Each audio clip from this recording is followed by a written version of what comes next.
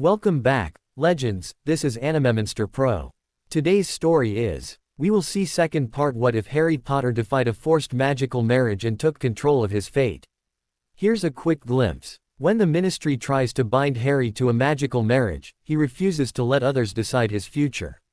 Defying powerful forces and long-standing traditions, Harry takes control of his destiny and sets out to forge a path entirely his own. Before we dive in, if you enjoy powerful stories like this, make sure to subscribe to Animemonster Pro and share it with your friends.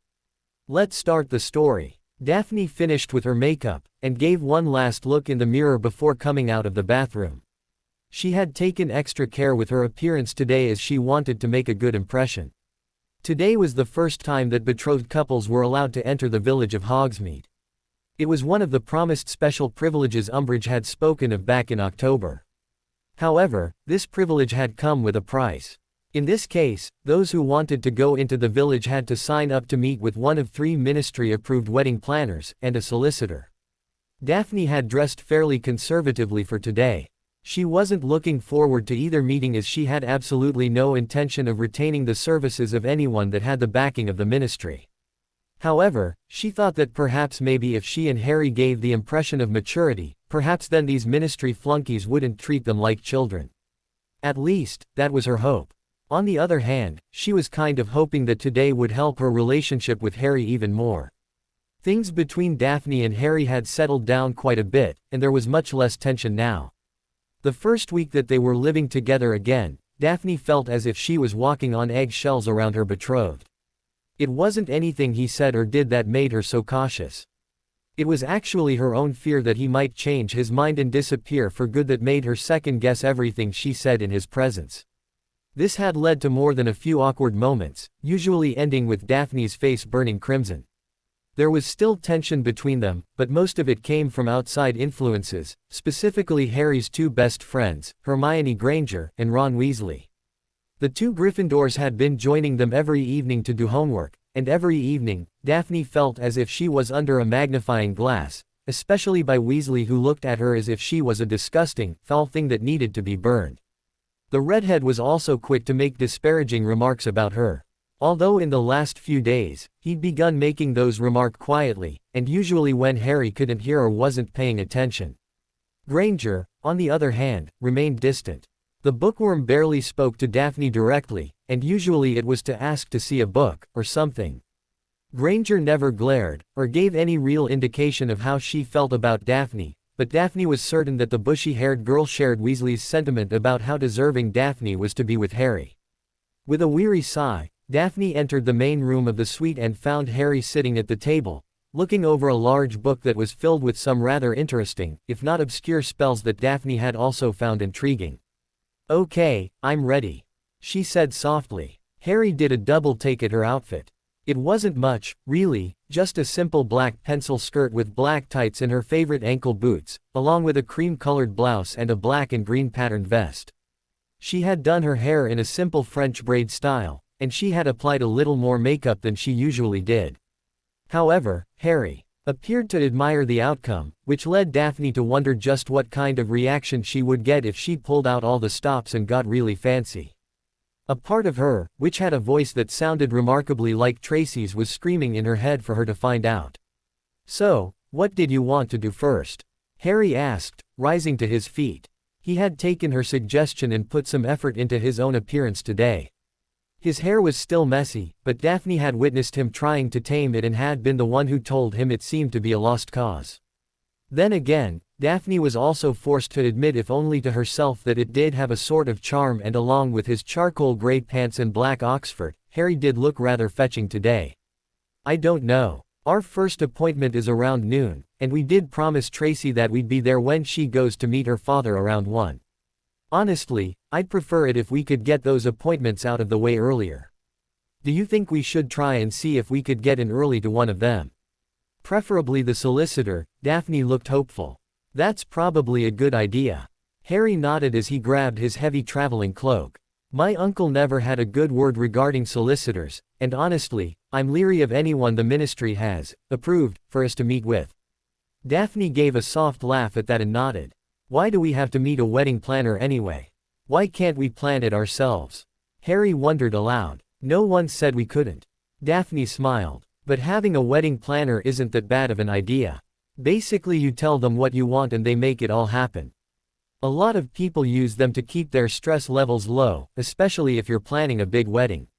Harry nodded understanding and the two left their shared suite arm in arm, and made their way to the entrance hall where they would get a carriage to the village. So, Harry said when they had arrived at the entrance hall after walking the whole way in relative silence.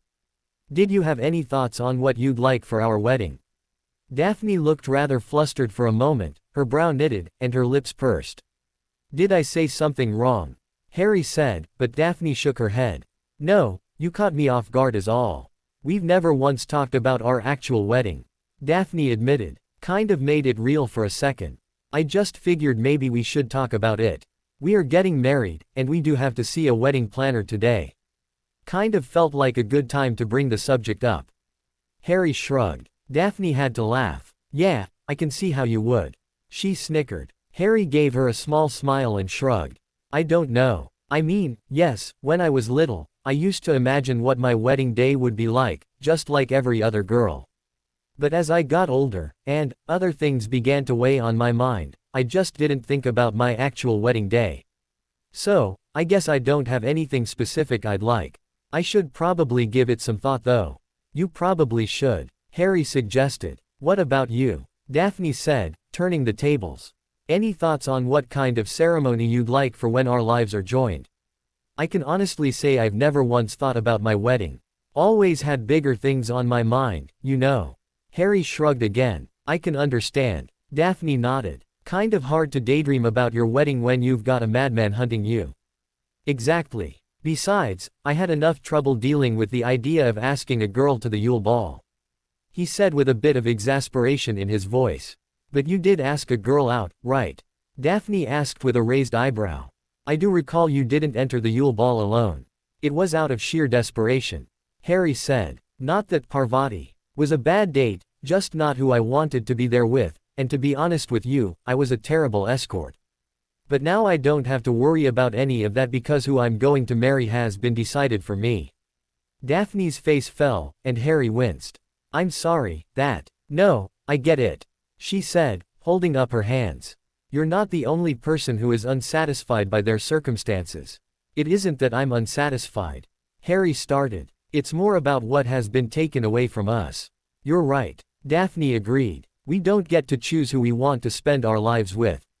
We don't get to go through all of the ups and downs of dating, and I have to admit that now that I don't have my grand plan taking up my life, I kind of feel like I'm missing out on something. I guess that's why Tracy kept telling me that I should approach things with you like we were really dating. Funny, she said the same thing to me once or twice. Harry smirked. Well, maybe we should then. Daphne sighed. Maybe she's right, again, and we have been going about things between us all wrong and maybe we need to act as if we are really attracted to one another. What? You're not attracted to me? Harry asked with a raised eyebrow, and a smile tugging at the corners of his mouth. Oh yes. Daphne deadpanned with a blank stare that made her look as if she were under the imperious curse. I swoon every time you enter the room. It is all I can do not to rip your clothes off and have my way with you. You are the standard to which all men should be measured. Okay, Harry said laughing hard now. You made your point. Yes, physically speaking you are not unappealing to me, but there's more to a strong relationship than just looks. Daphne explained. I know, and the thing is I felt like we had the spark of something before the dinner party. We were getting along really well, and, I don't know. Harry stated. Daphne nodded. Why don't we do this? She said leaning forward. Since neither one of us wants to go to those stupid appointments, why don't we act as if this is a date? We could pretend that you asked me out after weeks of screwing up your courage and that I accepted but only after making you sweat a bit. Harry gave her a wry look which she ignored. I say we forget the solicitor and the wedding planner and everything else the ministry wants us to do, and we spend the day in Hogsmeade acting like a real couple on a real date. Let's just see where that takes us. Daphne suggested. Harry considered the idea for a moment. It would help with our clean slate scenario. And blowing off our appointments would be good, plus it has the added bonus of irritating umbrage. Harry, most girls don't like it when you talk about another woman on a date, and I'm no exception. No matter how vile she is. Daphne said, making Harry chuckle. I'll remember that. Harry nodded with a smile. All right, I'm in. Let's have a real date. At that moment, the carriage came to a halt, and Harry leapt out before turning and offering Daphne a hand, which she accepted with a smile. So, where would you like to go? Harry asked as Daphne looped her arm through Harry's. Why not start at Honeyduke's? Daphne said with a smile that could have lit up the Great Hall. I've heard girls like it when boys buy them candy. Sweets for the sweet. Harry smirked as he began to lead them towards the sweet shop.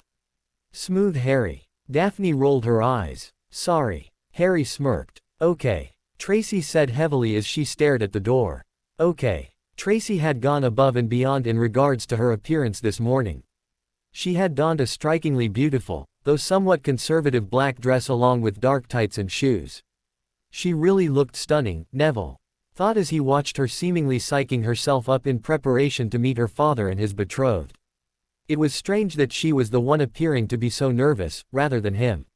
Neville was notorious for being a bumbling bundle of nerves, but despite being about to meet his future father-in-law, Neville felt strangely calm. He could only guess that Tracy was nervous for the both of them. Okay, she repeated, still staring at the door, her hands bunched into fists at her side. Are you going to do this when we actually get to the Three Broomsticks? Neville asked. We haven't even left the room, and you're nearly paralyzed. I don't need your criticism here, sweetie. Tracy snapped. Neville took a step back with his hands held up in surrender. He'd never been on the receiving end of her ire before, and found he wasn't fond of it at all. Tracy's expression softened as she turned to look at Neville. I'm sorry, she confessed. I'm just so, this is a pretty big deal for me. It's always been me and my dad, you know, and now everything's changing and it's all happening at once instead of gradually. What if I hate her? I'll have to always act nice around her, and you know I can't lie to save my life, so she'll always know I despise her, which will make Christmas really awkward and difficult. And then maybe it'll force this wedge between me and my dad, and then we'll stop getting to see each other and then slowly stop talking altogether until late one night we get a fire call from that bitch and she tells me my dad died and his last words were that he was hurt that I wasn't there.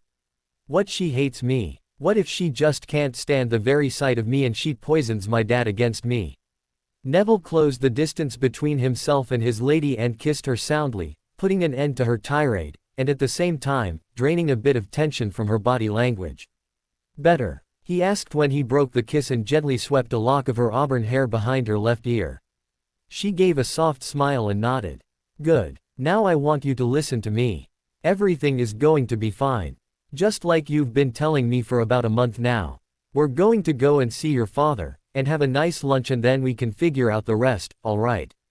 Are you sure? She asked. Maybe we could cancel. You know, I could pretend to be really ill. Or better yet, you could hex me so I have to go to the hospital wing. I'm not going to hex you. Neville laughed. And I don't fancy going to the Three Broomsticks to inform your father that his daughter is too sick to see him. You'd go without me? Tracy asked, looking surprised. Neville gave her a weak nod. I've spent the last month preparing myself for this. Neville said, going to collect their cloaks. I've listened to you all this time telling me how great your dad is, and even though I'm freaking out a bit, I'm looking forward to meeting him. Tracy swooned a bit, and practically leapt into his arms, kissing him. You really are brave, you know that. She whispered. Gryffindor, remember. Neville grinned as he wrapped her cloak around her. Okay, but I'm begging you to not let me say anything stupid. Tracy said. If it sounds like you might tell your dad we're sharing a bed, I'll stomp on your foot or something. Neville smiled. You won't kiss me. Tracy looked hurt. In front of your father. Neville recoiled in terror. I'm brave, not stupid. Tracy rolled her eyes and the two headed down to the carriages. The ride was a nice one, with Tracy snuggled into Neville's side, and his arm wrapped around her shoulders. Hogsmeade was pretty quiet on this day. Neither Tracy or Neville had ever experienced the village without the rest of the school and were stunned by how peaceful it was. There was a blanket of fresh snow covering the village as the two headed for their first appointment. I hate that we have to waste time with these people when we're not going to use them for anything. Tracy sighed. Gran already contacted our family solicitor for us, but aren't you at least curious about the wedding planner? Gods no. Tracy grimaced. I just have this horrible feeling that whoever it is will have the same taste as Umbridge, and that's just too much pink for my liking. No, I want us to plan it. Every detail. Neville began to protest, but Tracy held up her hand. I know what you're going to say, I nearly freaked out planning the dinner party. Nearly. Neville gave her a wry smirk. Shut up. Tracy shoved him playfully. I wasn't that bad. Neville chuckled, and Tracy shoved him again. Shut up. She laughed. Okay, Neville said, grabbing her hand, and pulling her close to him again. Tell me why you want to plan everything. Because I don't want someone trying to talk me out of ideas, or pushing their preferences on me. Whatever we decide we want, that's what we're going to have. Daphne will help of course because she'll be my maid of honor, but other than that it's going to be whatever you and I want, and that's it. That sounds good to me. Neville nodded. So, let's go in here, listen to this woman's sales pitch, accept whatever she gives us, and bin it the moment we leave. Tracy said as she stepped up to the address of their first appointment. Lola Garrity was a plump woman with very rosy cheeks and curly black hair. She rose from behind her desk and greeted Neville and Tracy warmly, and offered them drinks while motioning to two very cushy-looking seats. Well, let's get started. Am I the first wedding planner you've met with? Lola asked in a warm welcoming tone. Yes, Tracy said. Okay. Lola nodded. Then I will advise you on what it is I do, but I will recommend that you see a few others before you decide on a wedding planner. I say this not because I don't want your business, but because it is supposed to be one of the greatest days in your lives, and there should be nothing, absolutely nothing that prevents that. I am also aware that you two were paired under the ministry's new law. I will tell you that I do not agree with this law, and that everyone should marry because they are in love. Actually, Neville said, squeezing Tracy's hand, I think we're one of the lucky couples. Oh, Lola asked, her eyebrows rising in surprise. It's a really long story. Tracy nodded as she beamed at Neville. But we did get quite lucky. Oh, how wonderful. Lola clapped her hands joyfully. Well then may you be continually blessed. Have you given any thought as to a date? We haven't actually talked much about that yet, but I was hoping for late spring. Tracy said. A very good choice. You could have an outdoor ceremony if you wished, but it isn't too uncomfortable for the men in their formal wear. Lola nodded, jotting a few things down. Did you have a specific location in mind? Both Tracy and Neville shook their heads. How about a color scheme? Again the two teens shook their heads. Other than the season, did you have any ideas for your wedding? Lola asked. Silence followed, and Lola began to smile and shake her head. And this is one of the reasons I think the ministry can shove off. The wedding planner laughed. All right then, I would recommend to you that you talk about what it is you would like for your day, and I will give you these. Lola turned around and took several pamphlets and two small catalogs which she handed to Tracy. To look through and help you get some ideas. And then, as I said before, talk to a few wedding planners and choose someone who fits with you. There are some very good ones out there. Personally, I would recommend Valeria Switchson, if you're wanting something very elegant and upscale. She's very expensive but worth every canute. She is also in very high demand, so try and make an appointment with her as soon as you can. There is also Frederica Daly. She planned the wedding of Gwenog Jones last year, very, very good. And there is Annabelle Livingston. She's got exquisite taste. She planned my wedding 2 years ago, and it was simply amazing. You didn't plan your own wedding. Tracy looked up with surprise. Lola laughed and shook her head. My dear sweet girl, you're going to find out for yourself that there is so much happening, especially as the date gets closer, that having someone else handle most of it is a blessing. Any wedding planner worth their salt will hire someone to help them plan their own wedding, I promise you. Lola said as she got up from her seat. If you could do me one last favor, whomever you choose, please let me know. We will. Tracy smiled as she got to her feet as well, with Neville following. Thank you. Many blessings to you, Lola said as the couple left. Well, I wasn't expecting that. Neville said and Tracy nodded. I was expecting someone really pushy, and all, this is what the ministry has approved. She said. I think we'll keep this and look it all over, and we should at least talk to a few other planners, right? I mean, we only lose a bit of time, right? Neville wrapped an arm around his lady and kissed her temple. Whatever you'd like, he said. How can you not have a favorite song? Daphne looked appalled as she and Harry left Scrivenshafts. Everyone has a favorite song. I told you, I never got to listen to much music growing up.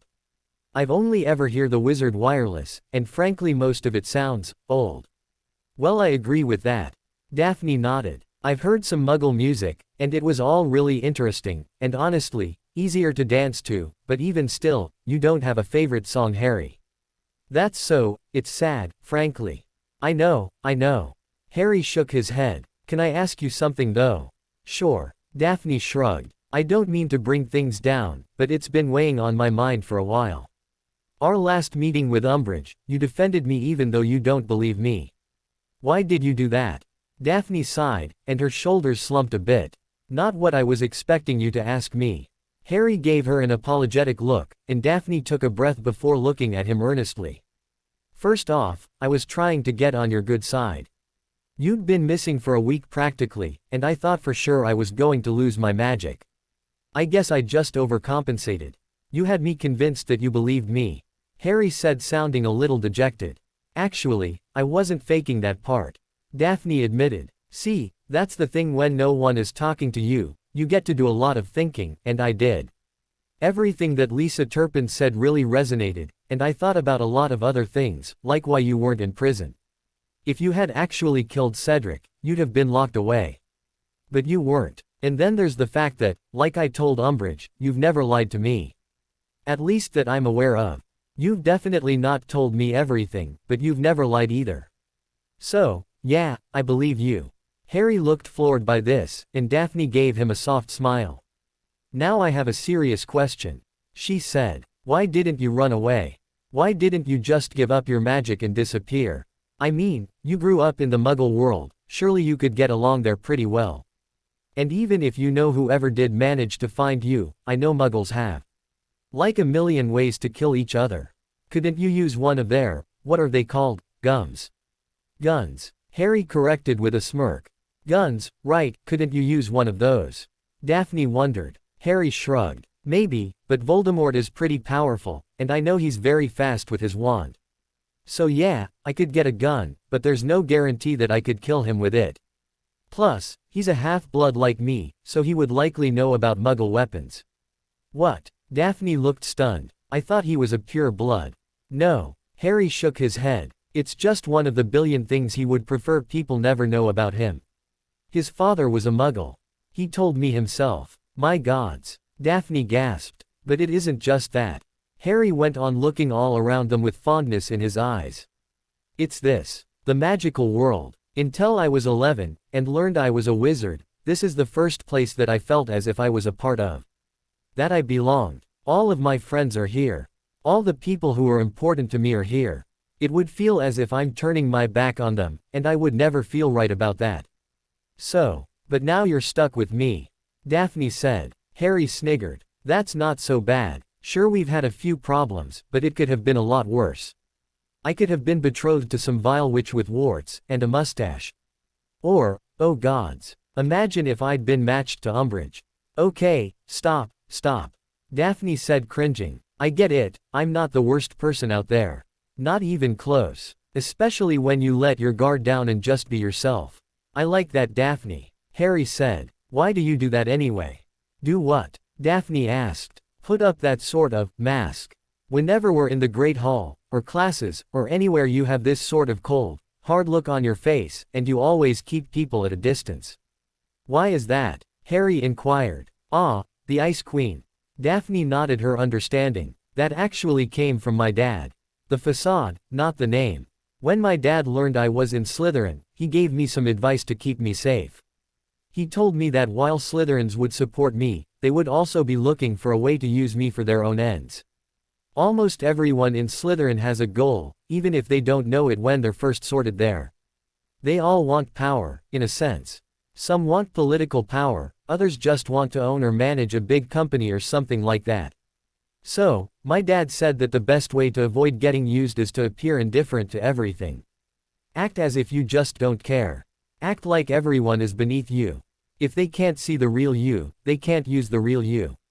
That's what he said. So, I sort of acted cold towards everyone, and they started calling me Ice Queen.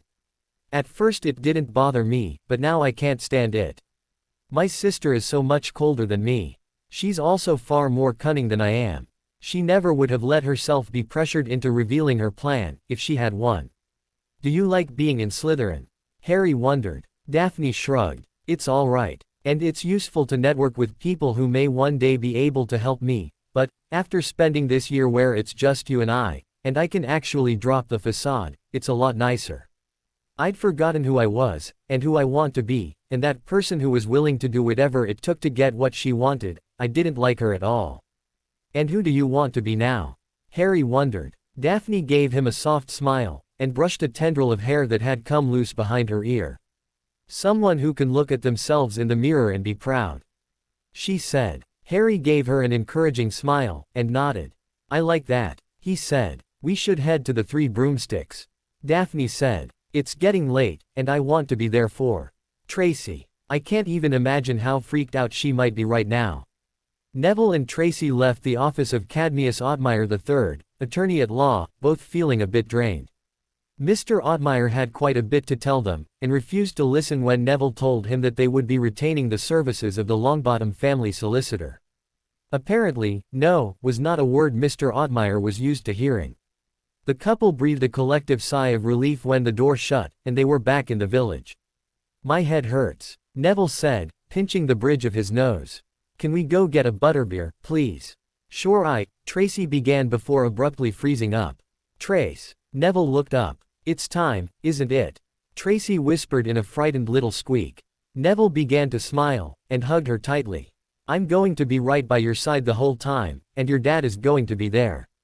It's going to be great. Do you promise? She asked, sounding very much like a small child who was afraid of the dark or something.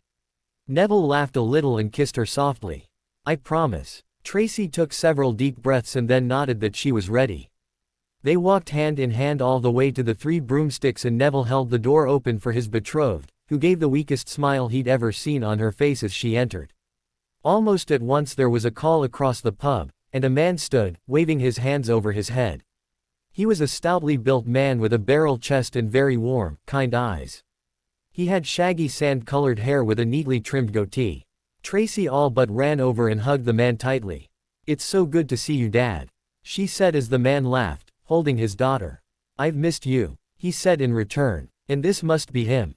Tracy broke apart from her father's embrace and reached for Neville. Dad, this is Neville Longbottom, my betrothed. Neville, this is my father, Connor Davis. Tracy said, beaming. It is an honor to meet you, lad. Connor said, gripping Neville's hand. It's my honor, sir. Neville replied. Oh no, none of this sir business. It'll be Dad, or Connor if that makes you uncomfortable.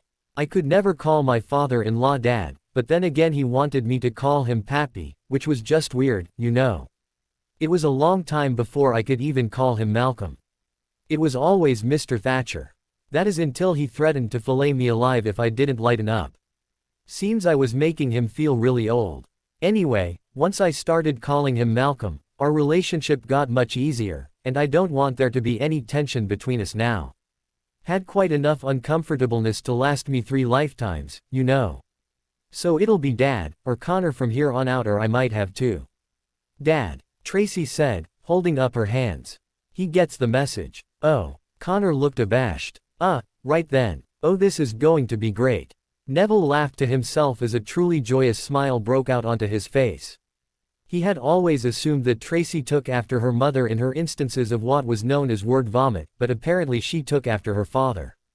So, I thought that she was going to be with you. Tracy asked nervously. She's upstairs. We got a private parlor. Connor said, fidgeting a bit.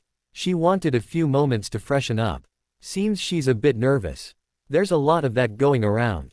Neville remarked. Yeah, Connor nodded. Is Daphne going to be joining us then? Only I thought you had said in your last letter that she wanted to come along. Yes, she did promise, but she might have been held up with one of her appointments, Tracy started when Neville grabbed her hand. They're here, Neville said, pointing to the door where Harry and Daphne had just entered, both smiling, and looking as if everything was downright peachy. What do you know, they didn't kill each other. Tracy grinned as she waved them over. Harry and Daphne came over, both smiling, and Tracy introduced them to her father, who gave the customary glance at Harry's forehead. "Well, shall we go up then?" Connor said as he turned to lead them all to the private parlor. "Everyone, this is Annabelle, my betrothed. Anna, may I present, Neville, Daphne, Harry, and this is my daughter, Tracy," Connor said, holding Tracy's shoulder and looking immensely proud. Annabelle stood from her seat, and Tracy was stunned to find a very attractive-looking woman in her late 30s standing before them. She was a full-figured woman with a classic hourglass figure. She had a very pretty face with large blue eyes and full lips that she had painted a soft pink color, and straw-colored blonde hair that was done in an up style with a twisted knot. She stood only slightly taller than Tracy's father, and that was due in large part to the very high heels she wore. "It is so nice to finally meet you, Tracy," Annabelle said nervously with a warm smile and a firm handshake. "I've heard so much about you that I feel as if I've known you my whole life. Why don't we all sit down? I already ordered us lunch," Connor said, waving to the table. "So tell us, how has school been for you all? I imagine it's been rather difficult given the circumstances." The four teens looked at each other uncomfortably. Annabelle glanced at her husband to be curiously before turning back to the young people. "What exactly has been going on at Hogwarts?" she asked with a bit of concern. "Well, for starters, we have to live together. I mean, they gave each couple an apartment and forced us to live together, to get us prepared for married life." Tracy began nervously, avoiding her father's eyes. "Then they're making us eat at our own table, which is right in the middle of the Great Hall, as if we're some sort of exhibit for everyone to gawk at. And that's weird because it feels like they're doing everything they can to separate us from the rest of the students. They want us to focus on building our relationship," Daphne added. "We have to go to counseling sessions with the new Defense Against the Dark Arts teacher, Dolores Umbridge." "Umbridge?" Connor looked up. "Do you know her?" Harry asked. "Not personally, no," Connor replied. "But I do know her reputation. Why they would let her be your relationship counselor is beyond me. She's one of the biggest bigots in the ministry. She headed up the anti-werewolf laws about 20 years back. Rumor has it that she has quite a bit of dirt on some pretty important people, and that's how she got her job as undersecretary. She is not well thought of." "I'm not surprised," Harry sighed. Daphne reached out and squeezed his shoulder. Tracy saw this, and arched an eyebrow. Daphne didn't notice her friend's look. "What kinds of things are they forcing you to do?" Daphne asked curiously. "Nothing as severe as forcing us to live together," Annabelle said. "In fact, neither of us has had to change our lives that much, but I have a few friends who've had to give up their positions on championship Quidditch teams, and one had to quit his job as an Auror because of clauses in the contracts. I don't want to be rude here," Tracy said anxiously. She adjusted herself in her seat and gave her father an apologetic look. "But why did you submit your name to this law? I mean, you really are very pretty and I can't imagine you'd have any trouble attracting a man. The only reason I can see for any woman to submit herself for this is if they were hoping to get someone very rich and take all their gold. I'm not trying to offend you, really I'm not, but I just can't." "Tracy," Neville said, grabbing her hand. Harry glanced at Daphne, clearly uncomfortable. "Figure out why anyone would just jump into this stupid law and give up their freedom to make their own decisions, especially regarding love. Don't get me wrong, my dad's great, and I really do want him to be happy, and if you two are happy, then who am I to say anything? I mean, I didn't want to be part of this whole thing, but as it turned out so well for me, I won't complain. But I don't know anything about you, and really this is just so." Neville tried calling Tracy's name, but she either couldn't hear him over her own thoughts, or was ignoring him. Neville looked to Daphne pleadingly, but Daphne was too stunned by what was happening to offer any sort of help. "Crazy. I mean, if I had a body like yours I don't think I'd have any problems getting a guy." "Not that you do that. Use your body, I mean." "Well, of course you use your body. We all use our bodies. But I meant that I could use my body to lure a guy into loving me. Or loving you. Or no. I mean that you shouldn't use your body to trick someone into falling in love with you. I mean, they have potions for that. Not that I would use a potion, or you. I mean, I don't know you, so I can't really, MMPH." Neville knew it was his only option. Tracy was digging a hole deeper and deeper, and she just couldn't seem to stop herself. So, with a deep breath, and an apologetic look to Tracy's father, he quickly turned his betrothed, and planted a firm, yet tender kiss on her lips that silenced her immediately. After a few seconds, where Neville could feel Tracy's tension melting off of her, he broke the kiss, feeling his face burning with embarrassment. He didn't want to look at Tracy's father, fearing the rage he was sure was burning in the man's eyes. "Well done, son," Connor said with a hint of humor. Neville looked up to find the man smiling at him. "Used to be the only way I could stop her mother." Instantly, Neville felt 100 times more relaxed, and even sighed gratefully.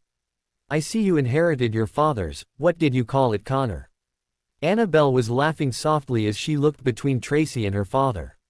"Word vomit, and she didn't get it from me. Her mother was horrible," Connor said, blushing just like his daughter. "I'm sure." Annabelle smirked. Daphne, Neville and Harry all hid their own amusement.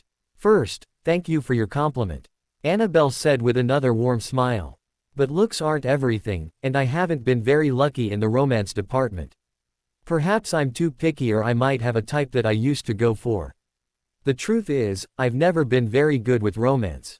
Which is funny when you consider that romance is my business." "How do you mean?" Neville asked. "Annabelle is a wedding planner." Connor smiled proudly. "Wait," Tracy held up her hands. "A wedding planner?" Annabelle nodded. "You wouldn't happen to be Annabelle Lee Lighthouse," Tracy stammered as she looked to Neville, trying to remember the name that the other wedding planner had mentioned earlier. "Livingston." Annabelle nodded. "Yes." "Wow, this is weird," Neville said, turning to his betrothed. "Someone told us we should talk to you about our wedding. She said we should speak to a few different planners before choosing one, and she mentioned your name." "Oh, how funny," Annabelle remarked. "Anyway, I've never dated a lot, and the men I've spent time with have always been less than what I want from a lasting relationship. So, I thought that maybe with the ministry's help, I might find a more compatible man. And so far, things have worked out better than I could have hoped." "Same here." Tracy smiled at Neville, who blushed. "Mr. Davis," Harry said, sitting up a bit straighter. "Connor, please." Tracy's father smiled. "Connor," Harry nodded. "I'd really like to know more about how betrotheds are being treated outside of the school." "Well, as we said, there hasn't been many changes in our lives, though I'm sure it's because we're adults. But we do have certain rules, for lack of a better word," Connor said. "We're not required to have counseling, but it is offered by the ministry. There have been an overwhelming amount of functions put on by the ministry for betrothed couples as well. It feels like they're covering up a lot lately," Annabelle added. "The Daily Prophet is reporting only good things. You know, how happy all the betrothed couples are. Wedding announcements, things like that. But, you would think that I'd be much busier with so many couples set to be getting married within the year, but that isn't the case. And none of my colleagues have mentioned any upswing in their business either. I've heard from a reliable source that there have been quite a few arrests of people who've refused to follow the law," Harry stated. "We've heard the rumors," Connor nodded. "Everyone has, but the ministry is doing a very good job of sweeping it all under the rug. I've heard another rumor that the ministry might start offering incentives for couples to hurry along. Forgive me, but I would like to get to know all of you a bit better, especially this one," Annabelle said as she turned to Tracy. "I want to know all about you and your young man. Your father tells me that you got quite lucky when you were matched." Tracy began to grin as she glanced at Neville, who took her hand again. "I got a little more than lucky. It really started in our first year. This is gonna take a while," Daphne whispered to Harry, who smirked. Hermione Granger sat in alcove of a window looking down over the grounds of Hogwarts. She was thankful for this quiet little refuge away from the noise of her housemates because she felt that she needed the solitude. She had never in all of her life felt this lost and confused. She had to find answers, and for the first time that she could think of, she knew that those answers would not be found in a book, but in her own heart. At the epicenter of this whirlwind of mental and emotional upheaval was her very best friend in all of the world. One Harry James Potter, who was currently visiting the village of Hogsmeade with a girl that quite frankly, Hermione was not fond of. Hermione had always known on some level that things between herself and her two male friends, Harry and Ron, would likely go through a series of hurdles as they all grew up, matured, and did what all normal teenagers eventually do.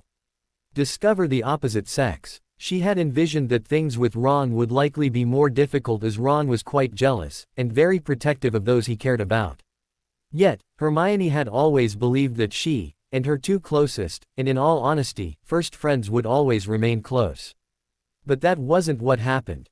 The Ministry had decided that the future of the wizarding race was far more important than people's right to be happy.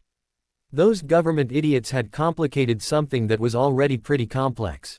Now Harry, once again, had been pushed into a situation and was being forced to adapt. The problem was that for the first time, Hermione couldn't help him. She had been ashamed of how she had treated him.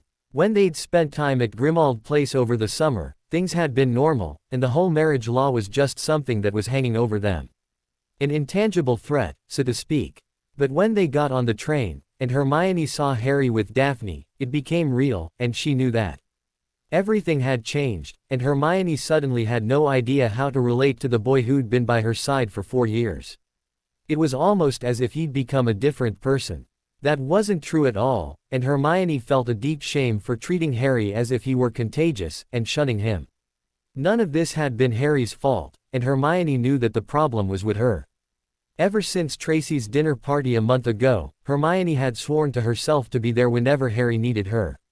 However, there was still an underlying tension between them, and she knew that she was the source of that tension.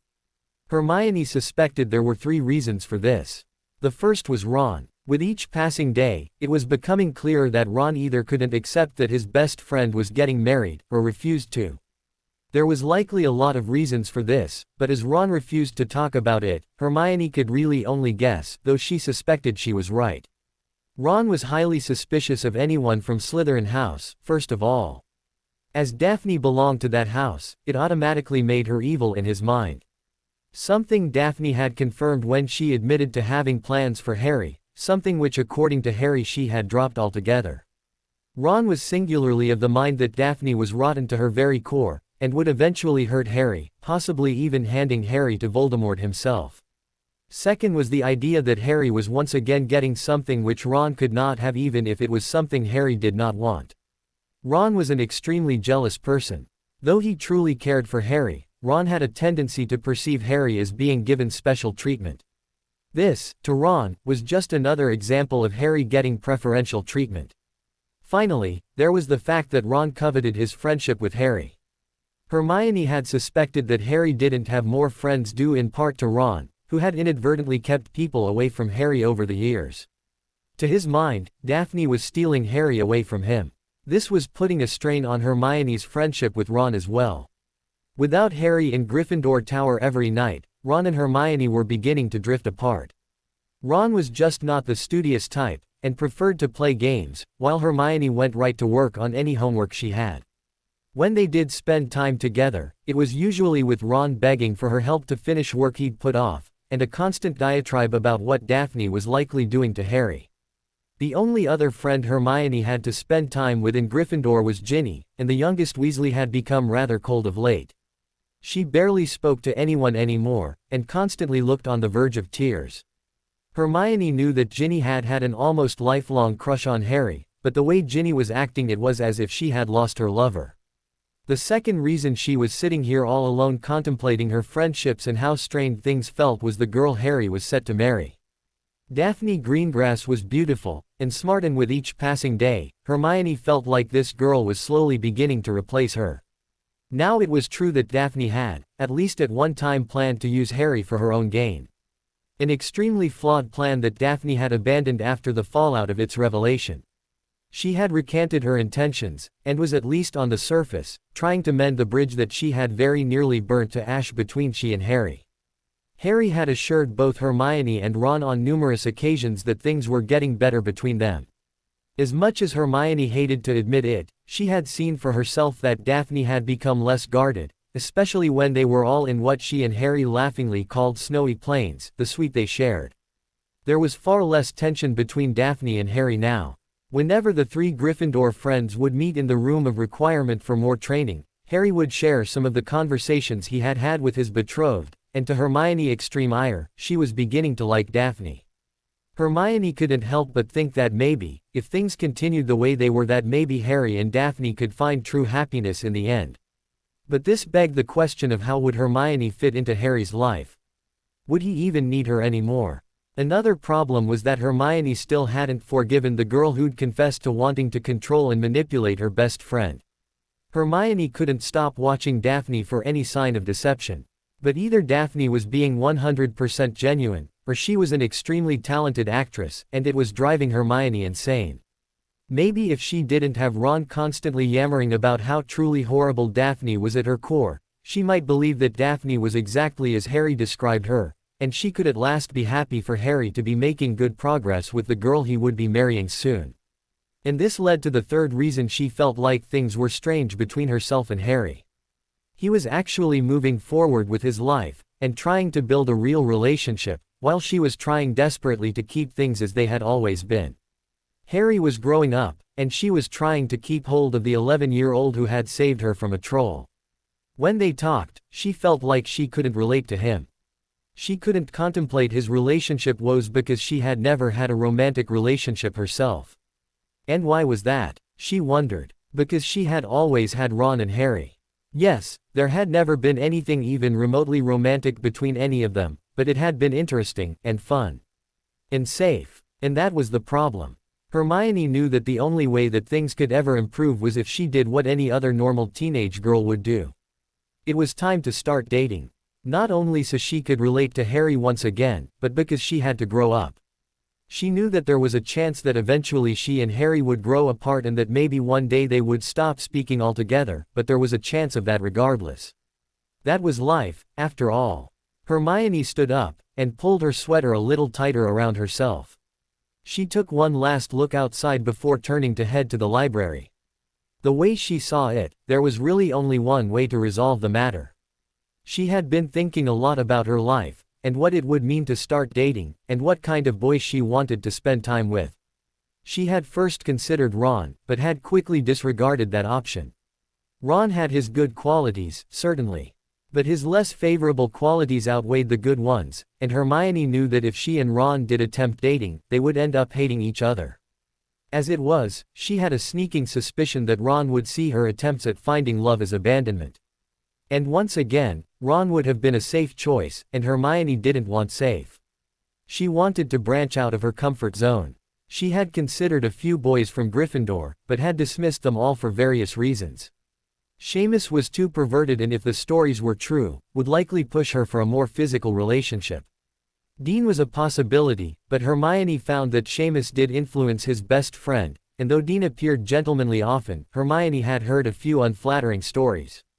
Besides, why should she only date Gryffindors? Slytherins were out simply based on the fact that none of them were likely to give her the time of day because she was a Muggleborn. This was fine with Hermione as she wasn't very fond of anyone in Slytherin because they all acted like pompous gas bags. The left Hufflepuff and Ravenclaw boys, and that was quite a few considerations. Hermione had thought long and hard about her options, and, knowing that she wasn't likely to wind up with the person she would marry right off the bat, had decided to ease into the dating pool, which was why she was now in the library. Okay, yes it was true she spent the majority of her time here surrounded by books, but she wasn't the only one. A lot of people came here all in search of deeper knowledge, and one in particular was sitting at a table with two of his friends talking and trying to finish his homework before the week started. "Hello Justin," Hermione said, feeling her chest tighten and her stomach clench. She had anticipated being nervous of course, but this was beyond nervous. This felt like her body was about to shut down altogether. Her heart was hammering so very hard in her chest she was certain it would burst forth and smack the poor boy right in the face. A very poor first impression, really. "Could I have a word?" Justin Finch Fletchley looked up, a bit startled. "Sure, yeah," he said, getting to his feet and following Hermione. His two friends watched curiously as the tall Hufflepuff and the bookish Gryffindor walked away into the stacks. "So are you okay now?" Daphne asked. Her best friend gave a sigh and nodded. "I guess so." Tracy sighed heavily, though she still looked anxious. "She seems pretty nice, and I haven't seen my dad look that happy in forever." The auburn-haired girl turned to her best friend and gave a grateful smile. "Thank you for being there with me."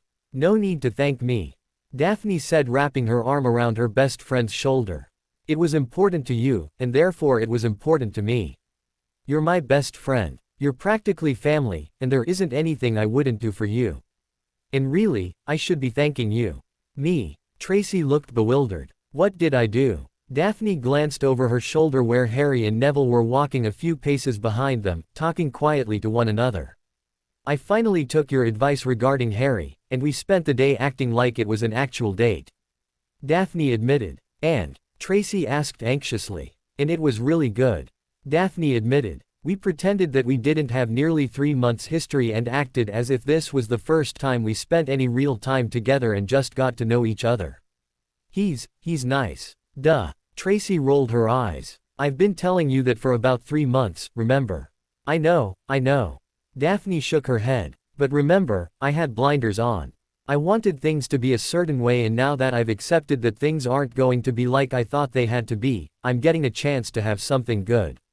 Something I never even considered that I could have because I was stupid. Thank you for making me see how moronic I was being.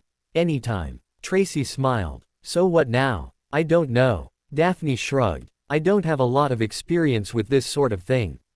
Neither do I. Tracy replied. But I do know that a little kiss can go a long way. Tracy waggled her eyebrows suggestively. Are you mental? Daphne asked aghast. I can't just go kissing him. And exactly why not? Tracy smirked. He is going to be your husband after all. Maybe tonight, after dinner, possibly before you go to bed, you give him a little kiss to thank him for taking you out today. Because, Daphne stammered, because we've only just started to get along. I mean really getting along, without some kind of cloud over us or anything. I don't want to push things too far too fast. And besides, I wouldn't even know how to start something like that. So you've thought about it, then? Tracy giggled softly. I won't even try to lie to you. Daphne sighed. Because you'll just keeping picking at me until I admit it, so yes, I've thought about kissing him, and what it might be like. Good. Tracy laughed. That's the first step. Oh ha ha. Daphne remarked sarcastically. I'm not joking. Tracy responded. I know that you've always been pretty driven and focused on your goal and all. So you've never allowed yourself to consider things like this, but thinking about being close to a boy is one of the first steps to actually being close to a boy.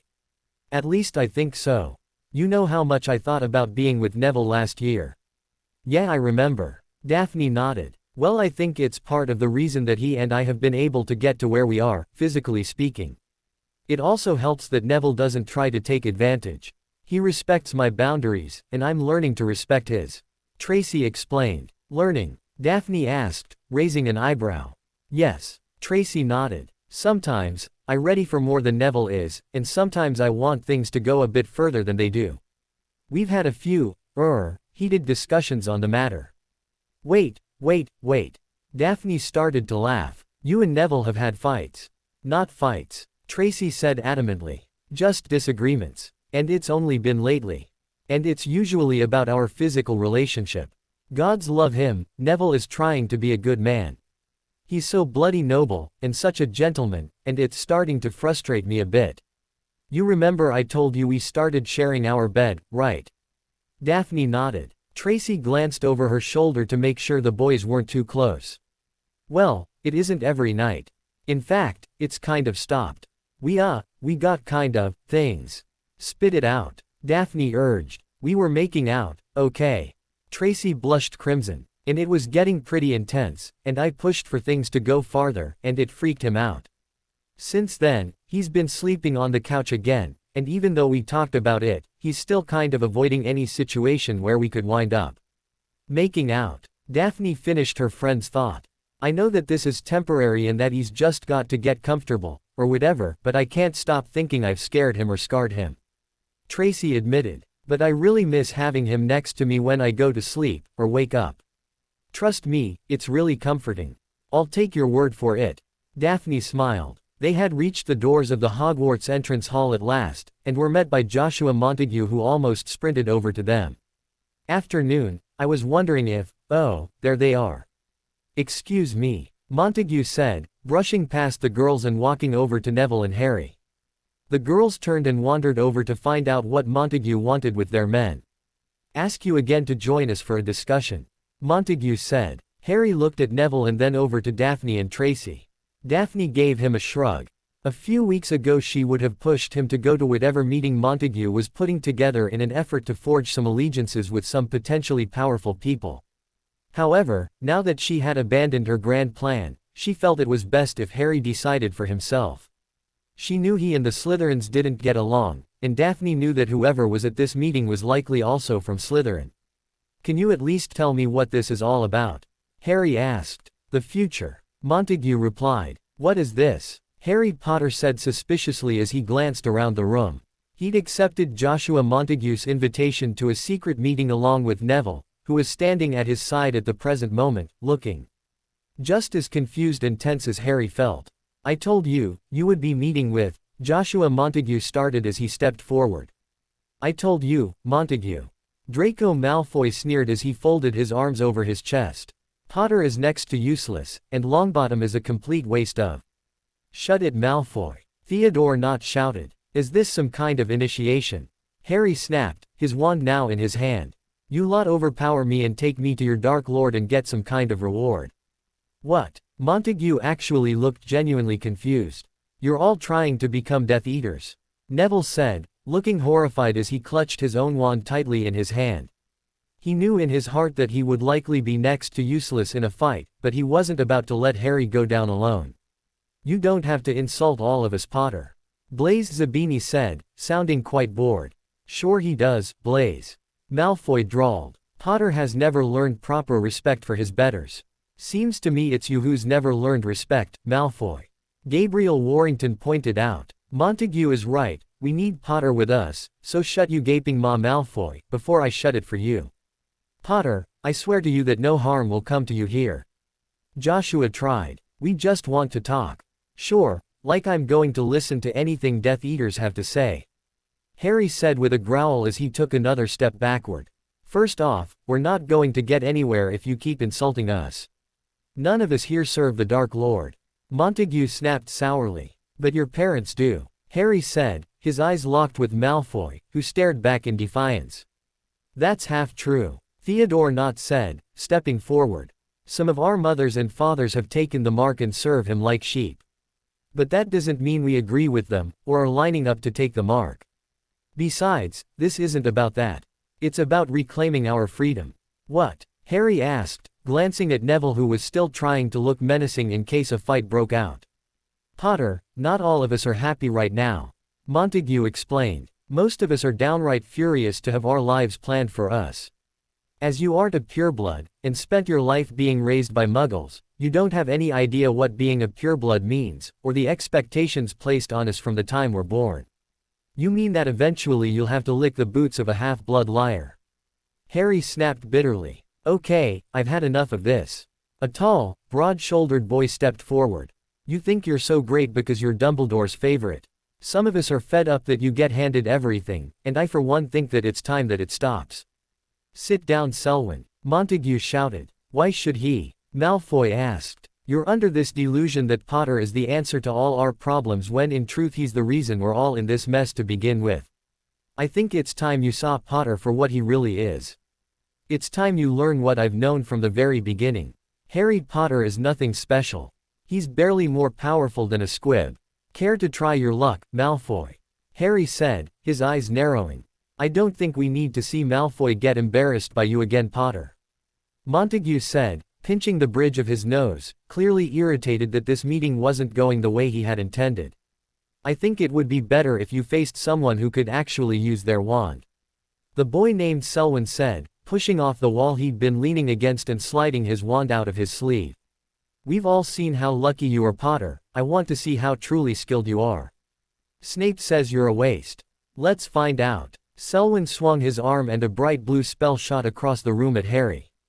Harry was ready for it, and with a slash of his own wand, the spell impacted on his shield with a resounding gong.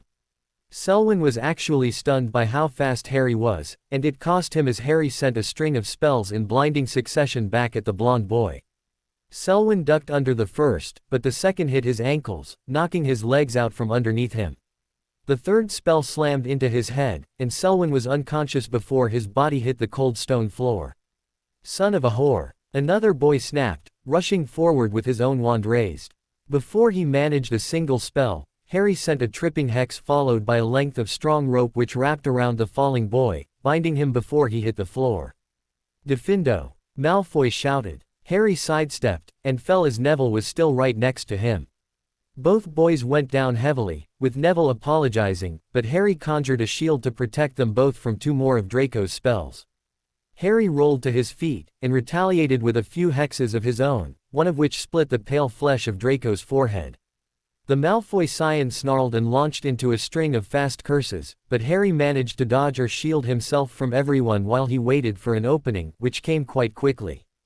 "Enough!" Montague shouted, as he stepped between the 2 combatants. Harry disarmed Malfoy in that instant, and added to the insult by knocking him head over heels with a bludgeoning hex.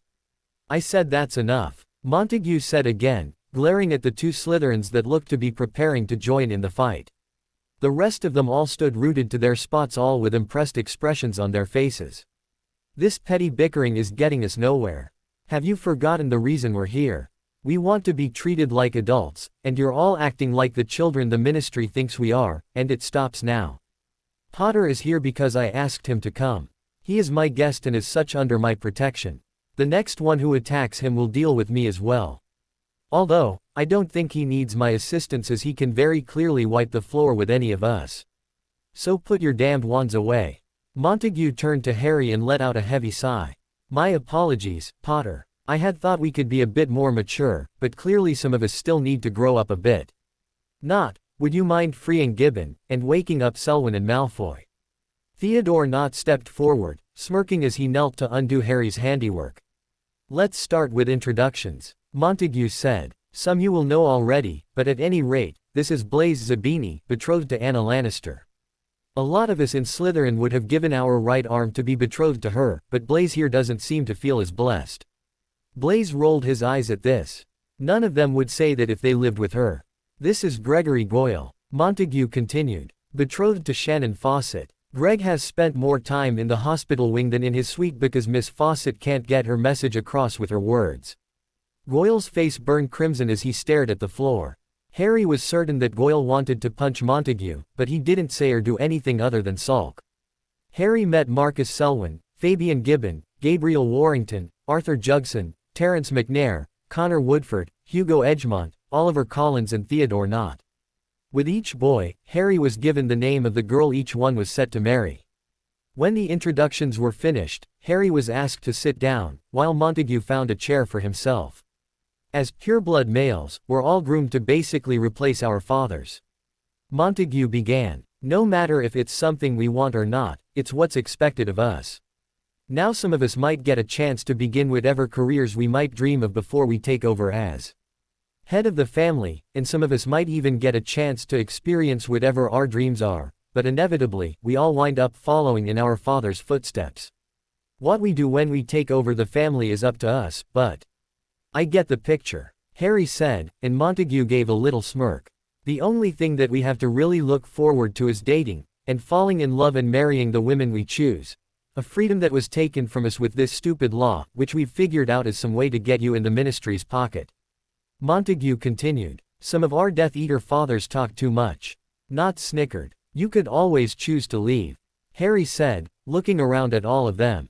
"Sure." Connor Woodford, a heavy-set boy with the beginnings of a beard on his round face, snorted. "And lose our magic, at best.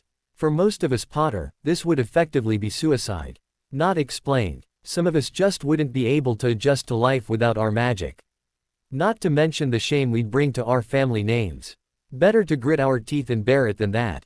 "He's right," Montague sighed. "We'd be cast out of the family. No money, no magic, and no real knowledge of how the Muggle world works.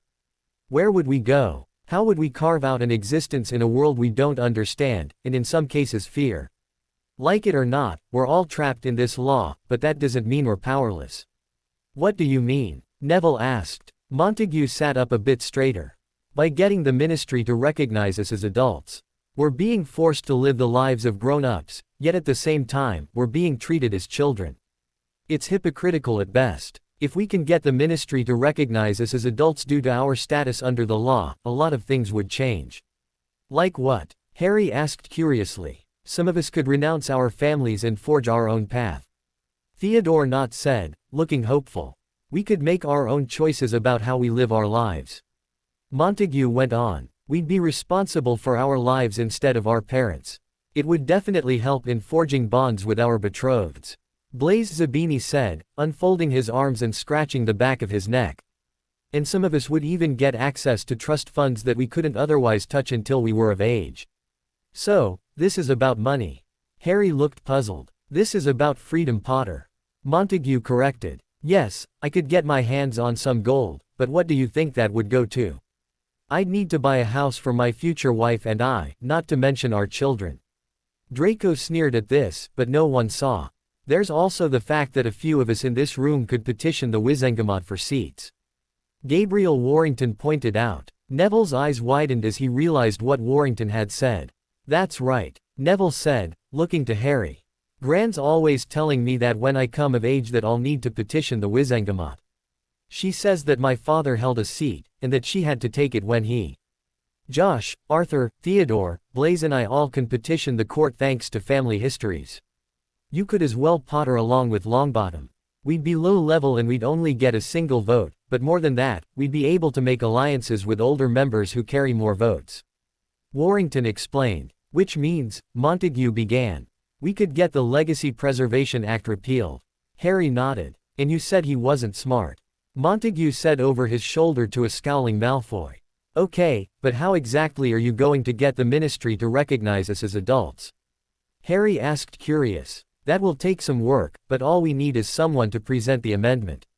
Knott spoke up. Harry turned as did Montague.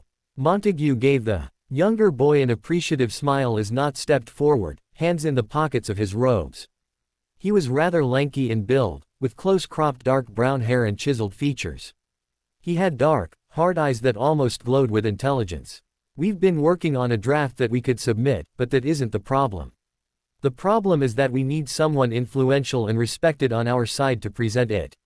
Knott explained. Why not just ask Malfoy's dad? Harry asked, his tone bitter. Because we all know it was Malfoy's father who got us all into this mess. Montague replied. Malfoy shuffled nervously, though his face showed no signs of being bothered. This needs to come from all of us, Potter. Montague said, turning back to Harry and Neville. We need every scion with us on this. People trust you, Potter, they look up to you. I would consider it a personal favor if you could speak to the Hufflepuffs, Ravenclaws, and especially the Gryffindors about this and get them to at least come and listen to us. But even more importantly, we need you to support this publicly. It will be easier to gain support outside of Hogwarts if you're with us, and acknowledge it. This all sounds really great, but, Harry said, shaking his head. You don't trust us. Blaise sighed. Some of your fathers were there that night, Voldemort. There was a collective hiss and nearly every Slytherin shuddered at the name. Returned. Harry remarked irritably. And you think this is some elaborate scheme to offer you up to you-know-who? Montague said, running a hand through his hair. How do we convince you that we mean you no ill will? Some of you will never be able to convince me. Harry answered honestly as he stared at Malfoy, who returned the glare tenfold. The rest of you can just show me that they're being honest. In time, who knows? For now, I'll support this as it's a good idea, and I would honestly like to be out from under the Ministry's thumb. I'll talk to everyone I can, and help in whatever way I can. Montague rose from his seat, a smile splitting his face as he offered his hand in friendship. Then I will do all I can to earn your trust, Potter. He said, and Harry shook his hand, sealing his promise. Okay, stop. Daphne pleaded. Please, for the love of God, just stop. What? Tracy cackled merrily. The two girls were enjoying an afternoon without the boys in Daphne and Harry's suite. They had spent most of the day going through catalogs in search of wedding gowns and talking about wedding ideas, along with typical teenage girl talk which revolved mostly around their boys. You told me you thought about it. Tracy accused. Kissing him, not mauling him. Daphne made a face of disgust. I'm not talking about mauling him. I'm just talking about have a bit of a snog on the very sofa you're sitting on right now. Tracy said, pointing to the sofa. Daphne made another face of disgust and got up from her seat as if it had burned her. This made Tracy roar with laughter. Daphne just rolled her eyes and tried her best not blush too badly. You're really gross, you know that. Daphne asked as she went to the table where a large pitcher of pumpkin juice sat and refilled her goblet. "Oh come on. You need a good snog. You're so uptight," Tracy said, rising to her feet and patting across the floor for a refill as well. "Besides, it might help you with Umbridge. If she thinks you two are getting intimate, she might go easy on you two in your next session, though it might get a little creepy when she starts asking for details. I swear I think she gets off on. I really need you to stop right now," Daphne stated. "I don't need those images in my head, especially if I'm trying to kiss my boyfriend." "Boyfriend?" Tracy perked up. "Figure of speech," Daphne groaned. "The point is that if I were going to try and kiss Harry, I don't want to be thinking of how Umbridge may or may not find that interesting." Tracy rolled her eyes, and went back to her chair, picking up one of the catalogs and going through it again. "Just out of curiosity, how did you and Neville, what was your first kiss like?" Daphne asked. "Our first kiss, or the one I consider to be our real first kiss and not the one that scared him so badly I was sure he'd leap out of the train compartment?" Tracy asked for clarification. "The good one," Daphne said. Tracy smiled, and leaned back in her seat, sighing blissfully. "It was right before our dinner party," Tracy said. Daphne came around and sat down again, watching her best friend. "I was extremely nervous, and blabbering on and on. I couldn't stop myself, no matter how I tried, but, anyway, he grabbed my arms, and just leaned in and kissed me. It was soft, and sweet, and he initiated it, which really meant something to me. We'd kissed, but nothing like this. Pecks on the cheek or quick pecks on the lips don't count. This was slow and soft and deep and curled my toes. He held me so close and just, ah." Tracy let out a long deep breath and looked almost as if she'd just gotten an hour-long deep tissue massage. "Wow," Daphne said, looking impressed. "Do you remember when we all talked about training boys to treat us right back in third year? We talked about having to teach them how to hold our hands, and open doors for us, and teaching them the proper way to kiss us?" Tracy asked. Daphne began chuckling a bit. "I remember Pansy shuddering at the thought of, what were her words?" Daphne looked thoughtful. "Some mouth-breathing imbecile using his drooling gaping maw to attempt suck her lungs out of her mouth." Tracy pointed, bursting into laughter. "Didn't she tell us later that Draco had slobbered all over her face when they had kissed?" Daphne remembered. Tracy clapped her hands in mirth and nodded. Both girls had a good long laugh at the memory of a rather disgusted Pansy washing her face as if someone had spilled rancid potion on it. "Well anyway," Tracy smiled as she got herself under control. "Neville was a natural. He claims that I am the first girl he's ever kissed like that, but I'm skeptical. I'm not complaining, because wherever he learned it from, I'm grateful, and he's mine now. But I would like to thank the girl who taught him." "What if it was a guy?" Daphne asked. Tracy scowled and hurled a catalog at her friend, making Daphne shriek with laughter. Right then there came a tapping from the window, which stopped both girls' laughter at once. Daphne got up and went to the window next to Hedwig's perch. The snowy owl looked irritated by the large regal-looking owl that was tapping its beak on the window. "That's weird," Tracy said as she saw the owl. "Male owls usually wait for breakfast." Daphne opened the window, and the owl swept in, landing on the table. It was carrying a large box, roughly the size of one of their textbooks. Daphne went to relieve the owl of its burden only to be screeched at, and her hand nearly pecked to shreds. The owl looked rather fiercely at her as she tried again, this time assuring the owl it only wanted to see who the package was addressed to. "It's for Harry," Daphne said, keeping her hands far enough away from the bird so it wouldn't try and peck her again. "It's from Gringotts." Tracy looked even more puzzled. "We wrote them almost 3 months ago, I'd totally forgotten." Daphne looked up at her friend. "Why'd you write to Gringotts?" Tracy wondered. "I was trying to learn more about his family history, and trying to help him learn about where he came from. The Potters are a pretty secretive lot as it turns out. There's hardly a mention of them in any of the bloodline books or ancestry books in the library. So I told him he should write Gringotts and see if he could at least get a list of the family investments." "They took their time, didn't they?" Tracy remarked. "When we didn't hear anything after a few weeks, I just assumed that they had either ignored his request or couldn't find anything," Daphne said, staring at the package and the owl who was still eyeing her dangerously. "Talk to someone first," Harry said as he and Neville entered the suite. "Hey sweetie. Tracy said, greeting Neville with an enthusiastic hug and a soft kiss. I told you you'd come back in one piece. So what did they want? They want our help in getting the ministry to recognize us as adults. Harry said. What's that? It's something from Gringotts for you. Daphne stated, going to Harry. There was an awkward moment as the two looked at each other for a moment, each of them hesitant. Tracy inwardly groaned, mentally screaming for Daphne to just kiss Harry already. Daphne said, stepping aside to let Harry by. It won't let me get near it. Harry went to the owl, who puffed out its chest importantly and allowed Harry to remove the package. Thank you, Harry said. The owl hooted and spread its impressive wings as it took flight out the window. Hedwig gave an irritated hoot before tucking her head under her wing. You're still the best owl in the whole world, Hedwig, Harry remarked with a small smirk at his familiar's antics. Hedwig ruffled her feather, but her head remained under her wing. We're going to go, Neville announced. Tracy looked puzzled for a moment, but at Neville's silent urging, she went to collect her shoes and her catalogs. We'll see you at breakfast tomorrow. Good night, guys. Tracy waved as she and Neville left.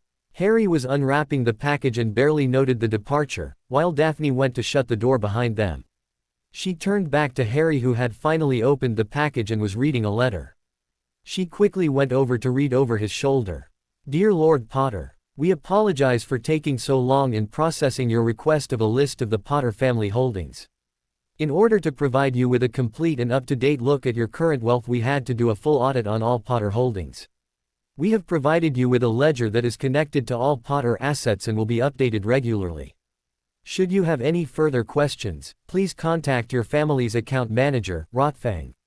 May your gold always flow. Ragnarok, Gringotts branch manager. Great Britain. Took their time, didn't they? Harry remarked. Daphne chuckled. Tracy said the same thing. Daphne replied. Harry opened the ledger, and gave the first page a quick scan. Daphne looked over his shoulder and gave a soft whistle. Guess we don't have to worry about money, she said. Looks like, Harry said, glancing at the bottom of the first page that had a grand total of all the Potter wealth. He then went back up the page to see how it all broke down. Okay, this one is my trust vault. Right? He asked Daphne, who nodded. Yes. See right here where it says annual deposit. That's when it's refilled from your other vaults. It looks as if it has a 100,000 galleon limit. And here, right after the deposit, is you school tuition. You don't really spend a lot, do you? Daphne wondered. I didn't know it got refilled. Harry said honestly. I thought I had to make it last until I was out of school. Well, I think you can relax, and I want something really good for Christmas. Daphne joked. Looks like the other 4 vaults get quarterly deposits. I'm going to guess that comes from whatever investments your family has made. That's all pretty straightforward. Looks like you have 3 properties, one of which appears worthless. That's the total value in each vault. And that is the total you're expected to earn each year for all your investments. Harry flipped the page and gaped at the columns and numbers. I don't know what any of this means. Harry admitted. What are all these initials here? Well, if I'm not mistaken, they're businesses that you have a stake in. I don't recognize any of them, but I don't really follow the financial world. But, if I were to guess, this column is the company, and then this one is the percent in which you're invested. Like this one is 3%, while this one is 25%. I think this is your projected profit per year, and this is the actual profit. Looks like this one was pretty good to you this year. We can ask my father at Christmas if you'd like. Daphne offered, standing up again. Harry nodded, and closed the ledger and set it back on the table. So, you want to tell me about what happened with Montague? Daphne asked. Dobby, Harry called. The house elf popped into the room with a bright, cheerful smile on his little face. Harry Potter calls for Dobby. The elf asked eagerly. Would it be too much trouble to have some food brought to us, Dobby? Something for dinner? Harry asked. Dobby is being happy to bring Harry Potter and his Miss dinner. Dobby bowed and popped away. I've got to get him to stop bowing. Harry rolled his eyes. He does it because he's respectful. Daphne smiled lightly. Besides, it's kind of cute. Right. Harry rolled his eyes. I'll be right back, Harry said, heading to the bedroom. While he was gone, Dobby returned and set the table with 2 plates and several bowls of hot, delicious-smelling food, along with fresh pumpkin juice. He bowed to Daphne and popped away just as Harry returned with that hand mirror of his. He moved to pull out Daphne's chair, making the girl smile as she took her seat. "Sirius," Harry said as he sat down, setting the mirror so they could both see it. It took a minute, but Sirius Black's face eventually appeared in the mirror, and he smiled brightly at the sight of the two teens. "Good evening, what a nice surprise," Sirius said. "Hello Sirius, how have you been?" Daphne asked as she dished some mashed potatoes. "I've been keeping well. It's been a while my dear, how have you been? I understand things are going better between you both," Sirius inquired. Daphne gave a little smile as she nodded. "Harry, are you all right?" Sirius asked as he noted Harry's rather puzzled expression. "I'm fine, but I need your opinion on something," Harry said and then launched into an explanation of everything that had happened during his meeting with Montague. He did his best to recall everything that had been said, and by whom as Daphne and Sirius listened intently. When he finally finished, both teens had eaten their fill, and had moved to the sofa where they had to sit close so they could both see the mirror in Harry's hands. "So what do you think?" Harry asked. Sirius took a moment to collect his thoughts and then looked right at Harry. "I think it's a good idea. It'd be good if you lot could manage it," Sirius stated. "Do you think it could be done?" Daphne asked. "Well, if you can gain a good amount of support, and by that I mean people within the Wizengamot who feel they could benefit from it, I think it stands a strong chance. The ministry will fight it of course. They're already trying to cover the hits they've taken over this. We got word that they're now having to shell out mountains of galleons as bribes to some couples to make babies. They're covering it all up." "Of course," Sirius shrugged. "Of course," Harry agreed. "What about what Montague said about having me endorse it? That was a stroke of genius."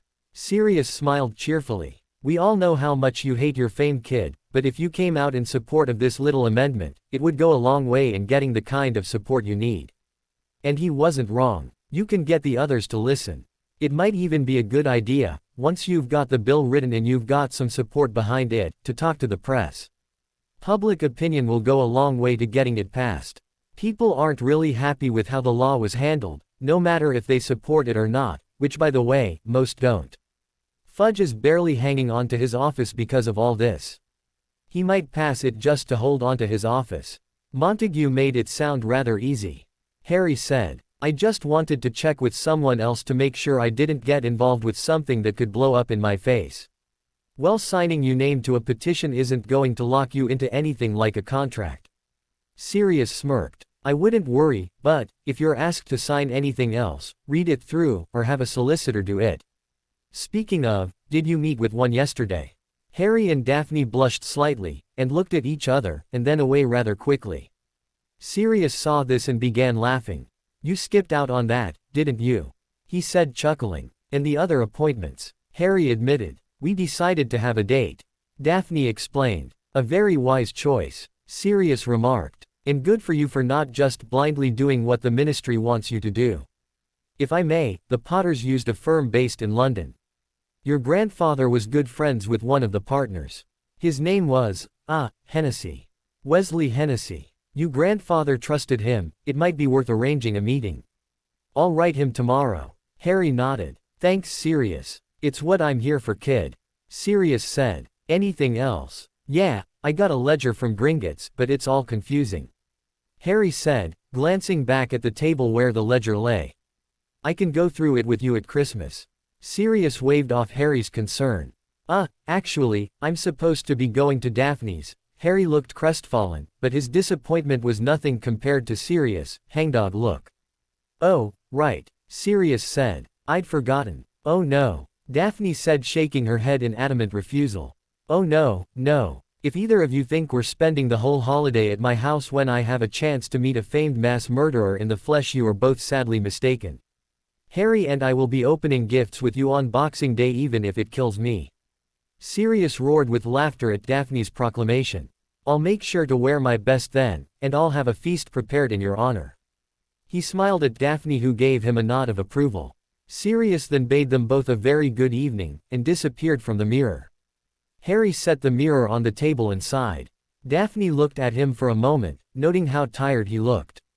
"You okay?" she asked. Harry gave a slight shrug. "Just a lot on my mind I guess." Just feels like I'm being pulled in 50 directions when all I want to do is train myself to fight Voldemort. Harry sighed, and turned to look at her. How was your afternoon with Tracy? He asked. Daphne couldn't help but smile at this.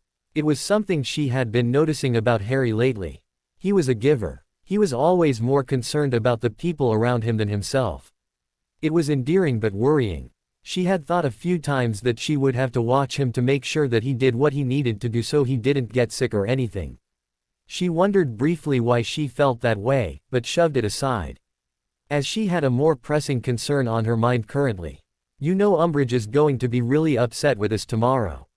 She stated. Harry gave a soft chuckle and shrugged. I think it was more important to take my girlfriend on a date. He smirked. So I'm your girlfriend now? Daphne asked with a smirk of her own. Harry turned to look her with an expression of terror.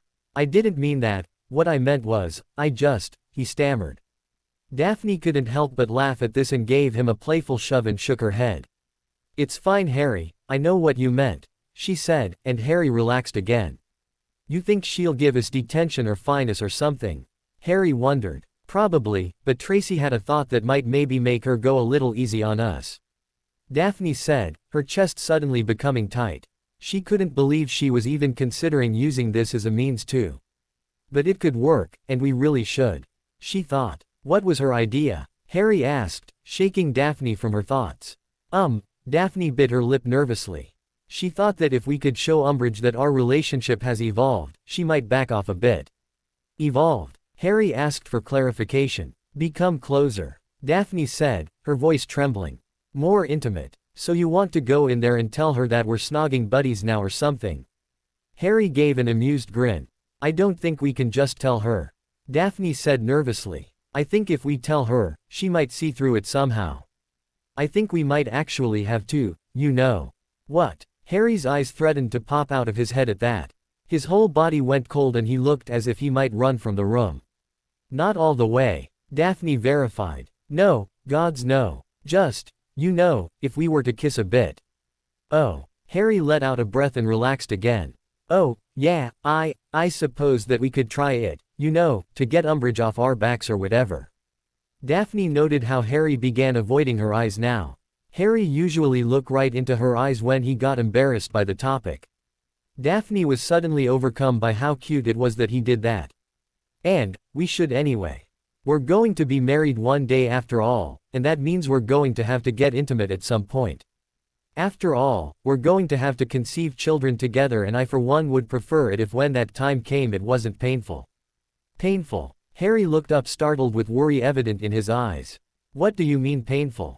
Stand up, Daphne said as she practically leapt to her feet. What? Why? Harry asked, still rather concerned.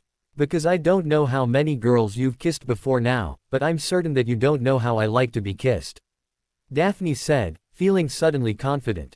She remembered that conversation from third year where she, Tracy, Pansy and Millie had sat up late discussing kissing and how they wanted to be kissed by a boy and how fun it would be to train them right. She realized this was her chance to do just that. You like to be standing up when you're kissed? Harry wondered. Little steps Harry. She giggled. Little steps. Usually when a couple shares the first kiss, they're standing because the boy has just escorted the girl back to her residence after a date.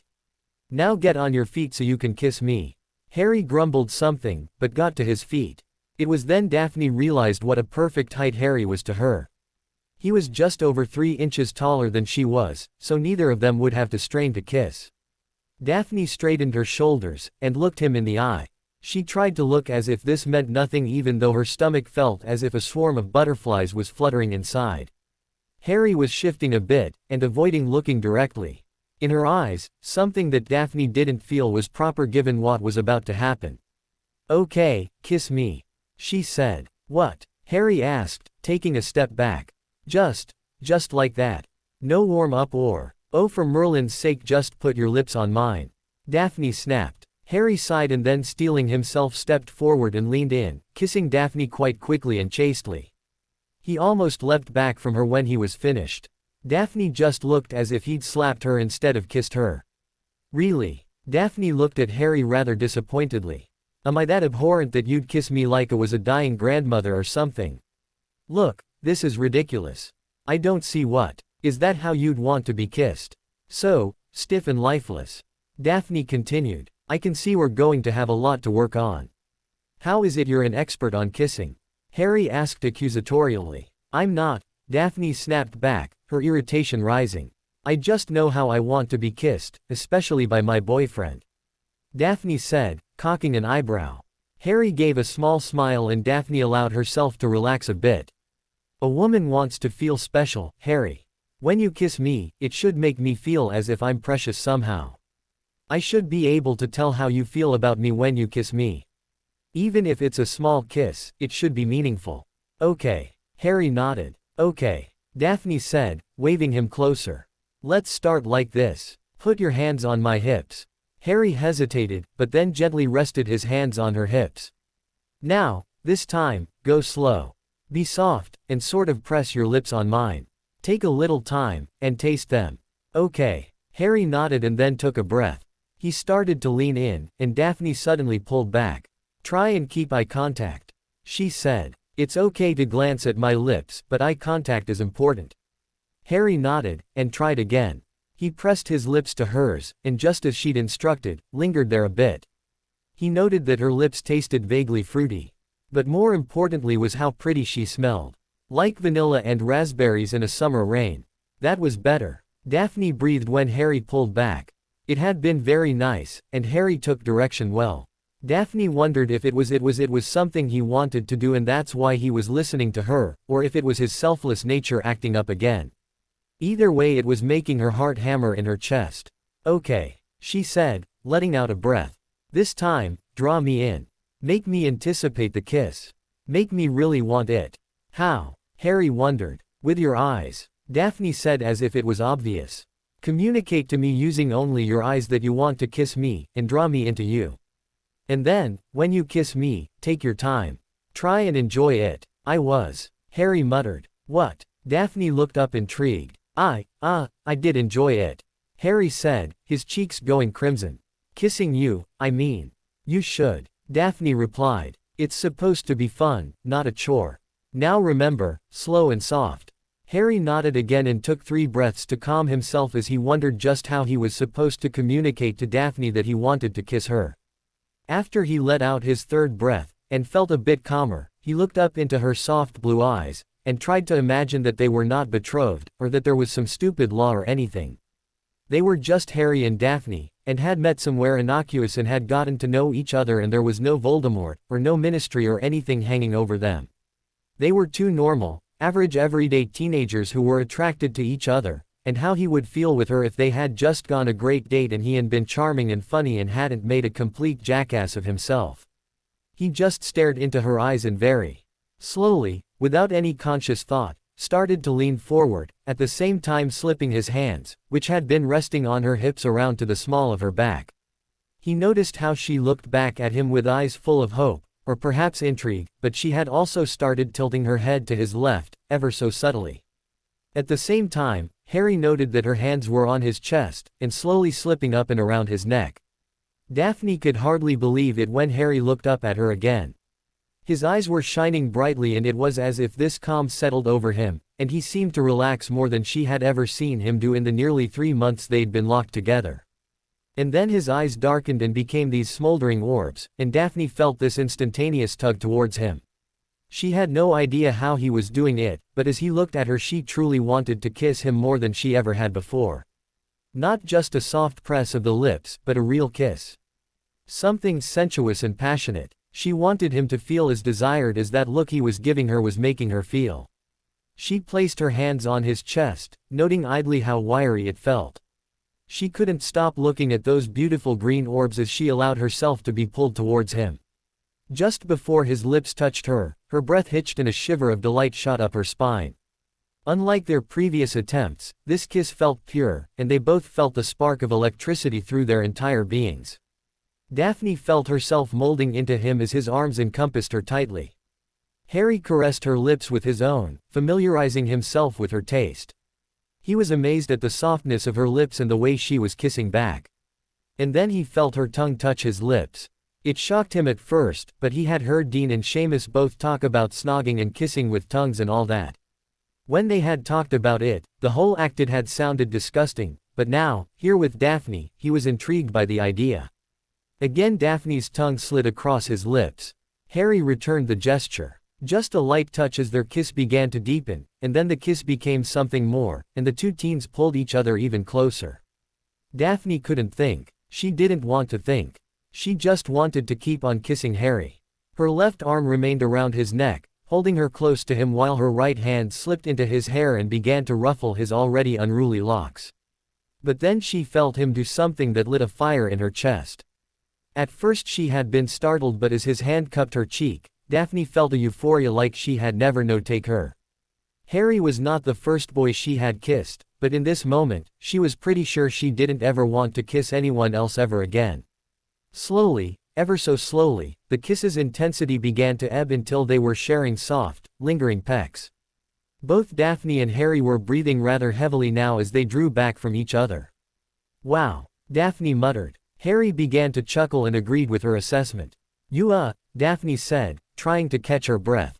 "You're a pretty fast learner. That will probably come in handy later." Later, Harry wondered. "Like I said, little steps, Harry," she said. She noted that they hadn't yet let go of each other, and were still quite close. When she looked into his eyes, she saw that look in his eyes again. That smoldering look that had made her believe he wanted her. All at once she remembered who they were and what they were doing and why. She released her hold on him and backed away. "That was good," Daphne said, trying to regain her composure. She turned around so she wouldn't have to see that look in his eyes.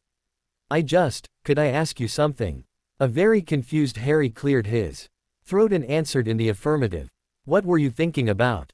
she asked. "I told you to tell me with your eyes that you wanted to kiss me, and you did an amazing job. I was even convinced you really wanted to." "I did." Harry stopped her. He ran a hand through his thoroughly mussed up hair and let out a heavy sigh as he took a few steps away from her. "I tried to imagine us without all of this." He motioned around himself. "Without the ministry's law or any of the rubbish hanging over us. Just you and me as normal, average teens who fancy each other. I thought to myself that I had taken you out because you were very beautiful and I wanted to be with you. The girl I spent the day with yesterday in Hogsmeade. And you wanted to kiss her, me." Daphne looked up hopefully. "Yeah, I wanted to yesterday actually. I almost did," Harry admitted. "In Scrivenshafts." Harry replied with a shrug. "We were looking at parchments and you were talking about how you had wanted to be a writer when you were little but you could never make up a story. And you looked at me, and you had this half smile, and you tucked this loose lock of hair behind your ear. You were so stunning, and for a moment I felt normal. You made me feel normal, and I wanted to kiss you, but I guess I was too nervous, or something. We have been trying to come out this thing as if we were normal." Daphne said thoughtfully. "Maybe we're starting to succeed at it." "I hope so," Harry said, looking up at her. "You're a good person, Daphne.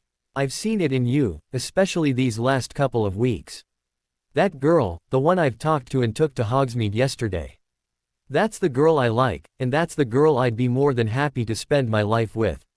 The real Daphne Greengrass." Daphne smiled brightly, and wiped at a tear. She nodded, but found that she couldn't speak for a moment. There was an awkward sort of silence that followed and Daphne started for the bathroom. We should probably try and get some sleep. We're going to need our strength for dealing with that toad," she managed to say before slipping into the bathroom. She had no idea why Harry's words had affected her the way they had. Maybe it was because he had seemed so vulnerable, or perhaps it was his honesty. Maybe it was just because of the kiss. She really had no clue what the reason was, but she didn't hate it at all. In fact, she had been sort of honored that he felt the way he did. That maybe if things weren't all bollocksed up, he could actually like her. And she had to admit that if things were different, she could actually see herself falling for him.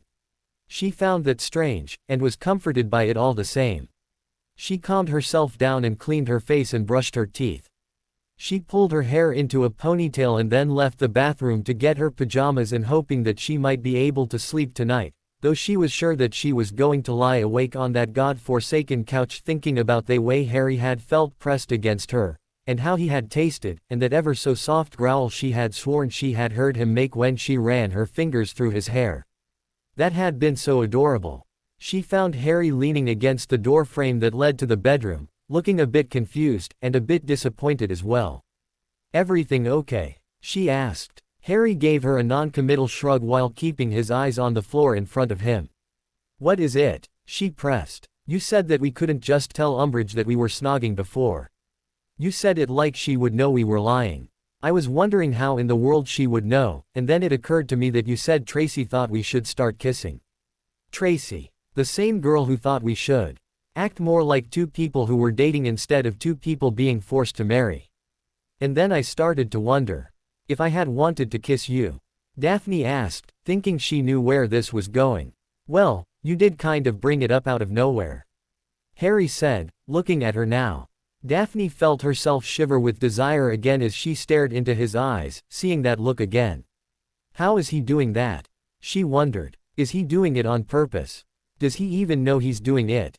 "Did you?" Harry asked. He was standing now, and Daphne suddenly realized how close he was to her. She tried twice to say something, but nothing came out and he just kept looking at her with those eyes that made her stomach do somersaults. "Daphne," Harry pressed, taking half a step towards her. "Did you want to kiss me?" Daphne stammered for a moment as he stared at her, deep into her eyes at her very soul. His words came back to her.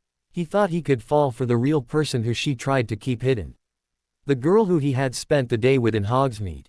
The real Daphne. The same girl who even now was screaming in her own head to forget everything and just kiss him and keep kissing him until the end of time. "To hell with it," she said, and closed the distance between them, her arms slipping around his neck, pulling him down towards her. "Does this answer your question?" she asked just before she captured his lips and began kissing him with everything she had. Daphne slipped out of the bathroom, and glanced at Harry who was collecting his books in preparation for the day's classes. He looked up and the two shared a nervous smile before Daphne went into the bedroom to find her shoes. They had been like that all morning, ever since they woke up entangled on the bed where they had fallen asleep. She couldn't figure out exactly why they were acting so strangely around each other this morning. It wasn't as if anything strange or horrible had happened. They had spent 2.5 hours connected at the lips the previous night, that was all. Nothing strange or abnormal about that. Except they had never kissed before now, and had gone from nothing to full-blown snogging in a few short hours. Maybe it was how far they had gone the previous evening. Daphne couldn't remember exactly who had started guiding whom to the bed, but she did recall laying on top of Harry and reveling in the warmth of his body heat, and the delicious sensation of her body pressed against his as their tongues did that amazing, mind-blowing dance. That could be a factor in the strange anxiety they were exhibiting. Or maybe it was the conversation that had come up when they finally took a break from exploring this very new aspect of their relationship. The conversation in which Daphne had learned the abhorrent conditions in which Harry had been raised in. It had taken a bit of coaxing, but she had gotten Harry to open up about his home life with the promise that she would not judge him, which she hadn't. Nor had she given him any sympathy or pity. Instead, she had been truly impressed by it all. She could just not understand how anyone could come from that sort of background and be so level-headed and caring as Harry was. The fact of the matter was that she, Daphne Greengrass, now understood exactly who Harry Potter was, and just how truly blessed she was in being betrothed to him. Then again, perhaps the reason that the two teens were acting so uncomfortably around each other was the fact that they had woken up this morning still entangled on the bed together. Daphne had no idea when she had fallen asleep, or why Harry had allowed her to remain on top of him. She had awoken that morning still dressed, as was Harry, so she knew that nothing untoward had happened beyond the kissing, which was good. Daphne didn't really think she could best Harry if he had done something she didn't approve of, though she knew he would never take advantage of her. She didn't know how she knew, she just did. However, that hadn't prevented the feelings of guilt she had, or the way Harry seemed to be acting, as if he'd done something very bad. When they had awoken that morning, Harry had all but sprinted from the bedroom, leaving a very confused Daphne in his wake. After that, they had more or less avoided even looking at each other, or getting anywhere close enough to even accidentally touch. It was ridiculous. At least Daphne thought so. Why should they be acting so weird after the previous night? They were supposed to be mature, and adult about all of this, right? They were going to be married, and that meant sharing far more arousing and intimate moments after all. They were going to see each other naked. They were going to get really, really close and probably soon. Daphne shivered at that thought, but not in a bad way. She suddenly let out a growl of frustration and marched into the main room where Harry was now looking at two small cards by the door in confusion. He looked up as if he was about to say something, but was stopped by the look on his future wife's face. "This is stupid," she stated emphatically. "Why are we acting like we're in trouble or something, when we didn't do anything wrong?" Harry started. "Or are you thinking that what we shared last night was too much or too soon?" Daphne continued. "No, I don't," Harry tried. "I mean, I liked kissing you and it felt like you liked kissing me, which is why I can't figure out if you're mad, or embarrassed or what is going on between us right now." She finished dramatically. No," Harry said nervously. "No, what?" Daphne snapped. "No, we didn't do anything wrong," Harry said. "I really liked kissing you. I didn't know if you liked it or what was really happening. I kind of went with it because, kissing." He gave her a rather goofy grin that made her sigh and smile in return. She stepped forward and took his hands in hers. "We're together now, and we're going to be married, so why are we acting like we just committed some huge sin? Why does this all feel so, Daphne stammered, looking for the right word. "Uncomfortable," Harry ventured. Daphne relaxed a little and her eyes softened. "Yeah, I have no idea." Harry shook his head. "I'm in completely new territory here, and I don't know what is supposed to happen. I mean, what happens now? How do we act? What do we say?" Daphne shrugged but kept looking into his eyes as if an answer might appear there. "None of it was bad, right?" she asked, looking afraid that he might not have liked it. "No." Harry shook his head. "I mean, I liked kissing you," Daphne admitted. "I just wish I had been brave enough to just, kiss you instead of making up that lame, 'Oh, you don't know how to kiss me so let me teach you,' thing. I would have preferred that you and I just kissed." Harry gave a small nod, and then looked at her, and Daphne felt a shiver. He was doing it again. That look that told her he wanted to kiss her, and gods be damned, she really wanted him to do just that. Slowly he closed the space between them, and bent his head slightly, taking her lips with his in a slow soft kiss she felt all the way down to her toes. All at once the strange awkwardness they had been feeling all morning evaporated. She felt his hand go to her hip, and draw her closer as her own hands slid up around his neck. "You really wanted to just kiss me?" Harry asked softly when he broke away, leaning his forehead against her so he could look into her pale blue eyes. There was laughter in his voice and Daphne began to giggle. "Yeah," she admitted. "I did, but I couldn't figure out how to just let things happen, so I made a plan." She explained. "I blame Tracy for putting the idea in my head to start with. Well, compared to your last plan, I'd say that it was a rousing success, and nothing but good came from it." Harry laughed. "Prat," Daphne said, slapping his shoulder, and then pulling him close for another kiss.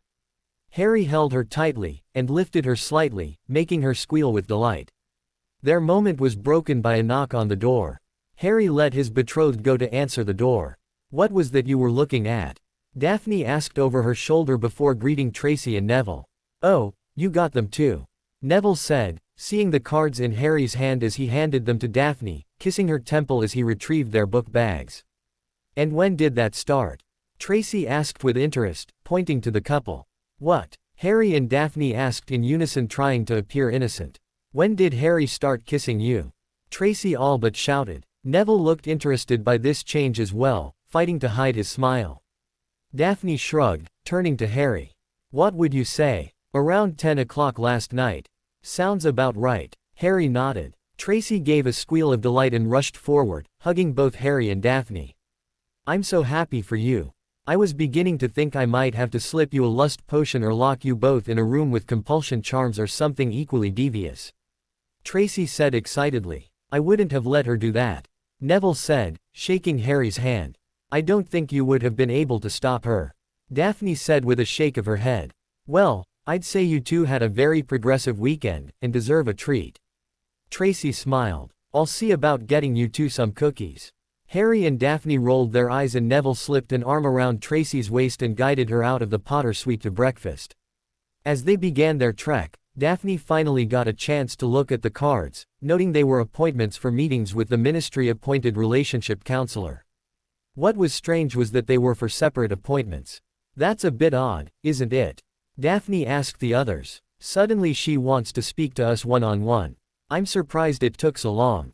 Neville remarked. I would have thought she would want to talk to us individually so she could get our honest feelings and whatnot without us worrying about what our betrothed might think or say. That actually makes sense. Tracy nodded. Like doctor-patient confidentiality. I wonder why it's taken so long. And I hope that you wouldn't be afraid to tell me how you're feeling about things between us, Mr. Longbottom. I would hope that you felt you could always be honest with me. I'd rather you hurt my feelings a bit than not tell me the truth about things between us.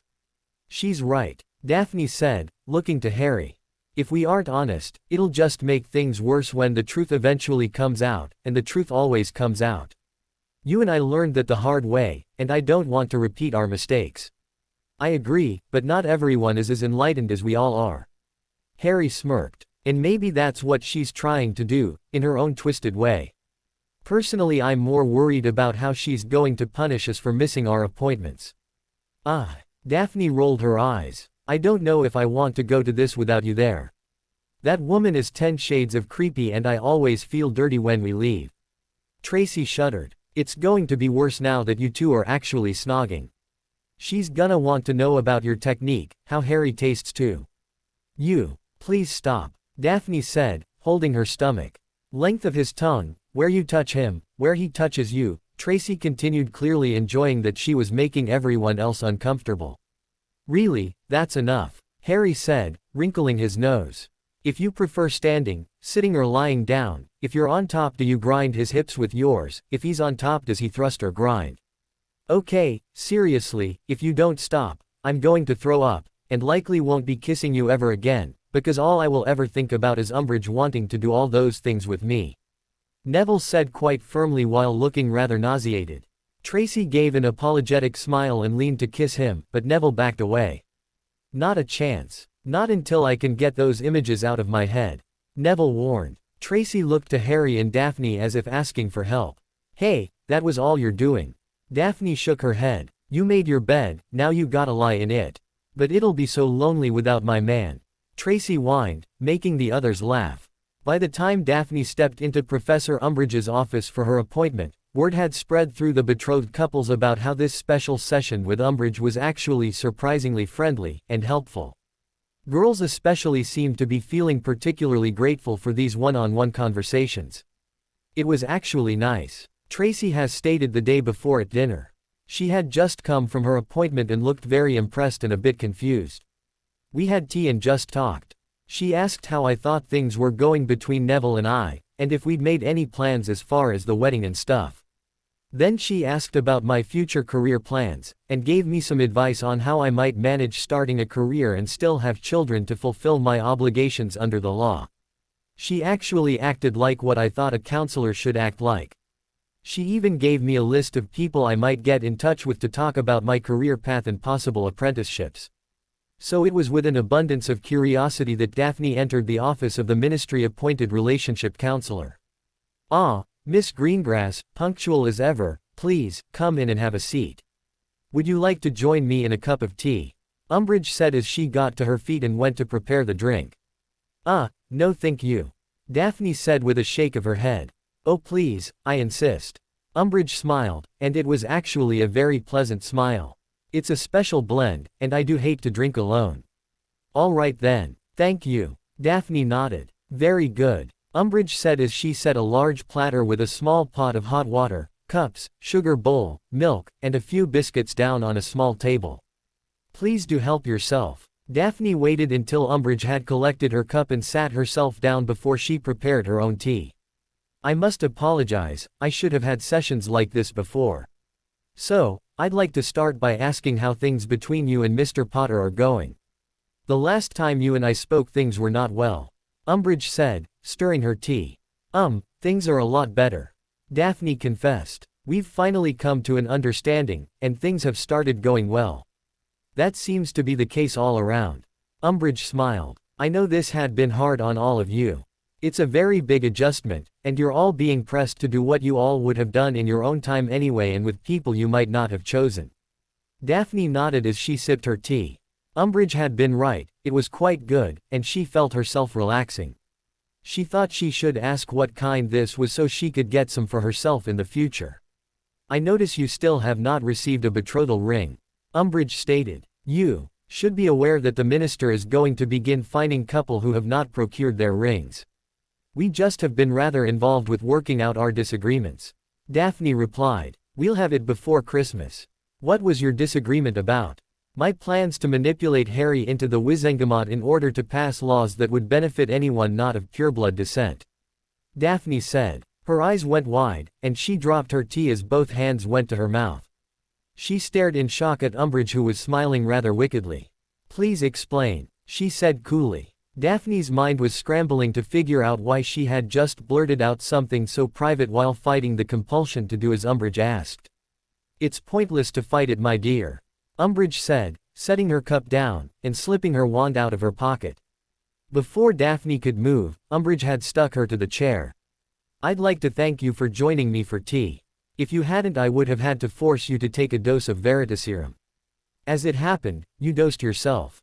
It was in the milk, in case you were wondering. Now, I would like for you to explain what you meant when you said you planned to manipulate Mr. Potter. Umbridge had been right. It was pointless to resist. Veritaserum was not only a powerful truth potion, but it was also a compulsion concoction that made you want to tell the truth. Tears fell as she laid her soul bare before this evil woman, and told her everything she wanted answered. Daphne had never felt so violated in all her life and vowed she would see Umbridge imprisoned for this, unless she managed to get her own hands around the fat toad's disgusting neck. During the next hour, Daphne told Umbridge all about her original plan to change the wizarding world. How she had thought to find a husband who would be highly susceptible to suggestion, especially after she had conditioned him, and he would enter the political world in order to bring about the changes Daphne wanted. Then she explained how the ministry's new law had made it appear as if she could bypass so much of the mundane and difficult steps of her plan, and how she had forced her parents to submit her name. Then Daphne confessed how ill-prepared she was for someone like Harry Potter. How she had never considered she would be paired with someone with such a strong will, and how they had clashed over and over again because she couldn't gain his trust. And then everything had fallen apart when she had been cornered and Harry and his friends had made her confess everything, and how even her very best friend had turned against her when they heard how far she had been willing to go to achieve her goal. Yet you are on good terms with your betrothed now, which makes me wonder. How is it that you and Mr. Potter managed to come to your, shall we call it, an understanding? We proposed a fresh start. He got advice from Dumbledore and his godfather, and we decided together that we needed to start all over, and forget what I had tried to do. His godfather. Umbridge looked up with serious interest. Are you saying that Harry Potter is in contact with Sirius Black? Daphne's eyes went wide again, but at that very moment, the relaxing sensation she had felt because of the truth potion began wearing off, and for the first time, she was able to resist answering Umbridge's interrogation. She held her head high in defiance, but Umbridge didn't seem to care at this point. She was already scheming. Oh, you are very clever, Miss Greengrass, and I am in awe of your genius. To come up with such an intricate plan at so young an age is truly astounding. And no one would ever suspect that you were behind any of it. No, you would have played your part well. So very, very cunning. Salazar Slytherin would have been quite proud of you, I have very little doubt. However, your weakness was allowing yourself to be cornered by Potter and his friends. I would never have allowed myself to be in that situation. And now I have something to use to gain Potter's obedience. He won't bow to your will. Daphne claimed angrily. He's stronger and smarter than you think. Perhaps, Umbridge said thoughtfully. Or perhaps your goals were just too lofty. I think that Potter will fall in line with what the minister wants with very little effort on my part, now that I know he's protecting his godfather. I'm sure he'll give me all the information I need to steer him into the proper direction. After all, you told me everything I wanted to know. Yes, this is very good indeed. The minister is going to be very pleased. Umbridge turned to regard Daphne, who was struggling to get out of her chair, and sighed. Until I have the chance to speak to Mr. Potter, I am afraid that you present quite a problem. However, I feel there is a very simple solution. I can't have you warning your future husband of my plans to gain his obedience, or blabbing on about how you were tricked into taking Veritaserum. No, no, no. That will just not do. So I'm afraid. Umbridge's eyes narrowed as she leveled her wand at Daphne. Obliviate. Umbridge had a very precious few seconds to implanted the suggestion of what she and Daphne had talked about, and clean the girl's face. She had to do her best to make sure the girl left in nearly the same state as when she arrived, or there could be questions. Umbridge finished quickly and sat down, appearing for all the world as if she had not moved from her seat during the last hour. Daphne felt lightheaded, and as if she were in a fog. She blinked a few times and shook her head as she tried to clear the cobwebs from her mind. Had she dozed off? She couldn't remember doing so, but it was the only explanation she could come up with for how she felt. She was still in Umbridge's office, and the ministry's relationship counselor was still there blabbering on about something. Umbridge looked at Daphne, her face full of concern, and asked, "Are you all right, dear? You look rather flushed. I've told you several times that you have nothing to be embarrassed about. You did nothing wrong, so there is no need to feel as if you're in trouble. I would encourage that you and your betrothed explore this aspect of your relationship more." Umbridge smiled and glanced at her watch. "My word, the time just got away from us. Now, remember that you need to get that betrothal ring. The ministry will not make exceptions just because a couple was trying to figure things out. And as always, if you have any concerns or questions, my door is always open. Now, off you go, dear." "Oh, okay," Daphne said, getting to her feet. She stepped on something that crunched and looked down to find a broken teacup. Had she had tea? Daphne spotted the tea service on the little table, but couldn't remember having any. "Don't worry, dear, I'll clean it up. You were quite nervous after all. Off you go then." Umbridge waved. Daphne gave a nod and left the office, unable to get rid of the feeling that something was off. She replayed the last hour in her mind, and remembered arriving at the office and sitting down. She remembered Umbridge asking about things between Daphne and Harry. There was a conversation about her not having a betrothal ring, and they had talked about the budding physical relationship Daphne was now having with Harry, though she couldn't remember how that topic came about. There was something else, but Daphne just couldn't put her finger on it, and she was beginning to get a headache. Daphne made it down to the Great Hall in a daze, and sat next to Harry, who greeted her with a quick kiss. "How'd it go?" he asked. Fine," Daphne said. She really harped on about not having a ring yet, so we should probably get one. She said the ministry is going to start finding couples over it, so at least we aren't the last holdouts. "They can't fine you for not having a ring," Tracy snapped irritably. "That's not even a part of the law." "Did she ask about us missing our appointments?" Harry asked. Daphne shook her head. "Are you okay?" Harry asked, reaching up and cupping her cheek, his eyes full of concern.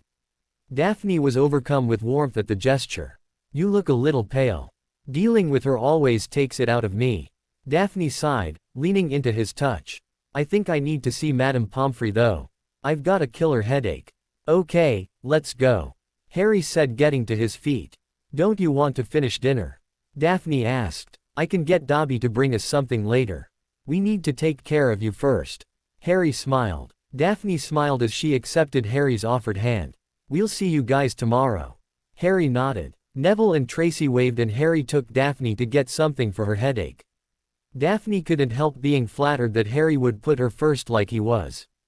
It was sweet, and for some reason made her feel guilty, as if she had wronged him in some way, though she knew she hadn't done anything to warrant such a feeling. It was so strange, but Daphne was sure it would pass. It was probably just that she had told Umbridge about how she and Harry had started exploring a physical relationship or something. Dolores Umbridge couldn't stop pacing in sheer frustration. She was certain that the boy had been lying, and now she knew beyond a shadow of a doubt that Harry Potter had had his mind altered so that he believed he had not only witnessed the impossible, but that he had fought the most infamous dark wizard of all time and survived. The story Umbridge had just heard was beyond impossible, which allowed for only one explanation.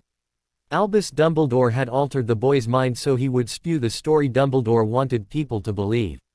The problem was, she didn't know how to prove it, short of calling in a mind healer to undo whatever the headmaster had done, and that could destroy the boy. Minister Fudge would never forgive her for that, and the public would call for her head. The boy had told her of being portkeyed to a graveyard and of Peter Pettigrew, who everyone knew had been killed by that maniac Sirius Black years ago, killing poor Cedric Diggory. Potter spun a wild yarn of a dark ritual involving bones, flesh and blood to bring back an evil so feared, no one in the world could bear speaking its name. Then the tale became extremely far-fetched when the boy claimed to not only have dueled such a powerful wizard, but holding him off. Of spirits of the long dead coming out of wands and rescuing him. He even named very powerful and respected members of society bearing witness to this daydream. Because that's what it was. A fantasy. A childish fancy of heroism placed into the boy's mind like an infection. Umbridge now found herself in a very precarious situation. She now knew why Harry Potter was so loyal to Albus Dumbledore. The man was messing with the boy's mind, and taking away his free will. It was abhorrent to be sure, however, the problem was in proving it beyond doubt and undoing the old man's handiwork. For now, the best she could do was obliviate today's meeting from the boy's mind. Instead she had him believing they had spent an hour discussing Potter's betrothed and her lack of a ring, the coming Christmas holiday and whether he would be attending either of the ministry-sponsored balls on Christmas Eve or New Year's Eve. The session had been truly enlightening, that was certain. Umbridge sat down heavily at her desk and stared blankly as she tried to figure out just what she should do now. The first thing she had to do was get Harry Potter to a mind healer to confirm what she already knew. Once that was done, she would be able to move forward with charges. If she were lucky, Dumbledore would have been using the Imperious Curse on the boy. That would be an immediate sentence to Azkaban for Dumbledore, and that would be most welcome as far as Umbridge was concerned. Then something occurred to Umbridge. What if Dumbledore discovered that she had obliviated Potter's memory of this session? What if he learned she had used Veritaserum on the boy? She was unable to watch the boy all the time, and couldn't stop the headmaster from speaking to any student for the moment. All it would take was for Dumbledore using Legilimency on the boy to discover what she had down. Damn it! Umbridge muttered bitterly and slammed her fat fist on the desk. Perhaps she would need to schedule more sessions with Potter, but it would draw attention, and she couldn't make more time to meet with every scion, much less everyone under the act. She was going to need help. She was going to need an assistant to help her, as much as she hated to admit it, and she was going to need someone as loyal to the minister as she was. And then the answer came to her. With a vicious smile, Umbridge took a quill and some parchment and began drafting a request. The minister would not deny her. He wanted Dumbledore dealt with as much as she did, and this would help in that goal. She would be hailed a hero very soon, and Harry Potter himself would lead the celebration in her honor. She just had to be careful, and do everything correctly, so Dumbledore couldn't slip through any crack like the snake he was. It was now only a week until Christmas break was set to begin, and Daphne Greengrass was absolutely desperate. She still had no idea what to get Harry as a gift and she was quickly losing her mind over it. Daphne's best friend had been absolutely no help whatsoever. Apparently Harry had confided in Tracy as to what Daphne's gift was to be, and Tracy kept teasing her with that information, but not once had she offered any advice as to what would be an equally thoughtful gift for her betrothed. No, Tracy just loved watching the Ice Queen squirm.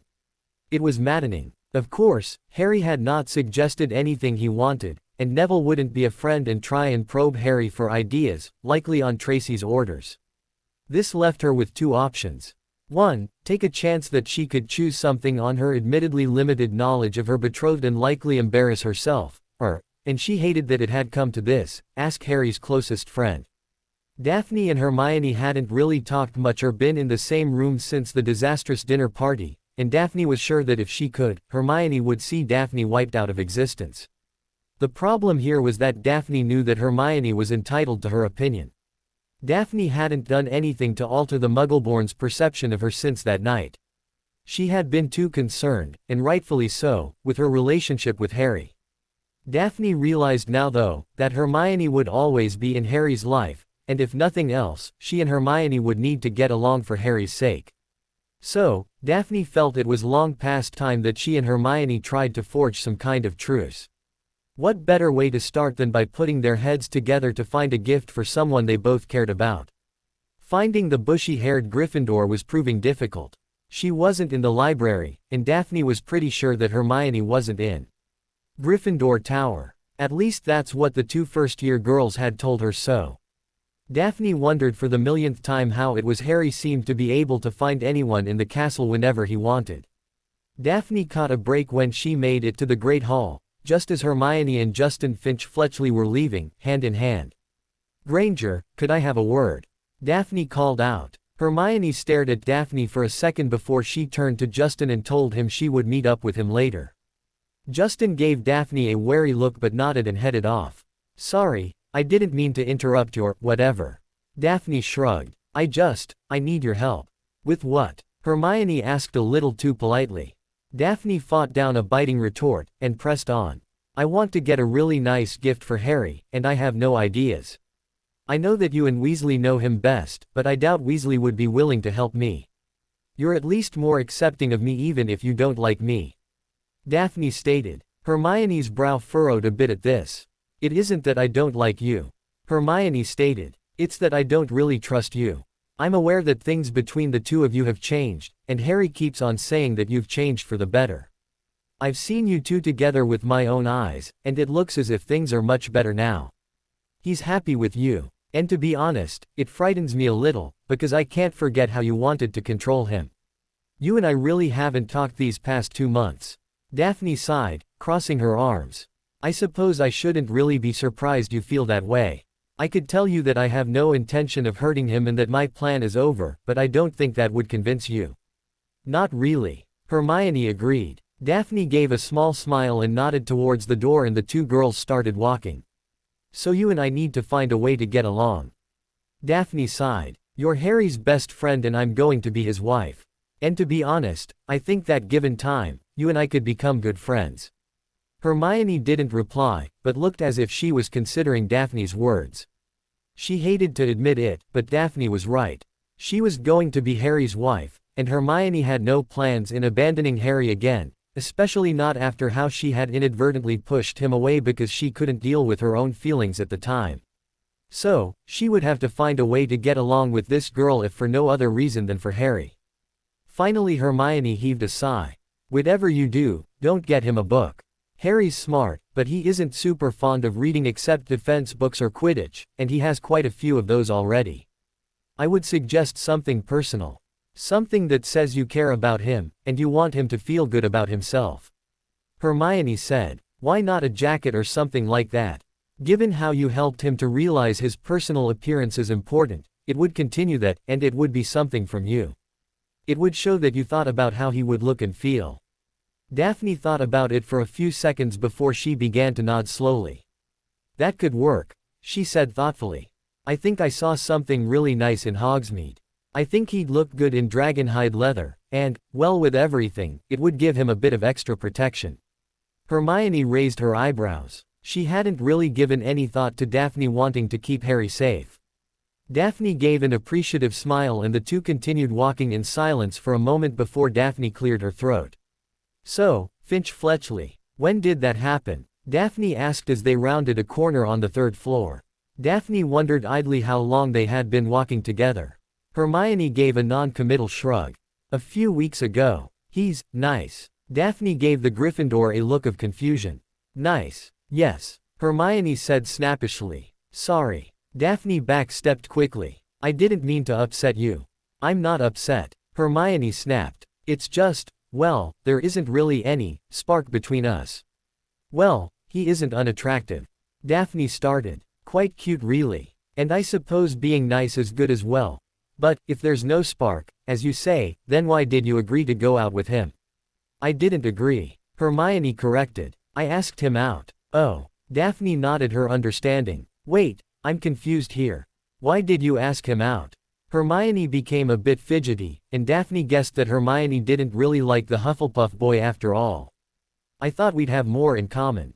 We're both Muggleborns and all," Hermione claimed. "I'm no expert, but that really isn't enough to build on. I'm a pureblood, but I wouldn't be with Crabbe or Goyle based on that," Daphne stated. "Didn't you spend any time with him getting to know him before asking him out?" "Not really," Hermione admitted. Look, it isn't really important, and it's also none of your business, okay?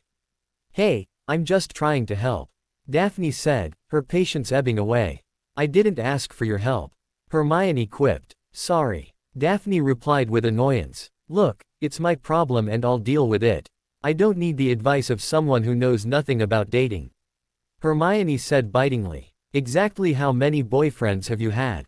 As I recall, you said you hadn't had the chance to date, you just let the ministry pick you a suitable husband so you didn't have to bother with any of it. You know, maybe you just went for Finch Fletchley because you couldn't be with the one boy you really wanted to be with. Daphne snapped. What are you talking about? Hermione sighed. Don't pretend to be ignorant, Granger, it doesn't become you. Daphne held up a hand to stop Hermione from continuing. I'm not stupid. I've seen how close the two of you have been over the last 4 years, and I've seen how you look at him now. I'm curious if you ever told him that you loved him, or if you were waiting for him to tell you. Wait, you think I love Harry?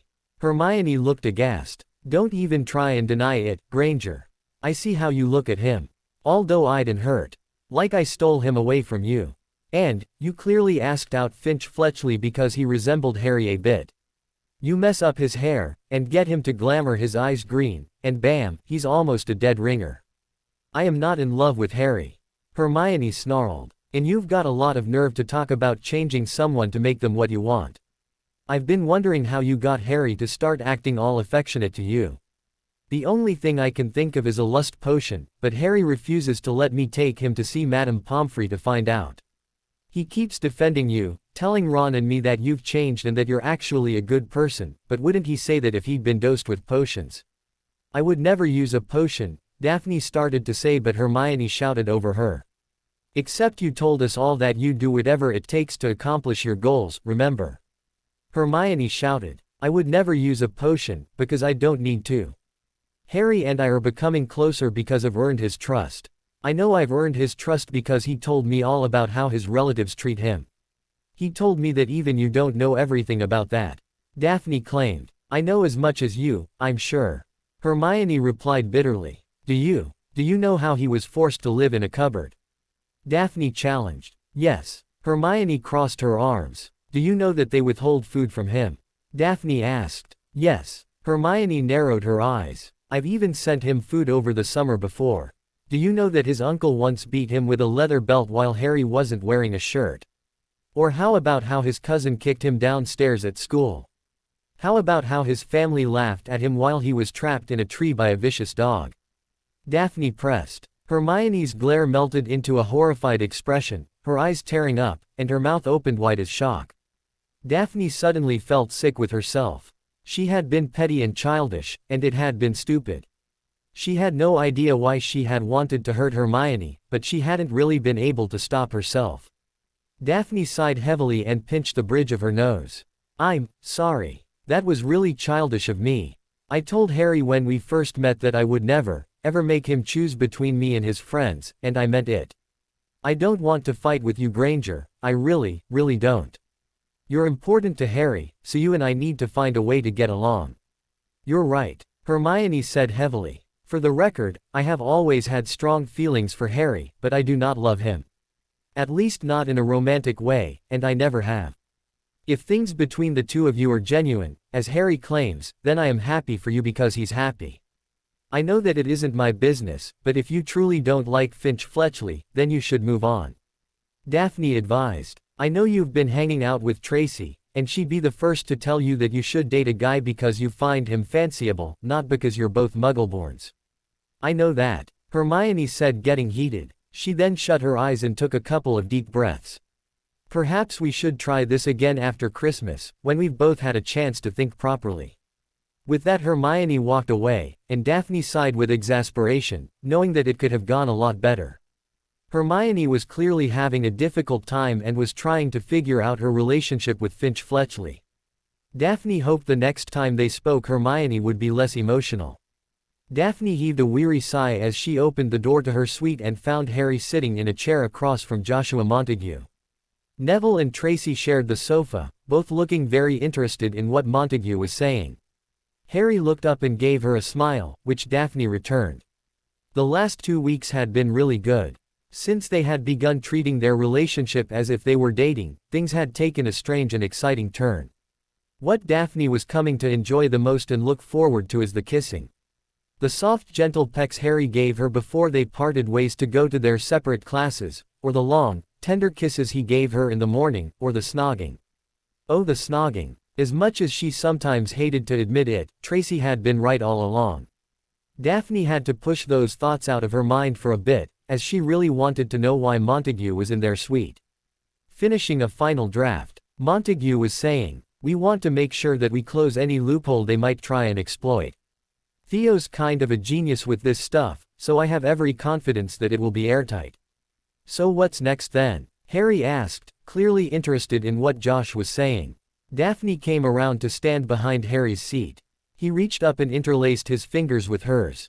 Daphne happened to catch the arrogant smirk on Tracy's face, and gave her best friend a glare, which Tracy rolled her eyes at. It really was amazing to think how far the two had come in such a short amount of time. Daphne felt it was best not to, though, as she was afraid she might start over-analyzing it all, and potentially mess things up again. "Well, at the Christmas ball," Montague started, breaking Daphne from her thoughts. "I'm going to speak to every heir I can and try to generate some support. I've also written a few letters, and at least 5 Wizengamot members have agreed to meet with me. My Gran insisted he come by." Neville chuckled. "Bring a bottle of elven wine, and you'll start off on her good side. After I can get some support, then I think it would be a good idea if you could talk to a few reporters about our situation. I know you aren't fond of it, but your fame will help us out immensely." Montague said, "So long as I'm using it for something good, then I'm okay with it."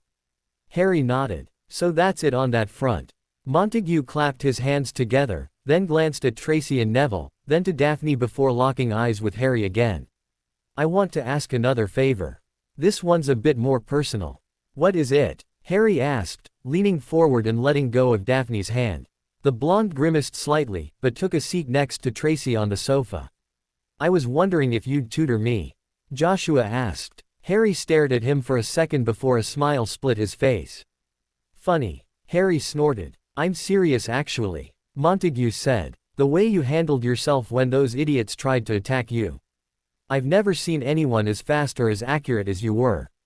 And rumor has it that you're cultivating quite the spell repertoire." Montague glanced at Tracy, who began to blush. Harry, Neville and Daphne all turned to look at the blushing girl who couldn't take the scrutiny.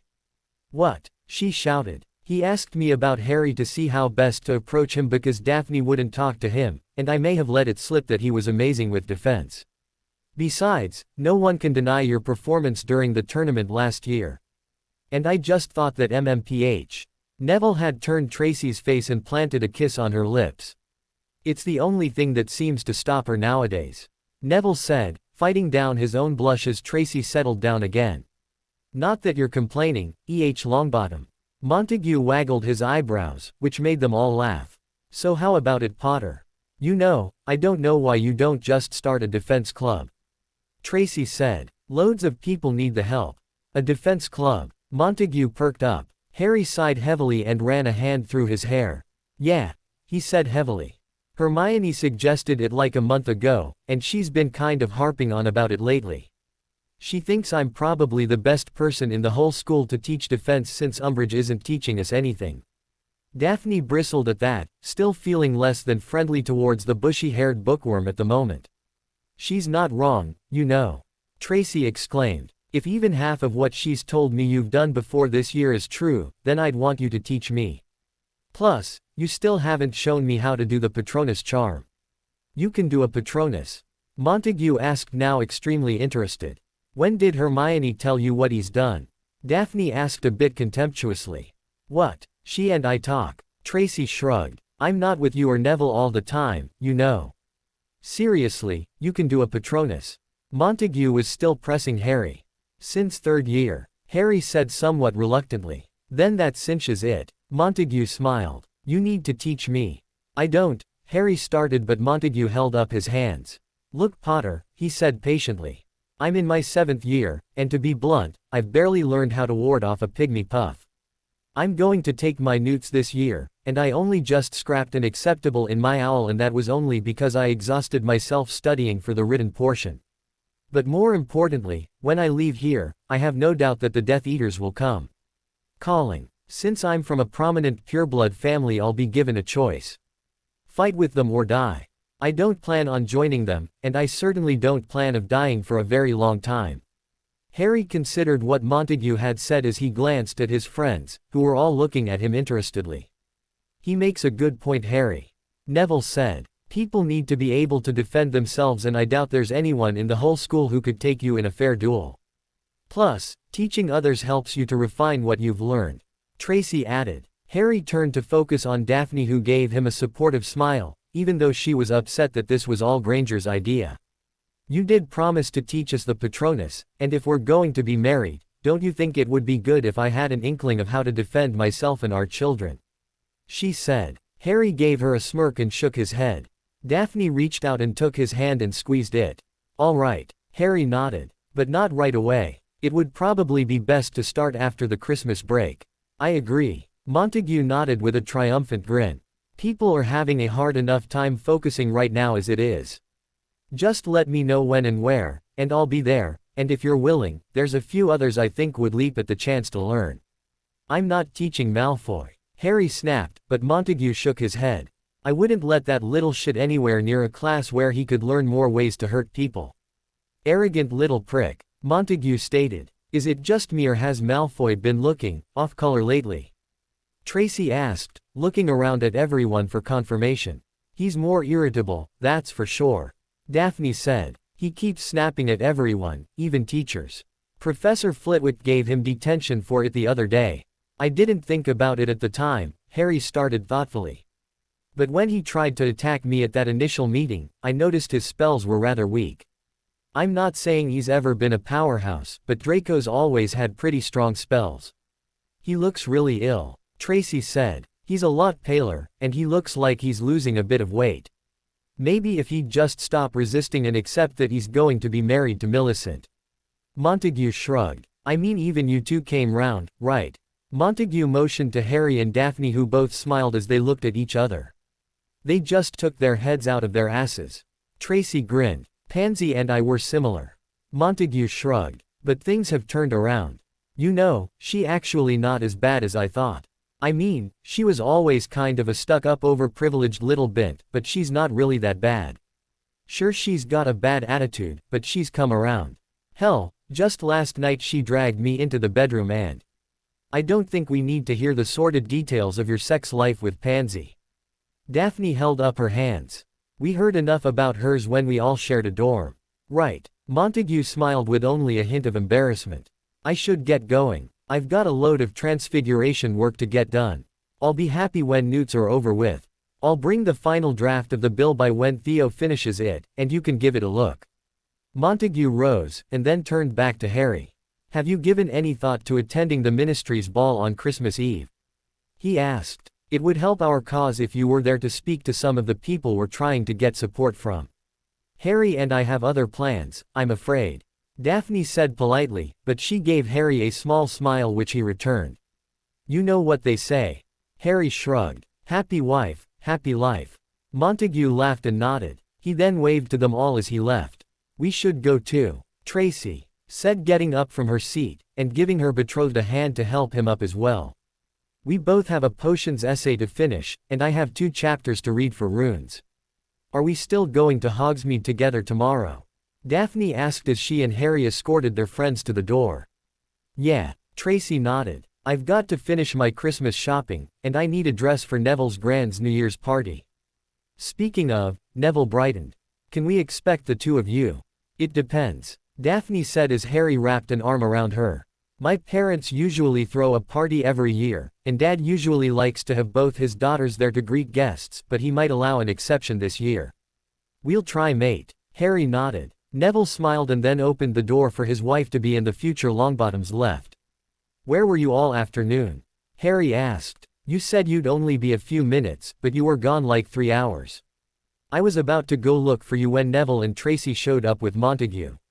I told you I had something I needed to do, Daphne said, turning to face Harry with a soft smile. It took me longer to do it than I thought. What was it? Harry asked. Nothing bad, Daphne remarked, easing his worry. It had to do with your Christmas gift. Ah, Harry said with a nod. And I suppose there's no way I can find out just what you're planning. Not a chance. Daphne shook her head. Hedwig gave a loud hoot just as Harry was leaning in for a kiss, and the two teens turned to find out what had made the owl call out like that. They both say a large tawny owl sitting outside their window looking inside. I hope this doesn't become a habit, Daphne remarked, going to the window and opening it to allow the bird entrance. She took the small box that the owl had tied to its leg and then the bird took flight again.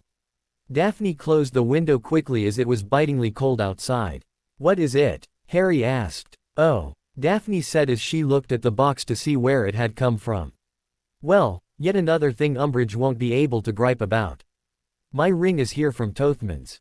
Harry came to her side as she tore the wrapping off the box, but before she could open the little red velvet box, Harry snatched it out of her hand.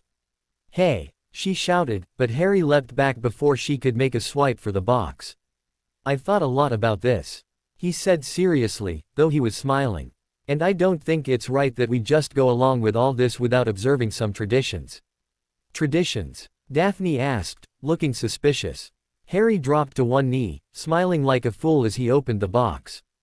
Daphne Isabel Greengrass, would you do me the great illustrious honor of walking at my side through this life as my friend, my lover, and my wife? Harry asked, barely to get through his spiel without bursting into laughter. His smile was infectious, but his speech had Daphne clenching her jaw to keep herself from laughing. Did you write that on your own? She asked through clenched teeth. Of course not, Harry admitted. Sirius gave me a few ideas. Ah, I see, Daphne said, tears now falling down her face. You look ridiculous, you know that. Right, yeah, Harry nodded. But it would be nice if you gave me an answer because the stone floor isn't really great on my knee.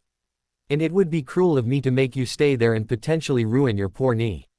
Daphne said. She squared her shoulders, and shook her hair as she cleared her throat. She then took on a starry-eyed love-struck idiot facade and clasped her hands together as she gave a very dramatic squeal of delight. Oh Harry, she said in a high-pitched voice, oh my gods. Yes, yes, of course I will marry you. It's all I've ever wanted in this world. Yes, 1,000 times yes. She held out her hand and Harry made quite a show of slipping the ring on her finger before sweeping her up in his arms and planting a kiss on her. However, they both broke into hysterical laughter and the kiss was short. Instead they fell on the floor holding each other as they laughed at their antics. As she lay next to her now official fiancé, Daphne thought to herself that this was going to make a great story for her children one day. The scene was quite heartwarming as Harry looked around King's Cross Station from the steps of the train.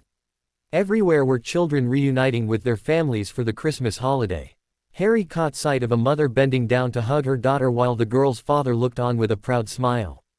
Harry couldn't help but imagine himself and Daphne doing the same thing in a few short years. Come on Harry, Daphne said, tugging his hand and looking around nervously. Daphne had been anxiously awaiting and dreading the holiday, and in the days leading up to the holiday break, she had become increasingly anxious about seeing her parents again. Harry knew that his betrothed's family had not wanted her to be a part of the ministry marriage law, but she had been so certain that it was the best way to accomplish her grand plan, that she had refused to listen to them, and had pushed and pushed until her father had submitted her name. Daphne had mentioned during their train ride how stupid she had been about it all, especially considering that she had given up on her original agenda in favor of fostering a real relationship with Harry. Daphne and Harry joined Neville and a very tense-looking Tracy. Harry knew the reason for Tracy's apprehension. She had confided in him over the last week or two how afraid she was of meeting Neville's grandmother and how she was worried the Longbottom matriarch might not approve of her. I'm going to say something horrible, I just know it. Tracy whined. You know how I get when I'm nervous. What if I just start telling her all about our sex life or... Wait, what? Harry interrupted. You guys are, you. What? Tracy looked puzzled until she realized what Harry was asking.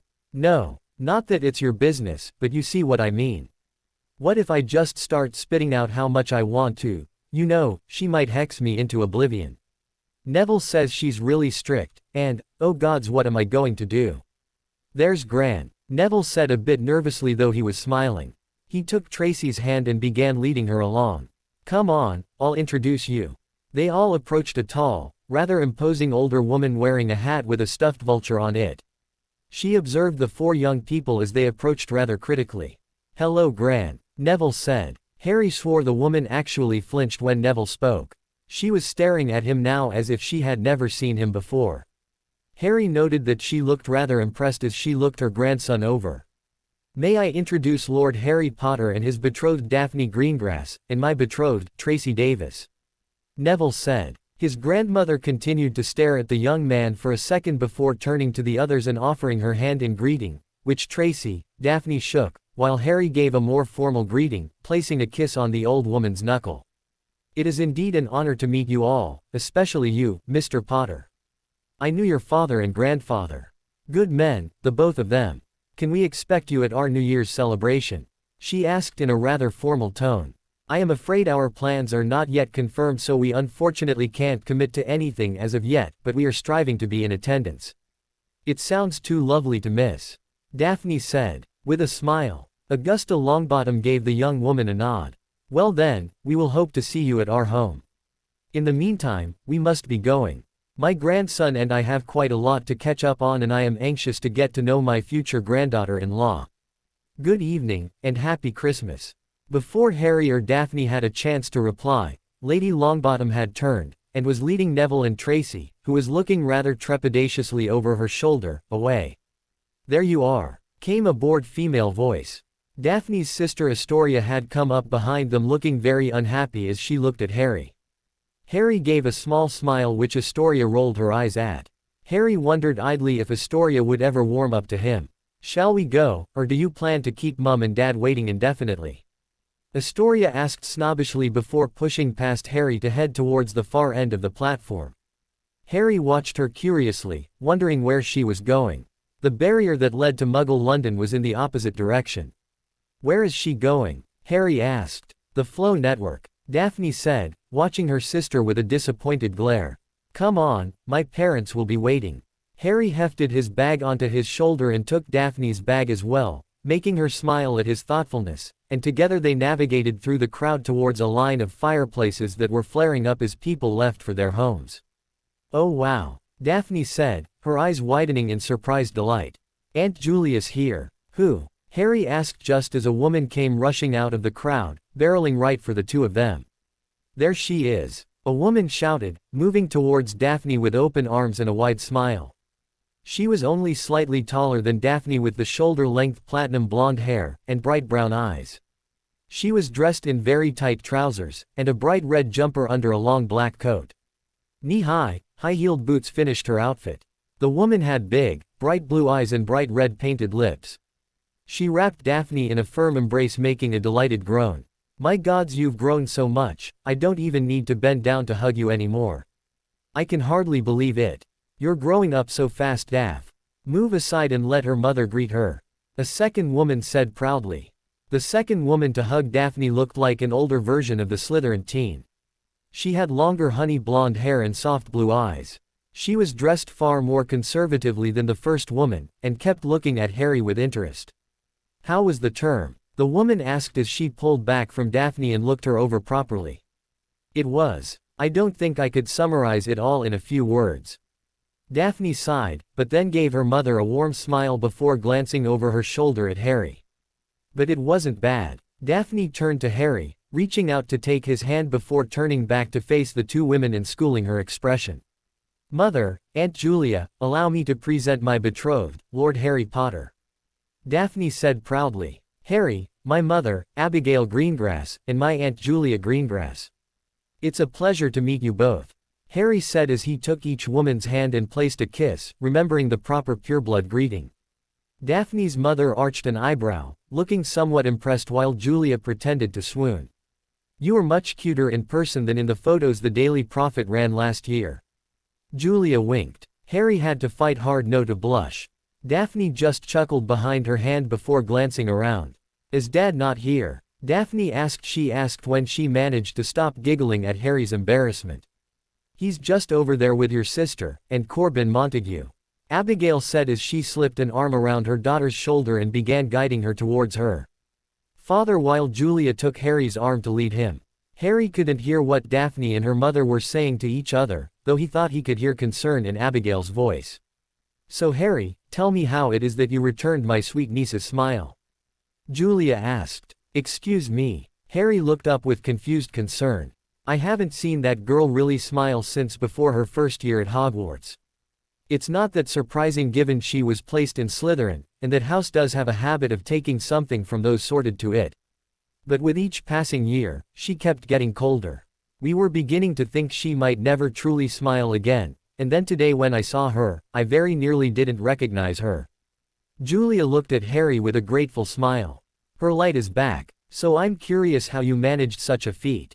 Harry had nothing to say to that, so he just shrugged rather lamely. Julia simply patted his arm as they came to two men standing near a row of fireplaces that families were using to take their children home.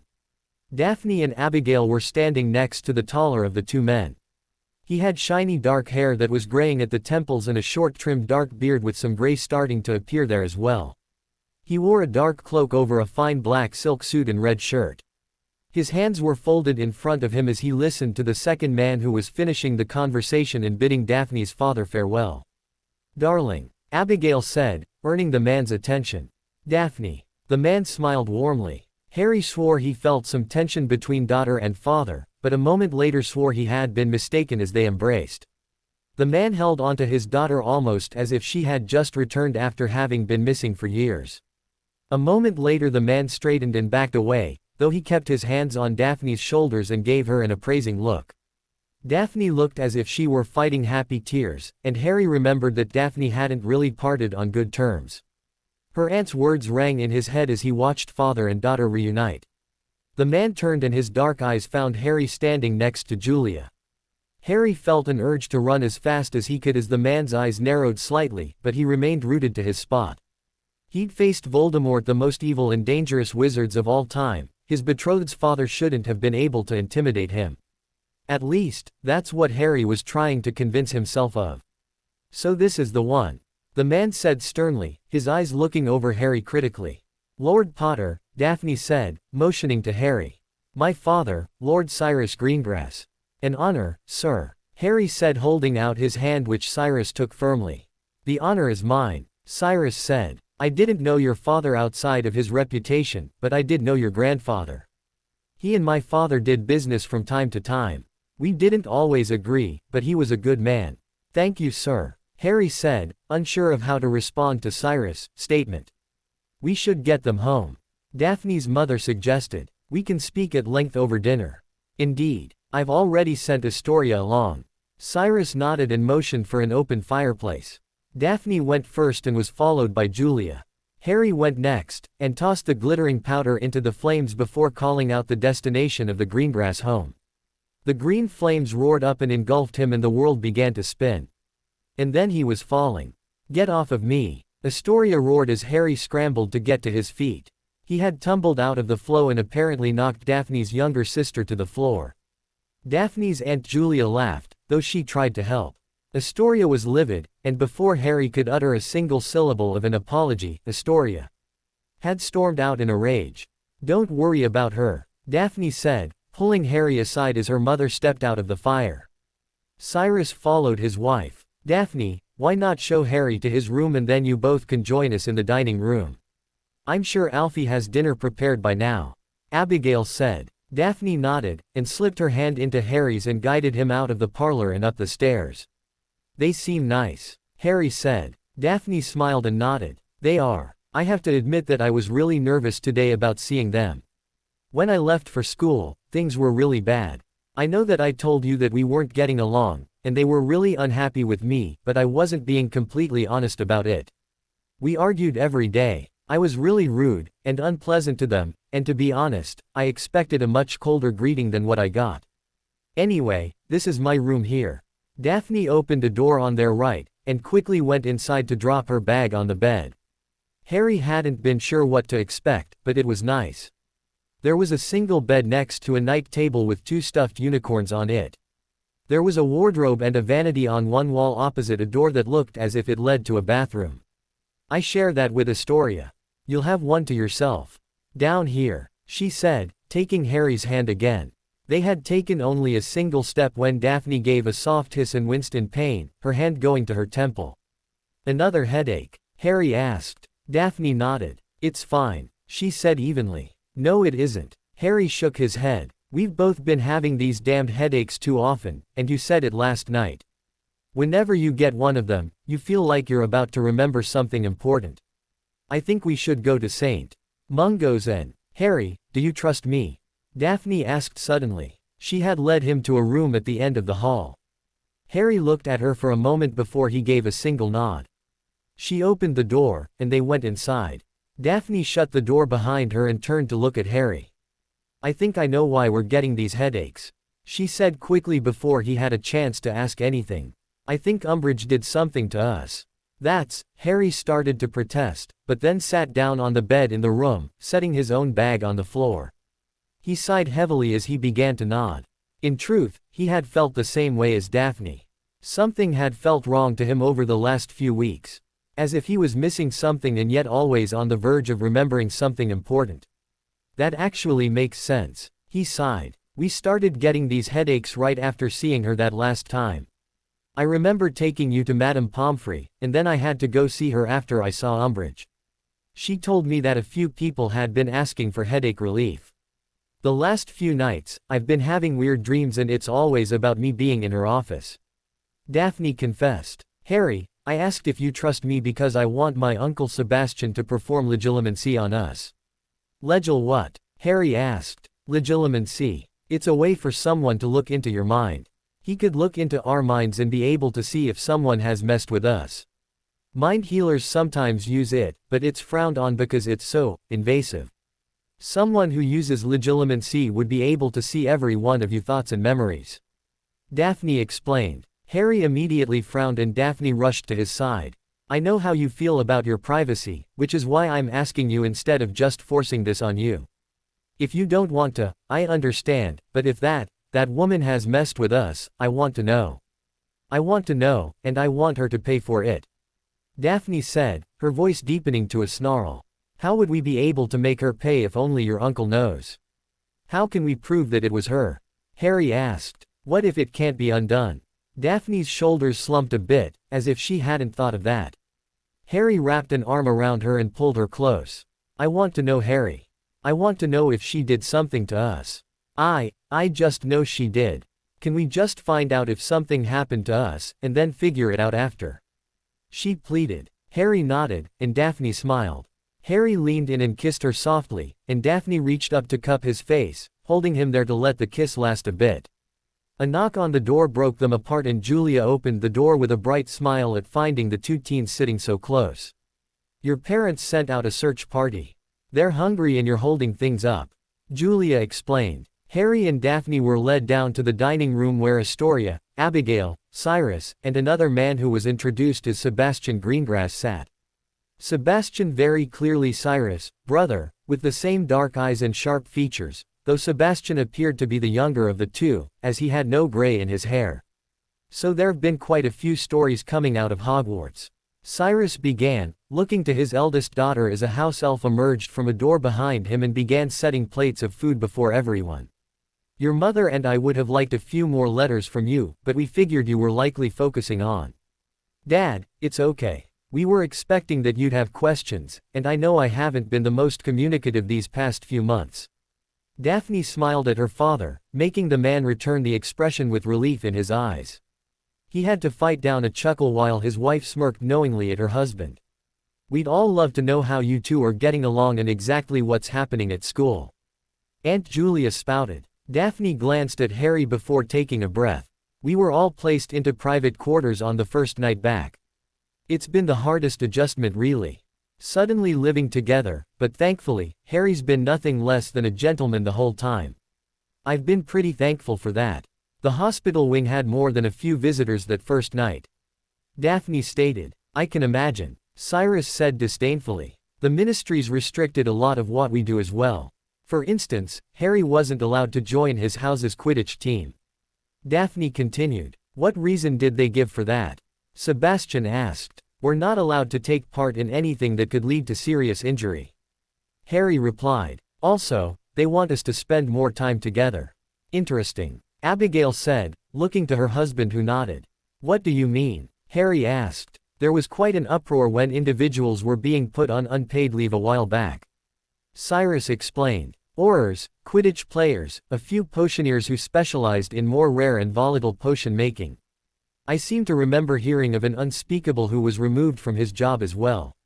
So did it work? Julia asked. Did you two wind up spending more time together? Julia, we don't need to hear the details of their relationship. Sebastian said to his wife, who made a pouty face. Daphne hesitated as she looked to Harry. Had a rather difficult stretch. We didn't agree on a few things but we managed to work through it. And without trading hexes. Cyrus and Abigail seemed interested in this but refrained from asking further. For now. And what about your counseling sessions? Abigail asked. Both Harry and Daphne stiffened and their smiles melted into looks of irritation. The grown-ups around the table all looked rather intrigued by that. The young couple looked at each other as if they were communicating through their eyes before Daphne cleared her throat. She's very unpleasant, and I feel gross after we leave. Tracy has told us she seems to like hearing about couples' intimacy quite a lot. She's really interested in us, and, Daphne hesitated here, looking at Harry who remained quiet, his face stony. What? Abigail asked, looking between Harry and Daphne. We were going to wait until after dinner to ask. Daphne started. She turned and looked at each adult in the eye as she continued. We've both been suffering headaches recently, and we believe that it's because Madame Umbridge might have done something to us. We hoped Uncle Sebastian would be kind enough to. How long have you been suffering headaches? Sebastian asked quickly. Harry noted that Daphne's father looked annoyed while both her mother and aunt looked worried. A few weeks, Harry replied. It began after our last meetings with her. She took everyone individually. Every time I get a headache I feel as if I'm about to remember something. I think she might have obliviated us. Daphne explained as her Uncle Sebastian rose from his seat, looking to his brother. With your permission, he asked. Cyrus gave his nod of approval and Sebastian came around the table. Turn your seat, he ordered his niece, and knelt before her. Daphne complied and stared into her uncle's eyes. Harry watched curiously as the two stared at each other for several minutes without blinking. Daphne appeared as if she might have fallen under a trance or something. Then suddenly Daphne gasped, and her hands went to her mouth in horror and she began crying. What happened? Abigail asked worriedly, rising from her chair. Daphne turned to look at Harry and upon seeing his confused face began sobbing. She rose quickly, knocking her chair over in the process, and ran out of the dining room, leaving some very flummoxed people behind. Sebastian, Cyrus asked. What the hell? She was tricked into taking Veritaserum. Sebastian said heavily while pointedly avoiding looking at Harry. She revealed secrets to Umbridge. Things that could hurt Harry, or used against him. What did she? Harry tried, but Sebastian held up a hand. I think it best if she tells you herself. Sebastian said, picking up Daphne's chair and turning it so that it faced Harry. He sat down and finally looked at Harry. In the meantime, if you would permit me, I would like to see if Umbridge tried to do something to you as well. Harry looked unsure and Sebastian held up his hands. I swear to you, Harry, that I only wish to help. Anything that I see is between you and I, save for anything Umbridge might have done. All you need to do is relax, and focus on the last time you were with Umbridge. Sebastian said. Harry let out a long low breath and tried to relax, not knowing what was about to happen. When he looked at Sebastian again, he felt something odd. A pressure in his head. He then began to see flashes of memories. Harry tried to stop it, pushing against the pressure, and then all at once, everything cleared. Sebastian, are you all right? Cyrus asked. Sebastian shook his head to clear it, the first inkling of a smile on his face as he looked at a very confused Harry. Have you practiced occlumency before? He asked. Harry shook his head quickly. I don't know what that is. It's the counter-art to legilimency. You began fighting me to keep me from seeing your memories. I had to pull away before things escalated and one of us actually got hurt. It's not a bad skill to learn, and I think you might have an aptitude for it. If you would like, I could help get you started. Sebastian smiled. Harry gave a nod, though he still looked anxious. Let's try this again. This time, focus on your last meeting with Umbridge. If you do that, I won't have to go searching for it. Do your best not to fight my presence, and it will be over quickly. Relax and focus, Sebastian smiled. Again Harry nodded, and he thought back to the last time he had been alone with Umbridge. He gave a nod to indicate he had the memory, and looked into Sebastian's eyes again when the older man told him to. Again Harry felt the pressure in his head. This time, only the memory of Umbridge pacing back and forth in front of him as she went on and on about the importance of the betrothal ring and how he and Daphne could be in serious trouble if they did not comply with the Ministry's wishes. Then there was shimmering, and mumbling, and Harry swore the memory went out of focus. The pressure grew and Harry began to wonder if his head might explode when suddenly things became clear. He remembered coming into Umbridge's office and feeling defensive almost immediately. He remembered Umbridge apologizing to him and about how she was supposed to keep her personal feelings out of it all and help him. She talked about how she felt very strongly that he and Daphne were setting an example to the rest of the Hogwarts betrothed with how their relationship was evolving, even though they had yet to meet several obligations. She had offered tea then, and began asking Harry about what he would like for his future, and how she could offer help in meeting people who might one day help him to achieve goals. Harry remembered feeling more relaxed as they talked, and how he eventually joined her in a cup of tea. He remembered preparing his cup in the first 2 sips. He remembered how he was overcome with a compulsion to speak honestly, and the way his whole being felt relaxed and exhausted all at once. As if his will to fight had been stripped. Then the fat toad had struck. She had relinquished him of his wand, and when he tried to get up, found he was stuck to the couch. He remembered thinking she must have used some sort of time-sticking charm. Then she had started asking her questions, and Harry was actually happy about it. His story never changed, and with each gruesome detail, Umbridge's face became paler. Harry was ecstatic he'd been tricked by this harpy. She was getting exactly what she wanted from him. The truth. And it was horrifying her. Then she had asked about Sirius, and Harry told her everything. His godfather was innocent, and the man responsible for his parents' death had also been the very man who brought Lord Voldemort back to life. When she asked his location, she hadn't liked that he could not answer. Harry was grateful that the Fidelius was able to overcome Veritaserum, or he would have lost his godfather again. And then Harry remembered telling Umbridge that she could be a hero by giving Sirius the trial he was never granted, and proving to the world that Harry and Dumbledore hadn't been lying. He even remembered telling her she might end up as Minister for Magic. Apparently her loyalty to Fudge was too strong. She had obliviated him a moment later. Harry looked up to find Daphne's uncle watching him, looking a bit worried. All at once he felt a surge of emotion. The most powerful was a boiling rage at the Ministry, and especially Umbridge. She had violated him on a very deep level, and he wanted her to suffer for it.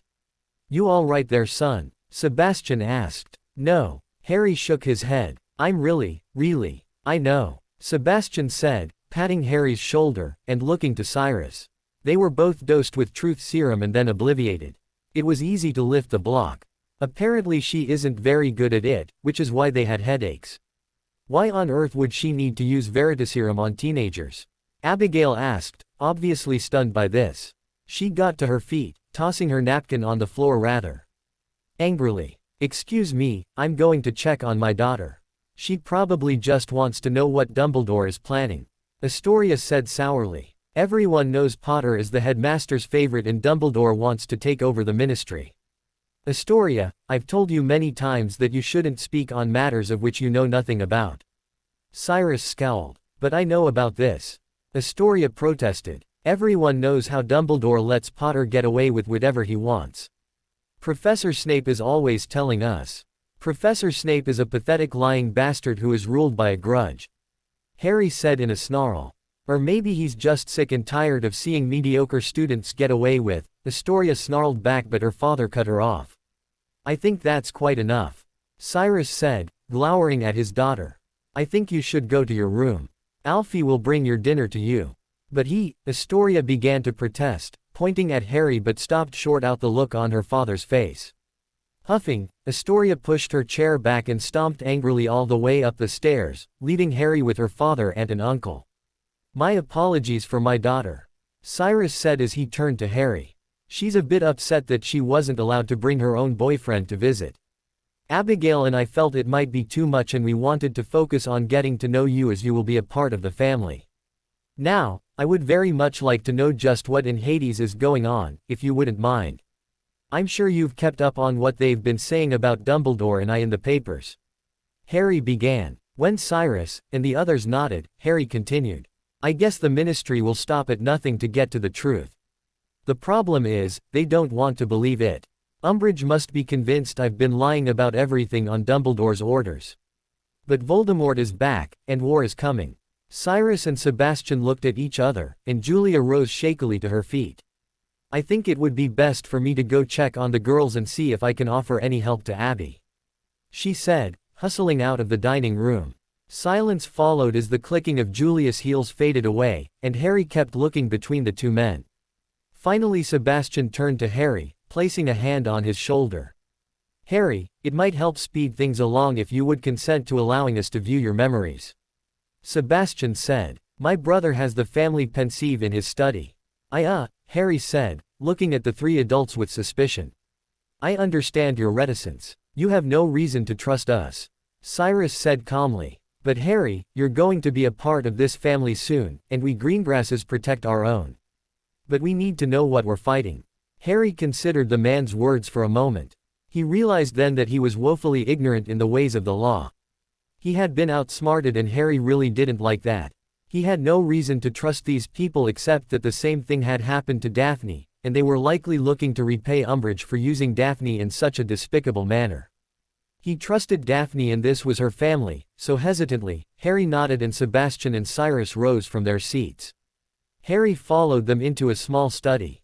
The wall opposite the door was packed with shelves of books from floor to ceiling. In front of the shelf sat a large desk, not dissimilar from Dumbledore in size. There were two plush chairs in front of the desk and a sofa on the left-hand wall under a painting of a large sunny meadow with high grass swaying in the wind. Cyrus Greengrass went around the desk and opened a drawer. He hefted a stone bowl with runes etched in the sides onto the desk and then looked to Harry. Let's start with what happened with Umbridge, Cyrus said. I want to know what that woman did to you both. Do you know how to pull your memory? Sebastian asked. Harry shook his head and Sebastian smiled. It's rather simple. Just focus on the memory you want and then place the tip of your wand to your temple. You'll feel a sort of jolt and then slowly draw your wand away. The memory, or rather a copy of it, will be attached to your wand. Just place it in the pensieve. Got it? Harry nodded and stepped forward, concentrating on what had happened the last time he had been face to face with Umbridge. He set the tip of his wand against his temple as he'd been instructed, and immediately felt a sort of shock. It wasn't painful, just jarring. As he began to draw his wand away, the memory flickered in his mind. Well done, Sebastian stated as Harry held his wand over the pensieve with a soft silken silver strand hanging off the tip. Tap your wand on the side there and the memory will fill the pensieve. Harry did so, and the light wisp of memory fell of his wand and suddenly turned into silvery gaseous liquid that swirled in the bowl, just as he'd seen in Dumbledore's pensieve. Without a word, both Cyrus and Sebastian lowered their heads to the bowl, and then seemed to freeze. Harry started to wonder if he should get help. He had no idea what happened to the Greengrass men, and thought maybe he'd done something wrong. However, before Harry ran from the room screaming for assistance, the men rose up, both looking confused and outraged. This can't stand, Cyrus stated. What recourse do we have? Sebastian asked. You saw how she covered her tracks. If either of them file a complaint, it's her word against theirs, and they're still children. Hell, she could even claim Dumbledore put the memories there and give the ministry more fuel. I shouldn't have performed legilimency on Harry. We could have taken him to St. Mungo's and then we might have had something. Well, it's too late for that. Cyrus sighed, falling into the chair behind him. He turned to Harry then and gave a weak smile. Thank you, Harry, for sharing that with us. The problem is that we don't really have anything we can use to pursue this legally. Your memory is admissible, but as Sebastian said, she could argue that it was planted by Dumbledore. The ministry is so anti-Dumbledore right now that it could ruin him even though it's not true. So what can we do? Harry asked. The first thing I'd like to do is give you a bit of instruction in occlumency. Given how you fought me earlier, I think you might be able to prevent any further attempts at obviation. Sebastian stated. Good idea. Cyrus nodded. Could I declare a blood feud? Harry asked hesitantly. Sebastian and Cyrus grinned. Do you know what that entails? Cyrus asked. A little. Harry shrugged. Daphne didn't really explain at all. I had a feeling that's where you learned about that. Cyrus chuckled as he got up from his seat and went to a small table next to the sofa. He picked up a decanter and poured 3 glasses of amber liquid which he then gave to Harry and Sebastian before sitting down again. A blood feud would do next to nothing in this case, save for maybe allowing you to challenge her to an honor duel. Cyrus explained. She has no family, so there wouldn't be any repercussions from that either. What about her husband? Harry asked. What husband? Sebastian asked. Dolores Umbridge has never been married. What? Harry asked aghast. She's always going on and on about how great her marriage is or was or whatever. She's not married. Both men shook their heads. Dolores Umbridge is the penultimate Slytherin. Cyrus began. Extremely ambitious and devilishly cunning. She wormed her way through the ministry in a short amount of time and has led some rather radical campaigns against those she feels are lesser beings. The problem is that she isn't that gifted, magically speaking. But she is good at avoiding scandal. So what can we do about this? Harry asked. We play the game by her rules. Cyrus claimed. I was told this afternoon by Corbin Montague that his son, along with a few others, are trying to gain momentum for an addendum for the law. I understand you've given it your endorsement. I did. Harry nodded. Good. Cyrus nodded. We're going to endorse it as well. The Greengrasses don't have a seat on the Wizengamot, but we do know more than a few of its members. We also know people who have the ears of other members. Now, we get enough support going, then come the start of the new year, all of you who are under the law could be made adults. That changes everything. That's what Joshua said. Harry nodded. You'd still have to comply with the law, but a lot of the things that the ministry is forcing on you due to your status as a child would be lifted. Cyrus said with an easy smile. Such as having to attend any sort of closed counseling sessions with our dear Madam Undersecretary. That's worth it by itself. Harry said. Indeed. Sebastian agreed. Now, Harry, if we could trouble you once more, I think we'd like to see your memory of that night. Harry looked hesitant, but he eventually nodded, and once again pulled the memory and placed it into the pensieve. The 2 men rose and bent over the stone basin. When they rose again, both men looked pale, and as they turned to Harry, the young man saw awe in their eyes. Sebastian refilled their glasses before sitting heavily, still staring at Harry with pure admiration and respect. Harry, what we just saw, Cyrus began, looking perplexed. That was just unbelievable. If Sebastian hadn't already, I would have asked he perform legilimency on you to make sure your mind hadn't been altered. I've never known anyone with the amount of power you displayed at such a young age. Sebastian said. When your wands connected, he should have blasted you back. He should have been able to easily overpower you, but you beat him in a battle of wills, Harry. You, forgive me, but, a child. How much training have you had, son? Cyrus asked. Harry shook his head. None.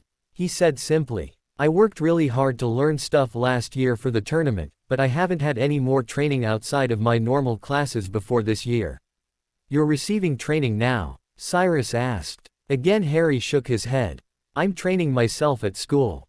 I'm doing a lot of research into good defense spells and working on my dueling, but Harry started when Cyrus slammed his glass down.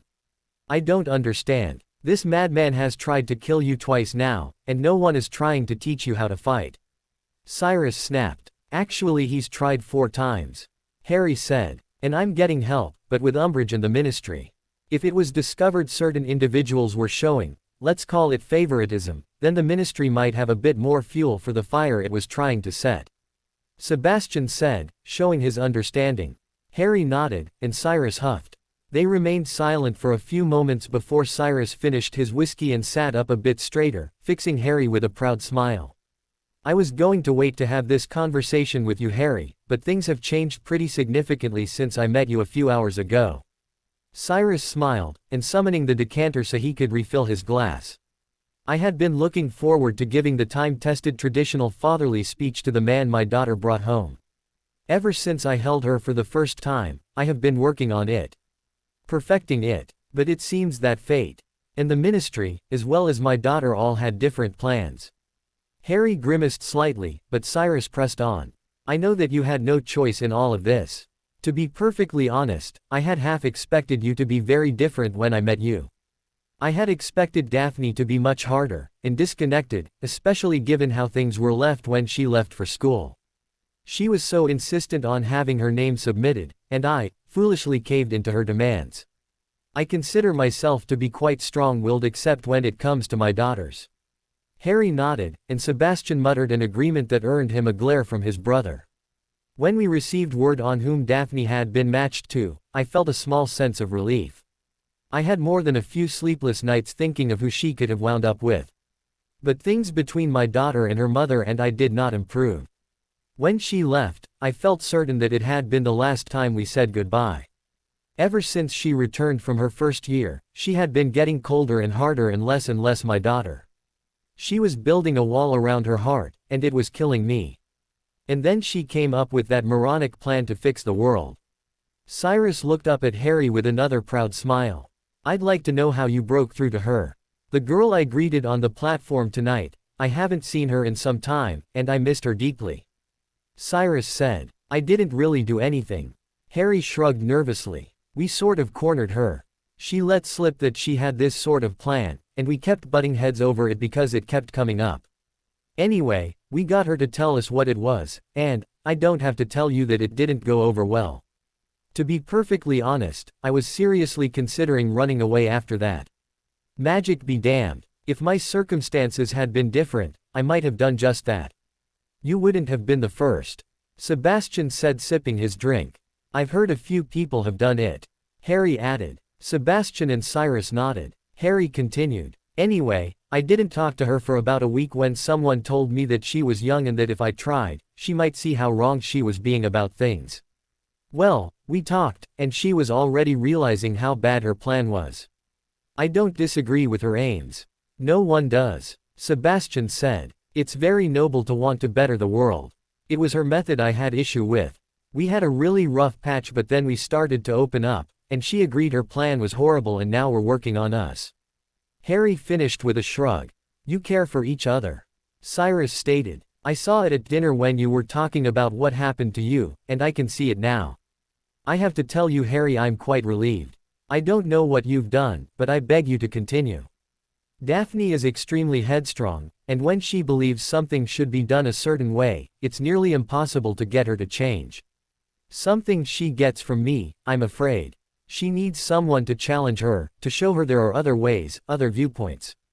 I believe another reason for her behavior over the last 4 years was her fear of being hurt. I would never hurt her intentionally, Harry claimed. Cyrus eyed him for a minute before nodding. I believe you, son. You've shown me so much tonight about the kind of man you are, from trusting Sebastian to perform legilimency, to sharing these memories. I know about your performance in that tournament as well. It doesn't take a genius to figure out you're a powerful wizard in the making. Thank you, Harry said humbly. Cyrus stood up and smiled. Harry, I would very much like it if you would accompany me tomorrow. I have a few business meetings to attend, and I think it might benefit you to meet a few of the folks I do business with. He smiled. Okay, Harry said, looking confused. Not everyone believes the rubbish the Daily Prophet passes off as news. There are people who believe your story, and there are those who may not believe outright, but know something is happening out there. I think if some of these people meet you, they might be more accepting of your tale, and having allies never hurts. Plus, for better or worse, my daughter is now at your side, and I should very much like to keep her safe, no matter what it takes. The last war only ended after you know who sought to kill you, and it's now clear that he will continue to end your life. Perhaps you could make a few more allies to help you in the coming fight. I would like that, Harry smiled. Cyrus offered his hand, and Harry shook it as the clock struck. Well, then perhaps it's time for you to get some rest. I'll have Alfie wake you so you have plenty of time to get ready. If you have some business-type robes, wear them. Cyrus smiled. I will. Thank you, Harry said as he finally drank from the glass Cyrus had offered earlier, before coughing and sputtering as the liquid burned his throat. Fire whiskey. Sebastian smirked. Nothing burns quite like it. Harry tried to smile, but failed and left the two men as he left to find his room and try and sleep. You got lucky, Cyrus, Sebastian stated. I wish Lucy had found someone so noble. Daphne's very lucky. Lucy chose her husband. Daphne left it up to the luck of the draw. She's the lucky one here. But I can't help feeling relieved, especially now that I've met him, and seen how she's changed. Astoria told us in her letters that Daphne was different, but I can't even imagine how relieved Abby is. Sebastian said as he finished off his own drink. They love each other, you know. I caught snippets in each of their minds. They're confused and scared, but they do love each other. You don't need to be a legilimens to know that. One has simply to look at them. Cyrus smirked. Sebastian smirked and finished his drink. Cyrus finished his own and both men got to their feet and left the study in search of their wives and perhaps the comfort of their own beds. Cyrus found his own wife in their bedroom, where she was brushing her hair, staring blankly into the vanity mirror. She turned when she caught his reflection. I'll be taking Harry along with me tomorrow, Cyrus said as his wife got to her feet. I'd like him to meet a few people, and I'd like the chance to get to know him a bit more. And here I was worried you were going to magically castrate him.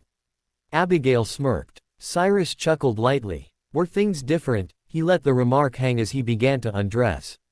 How is Daphne? She was pretty upset. Abigail replied sullenly. She feels as if she betrayed Harry. Something she says she swore she would never do.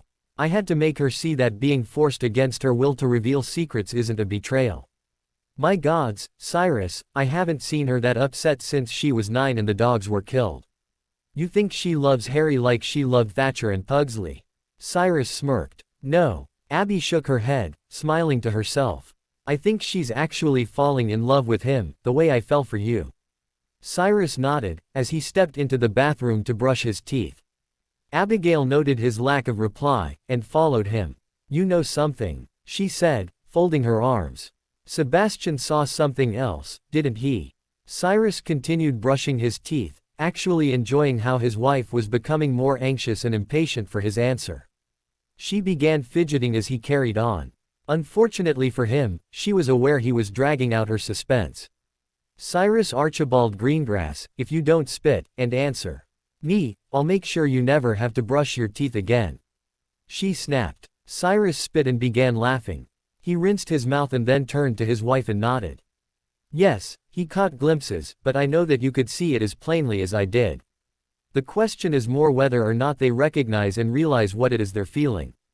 Well, there is one way we can find out. Abigail smiled as she returned to the bedroom and got into bed. Cyrus suddenly felt a chill of foreboding. Abby, promise me you won't interfere with things between them. Harry and Daphne need to figure this out on their own. He pleaded. I swear I won't interfere. Abigail smiled. I'm simply going to ask my daughter a few simple questions in order to gauge her position on the matter of her evolving relationship with her husband-to-be. You're going to interfere. Cyrus sighed. I'm going to help my daughter through a difficult period in her life. Abigail, Cyrus sighed, his hand going to his face in exasperation. I won't interfere, sweetheart. Abigail stated. I just want to find out how Daphne feels. Not all of us can read people's thoughts. I'm not going to be able to talk you out of this, am I? Cyrus asked. Abigail just gave him one of those smiles that told him the discussion was finished. And here I was thinking Daphne got her stubbornness from me. He mumbled as he shut out the lights and climbed into bed next to his wife. Daphne woke the next morning still feeling extremely guilty. She had talked with her mother and aunt until quite late and had come to the conclusion that none of it was her fault, and that Harry was not going to be mad at her for what had happened, but she had to tell him. She had to tell him that Sirius was in danger because of what Umbridge had done. Daphne got out of bed and dressed before she headed to the end of the hall only to find Harry's room empty. She was about to panic when she noticed that his bag was on the floor in front of his bed. Daphne raced downstairs and found her mother and aunt along with Astoria sitting at the table enjoying tea. Good morning. Her mother greeted her with a warm smile. Are you hungry? Where's Harry? Daphne asked nervously. I told you. Julia sing-songed. Astoria rolled her eyes and made a sound of disgust. He went with your father this morning. In fact, you only just missed them. They'll be back this evening. In the meantime, I would like your help in getting things ready. We have a few more visitors coming tonight, including Nana Bell. Oh no. Astoria whined. Not Nana Bell. She's so rude. Oh Mum, no. Daphne agreed with her sister. She's so mean to everyone. Why did you invite her? Because she's my grandmother, and I don't like the thought of her or anyone spending the holidays alone. You two can tolerate her for a few days. Abigail said firmly. And Harry? Daphne queried. You're going to subject him to her. Actually you are. You're the one who just had to let the ministry find you a husband. Harry will be family in a few months, so there's no point in sheltering him from all our quirks, is there? Abigail asked with an arched eyebrow. Daphne deflated, and slumped into a seat. Almost as soon as her rear hit the cushion, Alfie the house elf was there with a plate of food for her. Daphne just stared horrified at her mother, who smiled pleasantly back. Aunt Julia hid her smile behind her teacup while Astoria sniggered. Well, maybe Nana Belle will leave me alone.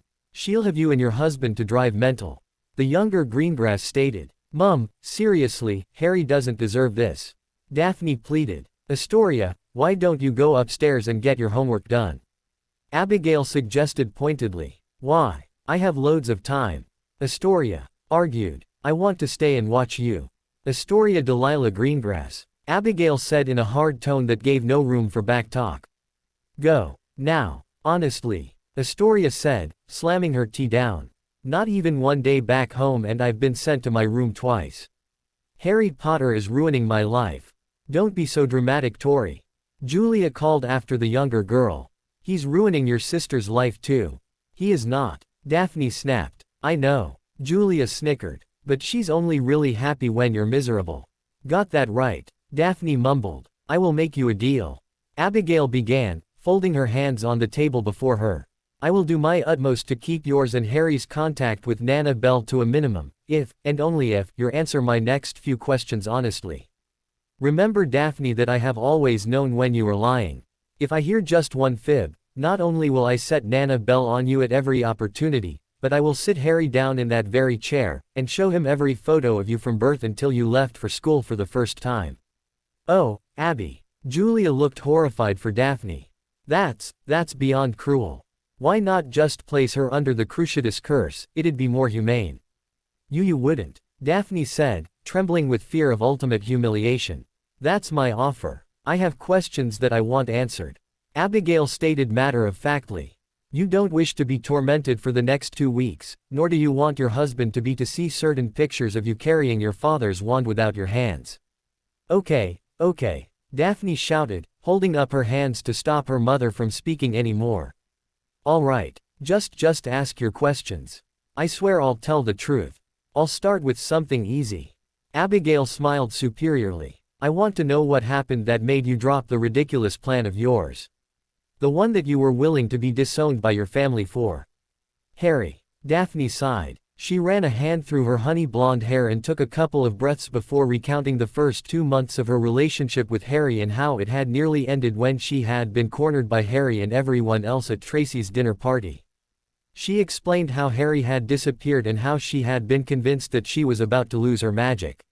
She went on to explain how she had begun thinking about what kind of life she would have if she continued on with her plan, and the potential cost of it all. I didn't want to be alone. Daphne finished. I didn't want to be without Tracy, or you or Dad. I really didn't want to be married to someone who hated me. It felt like a prison sentence rather than anything. Which I guess is what everyone had been telling me all along. I just was too stubborn to listen. I needed to be shown. How did you turn it around? Abigail asked. Once again, that would be Harry. Daphne smiled. He came back, and we talked. We came to a tentative understanding, and then we decided that we had been going about everything all wrong. Thanks to Tracy being nosy and butting into our business because she's so happy, we came to the realization that neither of us wanted to be trapped with people we hated, and that we hadn't really given any real time or effort to get to know each other. So, on the first Hogsmeade weekend, we agreed to try this whole dating thing we'd been hearing so much about. Interesting idea. Julia nodded. How'd it work out? Good. Daphne smiled fondly at the memory of her first date with Harry. It was eye-opening, and it wasn't long before we both relaxed around each other.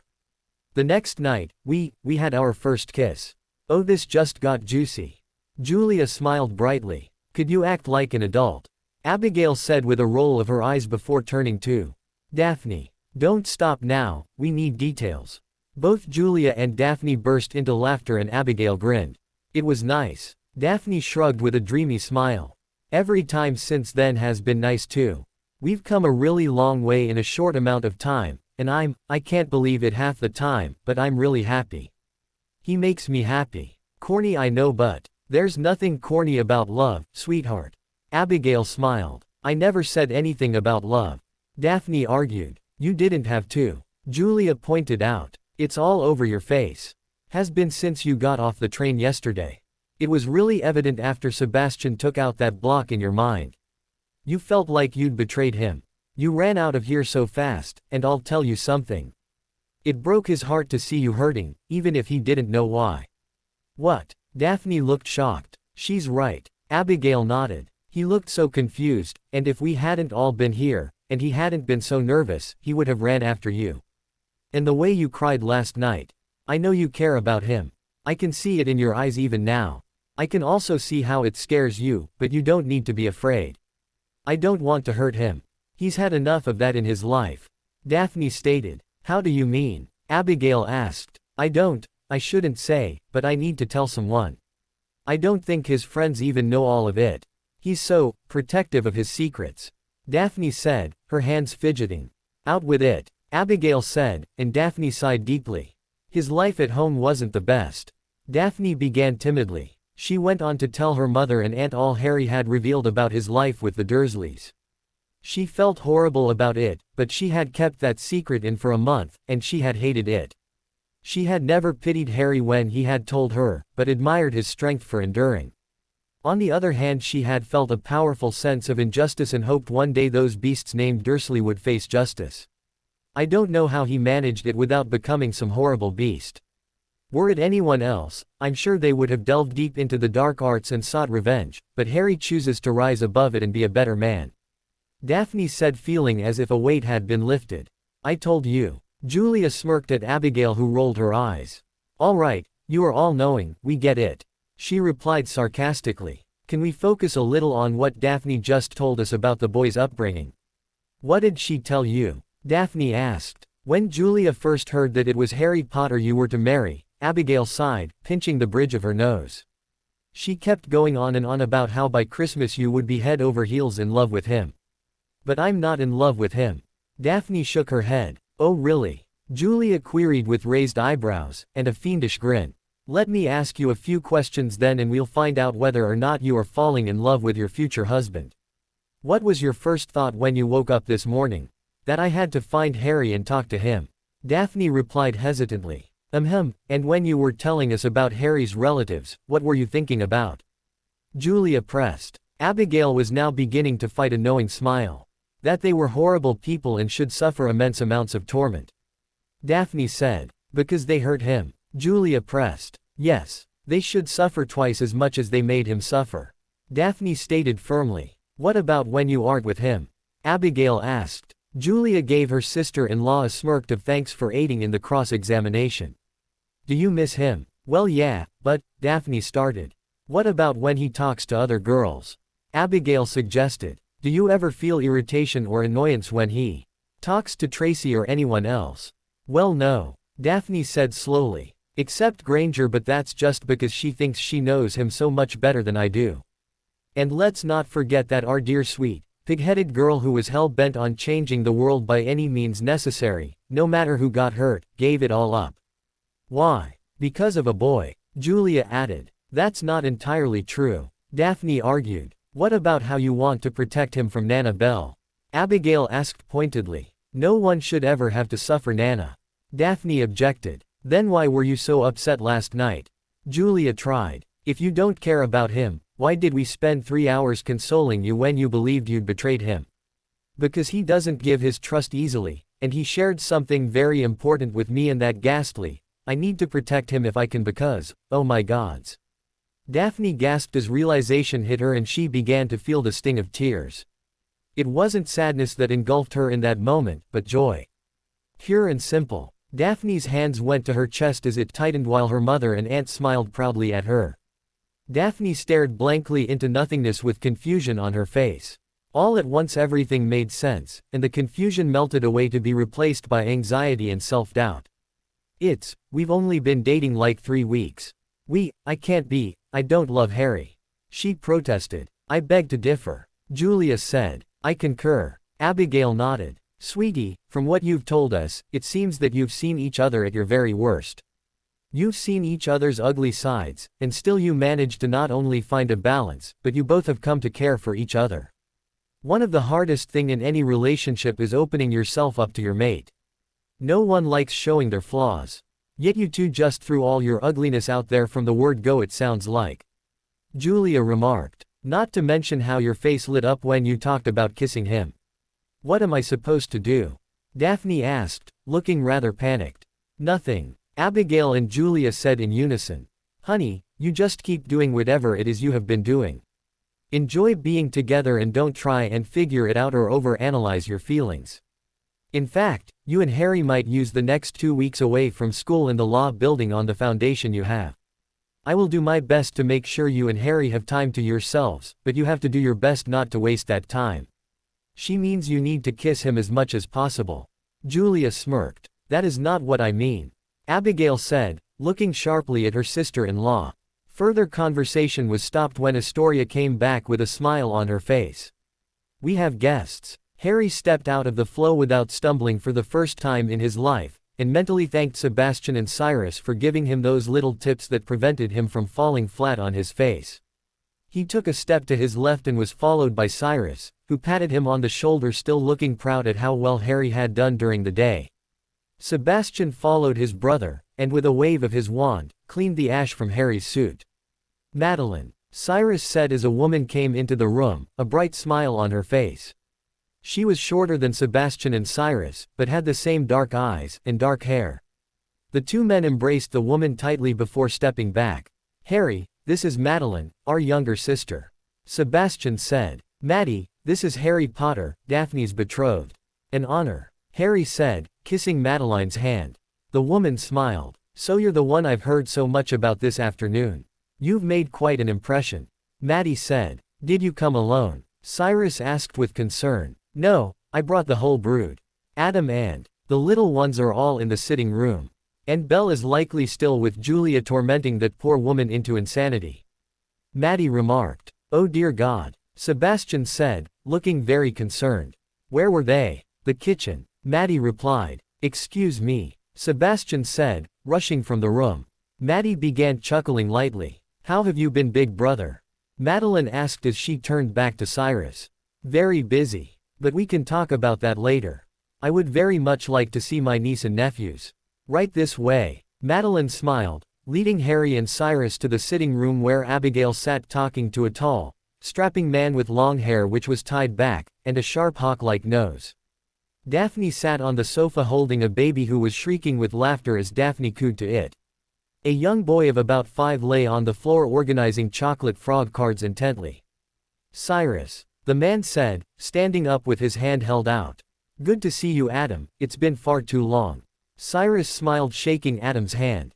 Yes, it has. Maddie concurred. Uncle Cyrus, the boy shouted as he got up from the floor and practically leapt into his uncle's arms. Good Lord Thomas, you are getting really big. Cyrus smiled. The boy began blathering about the important things to a boy of 5 with everyone looking on as Cyrus appeared thrilled to hear all the young boy had to say.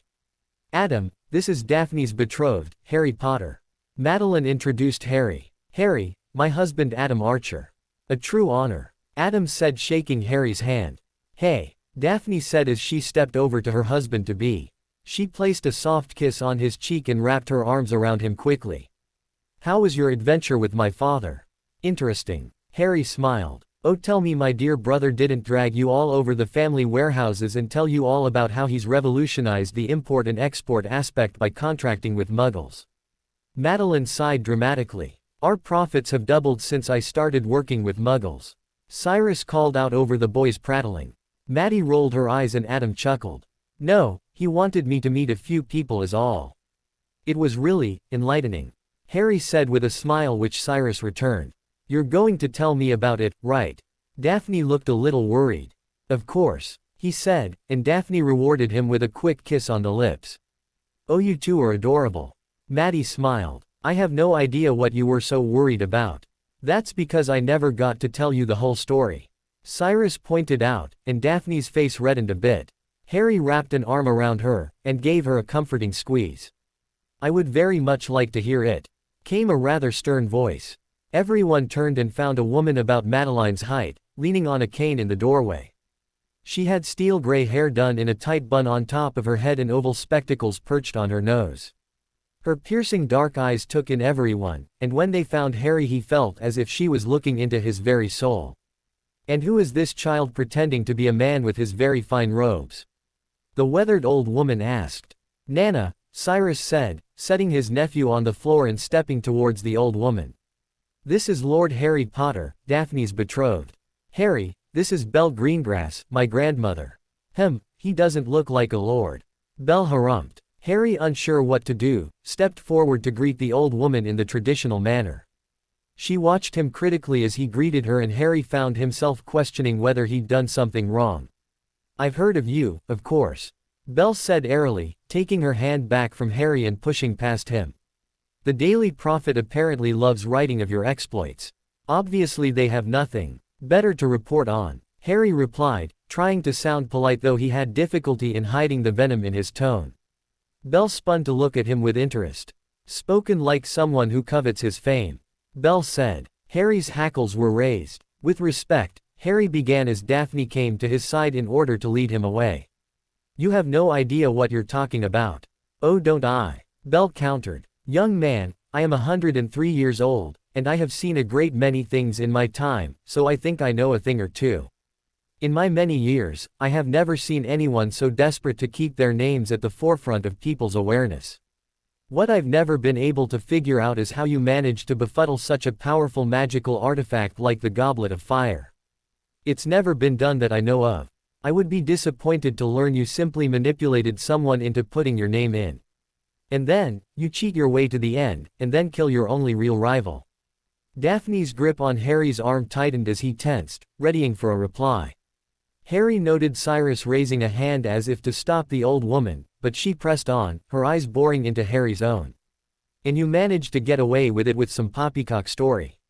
You're a smart one, I'll give you that. Simply uttering the name is enough to make our world shiver in fear, and not look too closely at what you've done. Playing the victim, a very smart strategy indeed. But disgraceful nevertheless. Harry had to take several breaths to keep from shouting at this harpy.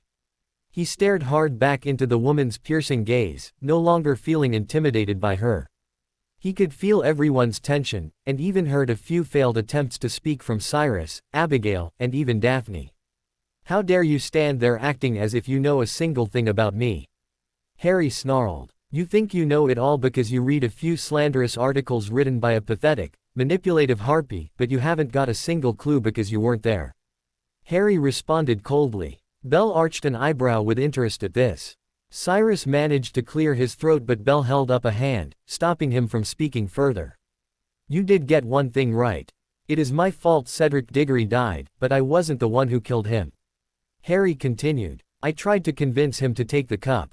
He volunteered to be part of the tournament, and he fought hard to make it to the end, but he was too proud. He was convinced that I deserved it more. So we chose to take it together, for Hogwarts.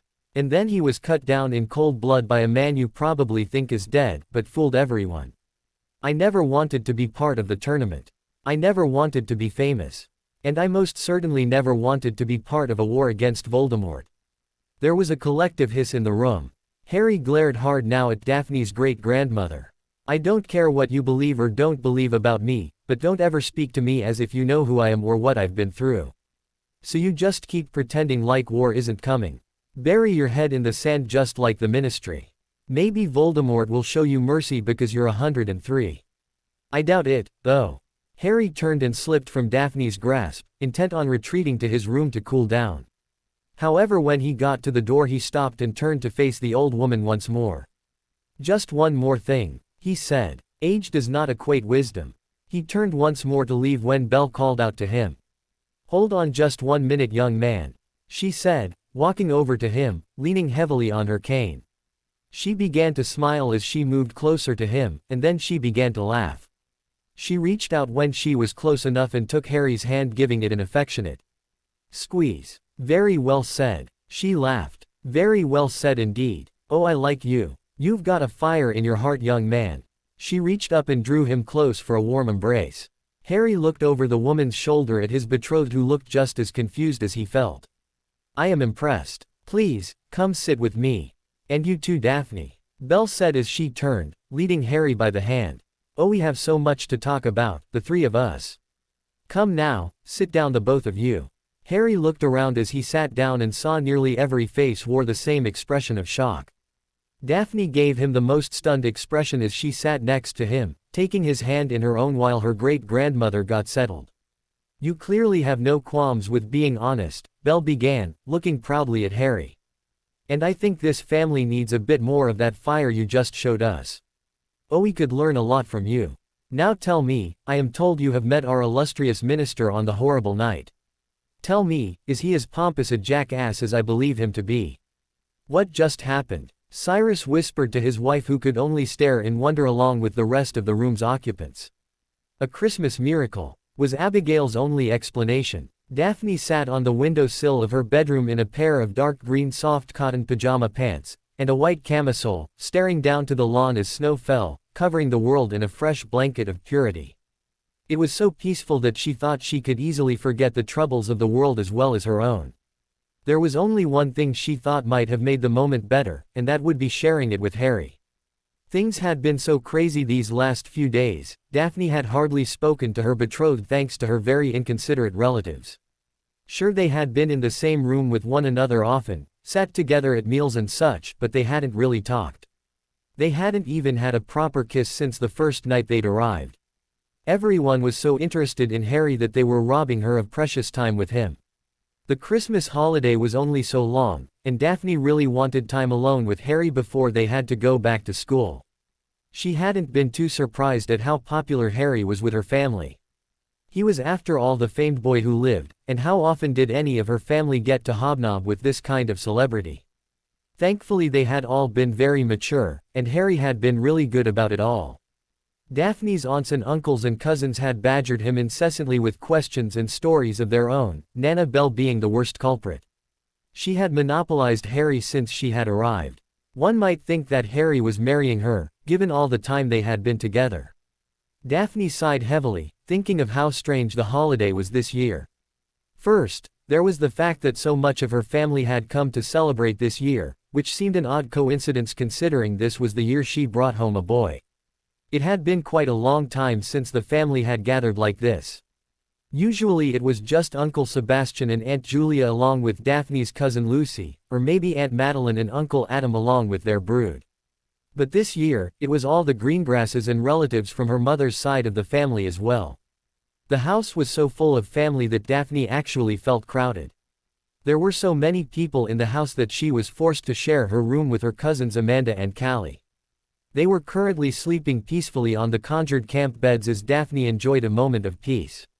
Amanda and Callie had both been very interested in Harry, not only because of who he was, but because, as Callie had said repeatedly, he's freaking gorgeous. Of all Daphne's cousins, Amanda and Callie were the closest in age, but they went to Beauxbatons because they lived in France. They had been aghast to learn that Daphne and Harry were being forced to marry, but also thought Daphne was extremely lucky because she was getting to marry Harry. They had barraged her with inquiries when they'd been sent to bed earlier tonight, and Daphne had gotten rather annoyed because it had just made her realize how much she missed spending her time with him. Daphne slipped down from the windowsill and padded barefoot across the room, having made a decision that she knew was likely going to get her into trouble. If the last few days were any indication, then there was only one way that she and Harry were going to get any time together. In the Greengrass family, it was tradition to bed down early on Christmas Eve. This was so they could rise early on Christmas Day and commence with the festivities. Daphne had been anxious to share her family's traditions with her betrothed ever since he had told her of his own upbringing. She had originally planned to make sure Harry never forgot their first Christmas together, and now she meant to make good on that. She slipped out of her bedroom, closing the door softly behind her so as not to disturb her cousins. She was sure everyone else was asleep, so she intended to be as quiet as a church mouse as she snuck down the hall to where her betrothed was likely sleeping.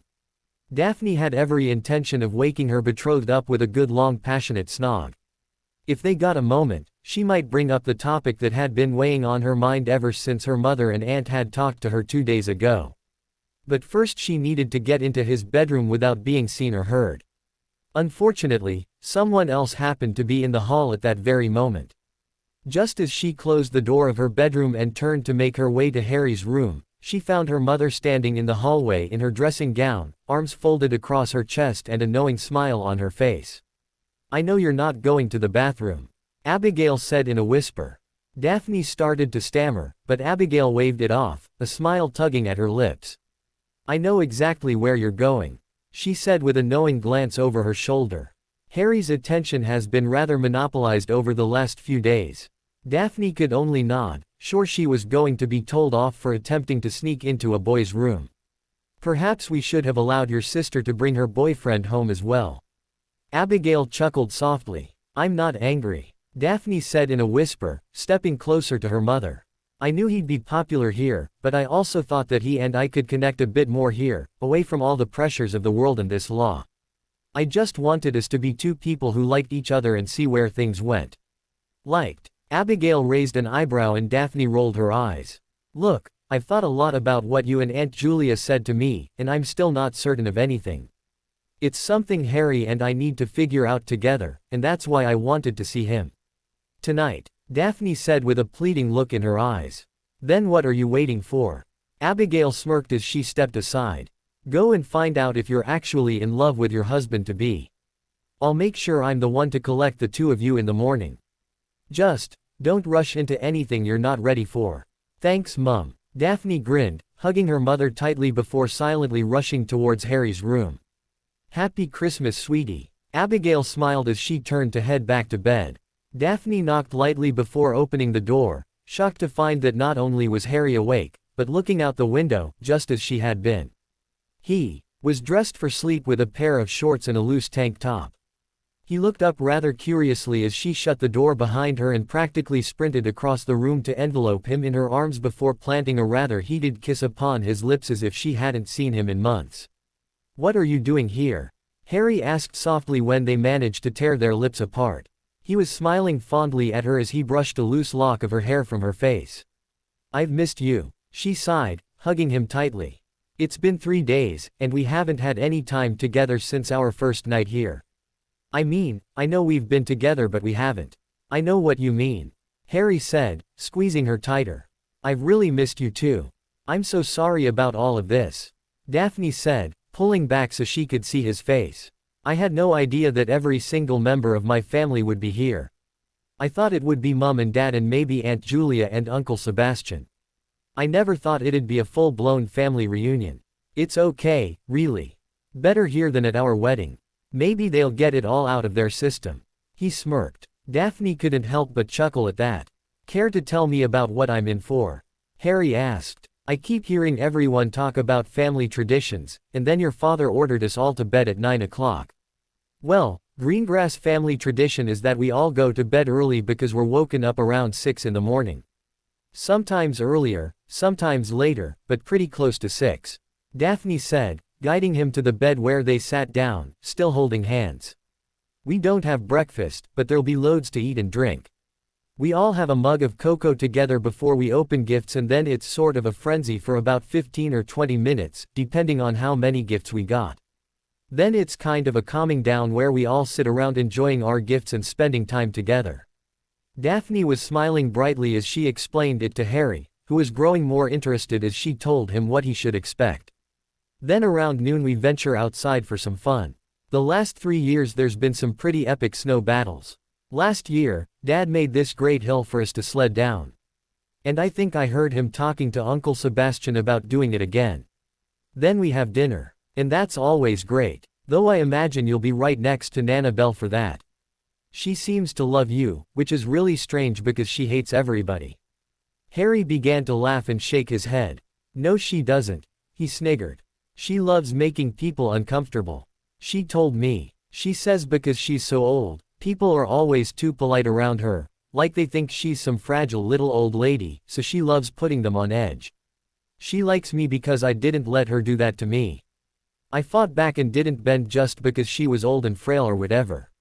She's really proud of you, you know." "What?" Daphne looked shocked at this revelation. "She told me earlier tonight that she was really proud of you for standing up for what you believed in, even though she was appalled by the lengths you were willing to go to. Apparently that's how everyone feels. Proud and disappointed." Harry shrugged. So I've been told. Daphne rolled her eyes. Repeatedly. But it all worked out. Harry pointed out. You saw what your plan could have cost you, and you wisely dropped it. And I promised you that we would find a way to change the world, and make it better, and I wasn't lying. I know. Daphne smiled again, taking his hand in hers. But we don't need to worry about all that just yet. We've got more pressing matters on our plate right now. We do. Harry looked puzzled. Daphne nodded. Yes we do. Daphne stated, starting. Count off the important things they had to deal with. First we have our owls this year which we need to do well on if we hope to have any chance of getting decent jobs. There's the amendment that Montague is trying to get before the Wizengamot. We're going to have a lot more to do with that than just having your name on it. We have a wedding to plan, and that's going to be a pretty major undertaking.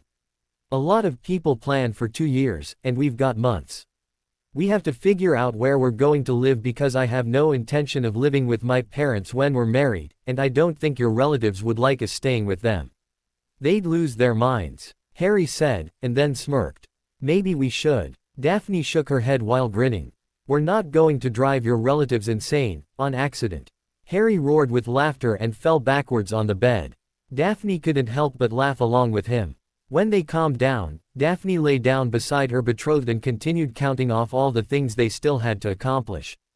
And let's not forget there's that whole you-know-who thing to take care of, making Umbridge pay for messing with our minds, and keeping your godfather safe now that that bitch knows that you're keeping him hidden.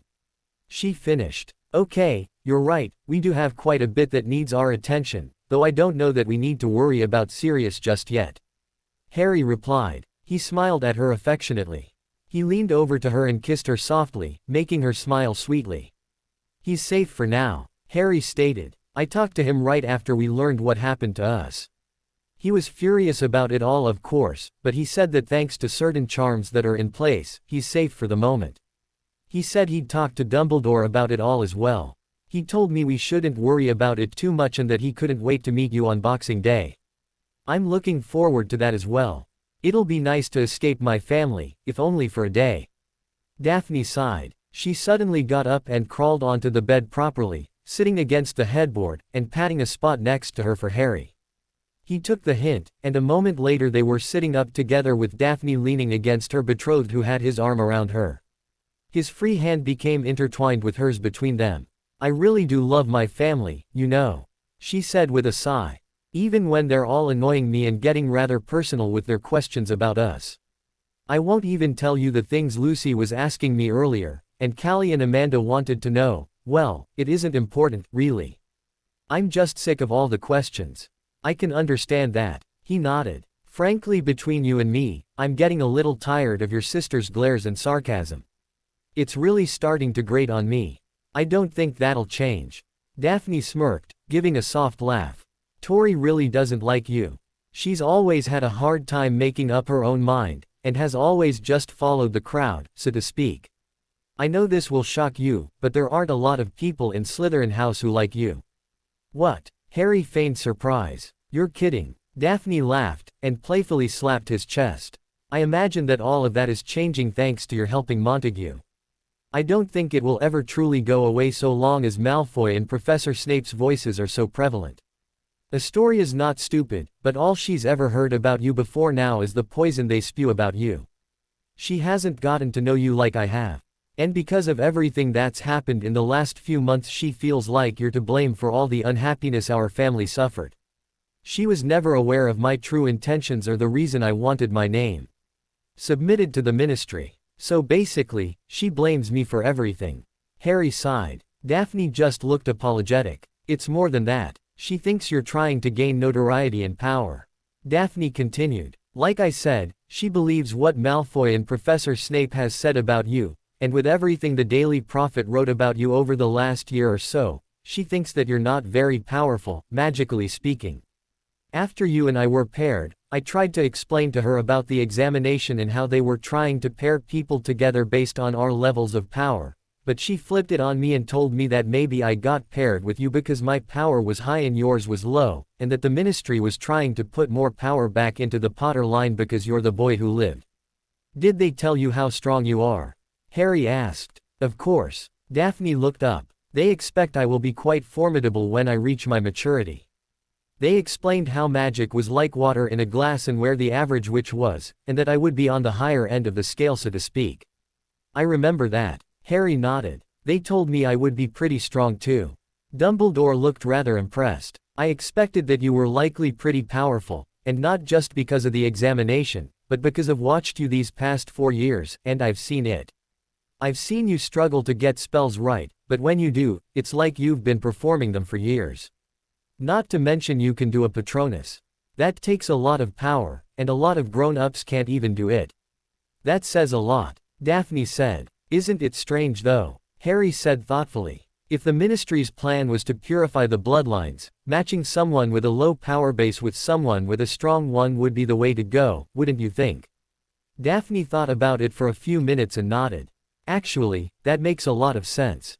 I wonder why they chose to go the way they did. Are they trying to choke the magic out of certain bloodlines? I mean, I know now that this was just an elaborate scheme to get you under the Ministry's thumb, but now I have to wonder what their real agenda is. Your Uncle Sebastian said we likely wouldn't be able to do anything about Umbridge. Harry said. At least not legally anyway. He said that he ruined any chances when he unblocked our memories. If we'd gone to St. Mungo's, a mind healer could have identified the magical signature and we might have had something to build on for legal action. Mum told me the same thing. Daphne huffed. She shivered a bit and snuggled closer to Harry. It was beginning to feel quite cold now. But she's lied to us about being married, and it makes me wonder what else she's lied about. I know it's juvenile, but I really want to hurt her. I agree. Harry nodded. We will find a way to make her pay for what she did to us. There is one thing. Daphne looked up at Harry. Have you thought any more about Montague's suggestion about starting a defense club to help people learn? She's been pretty adamant about not teaching us any defense. If we started learning from you, we'd all stand a decent chance in getting a passing grade in our exams. Can you imagine the look on her face when she finds out an unqualified student was teaching us to pass our exams? Not to mention it would show her that more people believe you and Dumbledore, which is exactly what she doesn't want. You know it was actually Hermione's suggestion. Harry corrected. Whatever. Daphne dismissed it with a wave. Have you thought about it? You don't like her, do you? Harry asked. Daphne rolled her eyes and huffed a bit, but shook her head. Hermione, I mean. No. Daphne admitted a little morosely. I'm sorry. I know she's important to you, and I told you I'd never tell you who you could or couldn't associate with, but Granger and I we don't see eye to eye on a lot of things, and I don't think she and I will ever be friends. I guess it was too much to ask for. Harry sighed. I knew there was no way you and Ron would ever be friends because he's so anti-Slytherin, but I hoped. I know how much you two care about each other. It's not too different from Tracy and I. I promise you that I will always be civil with her, and I will never try and poison you against her. But Hermione and I we're both, Daphne struggled to find the right words. Strong, independent, intelligent women. Harry asked, a smirk on his face. Daphne had to laugh at that and nod. Yeah, okay, let's go with that. Daphne shrugged. Maybe we're just too similar and we see our own faults in the other or something like that. I know she cares about you though, and I will never try and take her away from you. Especially after what you told me about life before Hogwarts. No one should ever have to be as lonely as you were. After this week, I'm positive that loneliness will be a problem I'll never have to suffer. Harry laughed lightly again and Daphne joined him. So since you mentioned it earlier, I take it you've some thoughts on planning our wedding? Harry asked, changing the topic. Daphne noted it, but decided not to press it. She guessed he was probably still mulling over the idea of teaching defense to his fellow students. I think I'd like to be married outside. Someplace really pretty. I know that it's cliché and all, but I think it's romantic too. She said. Did you have someplace in mind? Harry asked. Not really. Daphne shrugged. I just like the idea of being outside in the sunshine. Tracy wants her wedding at the beach. The coast of Cornwall specifically. I think I'd like a greener setting. Whatever you want is fine with me. Harry said, wrapping his arm around Daphne, who snuggled a little closer and yawned widely. We're going to need to sleep, otherwise we're not going to make it through Christmas. Daphne noted. She then smirked, and began to chuckle a bit. What's funny? He asked. We're in bed together. She stated. Harry still looked puzzled. We had to come to my house for us to share a bed. She said, still chuckling. We've shared a bed a few times. Harry pointed out. Daphne shook her head. We've snogged on a bed a few times, but we've never slept together, I mean in the same bed, not, Daphne began, stammering a bit.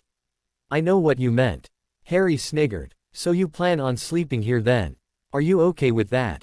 Daphne asked, looking up rather nervously. I mean, I could go back to my room if. No, no, Harry said quickly. I mean, we're going to wind up sleeping together, I mean, you know what I mean. But what about your parents? Won't they get angry when they find you in here with me? My mother caught me sneaking out of my room and gave me permission. Daphne began chuckling again as she began to burrow herself under the blankets, a huge grin on her face. Harry looked a bit nervous, but with Daphne's encouragement, settled himself under the blankets as well. Daphne snuggled closer to Harry and closed her eyes with a sigh, as Harry wrapped his arms around her and got comfortable himself. Tracy told me she's never slept better than when she and Neville. I don't think now is the time to talk about what Neville and Tracy get up to in bed together. Harry remarked nervously. Daphne nodded and looked at her betrothed before giving him a long, soft kiss. It's okay, Harry, she said when she pulled away. We're just going to sleep. That's all. Harry gave her a smile and nodded, his expression relaxing a bit. Happy Christmas, Harry, Daphne said softly. Happy Christmas, Daphne, Harry replied. Moments later, they had both fallen into a satisfying slumber. Harry and Daphne were awoken by Daphne's mother, who was smiling rather mischievously at the both of them. Harry couldn't fight the blush on his face, and apparently, neither could Daphne, but Abigail didn't remark on the fact that she had found them snuggled quite closely together when she had entered. Besides, she had given her permission for them to stay together. Daphne and Abigail left Harry to dress and he was told to come down right away. He slipped on a pair of jeans and a black button-down shirt along with socks and shoes. He gave his hair a futile once-over with a comb before leaving his bedroom. Daphne was emerging from her own bedroom finishing putting her hair into a ponytail as he was passing by. She had put on jeans and flats, and a heavy blue jumper. She hugged him tightly and gave him a kiss before taking his arm so they could go downstairs together. The scene was something out of a storybook. The entire family was seated around the Christmas tree which was nearly buried with wrapped gifts. The adults were seated on 4 sofas which were situated in a half-circle around the tree, with Nana Belle seated in her own chair in the center. The children were on the floor in front of the adults all chattering excitedly, impatiently waiting to open gifts. Harry, Daphne, Nana Belle called out and pointing to a spot just in front of her seat. Come, come children. The young ones won't be held back too much longer. Harry and Daphne traversed the sitting room and sat on the floor just in front of Nana Belle, who bent and squeezed Daphne's shoulder, giving her great-granddaughter a warm smile. Daphne smiled back up, remembering what Harry had said about her great-grandmother actually being a sweet lady at her core. Happy Christmas to you both, she said with a smile. Happy Christmas, Nana, Daphne said back, patting her grandmother's hand affectionately. Can we start now, Mama? Harry saw Daphne's cousin, Rain, standing up looking very hopeful. He was a thin, 4-year-old who greatly resembled his father Abel with straw blonde hair, high cherub-like cheeks and sparkling blue eyes. Just a moment, sweetheart, please sit down. Alfie is bringing cocoa and scones. Rain's mother, and Daphne's Aunt Adele told the lad, who plopped down next to his brothers Andar and Morris, who were trading chocolate frog cards as their cousins Jean, Scott and Thomas looked on.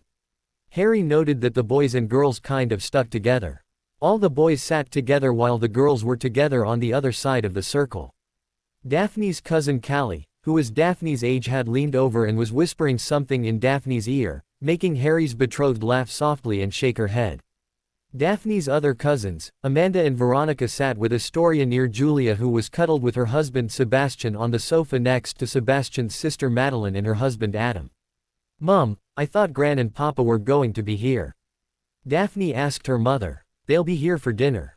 Daphne's Aunt Ariana replied. They had planned to be here late last night, but Papa likely got sucked into some kind of debate with one of his friends or something.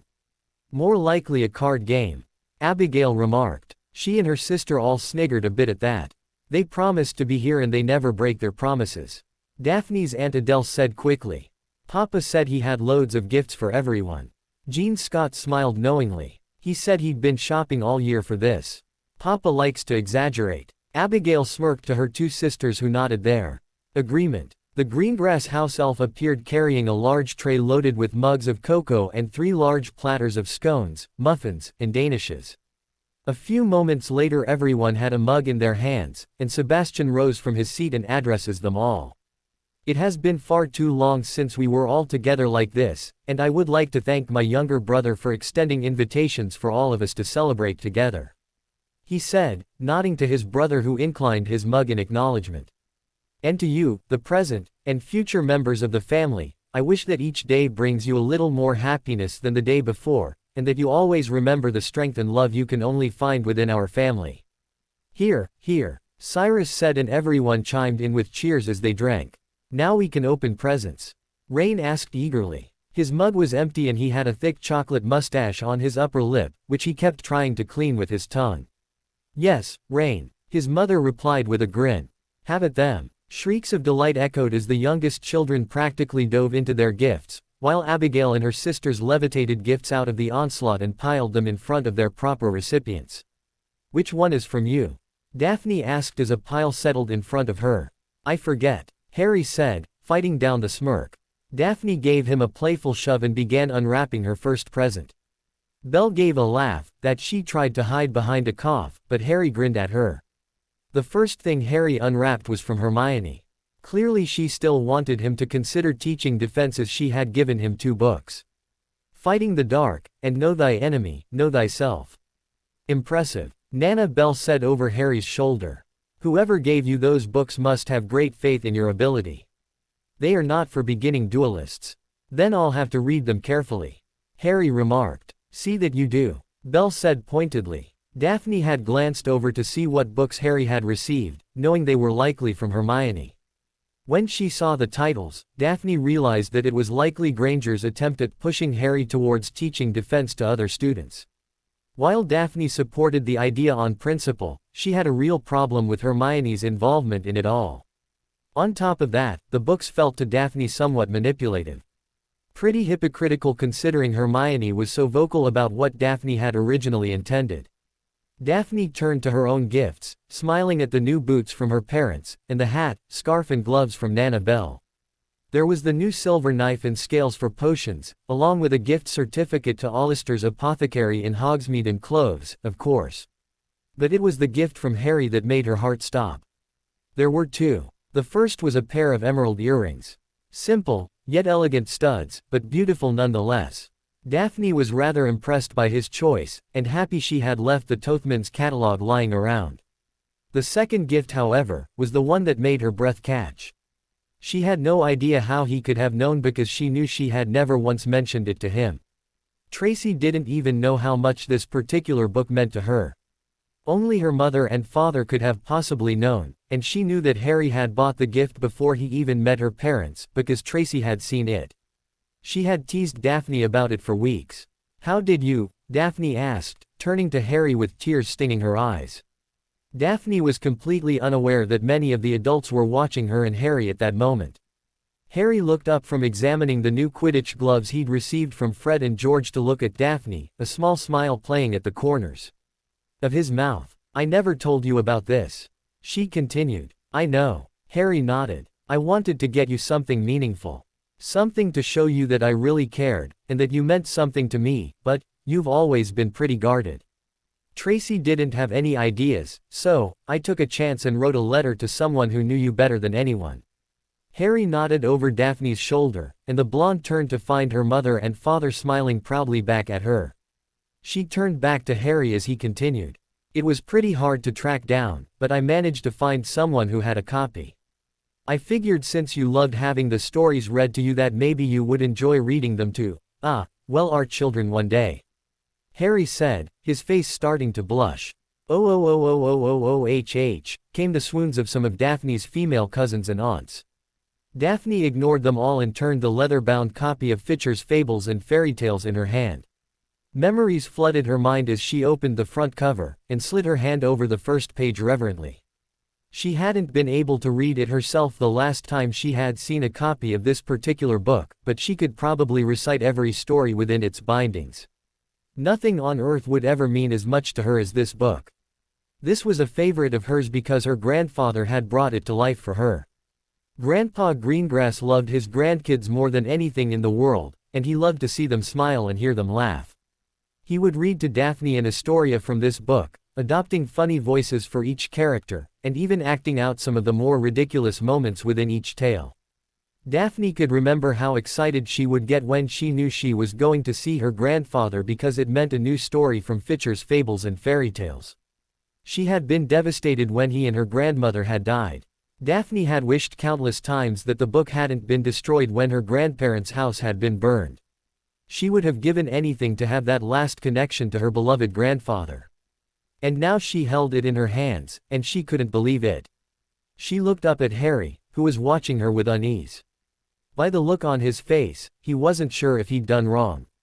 Daphne realized that she was crying, and she smiled, reaching out to pull him close and hugging him fiercely. "Thank you," she whispered, kissing his cheek. "Thank you so very much. This means so much to me, I can't even begin to, just thank you."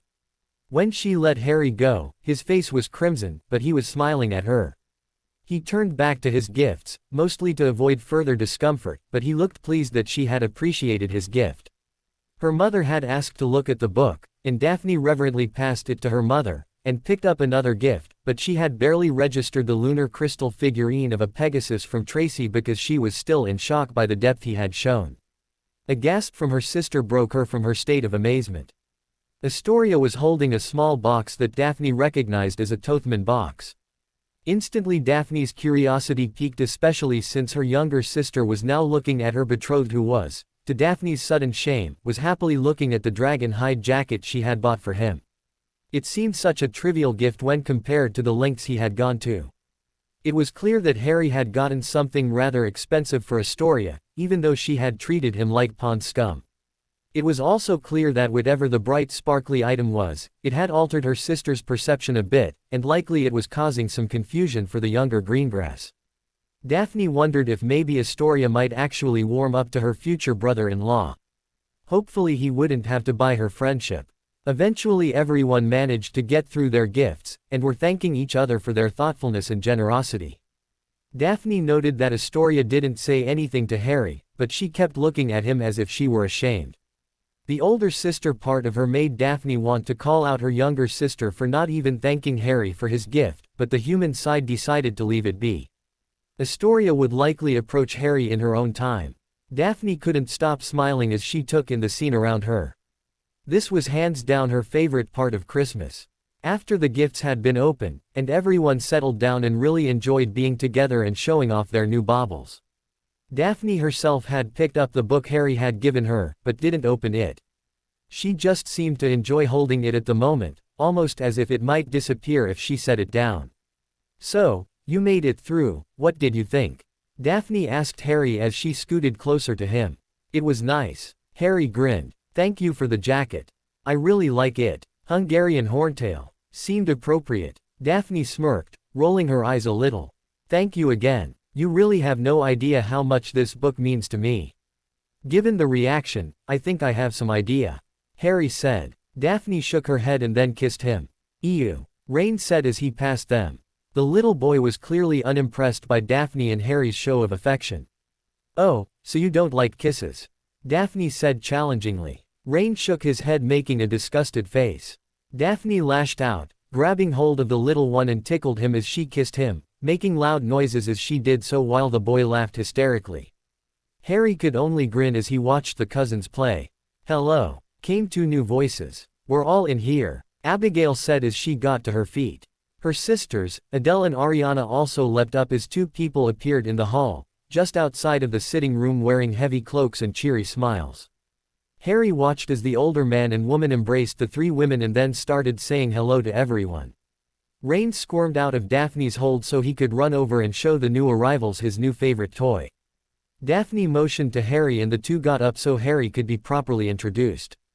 "Oh Daphne." The older woman smiled and hugged the girl tightly. "Oh, look at you.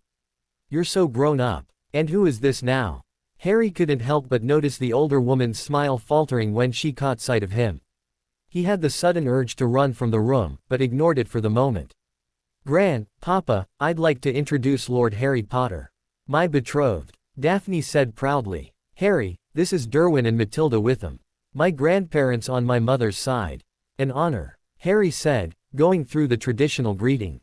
Matilda turned to Abigail with a somewhat strained expression.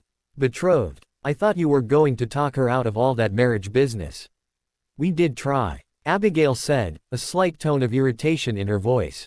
Well, you clearly didn't try hard enough. Matilda said, eyeing Harry as if she suspected him of being diseased. Harry had seen this very look before. It was one his Aunt Petunia had used nearly every day of his life at Privet Drive. Your father and I would have shackled you in your bedroom until it was time for you to go to school to make sure you didn't do something so foolish. Matilda continued, now looking at her daughter. As I told you before, if more parents had resolved to keep their daughters out of it instead of trading them for gold like cattle, then the ministry could never have enforced anything. I remember Mother. Abigail sighed. Matilda, perhaps this isn't the time or place for this discussion, Derwin said, also sounding a bit disturbed. It's Christmas and we've brought more gifts. Harry could only look at Daphne, who gave him an apologetic smile, as her grandparents slipped by them into the sitting room and started handing out gifts from Matilda's handbag, which must have had extension charms given the sizes of some of the packages she was retrieving. I'm gonna go wish Sirius a happy Christmas, Harry said, watching Daphne's grandparents. That sounds good, let's go up, Daphne started, but Harry stopped her with a shake of his head. No, you should spend time with your grandparents. They came all the way from, where did they come from? Harry asked. Either Barcelona, or Amsterdam. Daphne said, looking unsure. Well, they came a long way to see you, so you should spend time with them without, Harry started. Harry, they don't even know you yet. They don't hate you. They're upset with me. You don't have to go hide or anything. You have no reason to be ashamed or anything. I'm not, and I want to spend Christmas with you, Daphne said pointedly. Harry gave her a soft smile, leaned in and gave her a soft kiss that made Daphne smile and sigh. Just give me a few minutes, okay? He asked. I'll go talk to Sirius, and I'll be back before you know it. I think it would be better if we eased your grandparents into this and didn't throw it in their faces. Daphne considered what Harry said, and gave a slow nod, her smile falling slightly. Besides, I don't think me losing my temper and saying something stupid would endear me to them. Daphne gave a little laugh and nodded in agreement. She pulled him close and gave him a quick kiss. 10 minutes, and then I'm coming looking for you, all right? She said. Harry smiled and gave her a nod, slipping away from her and heading up the stairs. 10 minutes, Harry, she called after him. Daphne watched him head upstairs with a slight pang in her heart. She felt her grandparents had been rather rude. She didn't expect all of her family to like Harry, but at least everyone until now had been polite. Except Astoria, of course, but she had been rude to Harry from the beginning and she knew him somewhat. She was certain that once they got to know him, her grandparents would approve of Harry. She just had to give them time. She also had to be patient. She knew better than to push Harry into anything he didn't want to do. That always ended badly. Daphne sighed and put on a smile as she headed back into the sitting room. She asked herself for the 100th time why her parents had decided that this was the Christmas that everyone needed to be together. Harry shut the door behind him and went to his bag to find the two-way mirror that allowed him to talk to his godfather. He didn't know why he'd felt so angry. Daphne's grandparents hadn't said anything to indicate that they didn't like him, but he couldn't help feeling as if he'd upset them with his presence. He also felt rather juvenile at the moment. He knew that not everyone was going to like him, though he realized that because everyone else in Daphne's family seemed to like him that he probably just sort of expected it or something. Sirius, Harry called out, holding the mirror up. It only took a minute and Sirius's cheery face appeared in the mirror. Happy Christmas, Harry. Sirius was grinning. Remus. It's Harry. A second later, Remus Lupin's face appeared in the mirror. Happy Christmas, Harry. How are you? The former defense teacher greeted Harry. Good. Harry smiled. They're good. What happened? Sirius asked, his smile slipping from his face. You've got the same look on your face James used to get when he was upset. I don't know. Harry shrugged. I just met Daphne's grandparents, and I don't think they approved of me. Everyone else has been really great, and I guess I let myself think that her whole family would like me. Not everyone's gonna like you, kid. That's just life. But they also don't know you. Sirius pointed out. I know, Daphne reminded me of that. Harry nodded. I guess I just wasn't prepared for that possibility. I feel really stupid. They were more upset that Daphne went through with getting the law than who she got paired with. They didn't even say anything about me, but it was more the way they looked at me. It was like the way my aunt and uncle used to look at me. Ah, kid, I'm sorry. Sirius sighed. Harry, it's very likely that Daphne's grandparents simply projected their disappointment of Daphne's choice to get involved in the ministry's law and projected that onto you. I think in time, and once they've talked to you, that they'll get over it and come around. Remus advised. You're right. Harry nodded. He took a deep breath and let it out in a whoosh before perking up a bit and asking. How are things there? Everything's fine. Sirius shrugged. It's been really quiet. The Weasleys decided to have Christmas at the Burrow, so the house has been pretty empty. Remus has been helping me do a bit of redecorating. We managed to get my mother's portrait down and had a sort of witch burning of our own last night. Remus began chuckling, and Harry had to laugh at that as well. I haven't yet managed to speak to Dumbledore about Umbridge and what she did to you both, but he's been rather busy. But as soon as I see him next, I'll let him know. You're still planning on coming here tomorrow? Sirius looked hopeful. Yes. Harry began to smile again. Daphne's really looking forward to it. She says she needs a break. Her cousins are driving her mad with all the questions. To be honest, I'm a little tired of all the interrogations myself. It'll be nice to get away even if it is just a day. Well, I'm excited to see you both. It'll just be the four of us, and maybe Tonks. It'll be pretty low-key, but it should be fun. I'll finally be able to tell your lady a few stories about you from when you were a baby. Sirius smirked. Harry rolled his eyes and Sirius laughed. Don't worry, Harry, I'll keep him on his best behavior. Remus promised. Go on, go spend Christmas with your girl. Sirius said cheerily. We'll catch up tomorrow, alright? Yeah, alright, Harry said with a small smile. I'll see you tomorrow. Harry set the mirror aside, and looked out the window and sighed. Sirius and Remus were right. Daphne's grandparents had only met him. He hadn't even said a single word to them. They had no reason to like him or not. They didn't know him. He knew he had to relax and give things some time. There came a knock on the door, and Harry turned to find Daphne entering. Everything okay? She asked. She looked a little irate. Yeah, but you look as though you've lost your holiday spirit. Harry noted. Daphne shrugged as she slipped her arms around Harry's neck and rested her head on his shoulder. She let out another small sigh as his arms enveloped her. I should have come up here with you. Daphne remarked. Gran is really unhappy that I went through with my plan and that I'm betrothed. She thinks that I'm throwing my life away or something. She won't even listen to me when I tried to tell her that that you and I are, that things are good. I suppose we just have to be patient with them. Harry shrugged. We shouldn't be worrying about what anyone else thinks anyway. We only need to worry about what we think and feel about each other. Well said. Daphne pulled back a bit to smile at her betrothed. She kissed him as if to put some kind of period on the point. They both just stood there grinning at each other for a moment before Daphne slipped out of the embrace and took his hand. Come on, she smiled. Dad won't like it if we try and spend the whole day hidden away up here. I think we're going to go outside soon anyway, and that's always good fun. Daphne hadn't lied. The entire family bundled up and went outside where they spent hours playing in the snow. Snowmen were built, and a snowball war was waged, and thanks to magic, a giant snow hill was made for sledding. Things started to get crazy when a snow ramp was made. Things got even crazier when snowmen were built so a sledder could aim for something as they hit the ramp. It was largely agreed that Harry had some of the best runs on the sled, and most of the younger kids preferred riding along with him. Rain, the youngest of all the kids, enjoyed riding with Harry so much that he refused to go down the hill with anyone else, and usually sat to the side until it was his turn to take a trip down with Harry. This apparently was highly unusual as Rain, according to his mother, was a very impatient person. Eventually it was time to go inside and get ready for dinner. Harry learned that Christmas dinner at the Greengrass home was a rather formal affair. When Cyrus announced it was time for them all to dress for dinner, Harry got a bit confused. What did he mean? He asked Daphne, who smiled, and took his hand. Christmas dinner is a formal occasion, she said. We all dress in our best. Dresses for the ladies, and dress robes for the men. I didn't know. I didn't bring, Harry stammered, feeling embarrassment creeping up within him.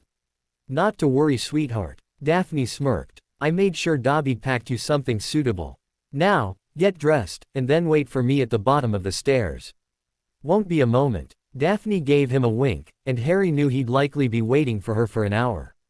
Harry took his time getting dressed, as he didn't feel like standing around like an idiot. He spent extra time on his hair, wondering why he bothered with such a useless endeavor as it simply refused to cooperate. Harry wondered if Potter men had at some point suffered a curse that was handed down through the ages. When he had finished, Harry went to his bed, thinking he'd like to check in with Sirius again. He didn't really have any need to talk to his godfather, he just liked that he could.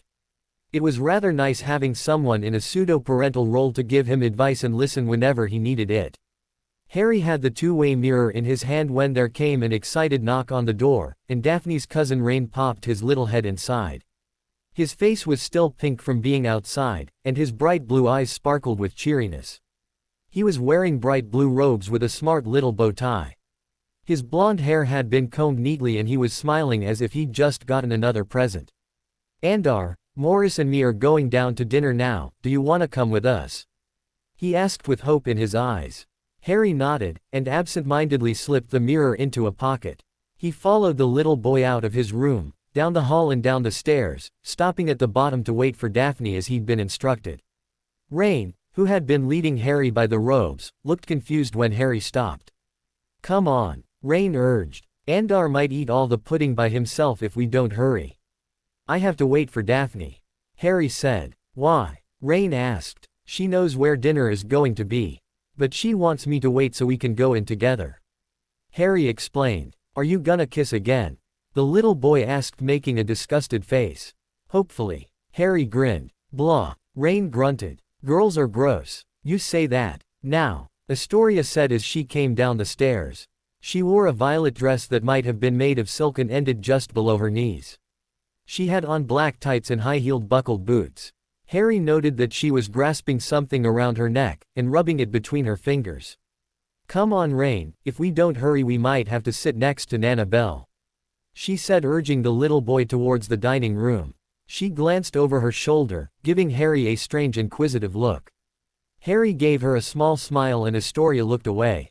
She hadn't said anything to him all day, which was odd, because up until now, she had managed to drop some kind of snide comment his way, much to the ire of her parents. Astoria had been sent to her room a lot over the last few days. I think you might have broken her. Harry turned and felt as if his breath had been stolen from his lungs. Daphne had always been pretty, there was no denying it. But as she descended the stairs to meet him, Harry could not find any words that would accurately describe what he was seeing.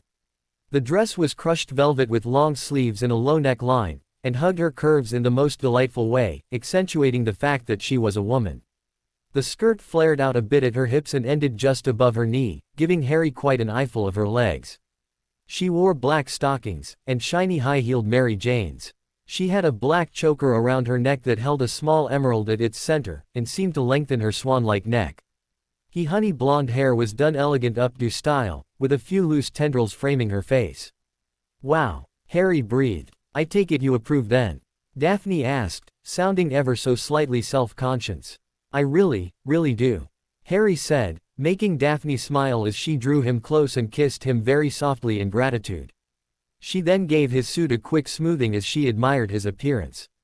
It's been a while since we got all dressed up. As I recall, you looked really nice at Tracy's party, Daphne said, straightening Harry's tie. I don't remember you looking this amazing, Harry confessed. I put more effort in tonight, and this isn't even my best. I've thought a few times about getting really dressed up for you, but I think there needs to be an occasion for it, Daphne said as she took Harry's arm. Then my New Year's resolution is to find that occasion. Harry smirked, and Daphne gave a soft laugh.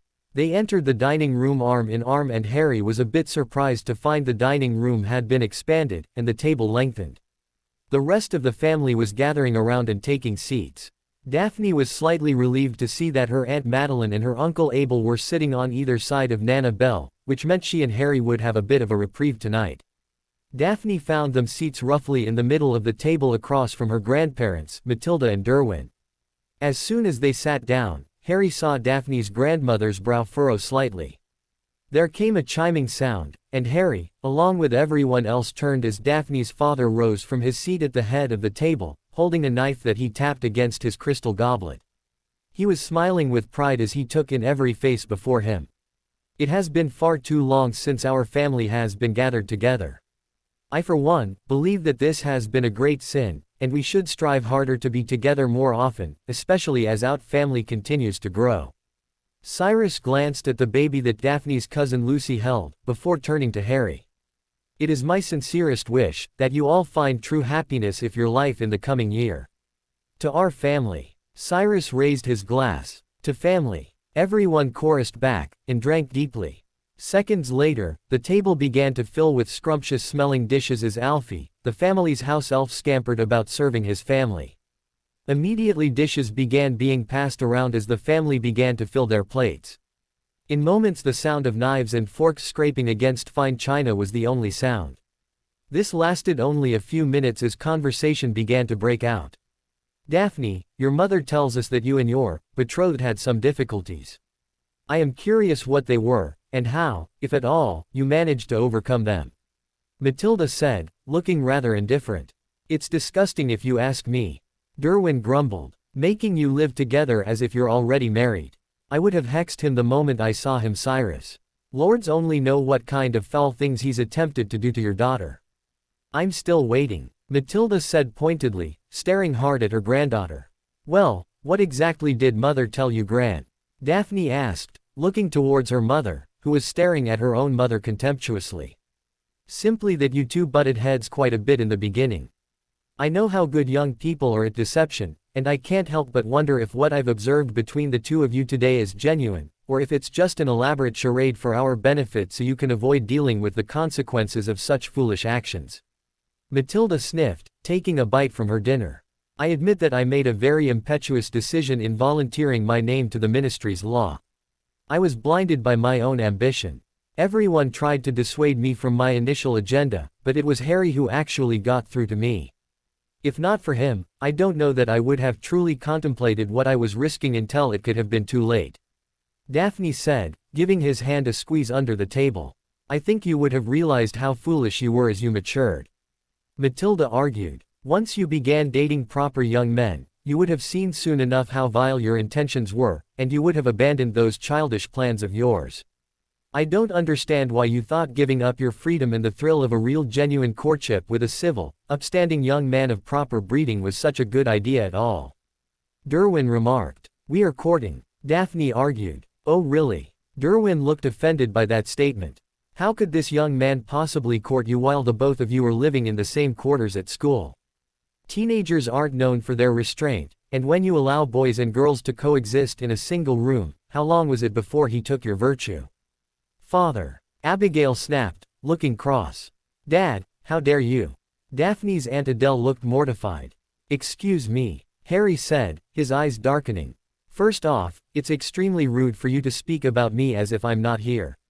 Secondly, you don't know a damn thing about our living situation, or our relationship. You're making judgments on your assumptions without even bothering to ask us about any of it. What's worse, if you did bother to ask, I get the impression you wouldn't even listen to what either of us had to say. I don't like your tone. Derwin grumbled. And I don't like your insinuations. Your granddaughter is a very intelligent, beautiful, and strong woman. I am certain that if I had ever thought of attempting to force myself onto her, there would be no way I would be able to fulfill my obligations under this stupid law. Abigail had to fight the smirk from her face, as Harry rose from his seat, setting his napkin on the table. While I agree with you that Daphne was foolish about being a part of this farce the ministry has cooked up, I consider myself extremely fortunate that she and I were paired together. I have learned so much about this world and its culture and people through her, than everything I've learned in 4 years at Hogwarts combined. I find it contemptuous that you would condemn her for making a silly childish mistake, as if you never once did anything stupid. Under the law, we're forced to marry, but when I marry Daphne, it'll be because I want to." With that, Harry excused himself, leaving a table full of stunned adults and confused children behind. "Excuse me everyone, I've suddenly lost my appetite," Daphne said, setting her napkin on her plate and leaving, catching her mother and father's approving smiles as she turned to go. She was prepared to sprint up the stairs after him, but thankfully he hadn't gotten quite that far. "Did you mean that?" she asked, making him stop. "Which part?" he asked, looking a little confused. Daphne stepped closer to him, as he came back down the stairs. "The part about us getting married. Do you really want to marry me?" she asked. "We've come a long way in 4 months." Harry sighed. "We were both so stubborn. Neither of us was willing to allow the other person in, and we both had our own agendas. But we've come so far, and I know now that I can trust you, and that means so much to me. You've let your guard down with me, and I've seen the real you. The girl who is insecure and unsure, and afraid. I've seen you at your worst, and I hope that you will continue to surprise me when you show your best. I meant what I said. If the ministry decided it had made a mistake, and dissolved the law, and allowed us all our freedom again, I'd still want to be with you." Daphne had begun to tear up as he spoke, and she fell into his arms, holding him tightly as she sniffled. "I've been fighting with myself because I've been terrified of what it was I've been feeling," she said. "I think I'm falling in love with you, Harry, and it petrifies me." "Me too," Harry confessed. "I'm terrified of screwing up, and I'm terrified that I'll disappoint you." "We're both scared," Daphne said, pulling back a bit so she could look him in the eye. "But we've figured it out together this far. I'm pretty sure we can figure it all out as we go. After all, no relationship is perfect, right? Except Neville and Tracy. Yeah, well those two are a fluke of nature or something. I don't think we should ever compare our relationship with them, or we're doomed for failure." Harry smirked. Daphne nodded, and then Harry kissed her softly, caressing her cheek. "Let's get out of here," Daphne suggested. "Let's go to your godfather's tonight. I'll leave a note for my parents, and we can spend a bit more time with him. I think we've had enough time with my side of the family, especially after that." Harry started, but Daphne shook her head. "No buts, Harry," she smiled. "I've had enough of this, and I know you have as well. We'll go upstairs, pack a few things, and go. We'll come back in a couple of days, and things will have calmed down, and everything will be fine." "But it's Christmas," Harry remarked. He didn't want Daphne to regret not being with her family. "So we'll give Sirius a present by showing up early." Daphne smiled, pulling him upstairs so they could get their things. "In the attic. You'll get a clear view of the entire property," Cyrus said, storming out of the dining room, followed by his older brother and a few others. "Daphne, you and Harry need to get into the basement with the others." "What's going on?" Daphne asked, puzzled. "Do as your father says," Abigail said as she came past. "But what's happening?" Daphne demanded. "Something tripped the wards," Abigail stated. "You and Harry need to go downstairs with your sister and the other kids." "Exactly what tripped the wards?"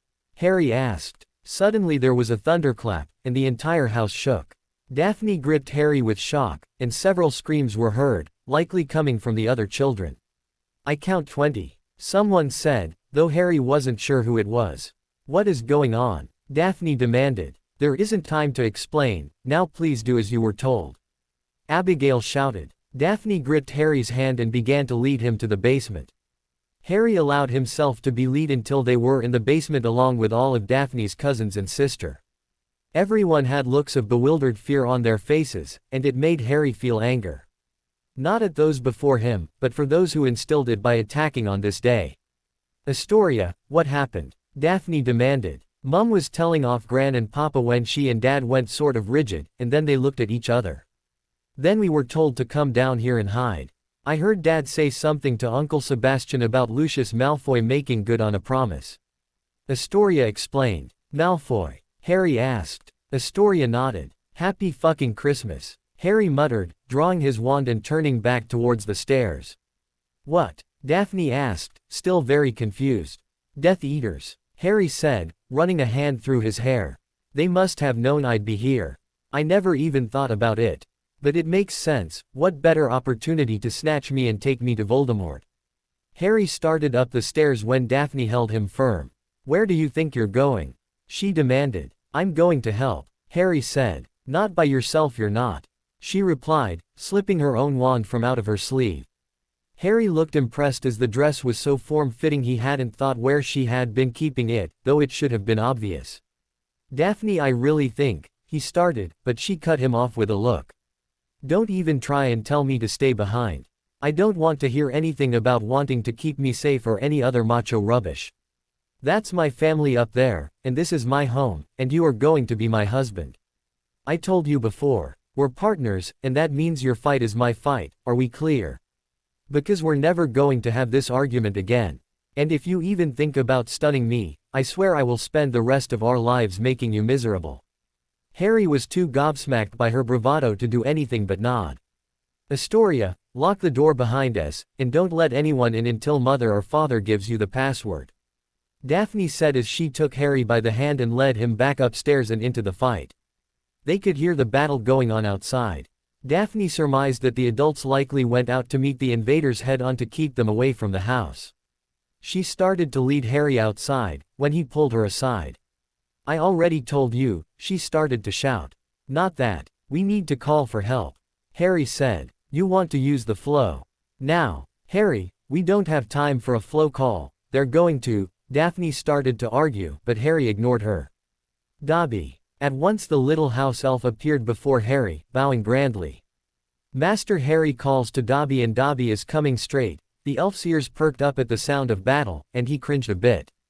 Dobby, this is very important, Harry said, kneeling so he was closer to Dobby, placing a hand on his diminutive shoulder. I need you to go to my godfather and tell him that Daphne's house is under attack and that he needs to send help. If you can't find Sirius, then you need to find Dumbledore. Tell them that it's Death Eaters, and we need them right away, got it? Dobby nodded, and with a pop, disappeared to carry out Harry's orders. I didn't think of that, Daphne stated a little embarrassed. I almost didn't either, Harry confessed, gripping his wand tighter and heading for the door with his betrothed at his side. It would have been near pitch black outside, except the snow helped dissipate the dark. They could see people fighting thanks to the flashes of spells. There were loud cracks, and cries of spells being cast. We're not going to go head-on, Harry stated. We're going to circle around and catch the Death Eaters from behind. Don't hold back. Do whatever you have to do to drop them. Got it? Harry asked. Daphne nodded and they took off into the snow with Daphne leading as she was intimately familiar with the landscape. She led them to the left of the front door, going as fast as the snow and Daphne's heels would allow. There weren't a great many trees or shrubbery to hide them, but thankfully no one seemed to notice them at the moment. After they'd gone a ways away, Daphne turned them so they would eventually head back towards the battle coming from behind. It wasn't very long before they came upon their first opportunity to help. Daphne's cousin Lucy was trying to hold her own against a rather rotund robed figure, who was laughing menacingly as he beat Lucy back. She had fallen to her knees and was struggling to keep her shield up as tears of fear fell from her eyes. Harry also saw that someone was lying face down in the snow behind her. Bombarda! Harry shouted. The fiery blue spell erupted from his wand and impacted in the Death Eater's spine with a resounding heavy thump, followed by several sickening cracks. The robed figure was sent tumbling right over Lucy's head, and collided with the ground with a hollow sort of crack, a wheeze, and then silence. Daphne rushed forward to check on her cousin. Lucy? Daphne asked, coming to her cousin's side. Are you okay? He hit Adam with something and then he kept telling me what he was going to do to me. I was so scared, Lucy sobbed. He was toying with you, Harry stated angrily. Can you get him back to the house? Daphne asked. Lucy shook her head, clearly too afraid to do much more than cry. We'll come back for her, Harry said. She should be okay here for now if we can sneak up on the others. Daphne squeezed her cousin's shoulder and followed Harry along. The next battle they happened upon was none other than Nana Bell, who was single-handedly fending off two Death Eaters, who were clearly flummoxed by the old woman's strength and prowess with a wand. The little old lady actually looked as if she was enjoying the challenge. This time it was Daphne who struck first using a leg locker jinx, causing the attacker to fall face first into the snow. She followed that with an incarcerus, tying the first Death Eater with thick heavy ropes. Unfortunately, Daphne's success distracted her great-grandmother from her battle and gave the other Death Eater an opening to land a piercing hex. Belle shouted with pain, stumbling back and holding her abdomen. Harry leapt into the fray with a series of cutting and piercing hexes. Daphne went to her great-grandmother, who tried to push Daphne away so she could finish her fight. Everyone forgot about the second Death Eater, who freed himself from the ropes and set off a spell that created a loud bang, and shot bright sparks into the sky. That was when the tone of the battle shifted as many Death Eaters turned their attentions. Harry realized that the whole battle had been to draw him out, and he'd fallen right into the trap. In a second there were 3 new Death Eaters lending their wands to the other 2. "Give up, Potter," one of the scoundrels shouted. "You're outnumbered and outclassed." Harry grimaced and dove right, sending a barrage of spells, thanking Dumbledore mentally for those extremely helpful books. He'd spent so much time in the past few months poring over the texts and practicing in the room of requirement that he'd exhausted himself more than a few times. Now was the payoff. The Death Eaters had underestimated him and his ability, and worse still, they had ignored both Belle and Daphne. This had been their fatal error. Harry knew he wouldn't last long on his own, but knew if he distracted them enough, and kept their attention on him, the Death Eaters would fall prey to their own hubris. Working together, Belle and Daphne made short work of the black-robed miscreants. Daphne took Harry's advice to heart, and used the most harmful hexes she knew to bring down every Death Eater she fired upon, though her great-grandmother's aim was far more accurate. Once all 5 assailants were face down in the snow, Belle did a fancy bit of wand work and the 5 men were bound tightly in chains, silenced, and then disillusioned. "We don't want their little friends reviving or freeing them, do we?" Belle asked with a knowing smile. That smile faltered, and the old woman stumbled a bit, her hand going to the wound on her abdomen. Daphne was next to her in an instant. "I don't know how to heal this," she admitted to Harry. "We need to get her some help." "Watch out," Harry shouted, leaping forward to knock both women to the ground, narrowly avoiding a large flaming hunk of stone.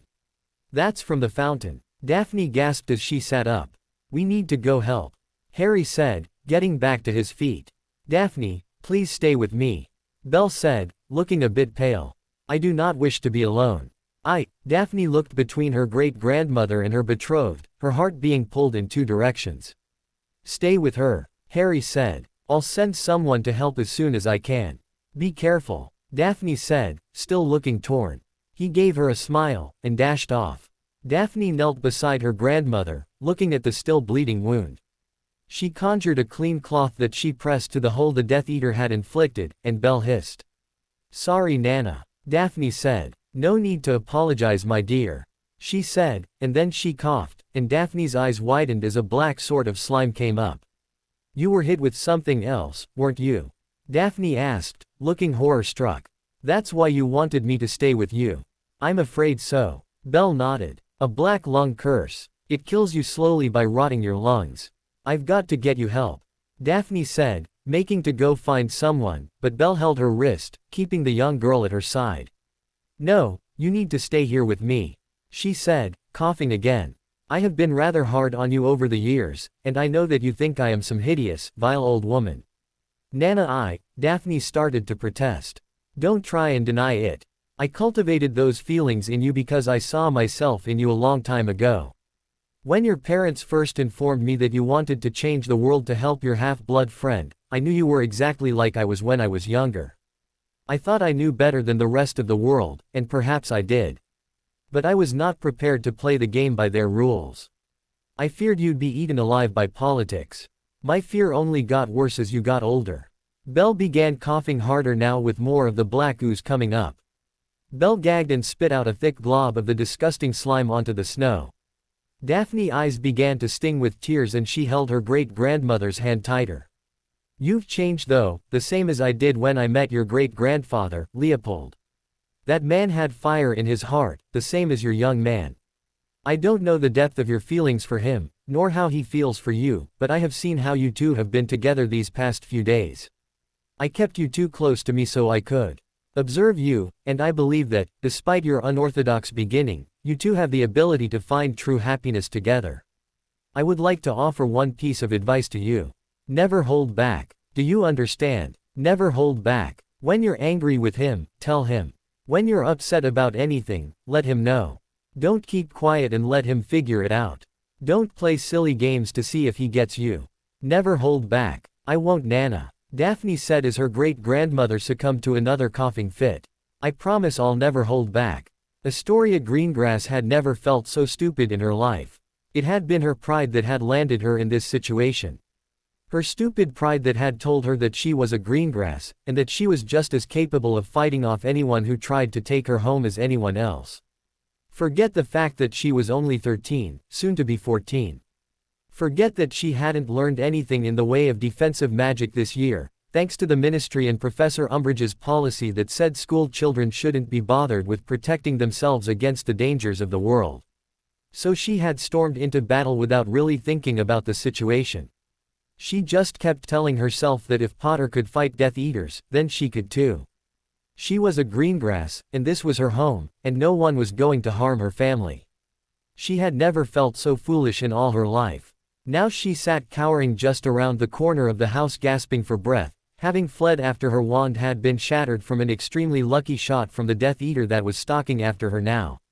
He was chuckling loudly as he approached, and Astoria was looking around for any place to hide.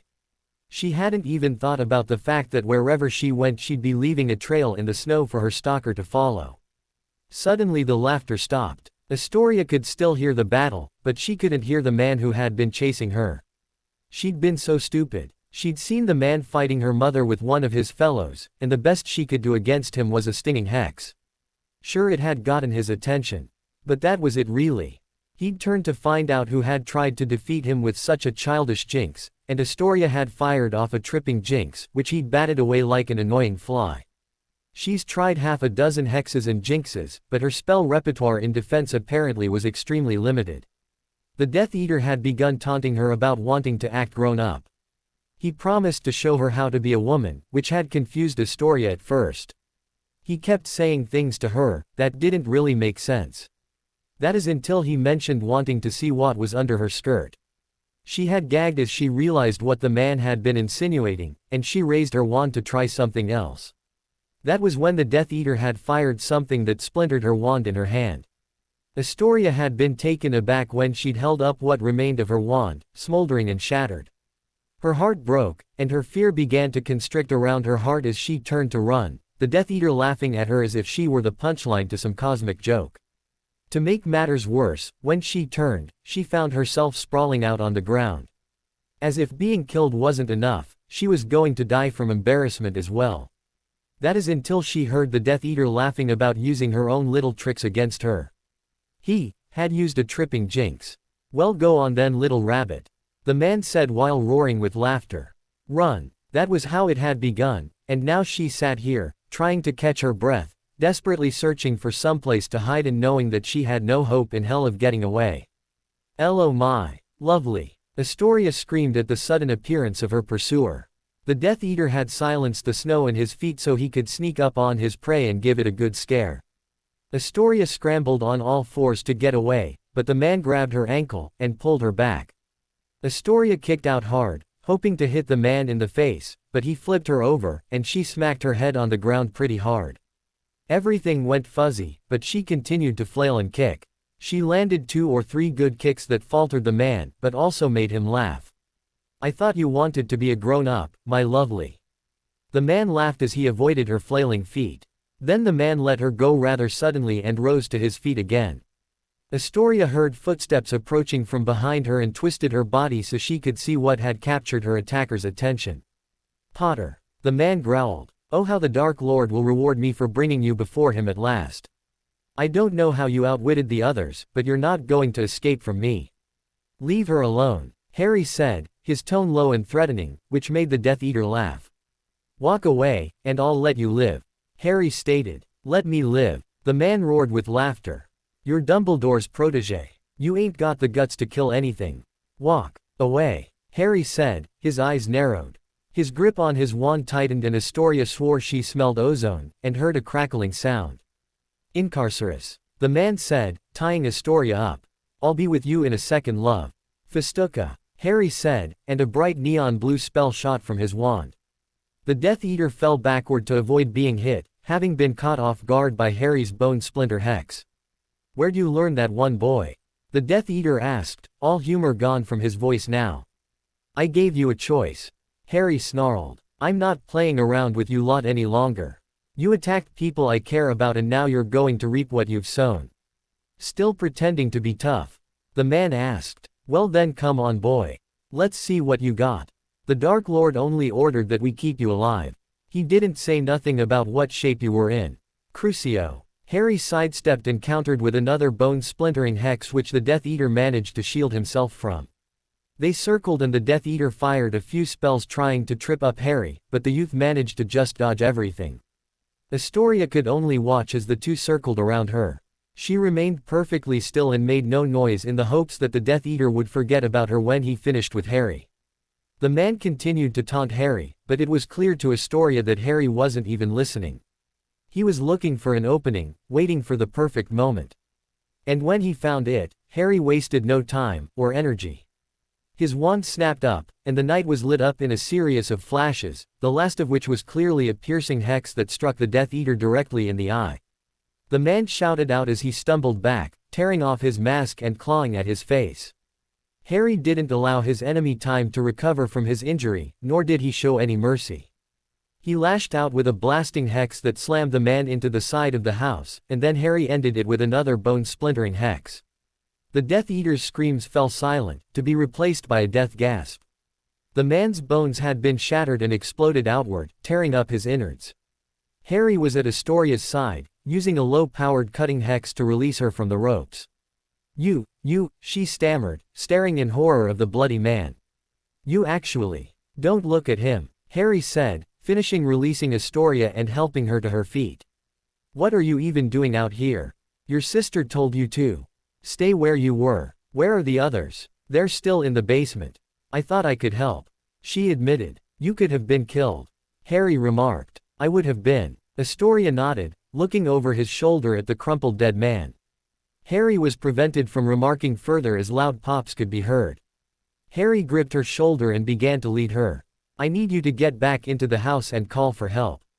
I'm going to find Daphne and—" "Wait," Astoria stopped him. "Do you hear that?" "What?" Harry said, listening. "I can't hear anything." "Exactly. The fighting stopped," she said. The two of them crept around the house and peered around a corner.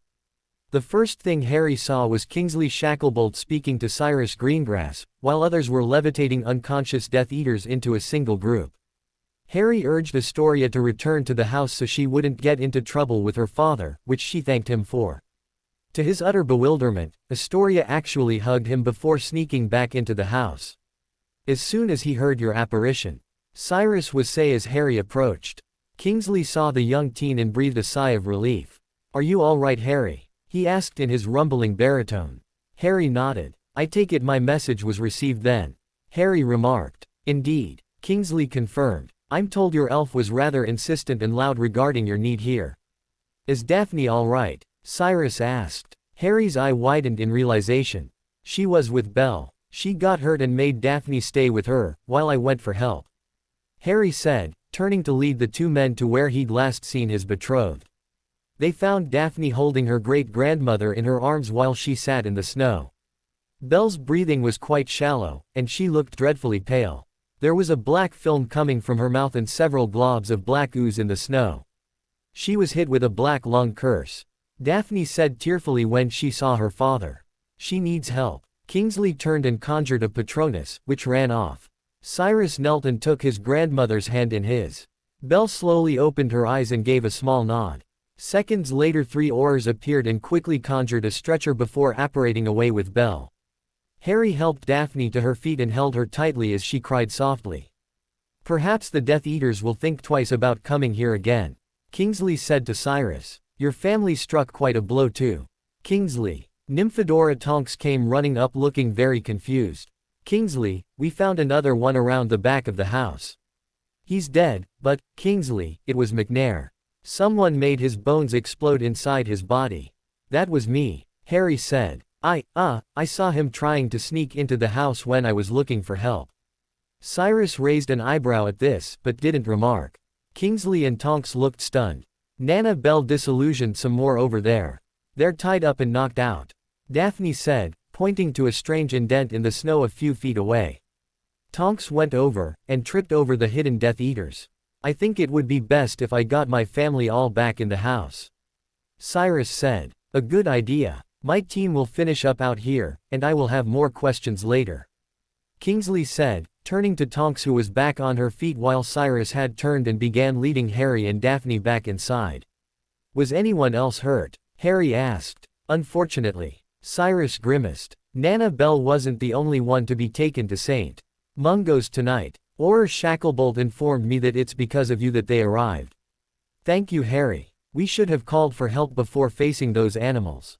But pride sometimes gets the better of us. Who else got hurt? Daphne asked. Every one of us, Cyrus claimed. But nothing that can't be fixed with potions or a few healing charms. However, your Aunt Adele was tortured and we still don't know what happened to Adam. Lucy was barely able to speak when the Aurors found her, though she did mention that you two found her and helped her. And, I don't think your Uncle Abel will survive the night. What they did to him. They stopped just outside the door and Cyrus turned to Harry and Daphne. I'm going to be sending everyone home, or to our summer cottage. I know you two had plans to visit Harry's family. I want you two to go tonight. The wards were damaged, and Uncle Sebastian and I will need a few days to repair them before we're safe here again. I will call you when it's safe to return. Go inside and inform your mother. I would like to speak to Harry for a moment. Cyrus said, turning so Daphne could pass. She stopped only long enough to hug her father tightly before going inside. Thank you, Harry. Cyrus said, turning back to the young man. I know you saved Astoria. I didn't, Harry stammered, but Cyrus held up his hand to stop him. I was fighting two of those bastards, but I saw her being chased. I have no idea why she was out here in the first place and I couldn't get to her. I was afraid I'd lost one of my girls tonight, but then I saw you helping her sneak back into the house. When I saw the both of you, my heart, thank you, Harry. Cyrus said, grasping both of Harry's shoulder and pulling him close to hug him gratefully. Harry had nothing to say. What could he say? He was so overcome by what was happening that he could barely breathe. When Cyrus let him go, Harry just gave a weak little nod and went into the house to find Daphne. He just wanted to get to Grimmauld Place and talk to Sirius. Also, he really wanted to thank Dobby for being such a loyal friend. Getting to number 12 Grimmauld Place after the attack wasn't simple. The flow at Sirius's home was locked, so Harry and Daphne couldn't use it to get there. Besides that, it was under the Fidelius charm, and as Harry wasn't the secret keeper, he couldn't tell Daphne the location, much less announce it so he could use the flow in any event. Harry couldn't apparate, nor could he make a portkey, which made for a rather tough situation. Worse still, Harry couldn't ask any of the members of the Order of the Phoenix who were around for fear of getting them in trouble, as it was supposed to be secret. In the end, Daphne suggested that perhaps Dobby could get them there. However, when the diminutive creature was called, Dobby actually looked heartbroken and admitted that while he could pass through the wards easily, he wouldn't be able to take them through the protections. It was then that Harry suggested that Dobby ask Sirius to make them a portkey. Dobby complied happily, and it wasn't long before Harry and Daphne were dumped on the floor of the Black ancestral home's sitting room, where a very concerned-looking Sirius Black greeted them. "Oh, Harry," Sirius said, embracing his godson tightly. "I've been so bloody worried. I couldn't get anyone to tell me what was happening. Are you all right?" Harry gave a weak sort of nod and Sirius stared at him for a moment longer. He could tell Harry wasn't as fine as he intimated, but chose for the moment to let the matter drop. He turned to the girl and a wide smile appeared on his face. "Miss Daphne Greengrass, it's good to finally meet you in person," he said, offering his hand. She accepted it with a smile of her own that didn't quite reach her eyes. Sirius's smile faded a bit as he looked upon the two young people and he sighed. "You both look worn out," he stated. "I wasn't sure about your situation, so I had Creature prepare 2 rooms for you." "We only need one," Daphne said. Harry looked at her rather surprised, yet pleased. "All right then, I'll show you to the rooms, and you can decide which one to use. You both look like you could use the rest and we can talk in the morning," Sirius suggested, turning to lead them upstairs. "I don't want to sleep," Harry murmured. "I don't think I could if I tried," Daphne added. Sirius considered this for a moment and then turned and led them into the kitchen. He told them both to sit down as he prepared tea. A few moments later he set 3 mugs and a pot of tea down on the table along with a brand new bottle of Ogden's finest, just in case. "So tell me what happened," Sirius said as he took his seat. "Dumbledore flowed me to let me know there was an attack. He forbade me to go, of course." "That's probably a good thing," Daphne said. "I don't think having you wind up back in Azkaban because the Aurors showed up would make for a very good Christmas. We need you safe," Harry added. "I know you hate it here, but until we can figure out how to clear your name." I know, Sirius sighed. "So what happened?" Harry took a deep breath and then launched into an explanation of the events that had taken place earlier. Sirius listened carefully to every word. He turned to Daphne to smile when Harry explained how she refused to let him run off alone, and Daphne blushed slightly. Harry continued, telling his godfather about how they had come upon Daphne's cousin first, and then her great-grandmother. He went on to tell them about encountering the Death Eater that had been stalking Astoria and about how they had dueled and how in the end, Harry had to take the man's life. Daphne held on to his hand tightly, both in gratitude for what he did to protect her sister, and in support as he was clearly having trouble dealing with what he had done. When he was finished, Harry reached out and poured a liberal amount of fire whiskey into the mug before him and downed it in a single gulp. Harry wasn't prepared for the hot alcohol that burned his throat and coughed hard. Harry decided then and there he wasn't a fan of the drink. "It's an acquired taste," Sirius said with a smirk before school, his expression to one of earnestness. "After hearing all that, I think I know what's bothering you, kid." Harry looked up at his godfather, who fixed him with a rather hard stare.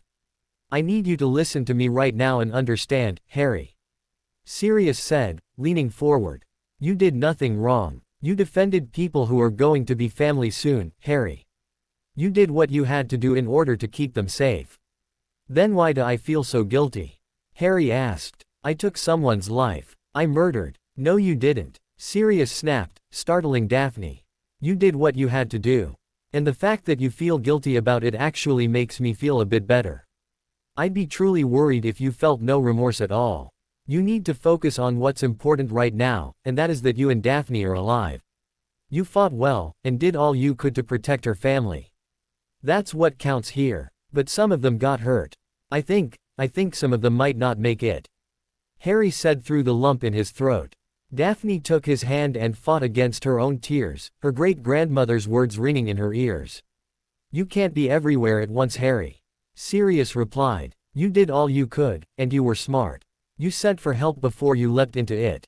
I hate to say it, but you're likely going to find yourself in a few more situations where you're going to have to make tough choices in the heat of the moment. I urge you not to hesitate. If you have to kill someone to protect yourself or the people you care about, you end their life. I know it sounds heartless, Harry, but the guilt you feel over taking a life would be nothing in comparison with the guilt you would feel if you allowed someone to die when you could have stopped it. Understand?" Both Harry and Daphne nodded, and then Daphne turned to Harry.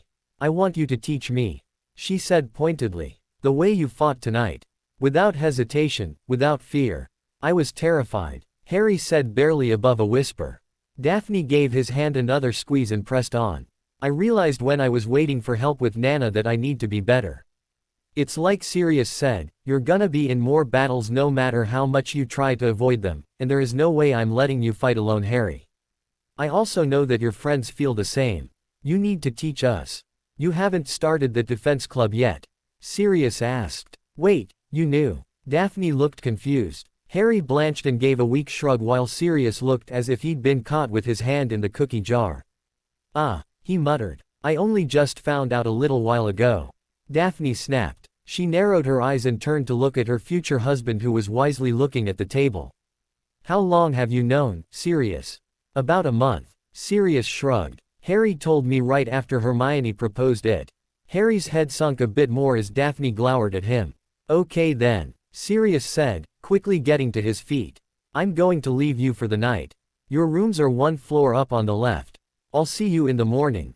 I hope, and we'll have breakfast and exchange gifts." "All right." Daphne was still glaring at her betrothed and Harry kept his eyes on the empty cup in front of him. Yeah," Sirius said anxiously. "Good night then." And then he left as quickly as his feet would carry him, just short of sprinting. You told Sirius about it before me? Daphne asked irritably. We weren't really getting along at that time. Harry replied rather lamely. Daphne nodded however, understanding his reasoning.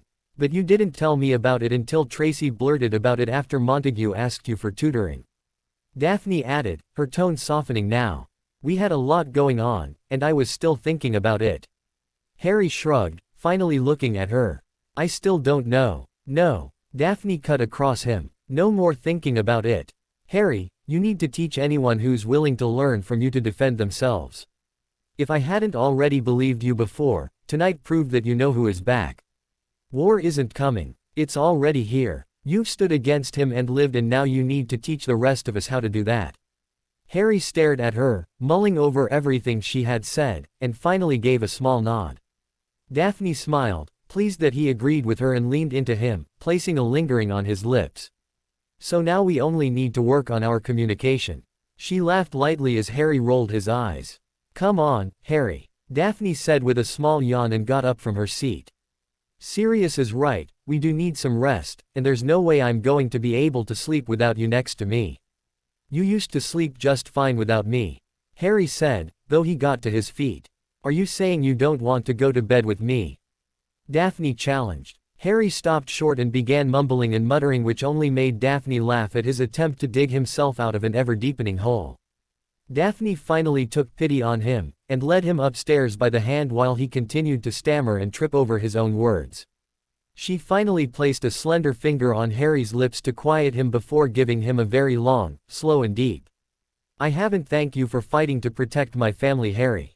I know that you don't need to hear it, and I know you only did what you did because it was the right thing to do, and that's who you are. But I need you to know that I am grateful, and not just for tonight either. Daphne looked Harry deep in his eyes and reached up to cup his face lovingly. For everything you've done for me. I think I've finally realized how truly lucky and blessed I've been that it was you I was paired with. And I think I might actually be. I think that you and I are going to have a very good union. Harry gave her the softest of smiles, and pulled her closer, ing her lips softly. He took her hands and led her to the large bed where they lay down close together and fell asleep almost instantly. Never in his entire life had he felt such glorious agony as he did at that very moment. Every nerve ending in his body screamed as it burned. Every muscle protested as it seized and contorted. He'd screamed himself hoarse long ago, and he was certain that several of his teeth had cracked or broken from clenching his jaw. I gave you a single, rather simple, task, Lucius. A very irate Dark Lord spat venomously. One in which you have failed to accomplish twice. Lucius Malfoy's spine felt as if it would snap any moment as his body convulsed and his muscles spasmed as his master pushed more power into the torture curse. He wanted to apologize, or beg for mercy, but he'd already bitten his tongue off. For now, Lucius could only endure, and hope that his mind didn't snap. You failed to make Cyrus Greengrass see reason, and then, with no less than 20 Death Eaters to support you, you could not bring the boy before me, and lost me one of my most valued followers in McNair. Were it not for your influence within the Wizengamot, I would flay you here and now. Voldemort hissed. Lucius felt the torture curse lift and gasped for breath as he tried to prepare himself for the next one. However, I still have need for you. Voldemort said contemptuously. But fail me again, Lucius, and the pain you suffered tonight will seem like a mild annoyance. Now get out of my sight. It appears I have to advance some of my plans in light of your failings. Lucius felt himself lifted by two of his fellow Death Eaters, who then dragged him away as quickly as they could, in case the Dark Lord turned his ire on them. Lucius had only a single thought as he was taken somewhere where he would likely be treated for his injuries.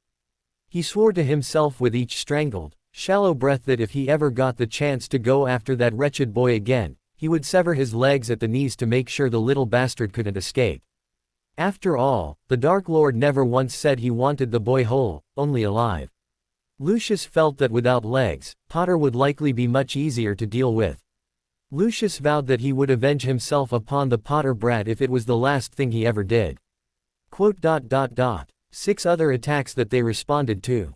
With the ministry emptied like that, on top of being a holiday, it would have been the perfect opportunity. This was the first thing Harry and Daphne heard when they entered the kitchen at number 12 Grimmauld Place. Though they had fallen asleep almost immediately after going to bed, neither teen had gotten a very good rest. Most of the night they just lay in bed holding tight to each other. Usually one of them slept while the other lay awake, being comforted by the sound of breathing from the other as they muddled through an endless sea of thought. They had decided to get up just after 6 and took turns getting cleaned up before they went downstairs together. As they got closer they heard voices, but didn't think about it before they walked in to find Sirius sitting at the table across from Remus Lupin. "Good morning," Remus said with a smile at the two teens. "Remus." Harry brightened. "It's good to see you." "And you," Remus said, rising from his seat to embrace the younger man. "Sirius was just informing me of your adventure last night. I am relieved to see you are okay, and quite proud at what you managed." "And it is good to see you again, Miss Greengrass." "Professor Lupin." Daphne smiled, though she felt a bit confused until she remembered Harry mentioning that Professor Lupin was one of his father's friends. "We heard you say there were more attacks last night," Harry said as they all sat down. "Was anyone hurt?" "I don't think," Remus started, but Sirius cut over him. "Remus, he's not a child anymore. Neither of them are. I don't care what Molly or anyone else says. They need to be aware of what's happening out there. It could save their lives," Sirius said pointedly. Remus considered his friend for a moment before he nodded. "The Death Eaters didn't just target you last night." Remus sighed. "There were 6 other coordinated attacks at the exact same time. We think it was part of a bigger plan. A series of distractions. The Ministry is already spinning everything, calling it the actions of people who had celebrated a bit too much. Not unlike the way they spun the World Cup fiasco." "Celebrated?" Daphne asked indignantly. "People died. Accidents happen," Sirius snorted. "That's how it will be explained away. Our history is full of people dying from accidents. Magic is a wonderful and volatile miracle." "What about the masks and robes?" Harry asked, getting angry. "What about the dark marks?" "It'll be covered up," Remus sighed. "But, thankfully he isn't doing it fast enough. He suppressed the press, but several photographs were taken of the dark marks, and the victims are telling their tales to friends and families. Word is spreading." "Who else was attacked?" Harry wondered. "Amelia Bones and her family in Southampton," Remus started. "The Death Eaters must have thought she would be alone. The attack lasted about 10 minutes until they found out Amelia was having a family reunion. Kind of the same thing that happened to you too. There was something in Blackpool. Still not sure what happened, but I haven't heard anything about injuries. Another attack in Norwich, one in Plymouth, Leeds and Sheffield." "How many died?" Daphne asked shakily. Remus's expression became grim. "Around 12, I believe. The Cresswells were all killed." Remus sighed. "Martin Basil, but he protected the rest of his family. And the Savages lost both their children. There were more injuries, and we haven't heard any more on your family, Daphne." "I was told only that you lost an uncle." Daphne nodded that she knew that. "Would you like to contact your family to see if there is any word?" Sirius offered. Daphne shook her head and wiped at her eyes. "No," she said simply. "My father promised to send word if anything happened." Both Remus and Sirius looked concerned, but didn't say any more. "Wait, you said it was all a distraction," Harry said, looking up puzzled. "What kind of distraction? What was the purpose?" "Our best guess would be to get into the Ministry." Sirius sighed heavily. "Attacks like last night would give him a golden opportunity to get into the Hall of Prophecies and find out how he was supposed to kill you. We haven't had any word on whether he attempted it or not though." "How would you know?" Harry asked. "We had people watching," Sirius replied. "Arthur Weasley, Emmeline Vance, and Sturgis Podmore were all on guard duty last night." Remus nodded. "But last night was Christmas." Harry looked troubled by this. "Why wouldn't he be at home with his family? Sometimes we have to make sacrifices in order to make a better world," Remus explained. "And as he told some of us when he volunteered, it would be much better than having to suffer through another Celestina Warbeck Christmas special on the wireless." Sirius threw his head back and barked with laughter as Remus sniggered. Daphne also guffawed, but Harry was rather confused. Daphne explained that Celestina Warbeck was a famous magical singer whose music was rather grating to quite a few people. "She's one of my grandmother's favorites. You know, the one who isn't so fond of you right now," Daphne said, giving Harry a rather pointed look. Harry chuckled and nodded his understanding. "Well, I don't know about the rest of you, but I think it's time for breakfast and presents. Sirius announced, rising from his seat and calling out to his house elf. Sirius ordered the rather sour ancient house elf to prepare the morning meal, giving very specific instructions which puzzled Daphne a bit. Harry then called to Dobby and asked the excited elf if he would mind helping Creature with preparing their food. Dobby was all too happy to assist and popped away along with Creature. Both Harry and Sirius disappeared upstairs to gather all the presents, leaving Daphne and Remus to make small talk while they awaited the other two. Harry was the first one back and handed Remus a wrapped package with a bright smile. "Happy Christmas," Harry said, and Remus returned the smile with one of his own that made him look years younger. "Thank you, Harry," Remus said as he began unwrapping his gift. Daphne picked it out. Harry noted and Remus turned his kind eyes to the young woman with a grateful smile. "Then thank you both," he said as he opened his gift to find certificate for a lifetime supply of Wolfsbane potion from Cartlier Brewing, an extremely well-known potion-making company. Remus looked up with shock and Daphne smiled. "All you need to do is take that into any of their shops and you'll be able to get enough to get you through the full moon.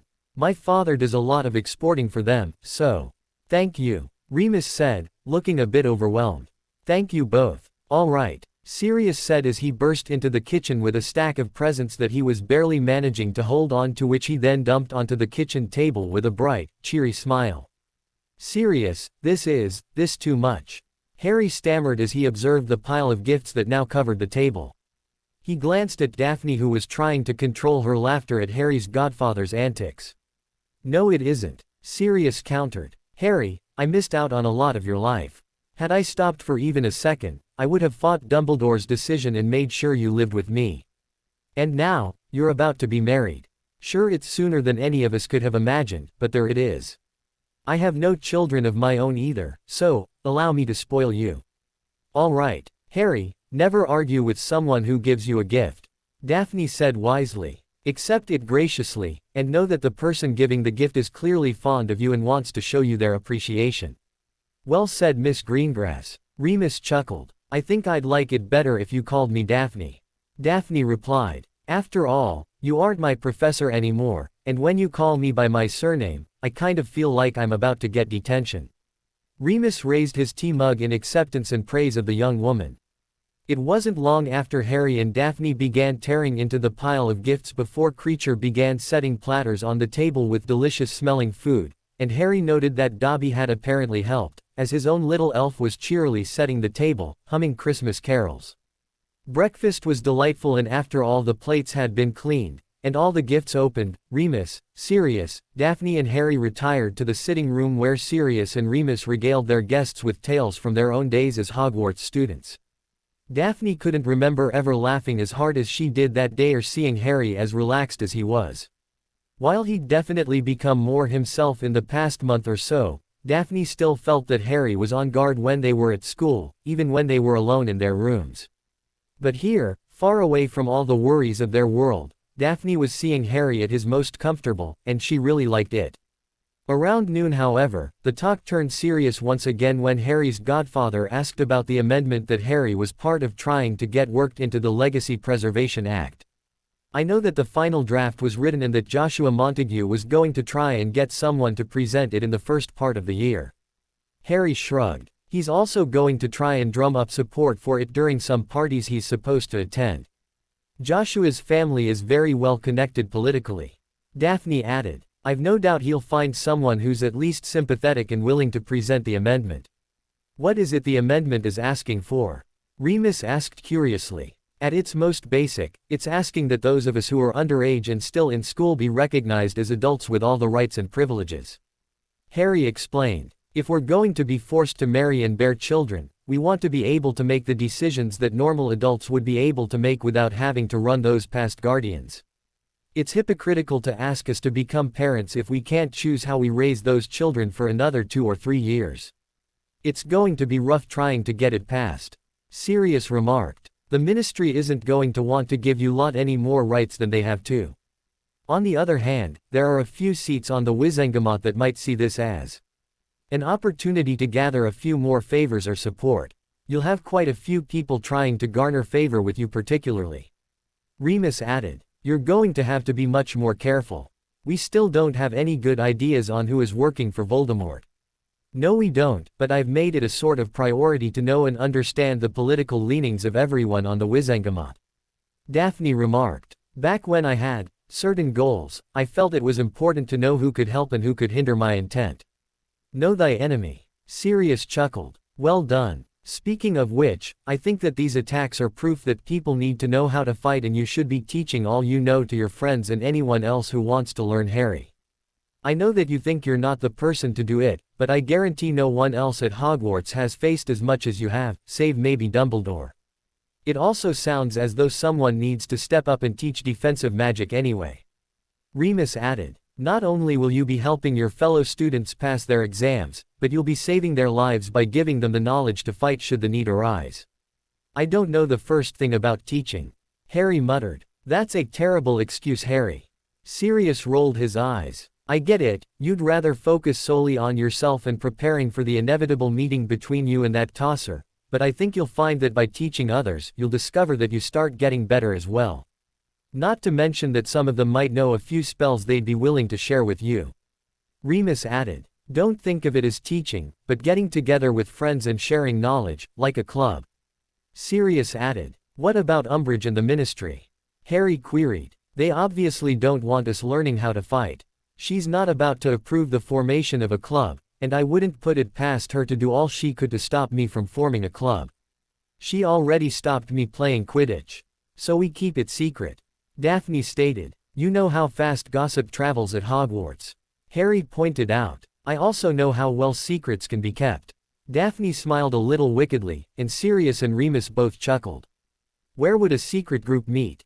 It isn't like we could start firing off spells in the Great Hall, Harry floundered. Harry, you already have that all covered. You've been using the Room of Requirement to train yourself. Just ask for a bigger space, and make it so that no one can find it except the people who come to learn. Sirius pointed out. Harry, this is really important. Daphne said, taking his hands in hers, and giving him a rather pleading stare, which made him crumble. Okay. He slumped. But I want to talk to Ron and Hermione about this. I want them helping. Whatever you need. Daphne smiled, hugging him tightly, even though she felt a twinge of jealousy at the mention of Granger. I'll need your help as well. Harry said when she pulled away. I can't do this by myself. I'll be right by your side the whole time. Remember, your fight is my fight. Daphne smiled, and Harry leaned in to give her a gentle of gratitude. Later that evening, Daphne received a letter from her father. Harry sat next to her, holding her hand as she read through, trying hard not to cry. Her uncle Abel had died at St. Mungo's, though her Aunt Adele was recovering well. Her grandfather Derwin had lost his left ear, though he was doing better. He and her grandmother Matilda had returned to the continent upon being released from the hospital. Everyone else had been healed and gone home. Daphne also learned that Nana Bell was on the mend, though it would be quite a while before she was back on her feet. The letter went on to say that she and Harry would be returning to the Greengrass summer home in Pembroke, Wales for the rest of the holiday. Daphne felt a weight lift off her shoulders and breathed a heavy sigh of relief as she collapsed into Harry's arms, both laughing and crying. She had enjoying herself while she'd been staying with Harry at his godfather's home, but had felt this black cloud over her the entire time. Once she knew that nearly everyone was okay, she felt better. She and Harry planned to return to Daphne's family the next day, so Sirius had arranged a large dinner to celebrate their time together. Remus joined them and regaled the two youngsters with tales of Sirius's failing with the Pharaoh, which left both Daphne and Harry holding their aching sides from all the laughter. The next day, just before they were to flow back to Daphne's family, Sirius made them promise to keep him informed of the happenings around the school, and between them. He told both of them that he would be there for them whenever they needed him, and both Harry and Daphne thanked him for everything he had done, and for his promise of support. The rest of the week leading up to New Year's was spent on the stormy southern coast of Wales. Without the rest of the Greengrass extended family, it was very quiet, and Harry and Daphne were able to spend a lot of time together without distraction. However, Harry noted that Astoria had taken to spending her time close by. She never interrupted them, or tried to invite herself whenever Harry and Daphne decided to take a walk or anything like that. But she did try to remain close by whenever they were in the house. Daphne was also stymied by the sudden shift in her sister's behavior but refrained from mentioning it. Daphne rather preferred this version of her sister and didn't want to do anything that might make it stop. The day before New Year's Eve, Harry and Daphne received an invitation to the Longbottom New Year's Eve party, but were forced to decline. Daphne's father's business put on a New Year's party every year for their clients and investors, and Cyrus felt very strongly that Daphne and Harry should attend the formal gathering. It wasn't made clear why until they arrived at the party. Cyrus spent the first hour of the party introducing Harry to nearly everyone there and informing them that he would soon be part of the family. A lot of the people Harry met asked for the opportunity to speak to Harry later in the evening, and Harry couldn't help feel like they all wanted a piece of him. Daphne whispered to him that this was a good thing as he would be able to drum up support for their amendment during the evening. Once he'd glad-handed nearly everyone, Cyrus allowed Harry and Daphne to mingle freely, and that was when they ran into Daphne, Aunt Julia and Uncle Sebastian. As a partner in the business, Harry shouldn't have been surprised to see Sebastian there, yet he was still surprised.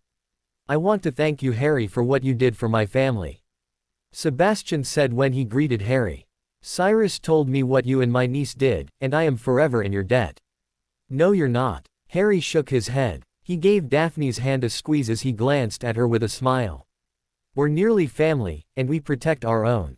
"Well said." Julia nodded with approval. "Daphne." Daphne turned to see who had called her name and a wide smile broke out on her face when she saw Michael Corner and Lisa Turpin approaching. Her aunt and uncle excused themselves, giving the teens time with their friends. "Hello, how are you?" Lisa said as she hugged Daphne.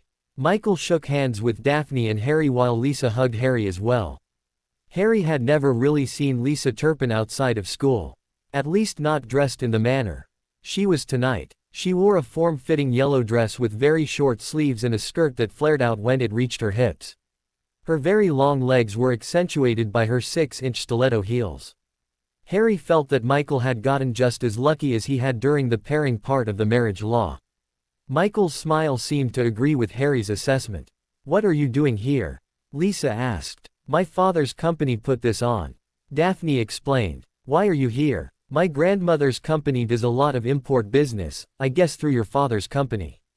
My mother runs the company now, so she made us come to this. We wanted to go to the Patils party but as it was explained to us," Michael began and Lisa took over the explanation using a very sour voice that Harry guessed was supposed to be her mother. "Sometimes being an adult means having to do things we'd rather not." Lisa concluded by rolling her eyes. "How was your Christmas?" "Eventful," Harry remarked. "We had unwanted visitors," Daphne said, lowering her voice. "Death Eaters." Lisa gasped and Michael tensed and began glancing around to make sure no one was listening. "I can't believe it," Lisa stated, looking horrified. "We heard Susan Bones' family was attacked as well. Are you guys all right? Was anyone hurt? My aunt was tortured, and my grandfather lost an ear. My great-grandmother is still at St.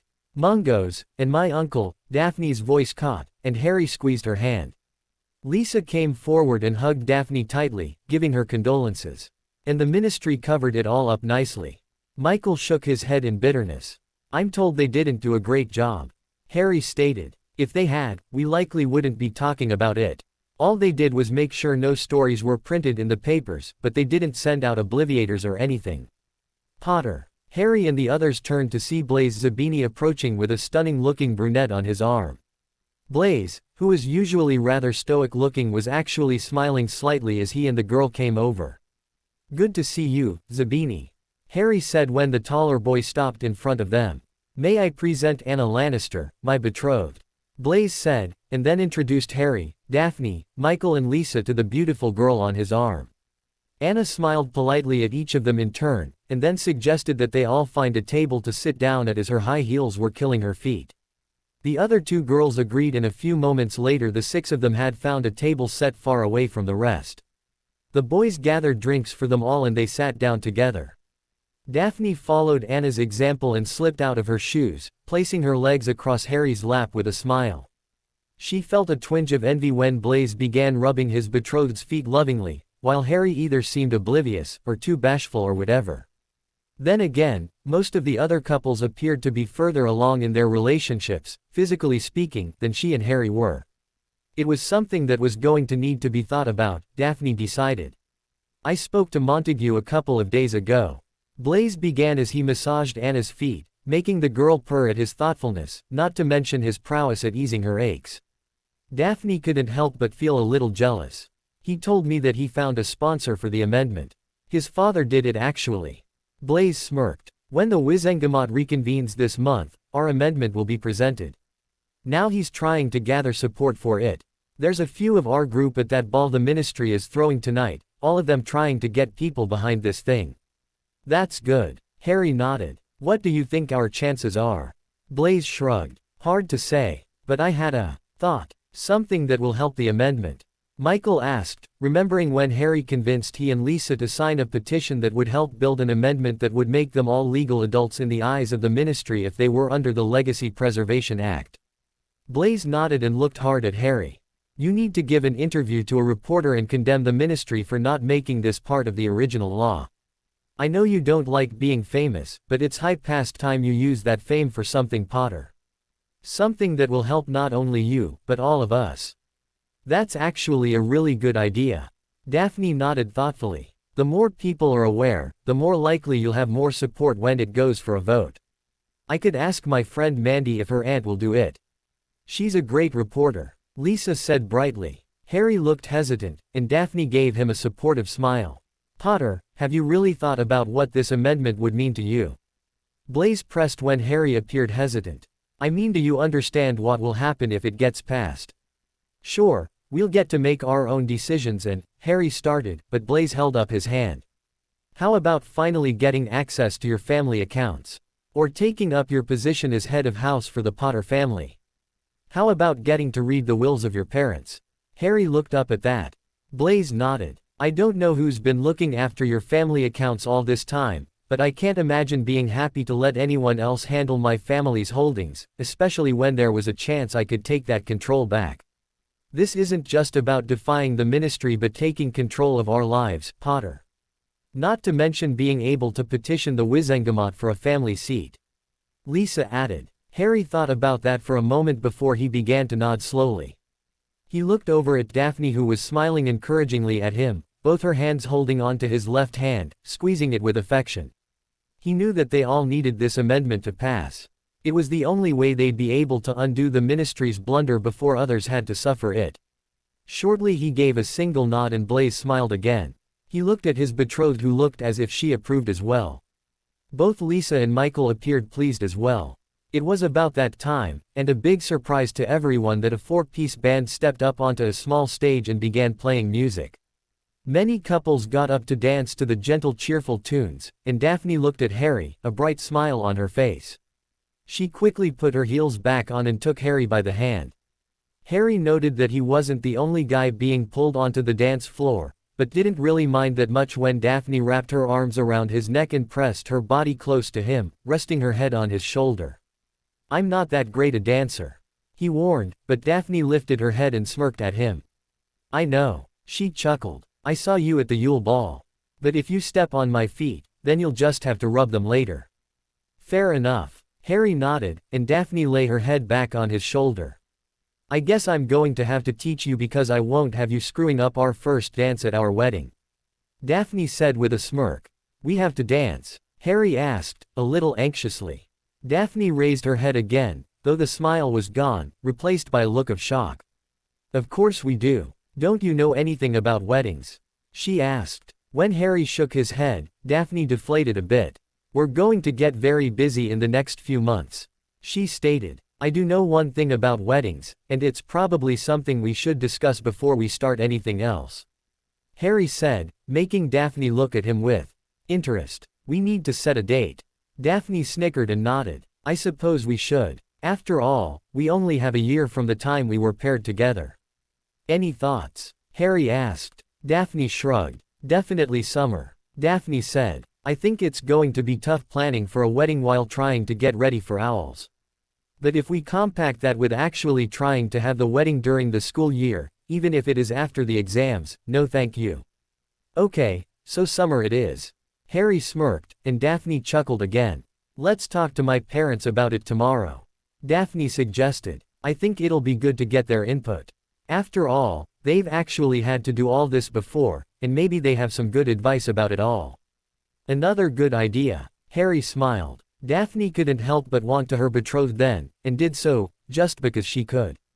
The rest of the night was really rather pleasant, with more dancing, good food, though it wasn't great food, and interesting conversations.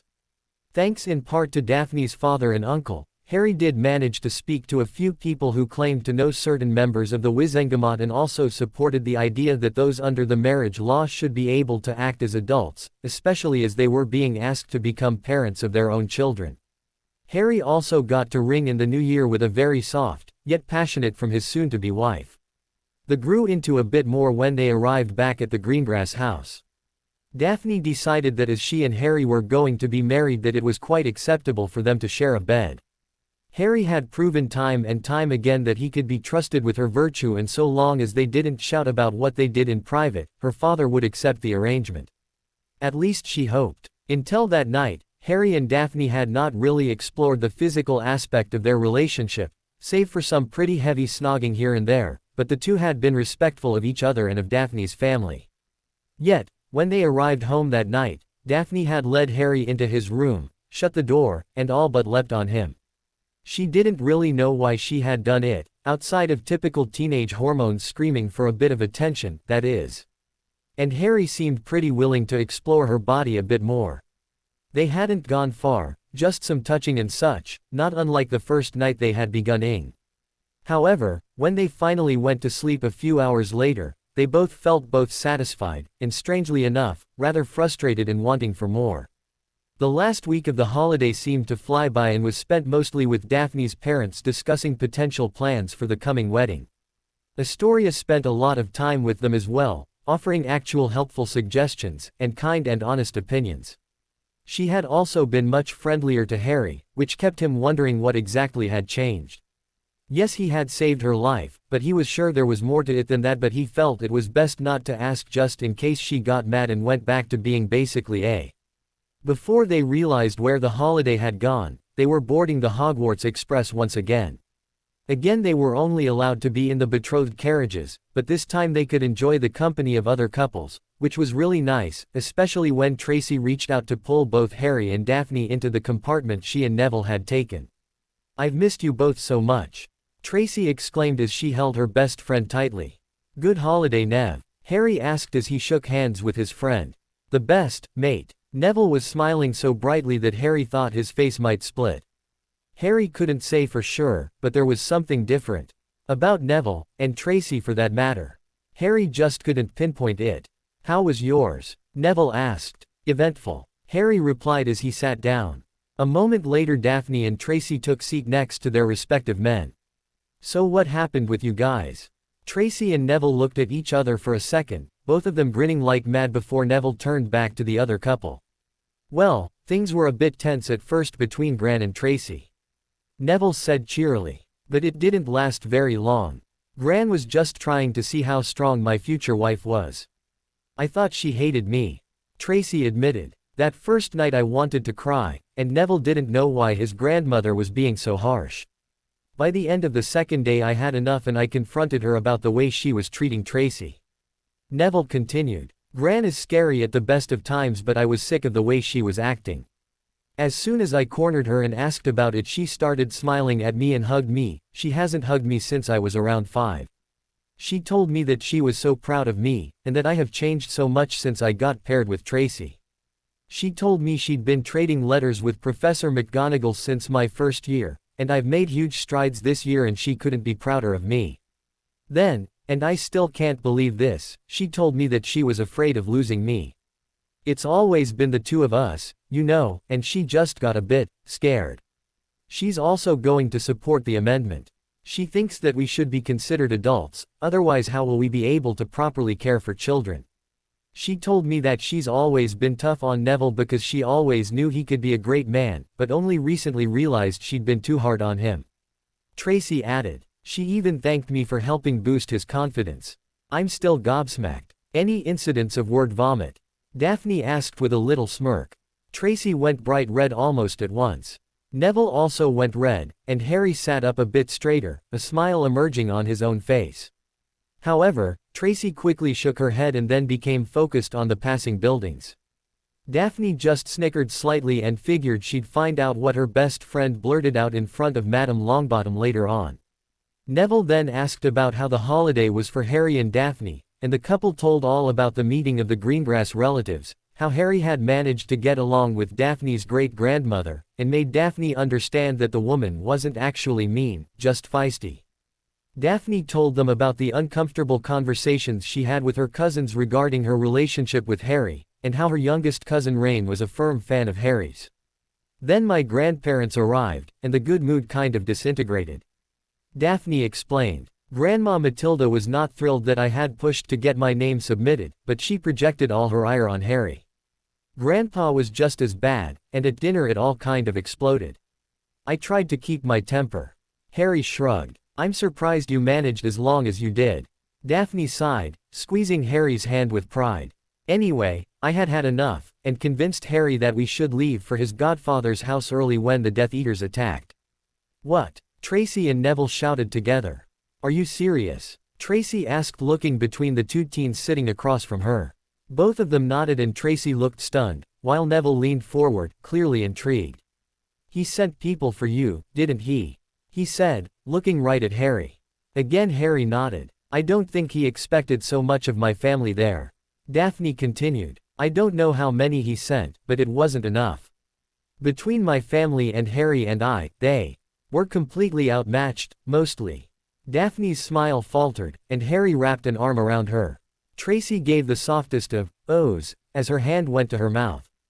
Who? She asked softly. Uncle Abel. Daphne managed to say, her voice catching. I don't know how, but he suffered. And Nana Belle was hit with the black lung curse. She's doing better though. And, if it wasn't for Harry I would have lost Astoria. It was the first time that Daphne had acknowledged what Harry had done out loud. Harry didn't say anything but gave her a look that told her that she didn't have to thank him. In that moment, her feelings for him grew yet again. Okay, that's it Harry. Tracy's tone had hardened and she reached across the compartment to poke him in the chest. You're teaching us to fight. I don't ever want to be attacked like that and not be able to protect my family. All right, Harry said. Seriously Harry, I don't want to. Wait, what?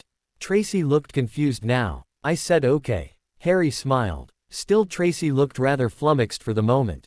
We managed to convince him it was the right thing to do, and that he might benefit from it. Daphne explained. Tracy deflated slightly. Wait, did you think that you had just talked him into it? Daphne began chuckling. Tracy gave a weak shrug and they all began laughing. The topic of discussion turned to weddings next. Tracy and Neville revealed that they had set a date and then Neville asked Harry to be his best man, to which Harry replied that he would be honored. Daphne held up her hand before Tracy could and told her that she had always planned on standing right next to her best friend and that she expected the same in return. A little after noon, Harry stood, explaining he wanted to find Ron and Hermione and see how their Christmases had been. Daphne offered to go along, but Harry told her that he was fine on his own and that he'd be back in no time. As Harry left the compartment, he saw Pansy Parkinson talking to Draco Malfoy in heated whispers. Harry noted how unhealthy they both looked, though Draco looked really bad. His hair looked dull and lifeless, and his skin had a rather yellow tint to it. There were deep dark circles under his eyes, and he had a rather pinched look as if he'd lost a lot of weight in a short period of time. Pansy on the other hand just looked very run down and exhausted. Draco saw Harry looking and glared. Can I help you with something, Potter? Draco said, practically spitting out Harry's name. Harry couldn't help notice how strained the Slytherin's voice sounded. You look horrible, Harry said before he could stop himself. Well, you're no prized beauty, Potter. Now excuse us, we'd like to finish our conversation. Draco spat before grabbing Pansy's arm and dragging her in the opposite direction.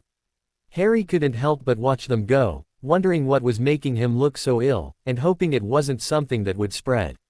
Harry had heard of a few wizarding diseases that sounded absolutely awful, and Harry hoped that whatever Draco had, he kept it to himself. Harry spent the next 15 minutes walking up and down the train looking in every compartment for any sign of his friends. It wasn't until he popped his head into a compartment where Lavender Brown, and Parvati Patil were sitting that he learned that some Hogwarts students were given passes to use the Flow network to get back to the school. Harry wondered why he didn't even know that had happened for a moment before. He thought that the ministry wanted to keep tabs on all the betrothed couples by making them ride on the train. Harry spent the rest of the trip with Daphne, Neville and Tracy talking about the mundane, and expanding on things that had happened over the holiday. It wasn't until they reached the courtyard outside the entrance hall that Harry even began to imagine that anything bad had happened to his two best friends over the holiday.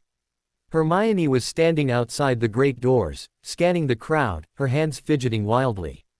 She looked very nervous and worried. Harry wondered if his friend had heard about the attack while she'd been away in France.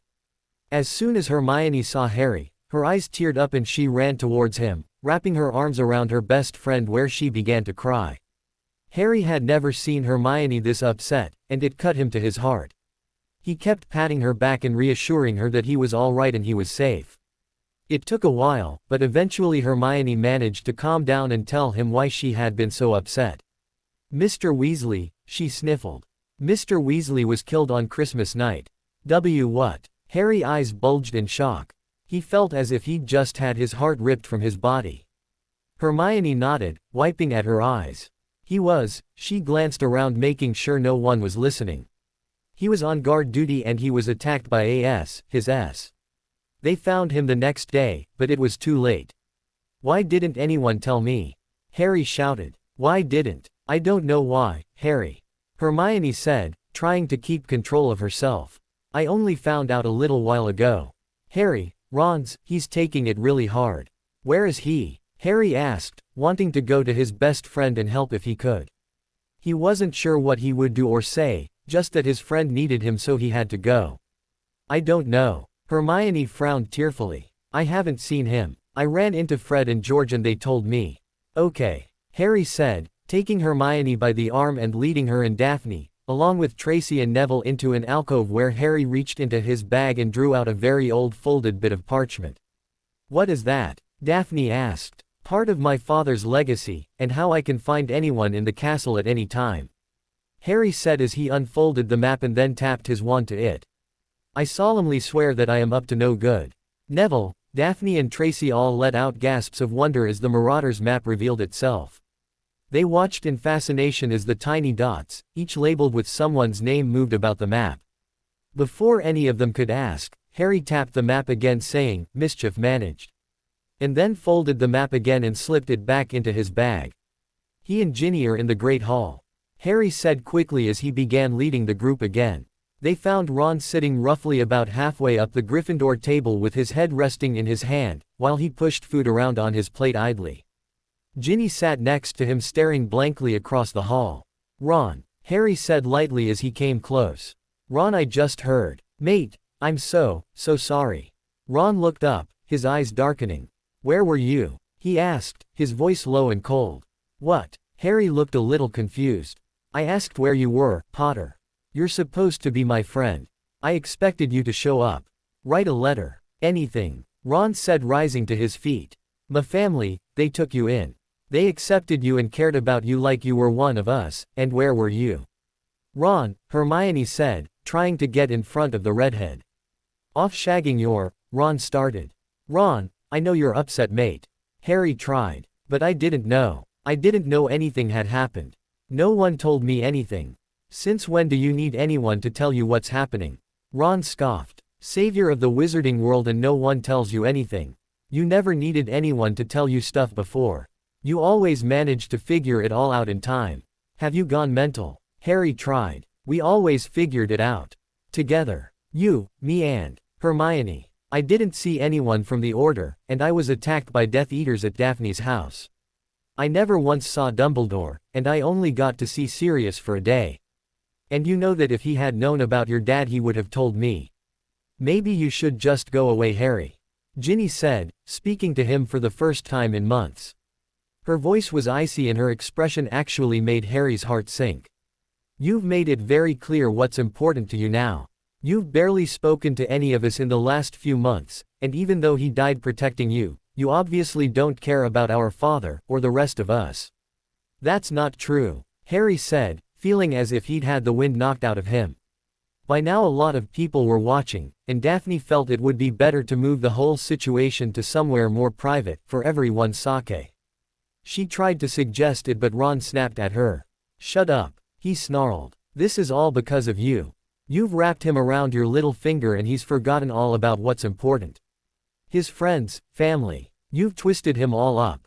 I wouldn't be surprised if he winds up becoming the next Dark Lord, just to make you happy." "Okay Ron, I think that's enough," Neville remarked. "Come on Ronnie," Fred Weasley said, seeming to appear out of nowhere. He tried to get Ron to leave the Great Hall. "He doesn't mean it Harry, he's just really," George Weasley started to say. "Shut up, all of you," Ron snapped. "I can speak for myself."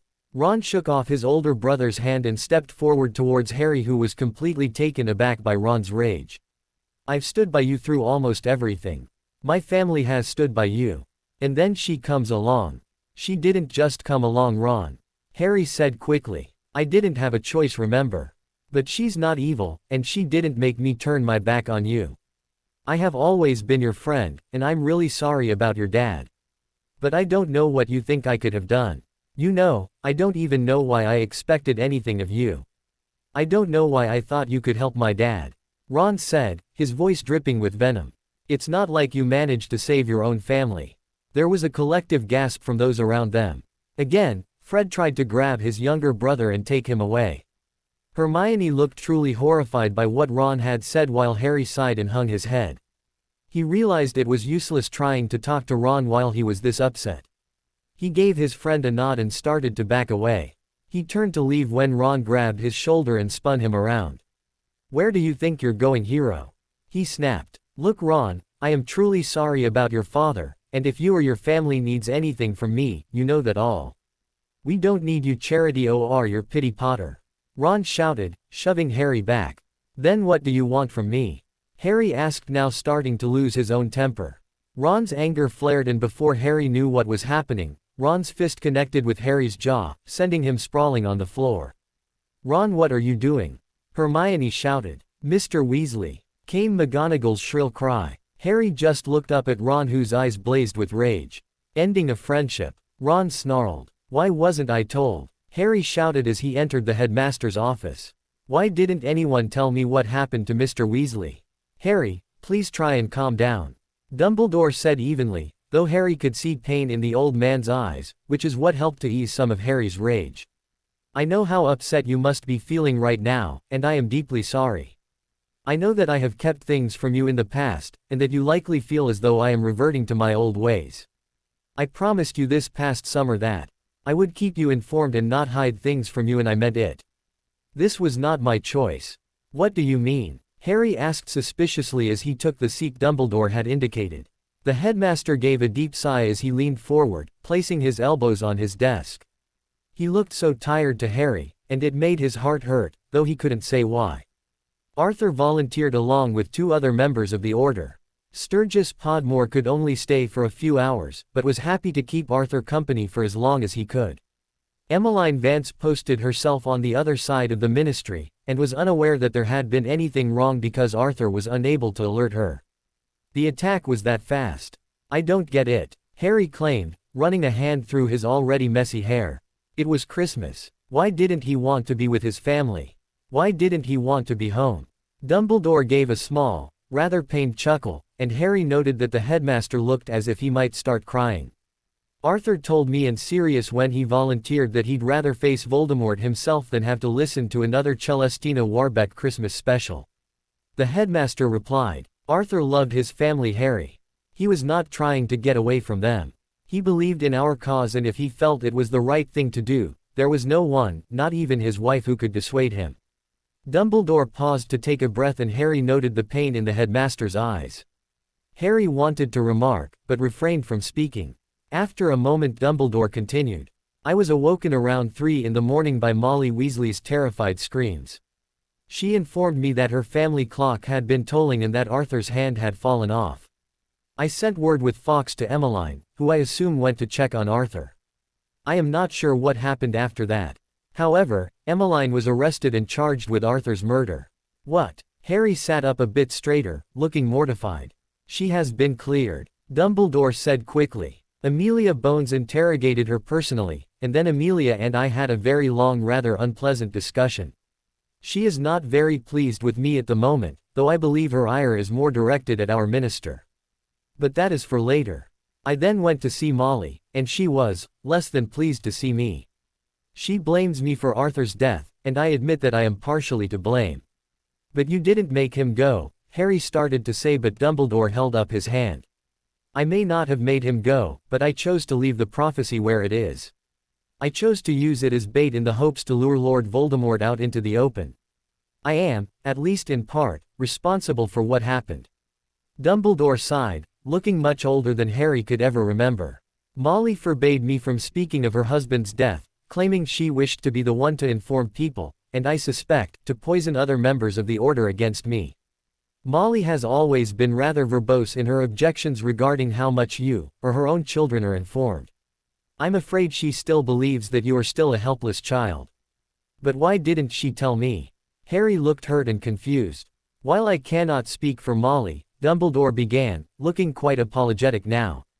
I believe that she was quite hurt upon learning you must be a part of the Ministry's Legacy Preservation Act. Perhaps you might have even noticed a change in how she interacted with you before the term began. Harry thought about it for a moment and remembered that the Weasley matriarch had been short with him on a few occasions, and then something else occurred to him. At Christmas, he'd received gifts from Ron, and the twins and Arthur, but there hadn't been anything from Mrs. Weasley. There'd been so much happening that he hadn't given it a lot of thought, but he hadn't gotten his Weasley jumper this year. He looked to Dumbledore and nodded. Molly has had a dream since the first time you stayed with her family that perhaps one day you would eventually become part of her family. Arthur spoke to me about it just before you began your 4th year, that his wife had hoped that young Ginevra might finally stop tripping over herself and get you to notice her, and maybe the two of you could become friendly and one day fall in love. Arthur admitted that he wouldn't be opposed to the idea of you becoming his son-in-law, but also knew that it was a very big world and that you were just as likely to fall in love with a Muggle girl or someone else. He was just proud to be able to call you a friend to his family. Harry gave a weak smile at this and Dumbledore cleared his throat. I believe you were not told because Molly blames you as much as she does me. Were it not for you, Arthur would not have volunteered for guard duty. In her grief-stricken mind, she might even think her husband would have rather been anywhere but with his family.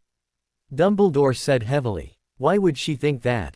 Harry wondered. People grieve in different ways, though for all of us, anger plays a very large part, as you are aware if I am not incorrect in guessing where you got that black eye.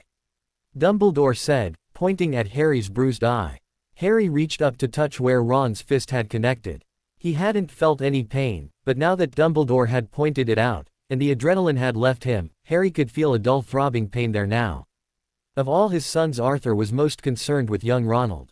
Dumbledore began. He felt Ron's temper, which he inherited from his mother, would get him into some serious trouble one day, and Arthur was also concerned by Ron's disinterest in his schoolwork, fearing Ron might ruin his chance to find a good career. It was one of the things about your friendship that pleased Arthur the most. He felt as if you helped push Ron to be better. I don't think he wants to be my friend anymore, Harry said gloomily. Dumbledore frowned a bit. I know that you two have been struggling this year, thanks in part to your situation under the Ministry's new law. But even without Miss Greengrass, it is possible that you and Ron might have grown apart anyway. As I recall, the two of you did not speak to one another for several months last year. Dumbledore stated, and Harry grimaced. It is a part of life, Harry. Dumbledore went on. We meet people and some of them become our friends. Sometimes they are there for long periods of time, maybe even for our entire lives. Other times, they are here and gone. But that doesn't lessen the impact they have on our lives. Harry thought about that for a moment and nodded. He looked up to Dumbledore, who appeared as if he wished to speak further. Harry gave him a questioning look and Dumbledore paused for a moment as if trying to figure out if he should say any more.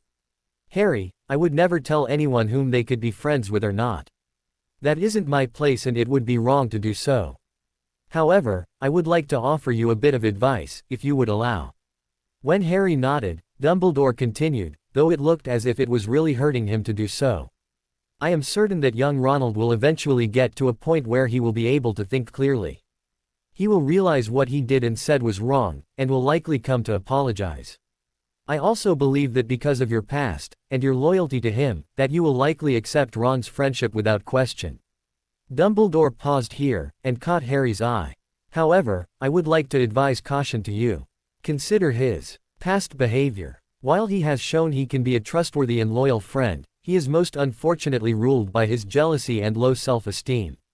He covets your friendship and has a deep, unreasonable hatred for anyone from Slytherin House because they represent to him everything wrong in the world. I believe that those things are partially to blame for his attitude towards you and Miss Greengrass this year. He has been rather obstinate in getting to know her. I mean, he had good reasons for his dislike of her early on, but she and I are getting along really well, and if it were not for the fact that I know why you two are together, I would have guessed that you and Miss Greengrass were in a very normal and happy relationship, given the affection I've seen the two of you share in the Great Hall at times. Dumbledore smiled softly. Harry blushed a bit and shrugged. Things are good, Harry admitted, but Ron just refuses to see, or even really try to get to know her. He even accused her of bewitching me. With 5 older brothers to contend with, young Ronald likely felt that it was his friendship with you that made him stand out in his family. He guarded that friendship jealously in order to protect his own self-identity, as strange as that sounds. Unfortunately, this was just driving a wedge between you. I suspect that were it not for what happened, you and Ronald may have had a parting of the ways later on because of Miss Greengrass, or perhaps were it not for this law, it might have been another girl. Who can say? Dumbledore gave a gentle smile at this and Harry looked a bit confused. Ronald has shown that he can be a loyal and trustworthy friend, and when the time comes, I am certain he will be at your side because that is where he is meant to be. But right now, you both have things that need your attention, and you, Harry, can't be expected to guide your friend through his own insecurities. You need to focus on some of the new friendships that you've begun to develop as well as your relationship with Miss Greengrass. You will need much help in the fight ahead, and whether you know it or not, you've already begun to forge those alliances. You sound like Hermione. Harry chuckled, though a few tears fell from his eyes. She is rather wise young woman, isn't she? Dumbledore smiled. Harry could only nod as his heart broke. He looked up at the headmaster and wiped at his eyes. I would have really appreciated the chance to say goodbye to Mr. Weasley. Harry sighed. As would I. Dumbledore agreed. I was forbidden to attend his memorial, and Arthur was a very close friend. I watched him grow from a precocious and easy-going boy, to a faithful father, loving husband, and truly loyal friend. I will miss our talks and his advice. I didn't know you were that close. Harry admitted. Honestly, Harry, until he passed, I didn't know how close we were either. I dare say now that he was probably one of my closest friends, and I never even had the chance to show him how much his friendship meant to me. At least until we meet again. Dumbledore sighed. They sat there for several moments in silent reflection of their relationships with Arthur Weasley. Both of them had been affected by the man and his kindness and his strength. Harry hoped that wherever Arthur was, he was surrounded by loads of Muggle contraptions that he could take apart and experiment with. Harry, I think that it's past time that I take your godfather's advice. My plan clearly will not work, so I think that the prophecy should be destroyed. Dumbledore said, looking at Harry pointedly. Daphne was pacing agitatedly when Harry finally made it back to their suite. She sprinted across the room and enfolded him in her arms and held him tightly as he wrapped his arms around her in return. They stood that way for a very long time. Daphne holding her husband-to-be because she had been worried about him and relieved he was back and wanted to ease his broken heart, while Harry clung to her because he needed her comfort. I've been so worried about you, she said, pulling back, and giving his blackened eye a critical look. She reached up and very tenderly touched it. Harry winced slightly and she immediately apologized. I needed answers, and I unfortunately got them. Harry sighed. Is everything all right? Daphne asked. I don't know. I feel as if I've been pretty self-centered because of our situation. There were all these signs that things were going wrong between Ron, Hermione and me. I feel like I've ignored my friends, and now, I don't know. I just feel so lost. Daphne began to pull away looking hurt, but Harry grabbed onto her quickly and shook his head. This isn't because of you. Harry said. You and I, things between us have been getting better and stronger, and that's good. We needed to spend time together. We needed to build our relationship and it's been really, really good. I don't regret any of it. No, what I'm talking about goes back to this past summer and now I've lost a friend because I was either blind to what was happening, or just couldn't be bothered to fix it. I don't want it to cost another friendship. She was really worried about you too. Daphne said a little bitterly. She stopped me from going after you, and I got really angry with her. I wanted to punch her and tell her to mind her own business, but then I remembered that she was your friend, and as loath as I am to admit it, she does know you better than I do. Harry gave his betrothed a very weak smile. I need to try and fix things with her. She's like the sister I never had, and I don't know if I can survive losing both my best friends. Daphne gave him a nod and hugged him tightly again. She placed a very soft on his lips before pulling back to look him in the eye. Then tomorrow, you need to take her aside and tell her that. Daphne said, fighting down her sourness towards the intelligent brunette and her jealousy of Harry's feelings towards her. And when Ron gets his head out of his ass, you can make things right with him. Harry slipped from her arms and gave a slow shake of his head. He went and sat down on the couch and sighed heavily. Daphne came to his side and Harry stared into the fire blankly. I think it's too late for that, Harry admitted. Dumbledore thinks that Ron will eventually calm down and try and apologize. I know that he's just lashing out because he's hurting and this really hurts to say, but. Harry looked up at Daphne now and she was struck by the pain she saw in his eyes then. I don't know if I want to be friends with him anymore, Harry admitted. Ron was the first person my age that wanted to be my friend that my cousin couldn't scare off. We've been through a lot, but after talking with Dumbledore, I can't help but realize how Ron's kept me back. Harry paused again and shook his head. No, that's not fair, or right. I kept myself back because I coveted my friendship with Ron, and I didn't want to do anything to jeopardize it. But I've always known how jealous and short-tempered he is. And he's never been supportive of us. I know he doesn't trust Slytherins and all, but he's never taken the time to get to know you. He can't get over the fact that you're from Slytherin house and can't be anything but evil. Well, he hasn't made it easier, Daphne admitted. But his insults were just words, and I can ignore that. But you shouldn't have to, Harry stated. A real friend would keep his opinion to themselves and supported this from the start. Hermione has. She's at least tried to anyway. Ron he has to grow up quite a bit. Daphne sighed, hating that she had said it out loud, though she had always thought the redhead to be immensely immature. No offense to him, but he's always been rather childish. Everyone saw the way he acted at the Yule Ball last year. It was clear to everyone that he wanted to be with Granger and the way he treated Pottle was just awful. But I understand not wanting to abandon someone you've shared so much with. I told you when we first met that I would never tell you who you can and can't be friends with, but I feel like you can find someone less lazy to be your best mate. But it's your choice, Harry, and I will support whatever decision you make. I love you and I want you to be happy. Harry looked up suddenly and fixed her with wide questioning eyes. Daphne looked confused for a moment and then what she had said registered and she began to go red in the face. She opened her mouth to backtrack and clarify what she said, but her mouth refused to function. Harry continued to stare, his expression morphing from utter surprise to fear, to confusion before finally settling on what Daphne could only describe as pleased. Really? He asked, looking hopeful. The way he looked at her made Daphne shiver. She'd never seen this particular look before. It was, what was the word? Hopeful. Daphne was frozen by his stare, and she could feel her embarrassment ebbing away. She felt herself relax as she thought about it all. The truth was that she was falling for him. She'd realized it during the Christmas holiday, but she hadn't meant to blurt it out. She hadn't even really meant to say it at all because she wasn't sure how it would be received. They'd been together such a short period of time, and she had so many fears and doubts. After all, while they had turned their relationship and worked to make it feel as natural as possible, they had been paired based on their magic and probability of bearing strong children. But she couldn't deny how fond of him she had become, especially after all they'd been through.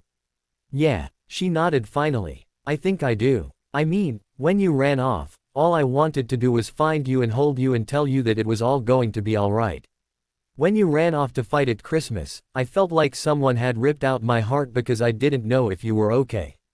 And lately, when we're not together, I feel somehow less And what's more, and just as odd, I can see in your eyes when you look at me that you feel very strongly for me, and it makes me feel somehow better. I do feel very strongly for you. I care very deeply for you, but I don't know if it's Harry began, but Daphne placed a finger on his lips. I know what you're going to say, she said quickly. You told me about being raised by those people, and I know that because of that, you may not understand the concept of love. But I think you understand it better than you think. How do you mean? Harry asked, taking her hand away from his mouth and holding onto it. Daphne sighed as she looked at him now, with pride. Your best friend just accused you of being the reason his father died, and I know that you're not angry at all. In fact, I know what's killing you here is that your best friend is in pain, and you can't fix it. I know that if you thought it would ease his pain even a little, you'd find Ron and let him beat you to death. You always stand up for Granger even though she doesn't need you to. You put yourself in the middle of battle to protect people who you just met because you knew if any of them got hurt, it would make me sad. Harry, you're the most selfless person I've ever met, and selflessness is one of the most important factors of love. Giving even part of yourself without recompense for someone else is a huge sacrifice. And you only make sacrifices for people you love. Harry gave her a small smile, and Daphne leaned in and edged him gently before pulling back just enough so she could look him in the eyes. I can see it in your eyes right now, Harry. You don't have to say it, because I can see it and it makes me so happy. So, I make you this promise. I will do all I can to make it so that you know just what it feels like to be loved, so you can recognize the love we all see in you so that when you actually decide to express it, we'll all know that you truly mean it. Daphne said determinedly. How do you plan on doing that? Harry wondered. Daphne smiled and edged him softly again. Why don't you let me worry about that? She said with a soft smile.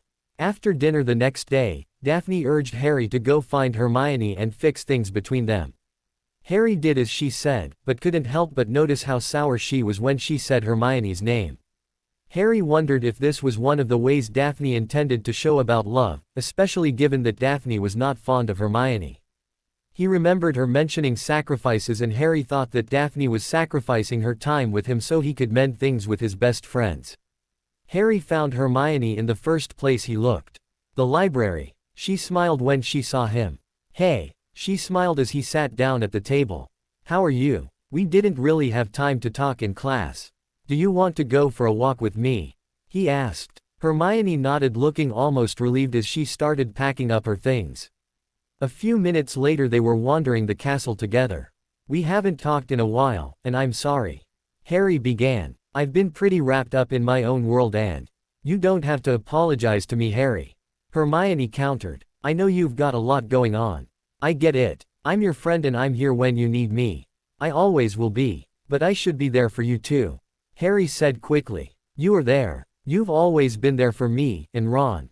He knows that too. He's just hurting right now. Fred told me last night that Ron hasn't cried. He's pushing everything down except his anger. And Ginny can't stop crying. So, you didn't get to go to the funeral? Harry asked. Hermione shook her head. I didn't even know what happened until I ran into the twins when I got back. I went to Gryffindor Tower to drop off my things and saw Fred and George, and they looked, well, sad. I've never seen them look that way. They both hugged me and told me what had happened. I went looking for Ron right away, but I couldn't find him, so I went to wait for you because I knew the train would be arriving soon. Hermione explained. I still can't believe Mrs. Weasley didn't tell us, Harry said as they climbed steps to the 7th floor. At first I just thought it was because she was so upset and it just slipped her mind, but now I think she feels as if we betrayed her somehow. Hermione hypothesized. She really didn't take the news of you becoming betrothed well. Dumbledore said the same. Harry nodded. And Ron's been pulling away since he found out it was a Slytherin. And then we all got distant after that dinner party. But you at least started to tolerate her, Ron just. To be perfectly honest, Harry, I still don't trust her. You've changed since you've been with her. Hermione admitted. She held up her hand when he started to protest. I'm not saying the change was bad. She said quickly. I know your grades have improved, and everyone can see you're getting spells quicker in class. Even your performance in potions has gotten better. Snape looks like he's in severe pain when he looks at your work because he can't criticize it. So far most of the changes I've noticed have been good, and it sort of worries me that she's subtly grooming you for something else. I know it's paranoid, but ever since that dinner, I just can't let it go. But at the same time, I've also seen her change, and I know it's your influence on her. She's warmer. She's friendlier. She told me she loved me," Harry said. Hermione's eyes bulged for a second and then she gave a small laugh. "Well, I guess it was only a matter of time. I can't imagine anyone who was with you all the time like that and not end up loving you." She smiled. Harry gave her a perplexed look and she nudged his shoulder with her own. "Oh come on Harry." She laughed. "Everyone in Gryffindor loves you, teachers love you. Anyone who spends any significant amount of time with you winds up loving you. You're an amazing person and you do so much for other people without ever thinking of yourself first." Hermione explained. "Daphne said the same thing last night," Harry admitted. Hermione's smile faltered a bit, but Harry didn't notice. "The thing is, I'm not really sure what being in love even means. I know that I care for a lot of people and that I'd do anything to help them, no matter what, but, is that love? What does it mean to love someone?" Hermione gave him a rather heartbroken look and grabbed his hand, squeezing it affectionately. "I wish that I could help you here," she said with a sad little smile. "But there aren't any books that can explain it. There isn't anything that can tell you without question what love is. You just know it. I know that I love my parents. I know that I love you like a brother I never had. I love Ron and the Weasleys. I just know in my heart who I love, and how I love them. If I didn't know the both of you like I do, I would say you and Daphne were falling in love. I know Tracy loves Neville, and I think he's falling fast for her. I think with something like this Harry, you just have to trust your heart. Listen to it, and it will tell you. Sirius said the same thing when I talked to him last night after Daphne went to sleep. He said that I shouldn't try and overthink it all, and just allow myself to feel it. I just don't want to get it wrong." Harry shrugged. "I don't think there's such a thing as getting it wrong when it comes to love." Hermione sighed. "I have to admit that I feel a bit jealous." "Jealous? Of what?" Harry asked. "You and Daphne." She sighed. "Neville and Tracy. All of it." "Well, no, not all of it. I think I prefer being able to choose, but I wish I could choose better. Justin and I broke up." "Oh," Harry said, a little confused. When?" "Over the holiday." Hermione shrugged. "It would never have worked out. We were way too different. In fact, the only thing we had in common was that we were both Muggleborns." "Well, that and he's at least somewhat intellectual." "Then why did you date him?" Harry wondered. "Because." Hermione gave a rather heavy sigh. "Because I thought it was the only way I'd be able to relate to what you were going through with Daphne. I thought that if I was in a relationship that I'd have a better understanding of what you were going through, and I'd be able to talk to you about things easier." "It was stupid." "Yeah, it was," Harry confirmed. "Hey." Hermione swatted his arm. "It was." Harry chuckled. "You don't date someone so you can understand someone else. Hermione, you don't need to do things so you can talk to me about them. You've never had to. You just had to talk to me. Listen to me when I needed to vent, just like always. If you decide to date someone, it should be because you like that person. Also, to be honest, I thought you and Ron might have dated." Hermione shook her head quickly. "I know that he liked me, at least for a while. I mean, it was obvious when he ruined everything at the Yule Ball last year. But we would have been miserable together." "Without a doubt," Harry confirmed. "What are you going to do about Ron?" Hermione asked. "I don't know," Harry said honestly. "I don't think we're ever going to be best mates again. I know that's harsh, but, well, this isn't the first time, is it? I don't want someone who will turn on me when things don't go their way. I mean, I know he just lost his father, but, let's be honest, things have been going sour since the stupid law was enacted. I hate it, but like Dumbledore said, sometimes people grow apart. I don't want that to happen to us." Hermione admitted. "Then we both have to be better," Harry said. "Life is going to happen and take us wherever, but we need to make sure that we always make time for each other. It's a promise." Hermione smiled, feeling as if a great weight had just been lifted, and she smiled at her best friend. The conversation turned, and Hermione listened with great interest at what had happened to Harry over the holiday break. She admonished Harry for his foolish bravery during the Death Eater attack, but was proud nonetheless, especially when he told her how he had saved Daphne's younger sister. She listened with delight when Harry talked about Nana Bell and how she had loved tormenting her family. But the thing that made her the most excited was when Harry told her that he was planning on putting together a study club for defense against the dark arts. "What are you going to show us? When can we start? Can I help you research? Who's going to be there? Do you have a place picked out?" breathed Hermione. Harry laughed. "I promise that." Harry stopped when he heard a pair of voices around the corner. He held up his hand to stop Hermione from speaking, but it proved pointless as she was now listening with curiosity. "Can't keep doing this. Look what it's done to us. To you. Look at you, Draco." Harry and Hermione looked at each other and with silent agreement pressed themselves against the wall where they could listen without revealing themselves. "But I love you, Pansy. Can't you see that?" Draco Malfoy said pleadingly. "You don't love me," Pansy said sourly. "You've never loved me, Draco, not like I did you. You only ever went out with me because no one else gave you the respect you thought you deserved. I listened to your rants and agreed with whatever you were complaining about. I supported you, and I respected you, and when you asked me to, I gave you whatever you wanted. But you never returned any of it. Except when it came to." There was a pause and a few sniffs as if Pansy was fighting off tears. "I only went along with this because I loved you and I didn't want to be with Joshua, but things are different now. I've changed, and I've seen what I could have. What I should have had with you. I can't do this anymore. I can't lie anymore." "Why?" Draco said irritably. "Because you're falling in love with him now." "I told you why, Draco." Pansy snapped back. "I told you at New Year's, and I told you yesterday that I thought that things had changed. I went to see Madame Pomfrey this morning and she confirmed it." "Draco, I'm pregnant." There was a long silence where Hermione and Harry stared at each other in shock. Pansy Parkinson was pregnant. "But it could be mine." Draco tried, sounding as if he was whining. "No," Pansy replied quickly. "I always used the charm with you, but not with him. It's his. So this, you and me, it's over, Draco.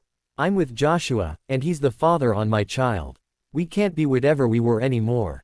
And I hope for your sake that you stop this, and just accept your fate. You need to be with Millicent. It's killing you, Draco. You can barely cast a simple Lumos spell anymore. Everyone has noticed you look terrible. If you don't change, and just be with her, you're going to lose your magic." "I'd rather lose my magic than be with that sow." Draco spat. "Don't say that," Pansy admonished. "She's abhorrent. She's just, I can't even put it into words. Anytime she touches me it turns my stomach sour. The stench of her alone is enough to make me gag. I've thrown up so many times that whenever I eat, I just taste vomit. I need you, Pansy, the ministry and this law. We could be together. Please." "No, Draco. I'm going to be with Joshua and I'm going to make this work. You need to do the same with Millicent.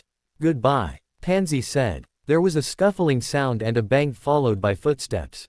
Harry and Hermione heard something that sounded like wailing for a moment that was followed by Draco calling out for Pansy to come back. "What the hell?" Harry said after peeking around the corner to see the hall was clear now. "Harry, I think Draco and Pansy were having an affair and we just heard the end of it," Hermione said. "And I think that Draco might actually be losing his magic. What do you think will happen to him? And if they were having an affair, why isn't Pansy losing magic? She doesn't even look ill." Harry wondered. Maybe because she was sleeping with Montague as well. Maybe if she wasn't trying with Montague and just carried on with Malfoy, things would be different. And we don't know for sure that she hasn't experienced some loss of strength. "I don't know what to do. Montague, he's kind of become a friend. I feel like I should say something, but I'm not entirely sure what I just heard." "What if I'm wrong?" Harry asked. Hermione had no response. The two simply stared at one another for another few minutes in silence, each contemplating what they had just heard and trying to figure out what the right thing to do here was. Cornelius Fudge slammed the door to his office and quickly dashed across his office to the fireplace, igniting a fire with his wand and grabbing a handful of flow powder from the little pot which he knocked onto the floor. He ignored that as he threw the powder into the flames, turning the merry red and orange flames to emerald green before thrusting his head into the flames and shouting. Dolores Umbridge's office, Hogwarts. 1,000 fireplaces rushed past his eyes, making him feel dizzy. When everything stopped, Fudge found himself looking into the nightmarish pink of his undersecretary's office. He could hear her humming lightly to herself. "Dolores!" Fudge shouted. "Minister!" Umbridge replied, waddling over to the flow as quickly as her stubby legs would carry her. "How can I help you? Why didn't you warn me, Dolores? Why didn't you tell me that students had drafted an amendment to the law?" "What?" Umbridge reeled. "What are you talking about? Cadme and Caulfield presented an amendment to the Legacy Preservation Act this morning. Do you know what that means? You know his record." Fudge shouted. "Cadme and Caulfield." Umbridge looked shocked. "But he retired years ago. Why would he?" "It doesn't matter, Dolores." Fudge snapped. "The amendment will allow students to be recognized as adults. Do you know what that means? We'll never get our hands on Potter. We'll have no leverage on him or anyone. For Merlin's sake, some of them would be able to petition for seats on the Wizengamot. Potter would be able to petition. Why didn't you tell me?" "Minister, I had no idea anyone was drafting an amendment. I've been here at Hogwarts trying to get those ungrateful brats to attend their counseling sessions as well as keeping Dumbledore from raising his army against you. And that's another thing," Fudge shouted, turning red in the face.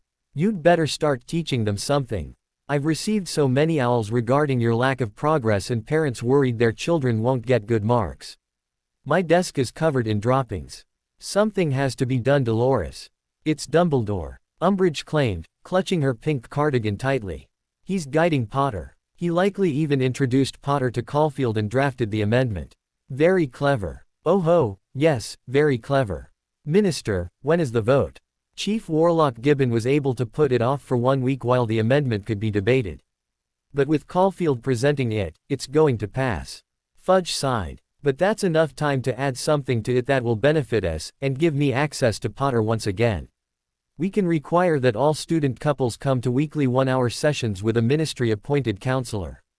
We can also require students to take part in special classes that will prepare them for adulthood in the real world. Classes that will guide them to following ministry policy." Umbridge suggested, and Fudge began to relax. "Yes, that could work." Fudge nodded thoughtfully. "I will draft the addendum, and we can add it to the amendment. I doubt anyone would argue further preparation for children." Umbridge smiled proudly. "Fear not, Minister, we can still turn this around. I know that I'm close to breaking through Dumbledore's hold on Potter. I just need to get him to open up a bit more." "And what about your classes, Dolores?" Fudge asked. "I will strive to teach the students in order to make sure they pass exams. But I shall need assistance." "You received my request, of course?" Umbridge asked. Yes. Fudge grumbled. "We are stretched fairly thin in your absence, but I think we can live without young Weasley for a few months. But I'd better see some results, Dolores, or I fear I might have to look for a new undersecretary. I'll expect the addendum on my desk first thing in the morning so I can pass it on to Gibbon. I think it would add credibility if he were the one to present it. Do not disappoint me, Dolores." "I swear on it, Minister," Umbridge said, puffing out her chest. "Potter will renounce Dumbledore soon."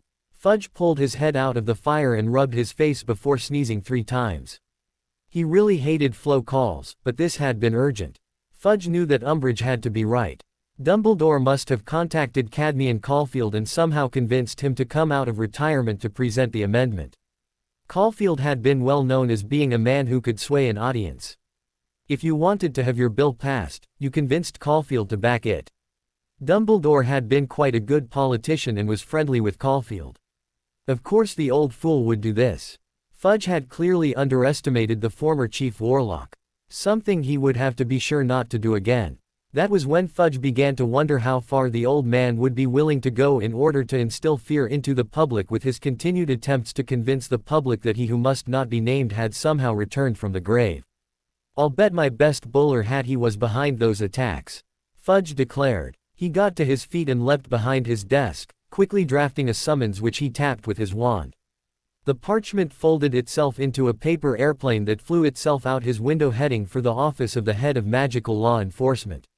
"Madam Bones will sniff him out, and as soon as she does, I will make sure that old senile codger never sees daylight again," Fudge declared. "So this is where you've been spending your time when you're not with me?" Daphne said in wonder as she looked around at the large room that was hidden behind the wall on the 7th floor. It's called the Room of Requirement. Harry explained, moving past his betrothed.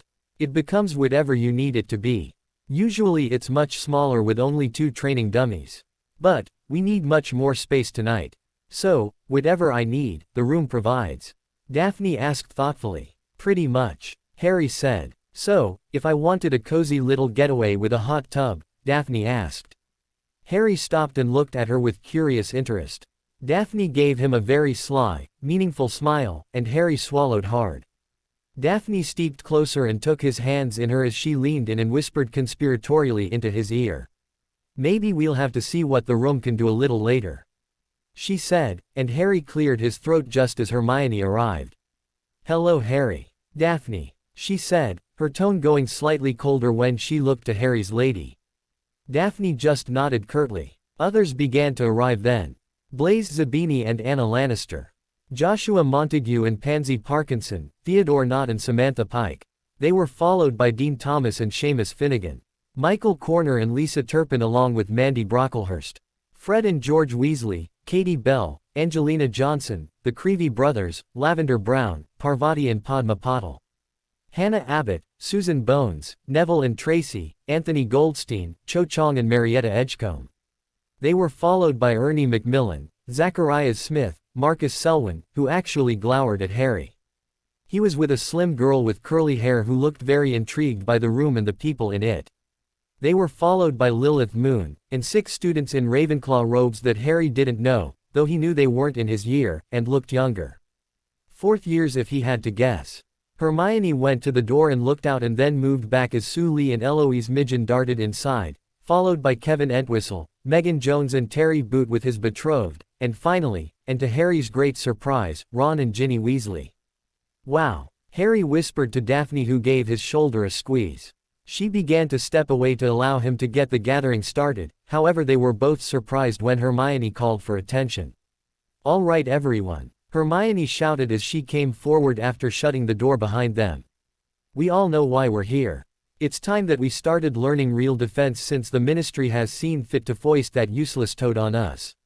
So, hold on, Selwyn shouted. Who put you in charge? I thought Potter was running the show here.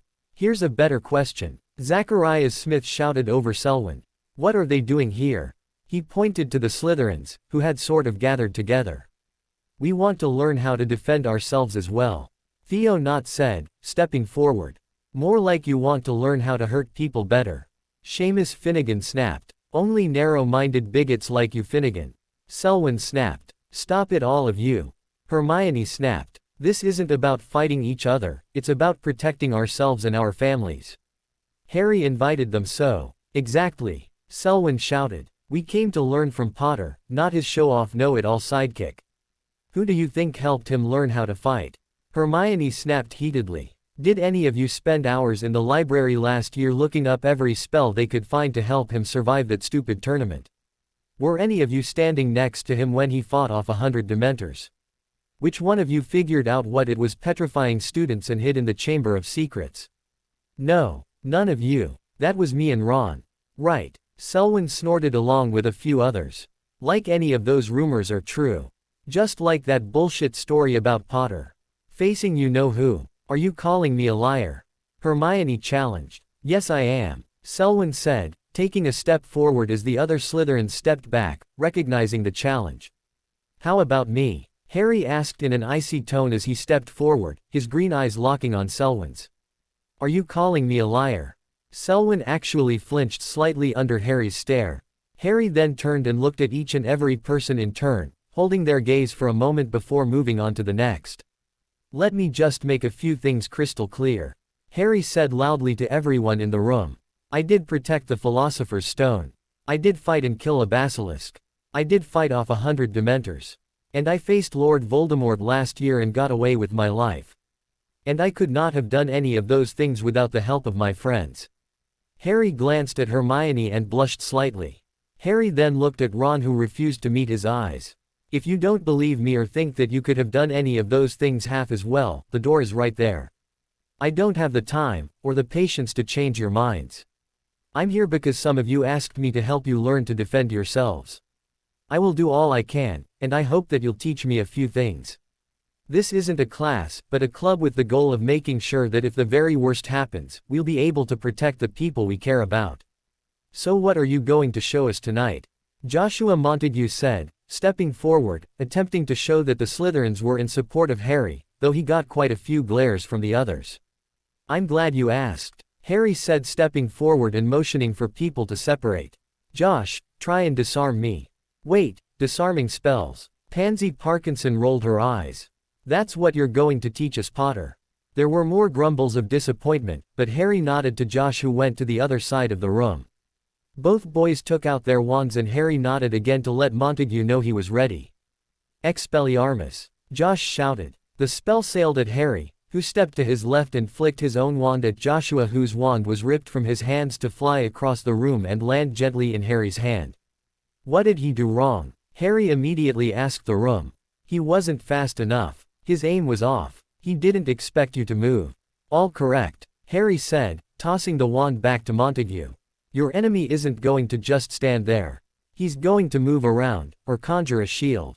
So you need to be able to cast spells while you're moving and make sure those spells are accurate. If you can do that, even the most benign spell can save your life. We're going to be learning all sorts of hexes and curses and everything in between, but we're also going to learn how to move and dodge and make sure that our spells hit our targets while avoiding anything thrown at us. There was a murmur of excitement around the room now. Harry nodded to Montague, who gave a smile in return. Find a partner, and try and find someone who isn't your friend.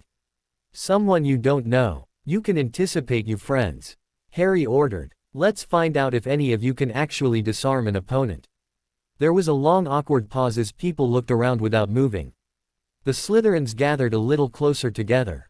Harry sighed and went over to the Slytherins. Zabini, Harry said, beckoning the tall dark-skinned boy forward. Harry looked across the room. Fred. Fred Weasley practically bounded forward, looking almost as if he was getting a second Christmas. Harry stood between them, looking at each in turn. Disarming spells only. I want to see how fast and accurate you are. Go, Harry said, stepping back. Fred went to fire his spell, but Blaise had already stepped left. Fred had to pause to try and fire, but Blaise moved again, and this time he fired his spell, which sailed wide and hit Lavender Brown, who shrieked when her wand flew out of her hand. Fred laughed as he managed to get his shot off. However, Blaise ducked and Fred's spell impacted on the wall behind. Theo, Harry said, waving not over. Padma. The two students faced each other until Harry set them off. Harry then began pairing people together. Harry did his best to match people together whom he was sure didn't know one another. Within 10 minutes people were matched together, and Harry was back to Fred and Blaise. How's it going? He asked. That bugger is fast, Fred claimed. I haven't managed to hit him at all. Weasley's pretty devious, Blaise claimed. He's firing at places he thinks I'm going to be. I have to really think before I move. Are you firing anything? Harry asked. I don't get a damn chance. Blaise complained. Harry smirked and walked away. He gave pointers to a few other people and had to break up a potential fight with a between Selwyn and Terry Boot. After 30 minutes he called a stop to it all. How many of you managed to disarm someone? He asked. There were only a few hands that went up. Harry wasn't surprised to see Hermione's hand raised. She, along with Joshua Montague, George Weasley, Theodore Nott, and Dean Thomas all held up their hands, looking quite proud. This is exactly what I was talking about. Death Eaters won't stand still. Harry reminded them. You have to be fast, and you have to anticipate. You have to try and think faster than your enemy, and in the heat of battle, that is one of the hardest things to do. Every spell we learn we're going to hammer until it's muscle memory. I want each of you to be able to fight without having to think. Okay, let's pair up again, but with different people this time. This time, take turns. One person casts, the other person tries to dodge, and then switch. After another 30 minutes Harry called for a stop and again asked who had managed to disarm their opponent. This time many more hands went into the air. Harry smiled and nodded. All right, next time we'll try and go longer, and I want everyone to find a spell they want to learn and we'll make a list. Try and come up with a few so we don't have a lot of people with the same spell in mind. Everyone, you did great, and we're all going to get better. Harry waved them all to the door and there was a very cheery rumble as the group headed back to their common rooms. Potter, I've got to hand it to you. Montague smiled as he and Pansy approached. I thought disarming was pretty useless, but after that example, I get it, and I can't wait to see what you have in mind next time. Thanks, Montague. Harry nodded and shook the Slytherin's hand. Not bad for our first meeting, Hermione said after Montague left. Harry gave a shrug. I think you were brilliant. Too bad we got off to such a rough start. Daphne said pointedly as she looked at Hermione. I was just trying to make things a little easier on Harry. Hermione blushed. I know he isn't really that comfortable in front of large groups and. It's fine, Harry said quickly. I asked Hermione to help with this. She got around and spread the word to everyone outside of Slytherin. Montague told the others. Hermione was just trying to get everyone's attention for me. Daphne clamped her mouth close and tried her best to look as if this was a satisfactory explanation. Hermione gave Harry a quick hug and joined the others who were leaving. I didn't expect to see Ron here, Harry said, looking to where the redhead was talking to Lavender Brown and Parvati Patil. I don't know if you should be surprised, Daphne said, her tone still hard as she watched Granger with a critical eye. I think after what happened he'd be the most motivated to learn how to fight. I suppose. Harry sighed. He turned to face his soon-to-be bride and asked, how do you do? Daphne's ire at the bushy-haired witch faded away immediately at the question. She turned to look at Harry and looked rather disappointed in herself. Terrible. She shook her head. I lost my wand 5 times to Belle, and only managed to disarm her once. Though I did do better against Patil. Well, let's see if we can improve that, Harry said walking across the room. What, now? Daphne asked, looking a bit fearful. Love, I need you safe, and since you're insisting at being at my side in any fight, then I need to know that I don't have to worry about you. You asked me to help you, and I'm going to do that, Harry said. Daphne was still reeling from Harry's use of the word love in reference to her, and she couldn't keep the smile from her face, but she took out her wand and readied to face her betrothed. Now wasn't the time to mention it anyway. He was right. She couldn't be a mental burden in a fight. She needed to be able to handle herself, and from what she had seen, there wasn't anyone better to teach her than Harry. Ready? He asked. She nodded though she was shaking badly as she suddenly remembered the last time she was on the receiving end of Harry's wand. Welcome, Mr. Weasley. Professor Umbridge greeted the young man sent by the minister to help her in her duties at Hogwarts. I'm very happy to have you here. I was honored to be asked, and I promise that I will do everything I can to help you. Percy Weasley smiled, shaking the fat little hand of his new supervisor. That is good to hear. Umbridge nodded. I'll take you to your new quarters and we can discuss some of your duties. The minister spoke to you about our main focus here. Percy glanced around the empty halls making sure they weren't overheard. He hadn't been away from the Institute of Magical Learning long enough to forget how many places people could hide. He did, and I couldn't agree more. Percy nodded as he followed the much shorter and heavier woman through the hallowed halls.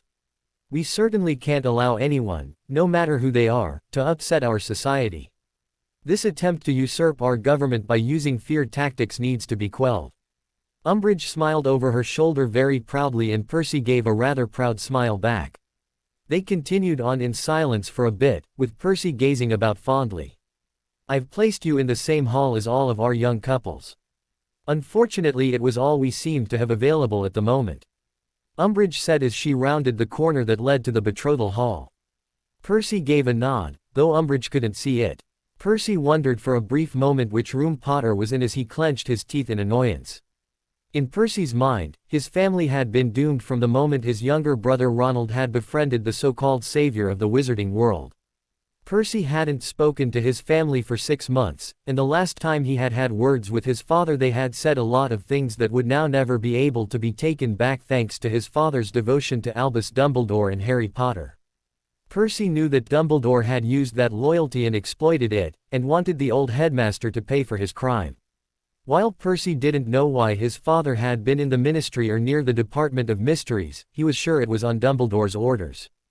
Though he wasn't really sure why Dumbledore wanted to take over the Ministry now, especially as he knew that Dumbledore had been offered the post of Minister of Magic 3 times and had refused it each and every time. Percy was certain as was Minister Fudge that Dumbledore wanted to usurp the current administration.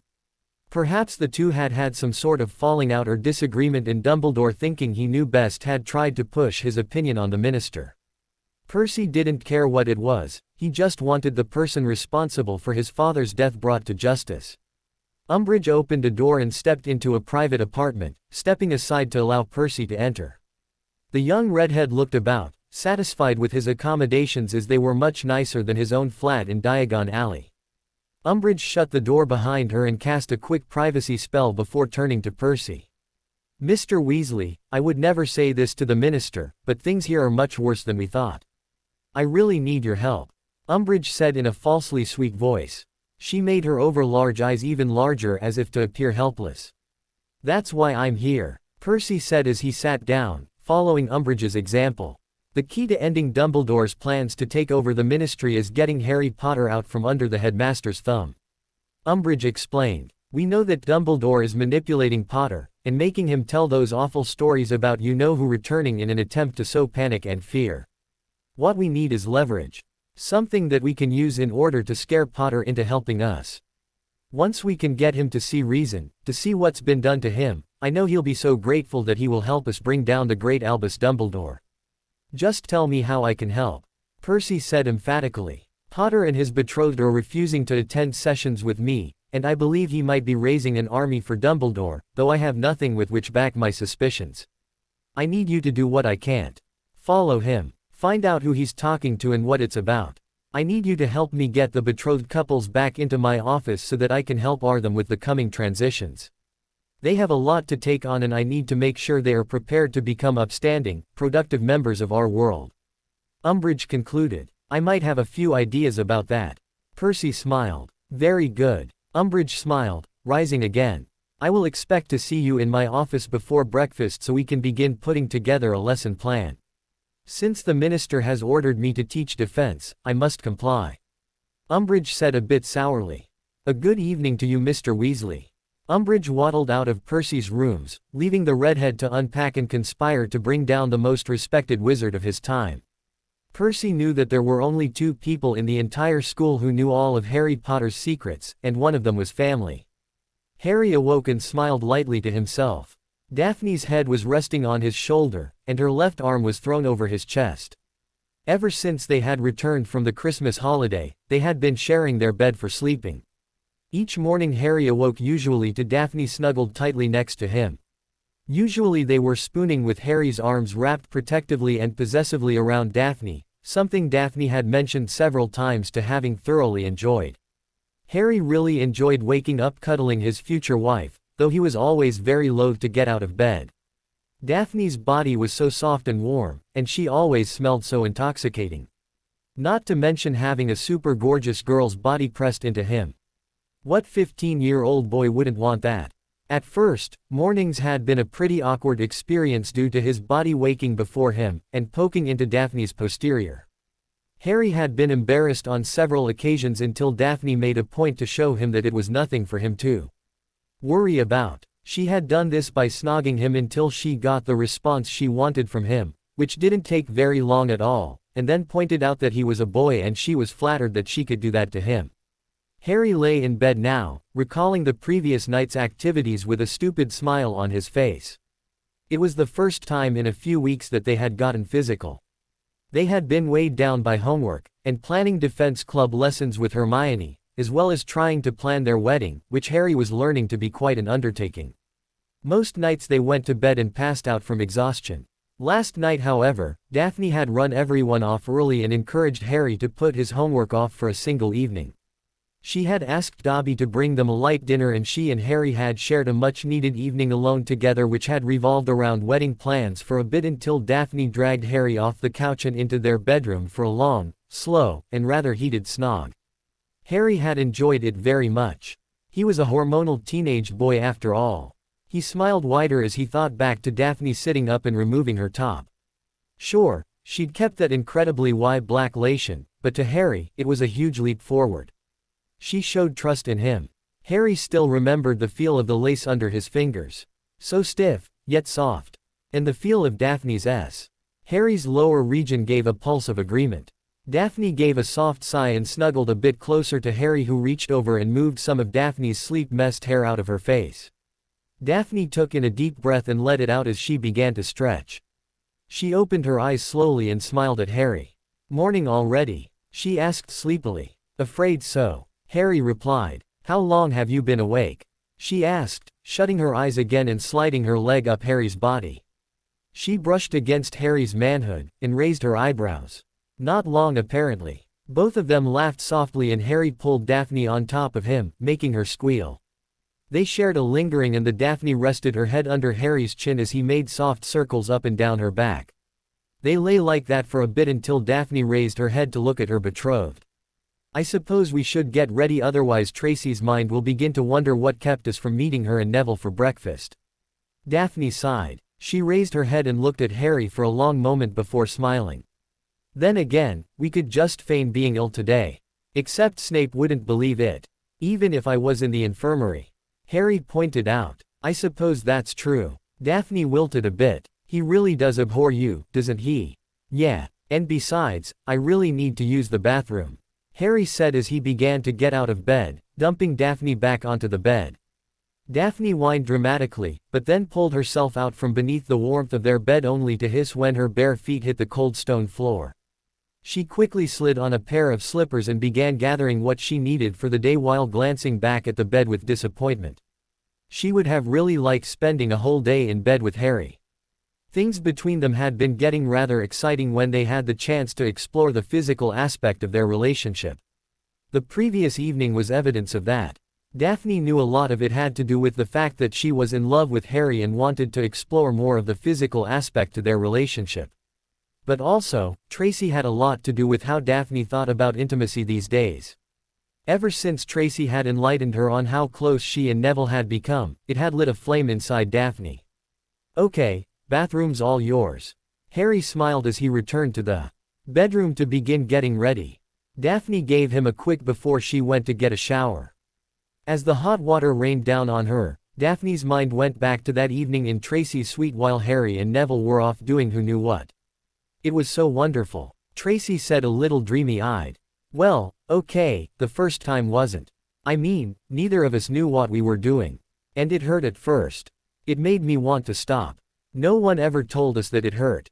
"It hurts." Daphne looked troubled. Tracy nodded. "But then it goes away and it starts feeling really nice, you know.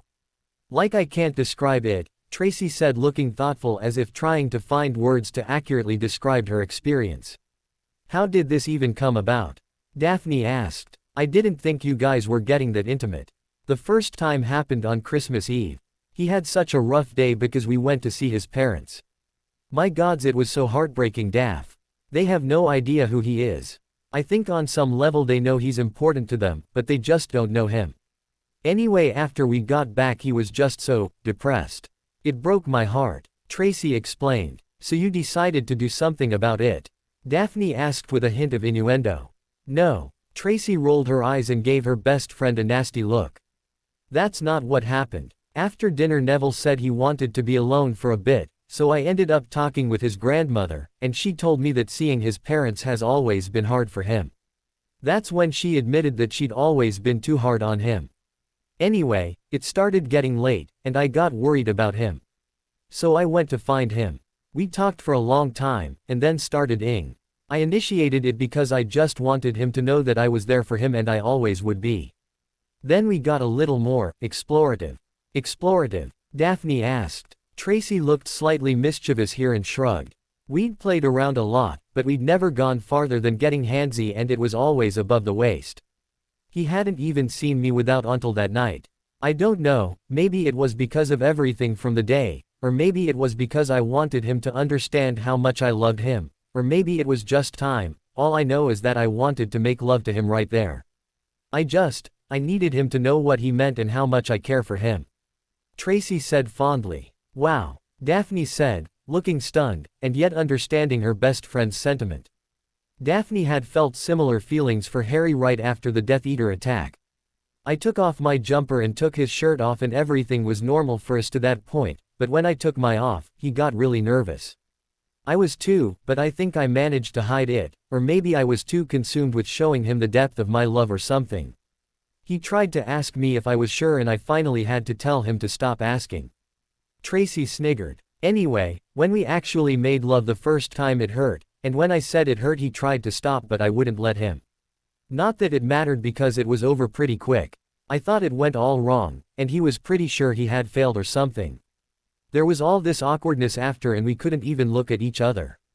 Tracy continued. Okay, earlier you were saying it was the best thing ever and now you're telling me it was awkward and shortened. Daphne began looking very concerned about what might be in her future with Harry. I know, Tracy said holding up her hands. I thought I had been lied to as well. I mean, to hear Pansy talk about it, it's always this amazing thing and your legs shiver and you can't move because your whole body is just so, I don't even know. And here I am just thinking it hurt and it was fast and how stupid it all was. Well, I finally decided that the silence was killing me and I rolled over to talk to Neville and try and figure out if we did it wrong or something. And Daphne wanted to know. He thought the same thing. He'd heard stories from boys talking about and how good it was. We started talking about things we've heard people say and basically comparing notes and figured out that maybe we had done it wrong. So, we tried again. And it was really good. Tracy grinned. It was still fast, but it didn't hurt at all. Tracy continued. Then when we went to my dad's I kind of asked Annabelle about it. Thankfully Dad and Neville were off being guys, otherwise it might have gotten a lot more embarrassing. But anyway, Annabelle told me that we hadn't done anything wrong at all. She said it takes time and practice and that it does get a lot better. She also suggested a couple of books, which she and I got the next day at Diagon Alley. Anyway, she was right. It got loads better and all that stuff Pansy told us is true. Daphne finished her shower and wrapped a towel around herself. That conversation had been on her mind for nearly 3 weeks now and Daphne wanted to see if what her best friend and the books that Tracy had loaned her were right. She couldn't help but be intrigued by the idea of having with her soon-to-be husband. After all, that was the only way that she knew of that they could make children, which they were obligated to do under the provisions of the law. But more than that, she wanted Harry to know how much she was falling for him. Daphne had already admitted to Harry that she was in love with him. Every time she said it he looked so moved, even though he still hadn't said it in return. She knew he felt it for her, though he didn't really understand it. Daphne cursed his relatives every time she saw that look.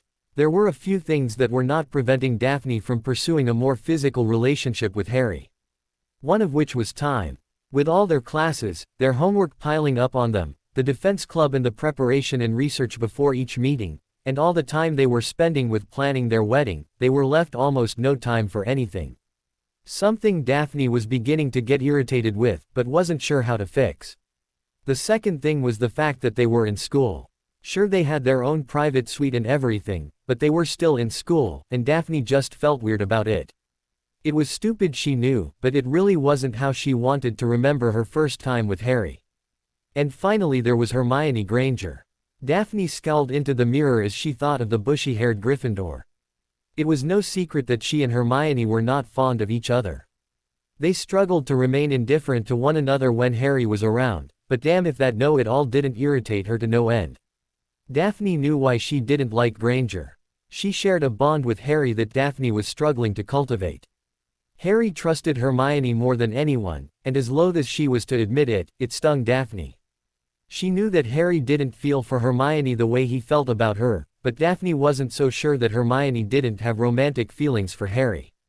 The way she always was around was beyond annoying. Daphne sometimes felt like she was competing for Harry's attention. And Granger kept running her mouth in the defense club like she was running it. Like she thought she was a teacher or something. Daphne had sworn that she would never get between Harry and his friends, but Granger was making it very difficult. She saw how badly Harry had been affected by Weasley's abandonment and didn't want to see how he would be affected by not having Granger in his life, but at the same time, Daphne really wanted to scratch the uppity eyes out. Daphne wished the Muggleborn would just get her own boyfriend and leave them alone.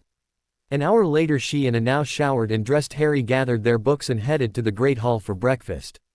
They were met in the hallway by Neville and Tracy, who were grinning like idiots. Daphne knew they must have had again and wanted to punch them both if only to let them know that they could stop advertising how awesome the relationship was.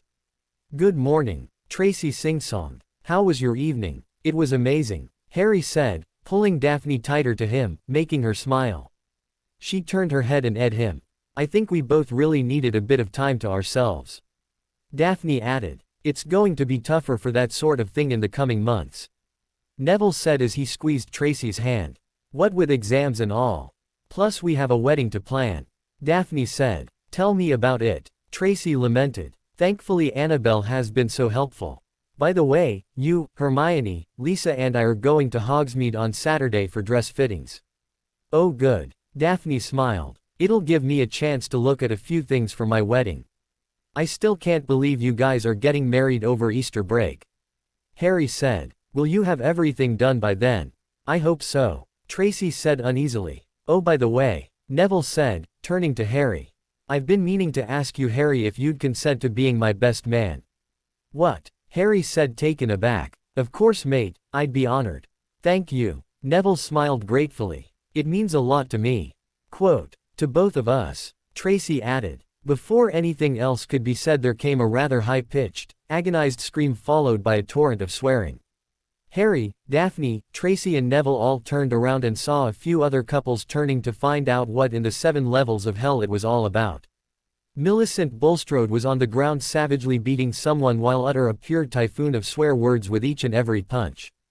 After a few seconds Cormac McLagan tried to pull Millicent off of whomever she was beating only to be punched in the family jewels. "Did you think I wouldn't find out?" Millicent shouted as she pummeled her victim. "You stupid ing slag. You couldn't shut your ing legs. You couldn't keep your hands off what doesn't belong to you. Couldn't let me be happy for once." Suddenly Millicent was knocked aside and Joshua Montague appeared holding his wand and giving Millicent a very dangerous look as he knelt to help Millicent's victim back up. It was then that Harry and the others learned it was Pansy Parkinson. Blood poured from her nose, which was clearly broken, and her left eye was beginning to swell shut. Harry wasn't certain, but it looked as if she was missing a tooth as well. But what struck everyone was how frightened Pansy looked at the moment. Millicent was on her feet again and started towards Pansy again but stopped when Montague leveled his wand at her. "You'd better start explaining yourself, Bulstrode," he said dangerously. "Or my next hex won't be a simple banishing charm.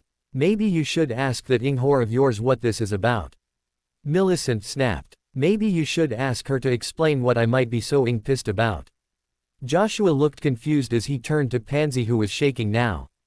Harry knew immediately what this was all about and felt a knot of guilt form in his belly. He had decided that it wasn't his place to say anything to Montague about what he'd overheard a few weeks ago, though he'd felt terrible every time he'd talked with Joshua, who Harry was beginning to consider as a friend. Harry hadn't even mentioned anything to Daphne about it. "Tell him," Millicent shouted. She looked as if she was struggling against pouncing on Pansy once again and bashing her head into the stone floor. "Tell him what you did.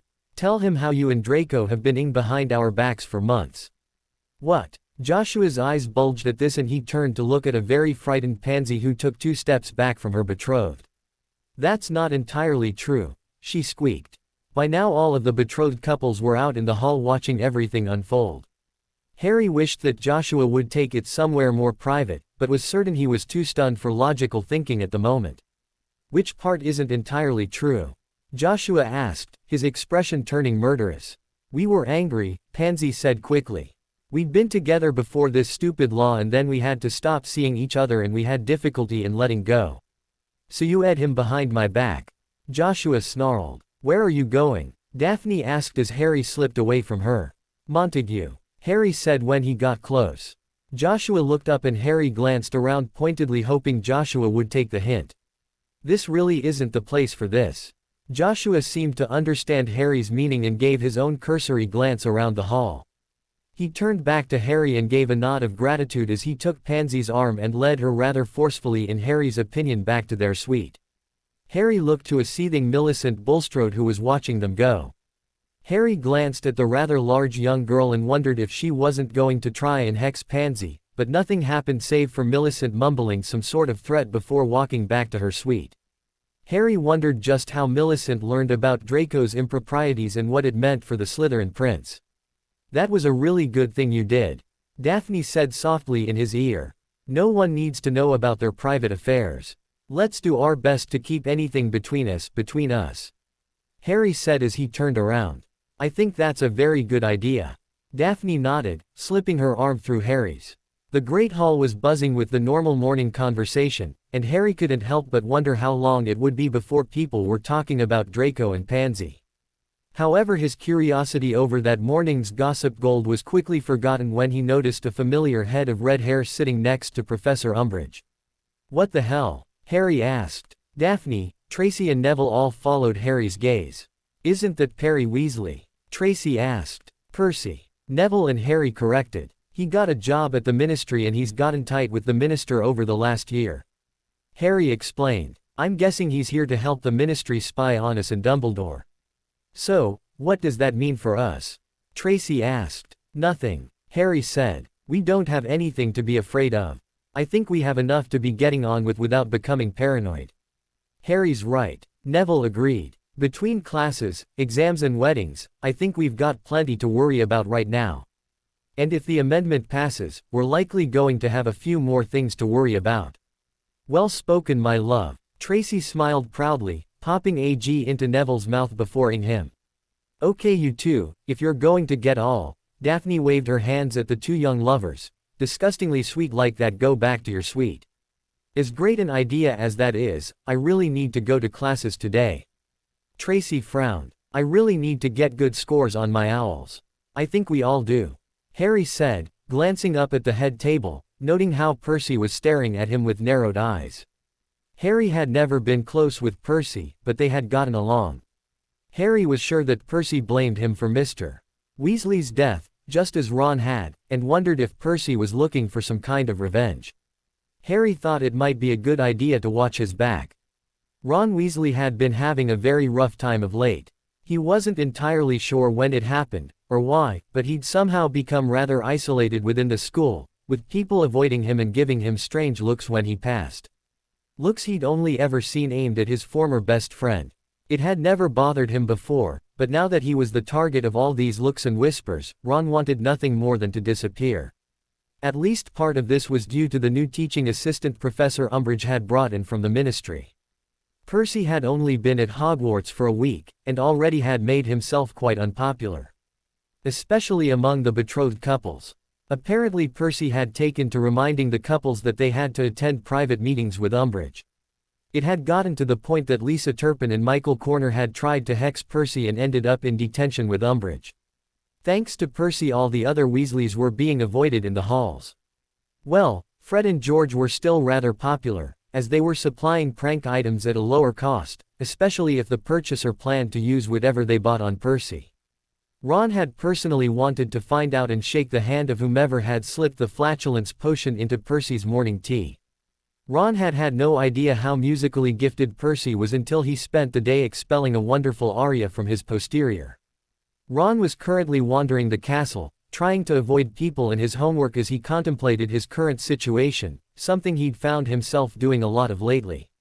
Ron had been carrying around a lot of guilt and regret in the last few weeks, but wasn't really sure what he could do to alleviate it. Ron had burned a lot of bridges in a very short amount of time, and he wasn't sure how he was supposed to rebuild them, or even if he could. As he was mulling over all of this, someone grabbed him by the shoulder. Ron spun, throwing off whomever had dared touch him, ready to knock someone's teeth out. Ever the hothead, little brother. "What do you want, Percy?" Ron growled. "In the halls, I'm Mr. Weasley." "Manners and respect, Ron," Percy warned. "I was hoping you and I could have a bit of a chat. I've noticed you spending quite a bit of time on your own and thought you might need to talk to someone." Ron couldn't really argue. He did want to talk to someone, just not Percy. However, maybe his brother might be able to help him. Reluctantly, Ron gave a short nod, and Percy led him to his private quarters where he made them tea. "How have you been coping?" Percy began when he laid out the tea service. Ron accepted his cup and began putting sugar in. He gave a short shrug and mumbled something. "I've been having a terrible time," Percy admitted. "You know that Father and I disagreed badly and hadn't spoken in some time." Now I will never have the chance to make amends. Ron looked up. He hadn't even thought about how Percy must be feeling at the loss of their father. Ron couldn't even imagine how his brother was feeling. Percy and their father hadn't spoken in months and to Ron's knowledge, had avoided one another at the ministry. Now they would never be able to sit down and work things out. I'm sorry, Percy, Ron muttered. Percy just gave a nod as he stared at the little table between them. He was a good man, Percy said. A good man and a good father, and it's a terrible thing that happened to him and our family, and there's only one person to blame for it all. Ron looked up now and felt pride building in his chest. Finally Percy had come round and realized the truth. Ron began to smile as Percy looked up at his younger brother. Harry Potter. Ron felt as if he'd been punched in the gut. Harry? Ron asked skeptically. I know you know the truth, Ron. I heard you punched a little parasite right after the Christmas holiday. I couldn't be prouder of you. Percy beamed. I wasn't really, Ron stammered, more than a bit confused. Ever since you met him, Potter's been dragging you around like a beaten dog, putting you and Hermione in danger just so he could play the hero. And Dumbledore's been orchestrating it all. Percy explained. That's not, Ron began. True, Percy asked. Please, how else can you explain all that has happened to our family in the last 4 years? You got hurt in your first year chasing the Philosopher's Stone, but did you ever actually see the stone? Well, no, but, Ron tried, but Percy continued, talking over Ron. Ginny's first year she was nearly eaten by a basilisk. You can't honestly tell me that Dumbledore had no idea such a beast was living in the castle. And you followed Potter into the Forbidden Forest and were nearly killed by acromantulas. Then you followed Potter down into the Chamber of Secrets and almost died in a cave-in. Not to mention that harebrained car ride that nearly got you expelled. But that was my idea, not Harry's, Ron tried, starting to feel a bit irritable. You went off chasing dangerous criminals, risking your very soul by crossing the Dementors, and then the tournament last year, and finally our father's life. That boy is a plague, and our family is better off being shot of him. But he still poses a threat. Ron, a threat to our family, and the world, and I need your help to stop him. Ron had to set his cup down because his hand was shaking badly. Percy had stood up and was now pacing, not even paying attention to his brother. We have a duty to protect people who can't protect themselves, Ron. You spent a lot of time with Potter, and I know that you know him better than most. I need your help in bringing him to justice so that no one else has to suffer as our family has. Have you lost your ever-loving mind? Ron snapped, finally having enough. Have you gone round the bend, or has working at the ministry just made you stupid? Percy looked as if he'd been slapped. You know Harry. You know all of that stuff isn't true. Ron shouted. How can you defend him? Percy argued. It's because of him our father is dead. Dad is dead because he was doing what he felt was right. Ron shouted his brother down. Dad is dead because he knew Dumbledore was telling the truth and he was trying to protect all of us. Dad is dead because Dumbledore made him, Percy began, but Ron shouted him down again. Dad volunteered. Ron screamed, his face nearly purple as his eyes began to fill with angry tears. There is nothing anyone could have done. Not Harry, not Dumbledore, not even Merlin himself. Voldemort killed Dad. Percy staggered back, eyes wide with horror. You said. I was an idiot. Ron continued. I was angry, like you. I wanted someone to hurt as much as I was hurting, and instead of focusing on the responsible people, I pushed everyone who actually cared away. I see. Percy frowned. You're still under Potter's spell. Ron shook his head as he got to his feet. Percy, Ron said, fixing his brother with a hard stare. I don't know what happened to you, but you've been blinded. Harry isn't the enemy, and neither is Dumbledore. I know you're angry, I am too. But Harry was my friend. I betrayed him, not the other way around. He isn't some sort of diabolical mastermind. And if you're looking for my help in making Harry pay for things he didn't do and can't control, I won't help you. Percy looked stunned, but quickly became angry. I see, he said sourly. You've made your choice then. I have, Ron said. And then his face lit up as he realized that he had indeed made a choice. He had decided to do the right thing, just as his father had. I'm going to do the right thing, Percy. I hope that you will too. With that, Ron left his brother's suite and ran all the way back up to Gryffindor Tower where his homework was waiting. He had a lot to do now, and he wasn't going to put it off any longer. Ron had been weighed down by his guilt as much as his grief, and it was time to fix as much as he could. He knew that he'd been stupid. He knew he'd been angry, and more importantly, he knew that because of that, he and Harry would likely never be as they had been. What surprised Ron was that he was okay with it. Harry's life wasn't really his own, and he was being forced along a path that he didn't want, but he was trying to make the best of it. Ron was free to do what he liked with his life, and he now realized how he'd been wasting it. Ron gathered his books and everything he needed to finish his homework, and with a moment's pause realized that Gryffindor Tower would be too distracting for him to work in. He also felt the library would provide too much distraction with people moving about and doing their own homework. Ron decided that a quick stop in the library to get the books he'd need before finding a nice empty classroom to work in. This would also be good as he'd have a space in which to practice any new spells he found. Stuffing everything into his bag, Ron headed for the library. He felt rather proud at the moment. He also knew he had a lot of work to do in order to make the changes he needed to. And the first thing, after his homework anyway, was to apologize to Harry. Ron felt some of his pride ebb away. Harry was a very forgiving person, but Ron hoped that Harry wouldn't accept his apology. The youngest Weasley male didn't feel he deserved it. But that wasn't the point. Ron knew that their friendship was broken beyond repair. At least for the moment.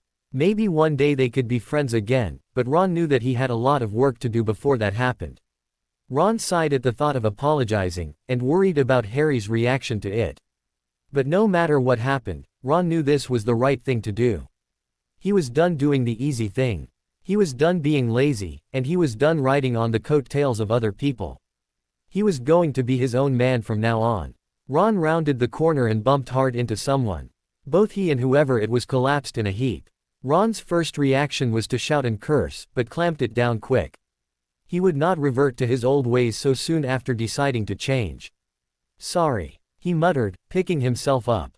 He looked over to see who'd tried to plow him over. Padma Patil looked very upset as her books and essays were all over the place. Ron quickly offered to help her back to her feet and then began helping her gather her things. I was kind of lost in my own head, I'm really sorry. Ron said, handing her a few books. Padma gave him a rather critical look that made Ron wither a little.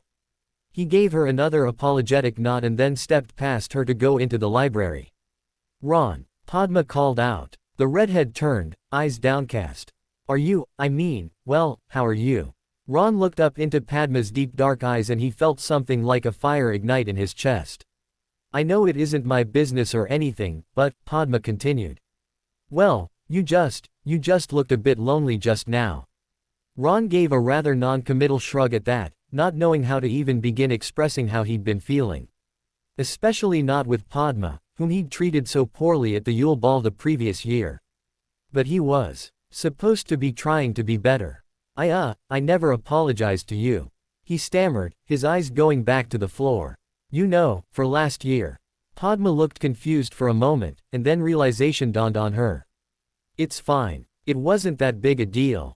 Yes it was. Ron corrected, looking up. It was a big deal, and I was an absolute prat. You deserved a lot better. I'm sorry for it. I just thought maybe you should know that I was sorry. With his eyes downcast, Ron turned again to go when Padma stopped him again. She began. Did you finish that essay for charms yet? Lucius Malfoy stormed up the path to Hogwarts, his wife Narcissa following silently behind him, looking grave. They had received a summons from Dolores Umbridge claiming that Draco had taken ill. The reasons behind his illness is what had Lucius so perturbed. The Malfoys were greeted in the entrance hall by Professor Umbridge, who wore a rather nervous smile. Lucius wondered just how bad things had become, and why Dumbledore wasn't there. The only reason Lucius could think of was the fact that this was essentially a ministry matter, as Draco hadn't been hurt during class, or by other students, but because of the ministry's law. Good evening, thank you for coming so quickly.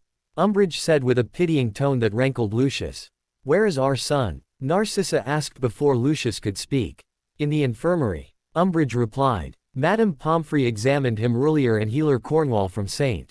Mungo's also gave him a detailed examination. I'm afraid it's conclusive. Draco has damaged his magic. I have to ask, were you aware anything was wrong while he was home during the holiday? Of course not, Lucius hissed. If we had known, we would have put a stop to it immediately. Can you tell us who he was involved with? Narcissa asked. Draco refused to answer my inquiries. Umbridge stated. However, Miss Bulstrode informed me of her suspicions, and when I confronted her, Miss Parkinson admitted to having carried on a relationship with Draco that she said was established before the law went into effect. She claims to have ended the affair shortly before the Christmas holiday, though Draco kept pressing her to continue it. Did she suffer any effects? Lucius asked, trying to keep the venom out of his tone, though he failed spectacularly. Both Madame Pomfrey and Healer Cornwall examined her and learned that she did suffer a loss of magic, though not as bad as Draco. They both believe that is because she is pregnant. I pressed Miss Parkinson about this and she claims that she always used charms and potions with Draco and is 100% positive that the child belongs to her betrothed. They came to the hospital wing and Umbridge led them to the end where a privacy curtain was set up. Umbridge stopped and turned to the Malfoy. The damage is not quite irreversible yet, but if Draco doesn't change his ways, he will lose his magic forever. I do hope you can make him see the error of his ways. I don't need to remind you what will happen should he fail to uphold his end of his obligations. Fear not, Madam Umbridge, Lucius stated.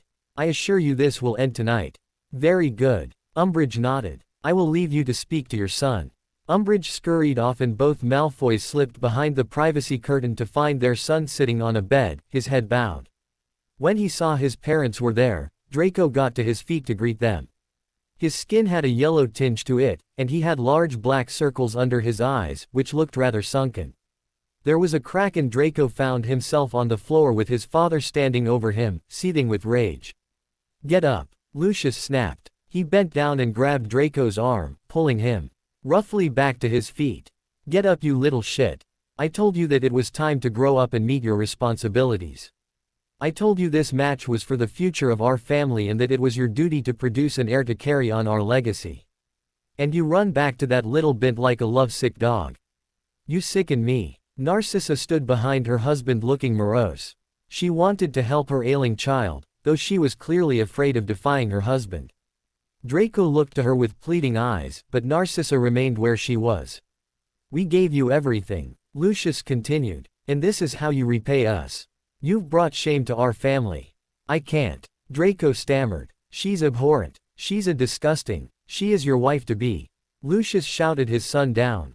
She was chosen for you because she is the best candidate to produce a powerful heir. You could have taken a mistress to satisfy your needs after your obligations were fulfilled. Now you've risked the future of our bloodline, you selfish little prick. Lucius turned, trying to collect himself.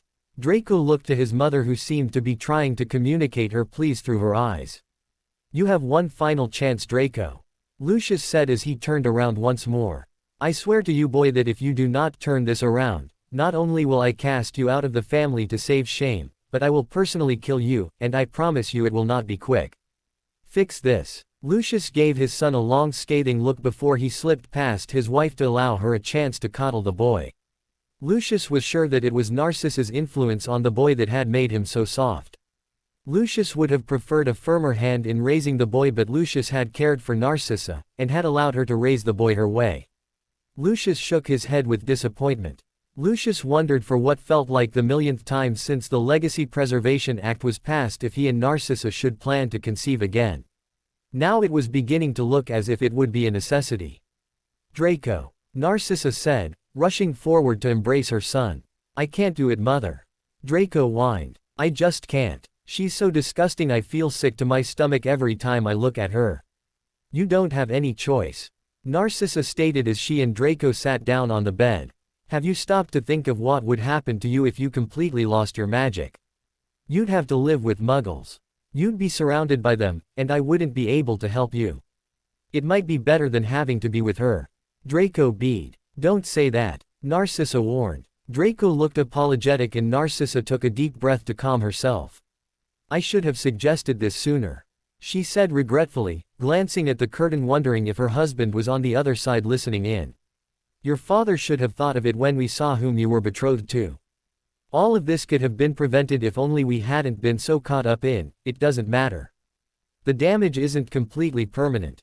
Narcissa reached into her robes and pulled out 3 vials of potion which she handed to her son. This is Amortentia. It is a very powerful love potion. You will need one of her hairs to key it to your betrothed, and you will need to let it sit for 3 hours after you add the hair before you consume it. It will last for 2 hours, which should be plenty of time to do what you need to do. These 2 are fertility potions. Take it before the Amortentia and make sure she takes the other. Narcissa said, pressing the vials into her son's hands. Mother, don't argue, Draco. Narcissa snapped. You heard your father. Once you fulfill your obligations under the law, things will be different. Use these. Conceive your first child as soon as possible. Once you have sired the required number of offspring, we can talk about ridding you of that beast and finding you a more suitable witch. But you must do this. There is no other way. Promise me, Draco. Draco stared at the 3 vials, and repressed a shudder as he imagined what he was going to have to do. He gave her a slow nod and his mother embraced him once again. Draco began to wonder if he would make it long enough for Millicent to give birth just so he could be shot of her, or if death would be more preferable. Azkaban, arguably one of the most famous wizarding prisons, stood tall and foreboding in the middle of the North Sea. For nearly 200 years, magical prisoners had been held here under the suffocating grip of one of magic's nastiest creatures, the Dementors. The prison was arguably the coldest and most dismal place on Earth, and with only 2 exceptions, no one had ever escaped its stone walls.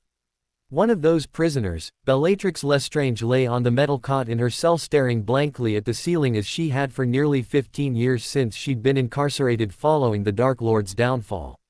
She, like every other prisoner, usually spent the day waiting for food, screaming until their throats couldn't take it any longer, or simply staring into space. Today, however, something felt very different. Almost familiar. As she lay on her meager bed, Bellatrix noticed that the oppressive, ever-present cold was no longer there. Bellatrix suddenly sat up and listening very carefully. There was no screaming. There were, but the screaming was oddly absent. She got to her feet and went to the cell door, listening even more carefully. Something was happening. She could feel it in the air. She could almost taste it. She gripped the bars of her cell door, and saw the woman in the cell across from her come to her own cell door with the same anticipation on her face that Bella felt. Someone's coming, the woman whispered eerily. Someone's coming. Bella thought that it was her at first. The bars she was holding onto so tightly were shaking slightly. But as the shaking became more pronounced, Bella knew that it wasn't her. Something else was happening. Someone's coming, someone's coming. The other woman had begun chanting almost gleefully, and Bella began to feel an excitement take root in her chest as she stepped back to watch the iron bars shake more and more violently. With a screech and a crash of stone being broken, the doors tore themselves loose. There was a rush of cheering from the lower levels of the prison that rose up throughout the great stone tower. What happened next made Bellatrix cry out in joy. Her left forearm had begun to itch and then burn. It was a pain that she had missed deeply. She clawed at the sleeve of the filthy gray frock she'd been forced to wear as a prisoner and stared in awe at the black, moving tattoo of a serpent coming out of the mouth of a skull. The mark she'd been branded with when she'd sworn fealty to Lord Voldemort. The dark mark. Master, she shouted before she began to cackle with gleeful laughter. Master, you've come for your faithful, and we are ready to serve you again. Bellatrix rushed out of her now open cell and pushed through the growing crowds of confused prisoners. As fast as her now frail body could carry her, she maneuvered herself downstairs and out of the great prison and into the stormy night where he stood waiting like some kind of malevolent angel with his arms open in welcome. She approached him slowly, falling to her knees in subservience before him, her head bowed in reverence. Her heart was hammering in her chest and her breath came in gasps after running all the way from the upper levels of the prison. The Dark Lord stepped forward, bending down and tracing her jawline with his long, skeletal fingers almost lovingly as he lifted her head so she could look into his murderous red eyes. My dear, sweet Bellatrix. Ever loyal, ever faithful. What have they done to you? Lord Voldemort asked. I promise you this injustice will not stand. You will get your revenge. You have never failed me. Are you prepared to stand at my side once again? You never have to ask, my lord. Bellatrix sobbed. I always knew you would come for me. Lord Voldemort rose, pulling Bellatrix to her feet with him as hundreds of prisoners began to pour out of the prison, all of them looking at him with disbelief. Friends, he said loudly, addressing them. For too long the Ministry of Magic has kept you locked away. Today, I give you back your freedom. All I ask is your loyalty. Join me, and I offer the chance to avenge yourselves on those who imprisoned you and left you to rot. Help me lay the foundation of our new world and I will reward you beyond your wildest dreams. Many of his former followers rushed forward praising their master as they knelt. Lord Voldemort stood for a moment, soaking in the praise of his faithful. He then took a few steps forward and raised his wand. His smile morphed into a look of clear contempt as he stared at the prison before jabbing his wand. There was a loud sound like a sonic boom followed by a moment of tense silence, then a large section of the prison cracked and fell. The prisoner all felt the impact beneath their feet. A roar of approval rose up among the prisoners and Lord Voldemort obliterated the tower that had been a symbol of wizarding justice. In a matter of moments Azkaban prison was nothing but a pile of broken stone and bent iron. Lord Voldemort turned, his arms outstretched as more and more former prisoners fell to their knees before him, all of them shouting their praise, and their intention to follow him. The Dark Lord smiled malevolently. He now had his army, though they would need time before they were truly ready to wage war. But thanks to the Ministry's continued denial of his return, he had that time to prepare his forces, and solidify his plans. There was only one piece of business that needed tending to. Harry Potter was still alive, and that needed to be remedied as soon as possible. Are you out of your ever-loving mind? Amelia Bones shouted as she burst into the office of the Minister of Magic's office. She looked quite angry and Fudge actually flinched as the imposing woman slammed her hands on his desk. You can't sweep this under the rug like you did with the Christmas Day attacks. Azkaban was supposed to be the most secure prison in the world and someone reduced it to a pile of rock in the ocean. People need to be told. They need to be warned, gods damn it. Amelia, calm down, Fudge said, holding up his hands. We have no idea what happened. The last thing we need is to create a panic. A panic? Amelia asked, looking as if she'd been slapped. Every single thief, rapist and murderer we've ever managed to lock away is now free, Cornelius. Hundreds of violent. There is no need to worry people when the Aurors can find and catch them all again. Most of those prisoners have been locked up so long they can barely move on their own. They have no money and no wands. What could they possibly do? The Aurors will be able to catch them easily, I'm sure. Are you insane? Amelia snapped. Several hundred criminals are now loose and they don't care who they hurt to get whatever it is they want. Wizard or Muggle, it doesn't matter to them. We don't have the manpower, much less the gold to scour the country and find all of those people. And even if we did, where is it you propose we put them? Azkaban is rubble, Cornelius. You need to bring the Muggle law enforcement. We can handle this on our own, Amelia. Fudge snapped angrily. I will secure the funds you need, and you're free to use recall retired Aurors to assist you. As for where we will keep recaptured prisoners, you need not worry about that. I am currently taking care of that. Amelia could only stare in stunned silence at the minister who had all but dismissed her. Fudge looked unconcerned at the moment as he picked up a stack of parchment from his desk. This won't stay quiet, Amelia stated. People in this building know, and they'll talk. I have issued an order of blanket silence on this matter. Fudge declared. Only a few people, including you and I, know all the facts. Anything talked about would be speculation and only serve to frighten the public, which we do not need. The Wizengamot has given their support on this, and I spoke to the editor of the Daily Prophet and the program director of the WWN this morning and they agreed to keep silent for the time being. I need you to get in line as well, Amelia. This is going too far, Cornelius. Amelia said bitterly. It was one thing to cover up Death Eater attacks. For the last time, they were not Death Eaters and there is no proof to the contrary. Fudge snapped, slamming his fist on his desk. Copycat fanatics. That's all. No proof. Amelia countered. The robes. The masks. Not to mention the fact that we found the dark mark on McNair's arm as well as the others we got from the Greengrass home. For God's sake, Cornelius, I fought them at my own home. How long are you going to deny that Dumbledore has been telling the truth, Cornelius? Fudge's demeanor went as cold as a glacier as he looked at Amelia now. Albus Dumbledore is a paranoid, power-hungry old man who believes everyone in the world should the ground he walks upon. He might have been brilliant in his day, but that time is gone and he can't stand it. He needs to feel relevant again, and I for one do not intend to allow his delusions of grandeur permeate our world any longer. For God's sake, Amelia, you're an intelligent woman, explain to me how anyone could defy the laws of nature itself and rise from the dead." Fudge ranted. "Have you considered the idea that perhaps you know who was never actually killed?" Amelia countered, making Fudge wince slightly. "We all assumed that he had been destroyed because we so desperately wanted peace after so much death. No one questioned how a 1-year-old child could defeat the most infamous dark wizard in ages, or that no body was found among the ruins of Godric's Hollow. Cornelius." Fudge looked sickened by this train of thought and took a shaky step backward.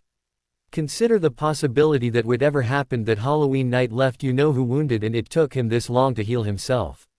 Consider that he's been amassing power and plotting a return, and that your insistence that he can't possibly have come back is giving him more time to amass his army once again. If Dumbledore is in fact telling the truth, you're going to go down in history as the minister who led us to slaughter. Is that how you want history to remember you?" Fudge looked to consider that for a moment before his face began to go red and his expression contorted into rage. He fixed Amelia with a cold stare. "Let me make this perfectly plain to you," Fudge said in a very icy tone. "Our people will never truly be free of the fear that war instilled in us so long as people like you." He pointed his finger at Amelia, and she actually flinched, having never seen Fudge so angry in all her years working with him. And Albus Dumbledore keep his memory alive and try and use the fear he cultivated for their own means. He who must not be named is dead and gone, and I will never allow anyone to disrupt the peace or usurp this administration with the threat of bad memories. Now, if you feel that you are unable to do your job and uphold the law without being able to let go of your fear of the past, then by all means, hand in your resignation.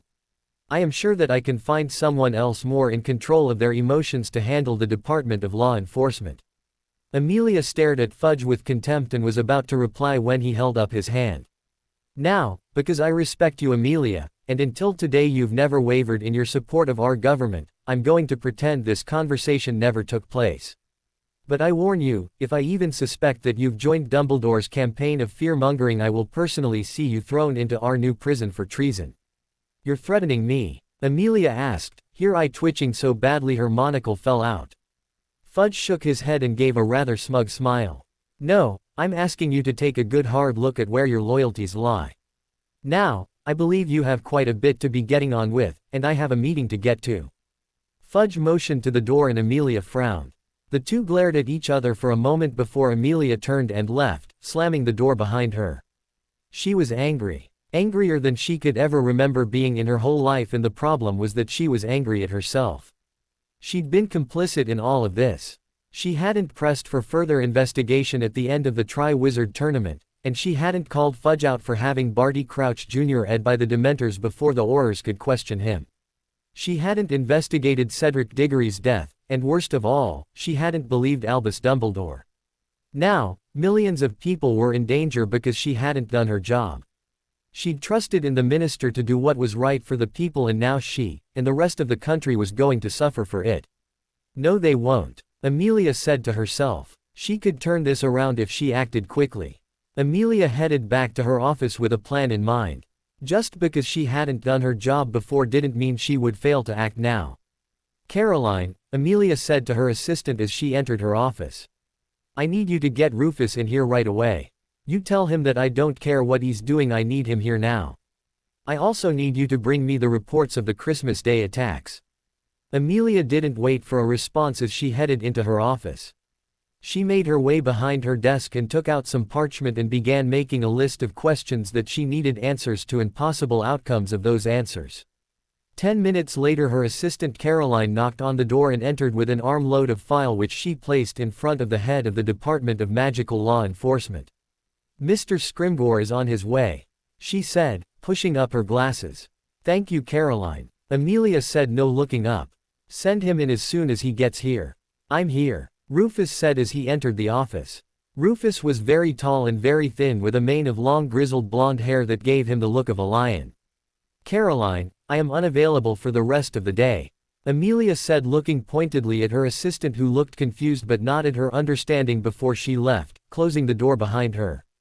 "What's so urgent that you needed to pull me away from hunting?" Rufus began to ask but was silenced with a look from Amelia. We've been lying to ourselves. Amelia stated. We've lied to ourselves and we've allowed people to prevent us from doing our jobs properly because we've become lethargic and apathetic. And now because of that, we've put our world in jeopardy. That ends today. What are you talking about? Rufus asked clearly. Puzzled. Dumbledore has been telling the truth. She stated flatly. I believe that he who must not be named is back, and I also believe he just added every single former inmate of Azkaban to his army. Rufus stared at her for a moment before a smirk began to erupt on his face. He began waving his finger at Amelia as he began to chuckle as if she had just tried to get one over on him. This isn't a joke, Rufus, Amelia said, motioning for him to sit down. Let's look at what we know for sure. People in Death Eater garb terrorize the World Cup and the Dark Mark appears in the sky for the first time in 13 years. At the end of the Tri-Wizard tournament, Harry Potter, who we all praise for ridding us of you-know-who, claims to have witnessed that very same Dark Wizard return and kill Cedric Diggory. Yet we never carried out an investigation because the minister tells us it's all poppycock and no one questions it. Barty Crouch Jr., a Death Eater who we all thought had died in Azkaban, turns out to be alive and well, and also keeping the most decorated and infamous Auror in history in a trunk while impersonating him right under the nose of Albus Dumbledore for nearly a full year. But before we get the chance to interrogate him to find out how he'd done all of this, Fudge has him ed by Dementors.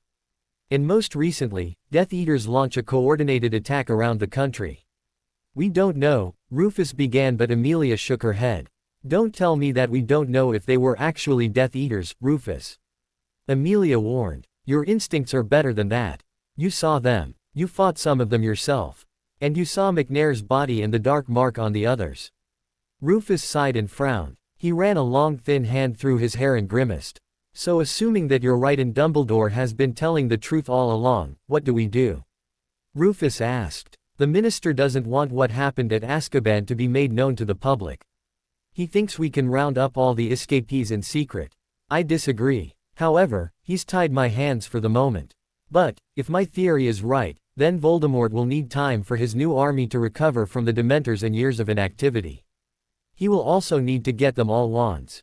I want you to post guards at every wand maker around the country to start. That's a good idea. Rufus agreed. What else? I've been given authorization to recall former Aurors who are still fit for duty. I'd like you to get in touch with them and find out who's willing to help. We may need to start monitoring known former Death Eaters in case they are suddenly imperious again. Amelia said, and Rufus nodded again. I'm going to speak to Dumbledore myself. Amelia said grimly. We need to know everything he knows so we can be better prepared for what I think is coming. Rufus got to his feet. Amelia looked up at him with a grim smile. You should know, Rufus, that we could be tried for treason if Fudge gets word of any of this. That's the least of my worries. Rufus replied morosely. I joined the Aurors at the height of the war. I remember what used to happen to Aurors who crossed his path. I remember that as well. Amelia nodded. But this time I'm not going to let that happen. This time we'll be using lethal force. Feel like it would be better if it was small, you know. Daphne asked, looking a bit nervous. Harry had listened to his wife to be explained why she wanted to scale back all of their wedding plans. The main reason being that they didn't have the time to properly plan a large affair. Hermione had mentioned the other day that it took most average Muggle couples at least a year to plan a proper wedding, and Harry and Daphne were down to a few months before they had to be married or suffer penalties. There was also fact that Daphne and Harry hadn't retained the services of a wedding planner and were doing it all themselves and had yet to even pick a date or a location, and Daphne still had no idea about what kind of dress she wanted. They just had too much going on in their lives at the moment. Well, what did you have in mind? Harry asked, holding out a hand. Daphne accepted it and allowed Harry to draw her close and smiled as his arms wrapped around her. She couldn't help think about how little she deserved the joy she felt when she was with him. Their relationship had not had the best start, and while it wasn't perfect, it could have been so much worse. A handful of people. My mother, father and sister, a few friends. Have you thought about who you'd like to be your best man? Serious. Harry said immediately. I know that it'll be problematic, but I really want him standing there with me. Then we'll find a way to make it happen. Daphne smiled. They stood together for a moment before Daphne sighed contentedly. Can we stay in tonight? She asked softly. She tilted her head upward slightly and placed a very soft on his neck. She felt him shudder slightly and smiled wickedly to herself. We can't ask Dobby to bring us dinner and talk about this wedding stuff. We really need to make some decisions, and if we stay in then we can really focus on it. What about meeting with Hermione, Neville and Tracy to look up new spells for this week's defense club? Harry asked, though he was clearly not caring about it himself as Daphne continued to lay soft ass on his neck and jaw. Blasted teenage hormones. I think we've got enough to keep the club busy, she said in a near whisper, nibbling softly on his Adam's apple. Don't you? Why do I get the feeling that if we stay in tonight, we won't actually be doing much talking about the wedding or anything else for that matter? Harry asked. Are you complaining? Daphne asked with a smirk and a spark of mischief in her eyes. No, Harry said before he reached up to cup her cheek and pressing a very passionate on her. A loud knock on the door shattered the moment. The couple broke apart and looked at the door with identical looks of exasperation. They'll go away, Daphne said, grabbing Harry's head and turning him towards her, but just before their lips met there was another series of knocks. It had better be important, Daphne grumbled. Harry eyed her temple and then went to the door to find Joshua Montague standing there along with a very subdued-looking Pansy Parkinson. I just received a letter from my father, and I wanted you to be the first to know, Joshua said, looking irritated. Our amendment passed Friday evening. It did? Harry asked, looking confused. Then why do you look like you just swallowed stink sap? Harry stood aside and allowed Montague and Parkinson to come inside. Because the ministry managed to add some addenda to it. Fudge twisted it so we won't be recognized as adults until we pass a special course, Montague said heavily as he sat down on the couch. So we won, but we really didn't win. Wait, what do you mean by that? Daphne asked as both she and Harry took seats as well. What addenda? My father didn't have a lot of details, Montague started. But it looks like before we can be recognized in the eyes of the law as adults, we have to go through a ministry-created series of classes that are meant to prepare us for our adult responsibilities. They made it so that Gringotts won't allow those of us who are entitled to inheritances to have them until we pass the class. You have an inheritance? Daphne asked, and then apologized for being rude. Joshua waved it off. My great-grandfather left me a rather nice bit of gold that I wasn't supposed to get until I came of age. But in our current situation, I thought it might be good to get that gold earlier, and my father agreed. He wants me to be independent and all. Anyway, it doesn't look like I'll be able to get it as soon as I thought. Not to mention not being able to make decisions about my child without having to go through both my parents and Parkinson's. It was when Joshua motioned towards his betrothed that Harry realized Pansy was still standing near the door, with her eyes on the floor. Harry wondered what had happened between the two of them ever since Joshua had found out about Pansy's infidelity. Are you two? Harry began to ask before he stopped himself, realizing it wasn't his business. I don't know. Josh answered the question. If it wasn't for the law, then I might have just dumped her. But, it's really complicated. Daphne and Harry remained silent as Joshua continued to look at his betrothed.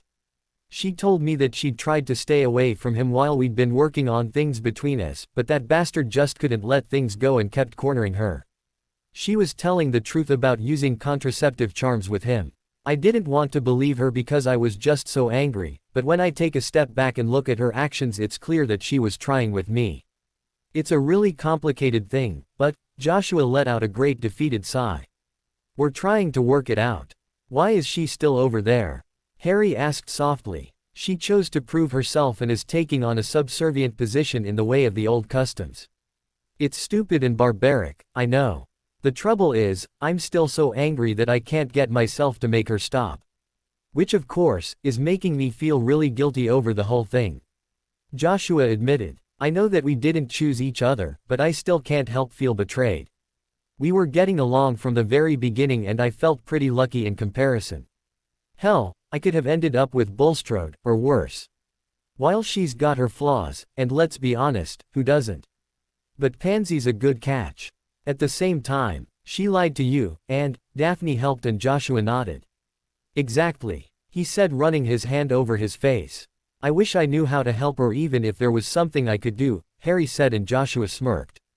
You're a good guy, Harry, and I appreciate everything you've done already. You trusted me and helped when you had no reason to do either. Joshua then let out a snort of laughter. Wow, I never imagined that I'd become friends with a Gryffindor, much less the Gryffindor Golden Boy. Don't ever call me that again. Harry glowered and Joshua held up his hands in surrender and apologized. He then looked up at his own betrothed and sighed. Harry, are you still willing to talk to the press about all of this?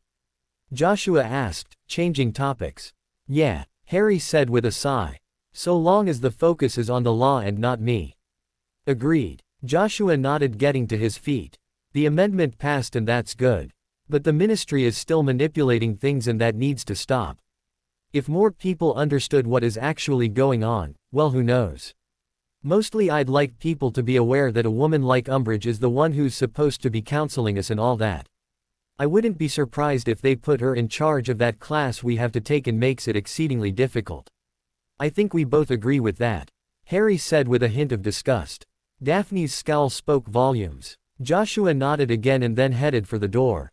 Pansy stepped aside to allow her betrothed to pass by. Joshua winced at this and Harry and Daphne shared a look of pity. I think we should celebrate the win. Joshua said, turning around. We did manage to get our amendment passed, and I think we should be proud of that. What do you say? We get all the betrothed together for a coming-of-age party next Friday night. Harry and Daphne nodded, both smiling. Joshua grinned as well and with that, left the future Potters with Pansy in his wake. Okay, I've never really liked her, but I can't help but feel bad for Pansy. Harry said and Daphne folded her arms and nodded her agreement. What the hell custom is she following where she makes herself that? Harry asked. I have no idea. Daphne shrugged. I know a lot of older customs were pretty harsh on women and made them almost to their husbands, but I like to think we're better than that now. But she must really want to make things right with Joshua if she's invoked something like that on herself. Look, just so we're clear, Harry started and Daphne laughed. Harry, as much as I love you, I will never let anyone, much less myself to become a to you, or anyone for that matter. My mother taught me better than that. Daphne stated. Besides, you don't need to worry, I wasn't with anyone before the law was enacted. I'm surprised we haven't heard of more things like Pansy and Draco, to be honest. If that's what Pansy's doing, what do you think Draco's doing? Harry asked. Daphne could only grimace and make a disgusted face. You're right, it's probably best not to think about that sort of thing. Harry nodded. I don't need those images in my head at all. At that moment, Draco Malfoy was in the bathroom staring at his sickly white face with horrified disgust. Tonight was the night he was going to fulfill his obligations and consummate his relationship with his betrothed. His mother was correct, and he couldn't afford to lose his magic, especially given what he knew was on the horizon. Yet he couldn't stop feeling nauseous despite the fact that once he took the potions he'd be head over heels for Millicent. Draco suppressed another shudder as he thought of the promise he'd made to his mother. He only had to suffer Bulstrode's presence for a little longer and then his mother had promised to fix it all. He just had to man up and the sooner he did it, the sooner he'd regain his strength and then he'd make people pay, starting with that complete whore Pansy. He shook his head desperate to empty his head so that he could focus. He chuckled softly at that. In just a few moments he'd be completely unable to focus on anything except Millicent, and that turned his stomach. But he had no other choice now. It had been made very clear that if he didn't do something extreme to get back in line with the law, he would lose his magic forever. Draco glanced at the potions once more and took a deep breath to center himself. All he had to do was follow the plan. He'd arranged for dinner for the two of them in their suite. Draco planned to slip the fertility potion into Millicent's elven wine and then he would take the love potion that was now keyed to his betrothed thanks to a few hairs from her hairbrush. After that, Draco shuddered again. With a series of deep calming breaths, Draco stood and pocketed the potions and headed out into the suite. The food and wine had been delivered and Draco checked his watch to make sure he still had time. Millicent was likely on her way back from her Transfiguration Club meeting and Draco hoped that the surprise dinner would soften her a bit. She'd been rather difficult to deal with ever since he'd admitted to sleeping with Pansy. Draco felt his anger bubble up as he remembered that day and how he'd told Millicent the truth after yet another of her advances. That was also the day that Draco realized just how badly things had gotten when he tried to hex Millicent and could barely manage a stinging hex that did nothing to his betrothed. Draco opened the bottle of wine and took a sniff. The aroma was like fresh cherries and Draco licked his lips. He poured 2 glasses and gulped one before refilling it. He placed the cork back in the bottle and then took the fertility potion from his pocket and unstoppered it. Unfortunately, before he could pour it, Millicent barged into the suite and caught him with the potion. His face contorted into an expression of suspicion. "What is that?" she asked, her tone icy. Draco could only stare back at her guiltily. Millicent crossed the room in the blink of an eye and snatched the vial from Draco, spilling some of it. She took 3 sniffs and glowered at him. "Is it a poison? Are you going to try and kill me, Draco?" Draco shook his head, wishing he hadn't spent so much time in the bathroom pitying himself. "Then what is it, and whose glass were you pouring it into?" Millicent demanded, slipping her wand out of her pocket. Draco didn't say anything and Millicent's glare became colder. "Professor Snape should be able to tell me what this is," she snapped, turning to leave.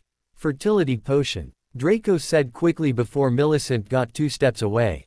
He didn't want his mother getting in any sort of trouble, and once Professor Snape learned of the potion, then Dumbledore was likely to get involved because the old fool just couldn't leave things alone. A fertility potion. Millicent had turned around and was looking at him suspiciously. "I thought," Draco began, tripping over his own words as he came up with the lie. "I thought that because of my indiscretions and how they affected me, I thought this would ensure I was able to impregnate me," Millicent said, looking at the potion. "Wait, does that mean you were planning on giving you what you wanted?" Draco said, pleased that she was buying into it. "You're to be my wife, and I should have been trying to make this work from the beginning, but I was selfish and childish and I couldn't let go of Pansy because—" "No, I get it." Millicent nodded. "You two were together a long time before all this. My parents helped me understand that I had to let go of the past and embrace my future with you." Draco continued. "You're a strong, well-bred pureblood from a highly regarded family. It's no wonder we were matched. I thought that tonight I could show you that I intend to honor you by starting our family." Millicent stared at him for a moment before crossing the room and ing him full on the mouth. Draco had to fight to keep from throwing up in her mouth. She tasted of beef stew, which is likely what she had for lunch. Her tongue forced its way into his mouth and mashed against his, making him grimace, yet he pushed himself to make her believe that he had been earnest. He wished he'd been able to take the amortentia, as it would have made all this so much easier. Millicent finally pulled back, her face flushed, her eyes alight with lust. She held on to the front of his robes, panting heavily as she stared at him like he was an exquisite meal she was about to devour. "Give me a few minutes," she said and skipped into the bedroom. "I want to give you something special." Draco gagged as soon as she had turned her back and spat onto the floor. When he looked up, he saw she had shut the door. His hand went into his pocket for the second vial of potion, which he quickly opened. He had thought there'd be more time as he'd arranged dinner for the 2 of them, but clearly Millicent wasn't taking the chance that he would change his mind. Draco drank the potion down quickly and threw the vial into the fire. Almost as soon as the potion hit his tongue, he felt the most amazing sensation wash over him. All of his disgust was instantly replaced by euphoria, and all he wanted was to find Millicent Bulstrode and show her how deeply he loved her. He strode to the door to the bedroom and ran his hands over the polished wood and sniffed, hoping to catch a hint of her sweet, sweet perfume. He wanted to knock, to seek her out and profess his undying affection for her, but somehow remembered she'd told him to wait. Thankfully he didn't have to wait for very long. "Oh," Millicent said when she opened the door and came face to face with her betrothed, who was staring at her now in a way she'd never seen before. And if she were honest, she wasn't sure she liked it. "It felt like an eternity," Draco said, taking her hand in his and ing it. He ran his eyes over her, taking in her long emerald green silken dressing gown and letting out a small growl of desire. "Why did I waste so much time with that whore when I had a real woman right here?" Draco said, smiling dreamily at Millicent. "Your long black hair and those piercing dark eyes. Your supple S and that hypnotic backside that waves at me with every step as you walk away, as if screaming at me to grab hold and never let go." Millicent stammered, taking a step back in confusion. Something was very odd here, and she felt as if she was about to be the victim of the biggest joke ever. Draco was acting almost as if he'd suddenly become possessed or something. "Thank you. I can't stop myself, Millie, I need you. I've always needed you." Without you, my world is so bleak, so empty. Please my sweet, let me show you how much I need you. One of Millicent Bulstrode's biggest, and most overlooked assets was that she was quite sharp. She often could work out riddles quite quickly. While she was not in the same league of intelligence as, say, Hermione Granger, she was still very astute. She knew Draco Malfoy rather well as she'd spent the majority of the last 4 years with him. She felt she knew his personality quite well, and that was why she was sure that this was not really Draco in his right mind. Draco was an arrogant, self-righteous, pretentious prick who wouldn't know a good thing if it bit him right on his skinny, though rather cute ass. Even when he was with Pansy he wasn't even remotely so sappy or forthcoming, much less complimentary. Something was very, very wrong here. First of all there was his sudden change of heart. All of a sudden he wanted to start a family with her. She wanted to slap herself for not thinking it through sooner, but that was Draco's charm working on her. The boy could make you believe that the world revolved around the moon. And, despite everything, she still wanted him. He was beautiful. Even as sickly as he looked now, he was still leagues above many of the boys in Hogwarts.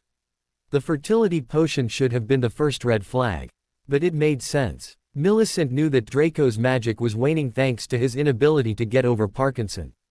So it made sense that he might take some sort of precaution to make sure he could get the job done.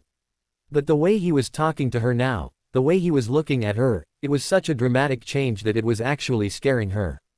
And then it hit her all at once. Draco had said his parents had made him see the light. His parents had given him the fertility potion. How else could he have gotten it? While he was gifted at potions, it took a long time to brew and was extremely complex, not to mention some of the ingredients were quite expensive and not something Professor Snape carried in his stores. And if Mr. and Mrs.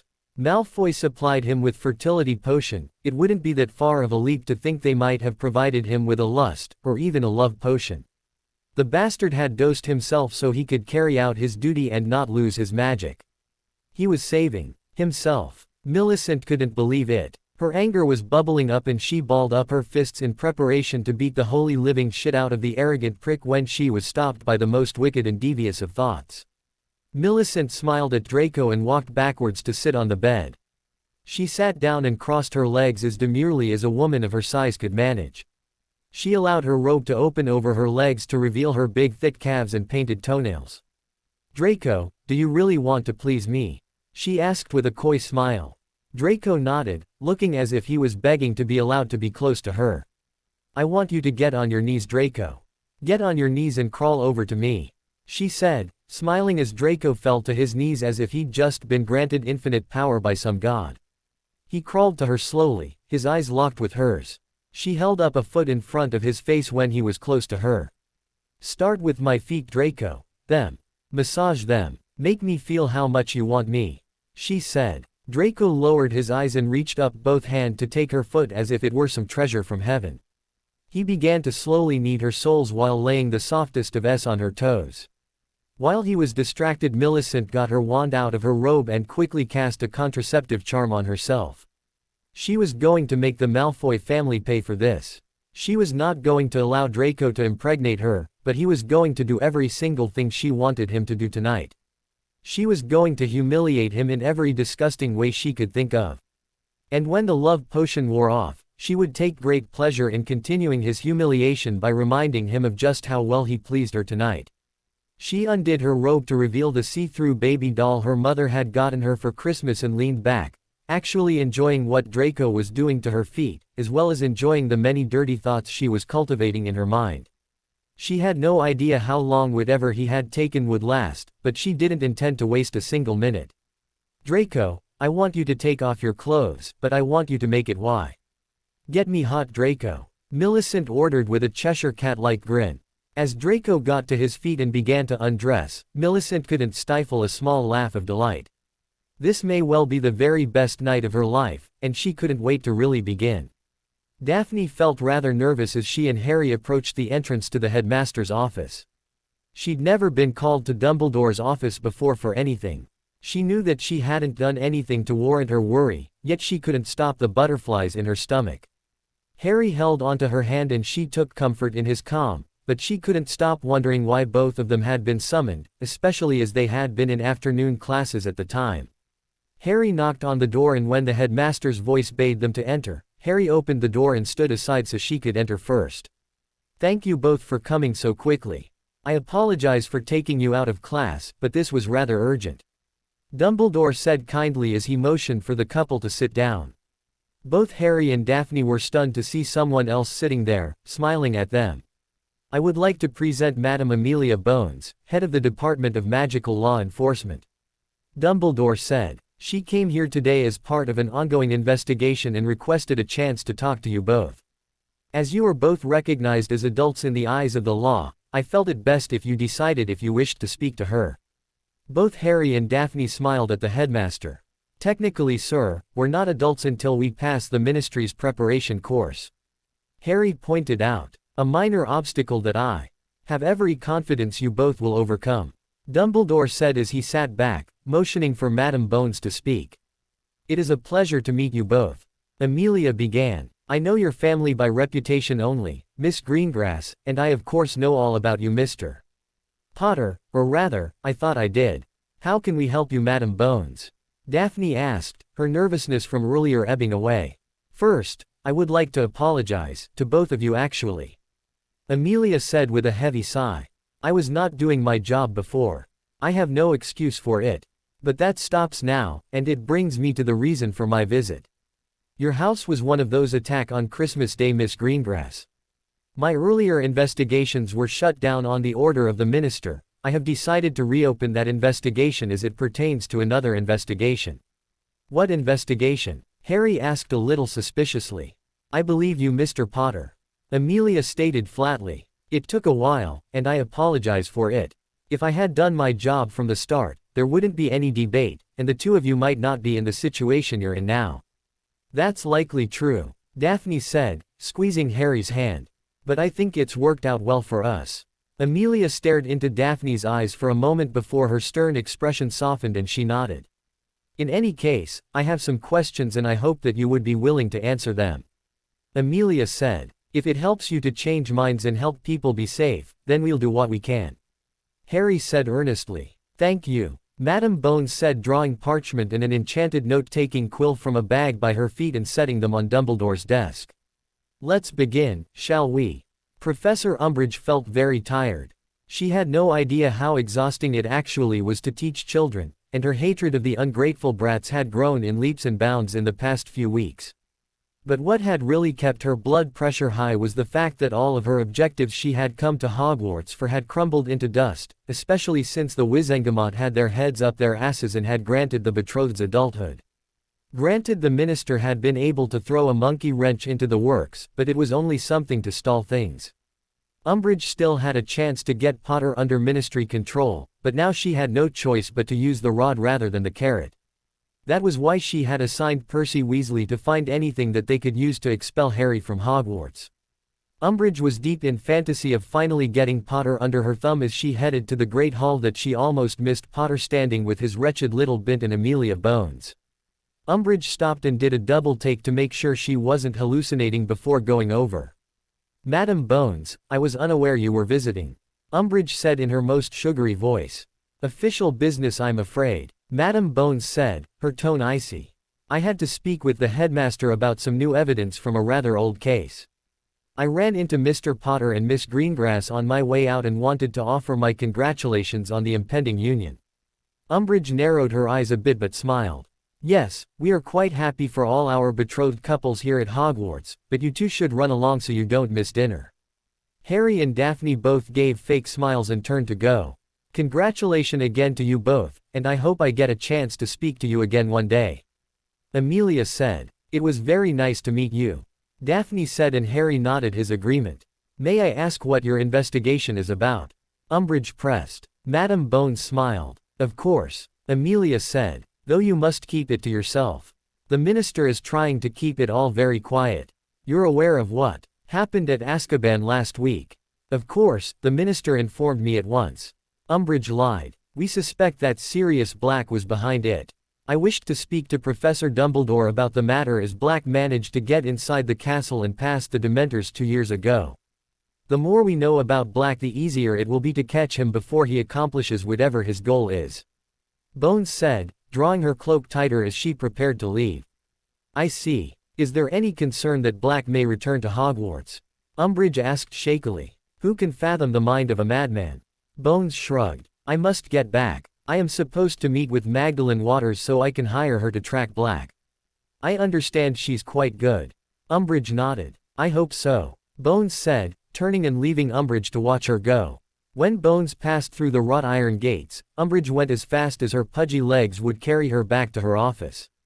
"Minister Fudge's office," she shouted as she threw a handful of flow powder into the fire. A moment later and a very irritable Cornelius Fudge's head appeared in the flames. "What is it, Dolores? I am very busy. Amelia Bones was here today and she said something happened at Azkaban and she was investigating Sirius Black." "What is happening, Minister? Are we in danger?" Umbridge asked, looking panicky. "Son of a..." Fudge shouted, looking thunderous. "Minister," Umbridge asked. "All right, I suppose you should be made aware," Fudge said with exasperation. "Azkaban was razed to the ground and all the prisoners are loose. We don't know how it happened, or what happened to the Dementors. We don't know how it was done or by whom, but now that I think about it, Amelia may have given us a great way to spin it. I ordered a blanket silence on it, but it's only a matter of time until it gets out. Thanks to our head of law enforcement, we now have someone to blame for it all. Sirius Black. Very wise, Minister." Umbridge nodded, calming a bit. "I told Amelia to leave it alone." Fudge snarled. "I'm going to have to remind her who is in charge. In the meantime, how soon will you have the new preparatory class for our betrothed couples ready?" "I am already fending off questions about it. I've reached out to Ignatius Block and Geraldine Fletcher about putting together a very detailed course program. I assure you that none of the students will be able to pass it this year. We still have control." "And Potter?" Fudge asked. "I have Mr. Weasley tailing him and looking for anything we can use. Unfortunately, he seems to spend all his time locked up in his suite, making it very difficult to catch out on anything. He doesn't even speak out in class." Umbridge made a sour face. "Find something, and soon. We need Potter in order to take down Dumbledore. Every day he remains in that school is one more mind he can poison against the government." Fudge said and ended the flow call. Umbridge felt almost as if Fudge had slapped her, but comforted herself by reminding herself that he was the minister and was very busy. And she had a lot she needed to attend to as well. Yet she couldn't help but think that she was not as informed as she should be. Her absence from the ministry was debilitating at best, and she was really starting to miss the power she held as undersecretary. Daphne rushed to the door and opened it to find her best friend looking extremely put out. "It's like he doesn't care," she shouted. "I keep asking him to help but he gets all squirmy and whiny and won't give me any answers. It's like he doesn't care about me or this wedding at all. Hello Tracy, won't you come in?" Daphne smirked as her best friend scowled and headed into the suite. "Where's Harry?" Tracy asked with a huff. "Where else?" Daphne's smile fell. "With her." "Oh gods, will you get over yourself already?" Tracy snapped. "He loves you. All right. And I have a real problem here. Did you ever stop to think that maybe Neville doesn't answer you because he either doesn't understand what it is you want of him, or that maybe you're talking too fast for him to grasp what it is you're trying to ask him? Or maybe, just maybe, he doesn't offer any opinion because he wants you to have whatever you want for your wedding." Daphne said quickly. "We're all in over our heads here and none of us have a clue what we're supposed to be doing. And not all of us are getting a premier wedding planner as a stepmother who's willing to help us, you know. But I want it to be our wedding." Tracy whined. "Have you told him?" Daphne questioned, and Tracy blanched and then deflated. "Yeah, I kind of thought so." Daphne smirked. "He's not a mind reader, despite how well he seems to know you. He's not always going to cotton on right away. Honestly, I think the only reason you guys have gotten along so well is because you two have done what so many of the rest of us have had difficulty in doing. Actually communicating. You should take your own advice." Tracy huffed. "Don't start." Daphne scowled as she went to the table to pick up some of the wedding catalogs she had promised to go through with her friend. "No, I think you need to come clean with Harry." Tracy pushed. "It has nothing to do with Harry." Daphne shouted. "It's me. It's all me. It's between me and that, conniving, know-it-all, insufferable little Tracy's eyes went wide at this. I've never heard you call anyone that. I know they're close. Daphne sighed heavily as she flopped onto the couch. I mean, I knew they were best friends and all that, but now I know why. Harry can't do anything for himself. Gods, you should have heard him talking to Madame Bones the other day. Hermione this, and it was Hermione that. Hermione thought we should blah, blah. Hermione found the spell that yada, yada. Hermione was the one who figured out meh, meh, meh. And what's worse is she knows that without her Harry would be dead. She's so smug I just want to rip all that bushy hair right off her head. She's really not like that at all. Tracy said. Which you'd know if you ever actually had a real conversation with her. How can I? Daphne countered. Gods, every time she looks at me I can feel her judgment. She still thinks I'm trying to manipulate Harry. I bet she thinks I'm going to hand him over to you-know-who right after our wedding. Okay. Tracy sighed. Yes, she doesn't fully trust you, and you can't blame her for that, especially if you look at it through her point of view. But, she thinks you've been good for Harry. She says he's become a lot more confident and he doesn't bottle everything up as much because of you. You can't sit there and tell me that Granger actually thinks I'm good enough for Harry. Daphne snipped. No. Tracy smirked. She thinks you're a stuck-up, self-serving, heartless cow. See, I knew it. Daphne shouted triumphantly. They both deny it, but I bet if it wasn't for this stupid law that you volunteered for, Tracy quickly remarked. Whatever. Daphne snapped. I'd bet all the gold and gringotts that Granger would have made a move on Harry this year. You know she dated Finch Fletchley because she thought it would help her relate to Harry better.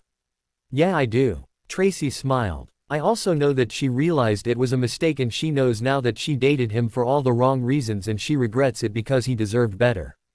Just like I know that Hermione would never have dated Harry. Oh, you really believe that she thinks of him like a brother? Daphne scoffed. I do. Tracy said haughtily. And you would too if you could get your head out of your ass. She's always so superior. Daphne complained. It's like she can't let any of us forget how smart she is. Even in the defense club, she's always spouting off the book, page and paragraph she found each spell. And she always talks over everyone and points out everything she thinks we're doing wrong. Did you know she went on a crusade to try and free house elves? Tracy nodded. I forgot, you're like best friends now. Daphne rolled her eyes. Oh my gods, are you seriously threatened by her that much? Tracy laughed. She just gets under my skin. Daphne frowned. I just wish I could knock her down a peg or two. Prove she isn't as brilliant as Harry thinks she is. Yeah, because that will endear you to Harry even more. Tracy remarked sarcastically. But here's a wacky idea, why not actually try to get to know her? Put your jealousy and pettiness aside and try to get to know the real Hermione. Then at least you two wouldn't be walking on eggshells around each other and the teeth-grinding tension could ease up a bit. You're not fooling anyone, by the way. Harry knows you hate her. Of course he knows. I've told him. Daphne said. You told him you'd be civil around her. Tracy pointed out. Harry's heard your snide comments and all of that. It's starting to really bug him. He told Neville about it last week during the defense club after he heard you call her a pathetic whatever you called her. I don't know what you're talking about. Daphne said quickly, though Tracy saw her best friend shifting her eyes guiltily. Yeah, Tracy smirked. Look, she's going to be around whether you like it or not, and she's likely going to be around for a very long time, so you either need to figure out how to actually be nice when she's around, or, I don't know. Maybe I could challenge her to a duel. Daphne sighed. Oh yeah, I can see that working out incredibly for both of you. Tracy laughed. Can we look at dresses now? I have a wedding to plan, and you need to start planning yours. Fine. Daphne huffed. Good, now I've got it narrowed down to 2. Tracy began, but Daphne kind of tuned her out as she entertained thoughts of hexing Hermione Granger's smug smile right off her face and showing Harry that his best friend really wasn't as great as he had thought. The problem was that she knew it wouldn't go over well with her future husband, but a girl could dream. The two girls began flipping through the catalogs that Daphne had grabbed from her table when Hedwig gave a loud screech from her perch. The girls looked up to see Harry's snowy owl looking towards the window where a very large eagle owl stood. That isn't one of your owl, is it? Tracy asked. Daphne shook her head as she got up, confusion written on her face. She opened the window and allowed the owl inside. The majestic-looking bird turned its large eyes on its surroundings before turning to Daphne and regarding her for a moment. Daphne went to reach for the envelope the bird carried when it hopped back just out of reach. "It must be for Harry," Tracy remarked. "He isn't here right now and I don't know when he'll be back," Daphne said to the owl who cocked its head. Daphne reached out again and this time the bird held out its leg for her. Daphne untied the envelope and the bird took to the air, clipping Daphne's head with its wings. "Bloody bird," Daphne complained as she opened the envelope and began to read the letter inside. "What is it?" Tracy asked. "It's a summons to Gringotts. They want to meet Harry to discuss his inheritance and other financial matters." "That's weird, I thought that the goblins weren't allowed to allow any of us to have that stuff until we passed that stupid class of the ministries," Daphne said, looking very curious. "Here's a better question," Tracy said, looking out the window. "Gringotts owls don't usually let anyone but the addressee have whatever they are entrusted with. Why did it let you have it?" Daphne looked up, now even more bewildered as she too looked out the window where the owl had left. "Absolutely not," Dolores Umbridge shouted, stamping her foot for emphasis. Her face was the same shade of pink as her cardigan and her fat fingers were balled into tight fists at her sides. She looked for all the world like petulant child who was refusing to go to bed. "It has not been authorized by the ministry, not to mention that not a single one of them has even started the adult preparatory courses." "Be that as it may," Albus Dumbledore sighed wearily. "The goblins have made it clear that they wish to meet with some of our students and that they do not follow the ministry's policy. Relations with the Goblin Nation has been tense for some time, and you know as well as I, just how temperamental they can be. Perhaps if we allowed a goblin representative to sit on the Wizengamot thing might be different. But for now, do you really want to risk another rebellion by denying them to meet with their clients? Those little pests wouldn't dare try and take on the ministry again," Umbridge said with disgust. "Are you so certain?" Dumbledore asked. "History suggests differently. Perhaps if you spoke directly to Ragnarok himself." Umbridge bristled at this and folded her fat arms across her chest, obviously weighing her choices. Dumbledore remained seated behind his desk, fighting the smile that threatened to erupt on his face at the woman's dilemma. He had been looking forward to this conversation since he received notification from the chieftain of the goblins himself that Gringotts would be setting up appointments with certain students regarding changes in their account status due to their change in status.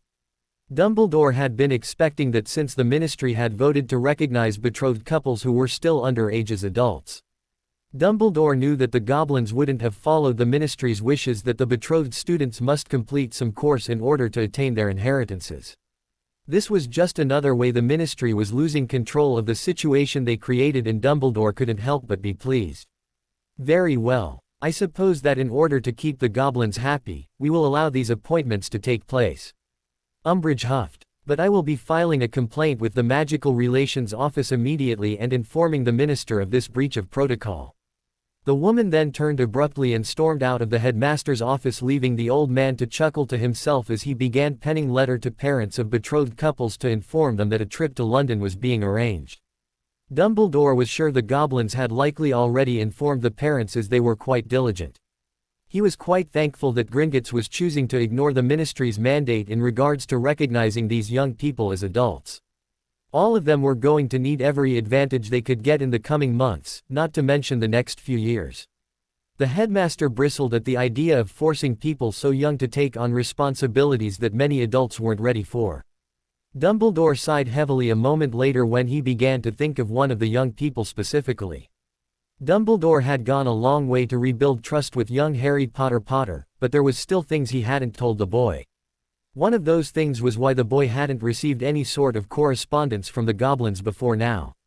Dumbledore had gone to great lengths to protect the boy when he'd placed them with his aunt and uncle, one of which was to stop any sort of magical correspondence to Privet Drive, including anything from Gringotts. The last thing Dumbledore had wanted was for Vernon and Petunia Dursley taking everything Harry had left of his family. He had wanted them to care for Harry and love him as if he were their own, something which hadn't happened.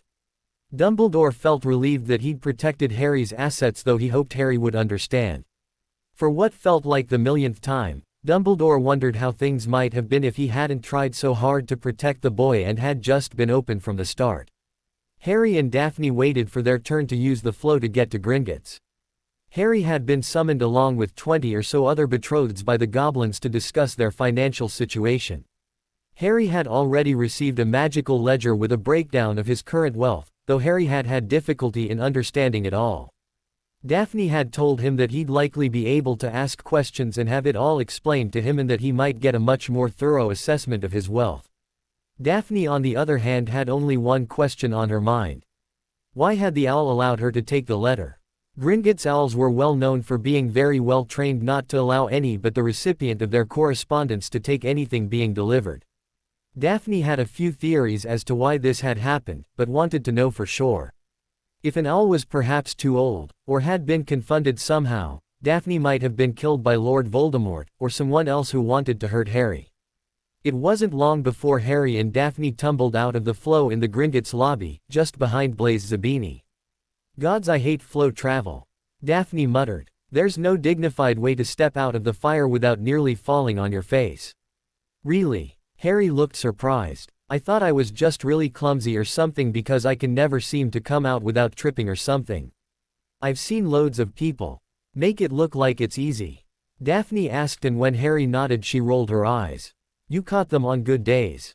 The flow sort of pushes you out when you reach your destination and most people stumble. You can anticipate it and ready yourself for it, and if you're good and lucky you can make it look effortless, but mostly people try not to fall on their faces.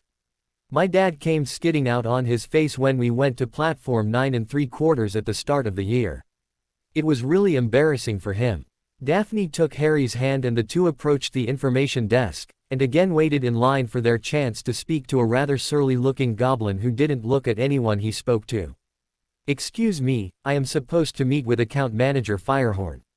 Harry said when it was his turn. Name? The goblin asked without looking up. His voice was low and sounded more like a growl. Harry Potter. The goblin was silent for a moment, tracing a long clawed finger down his ledger.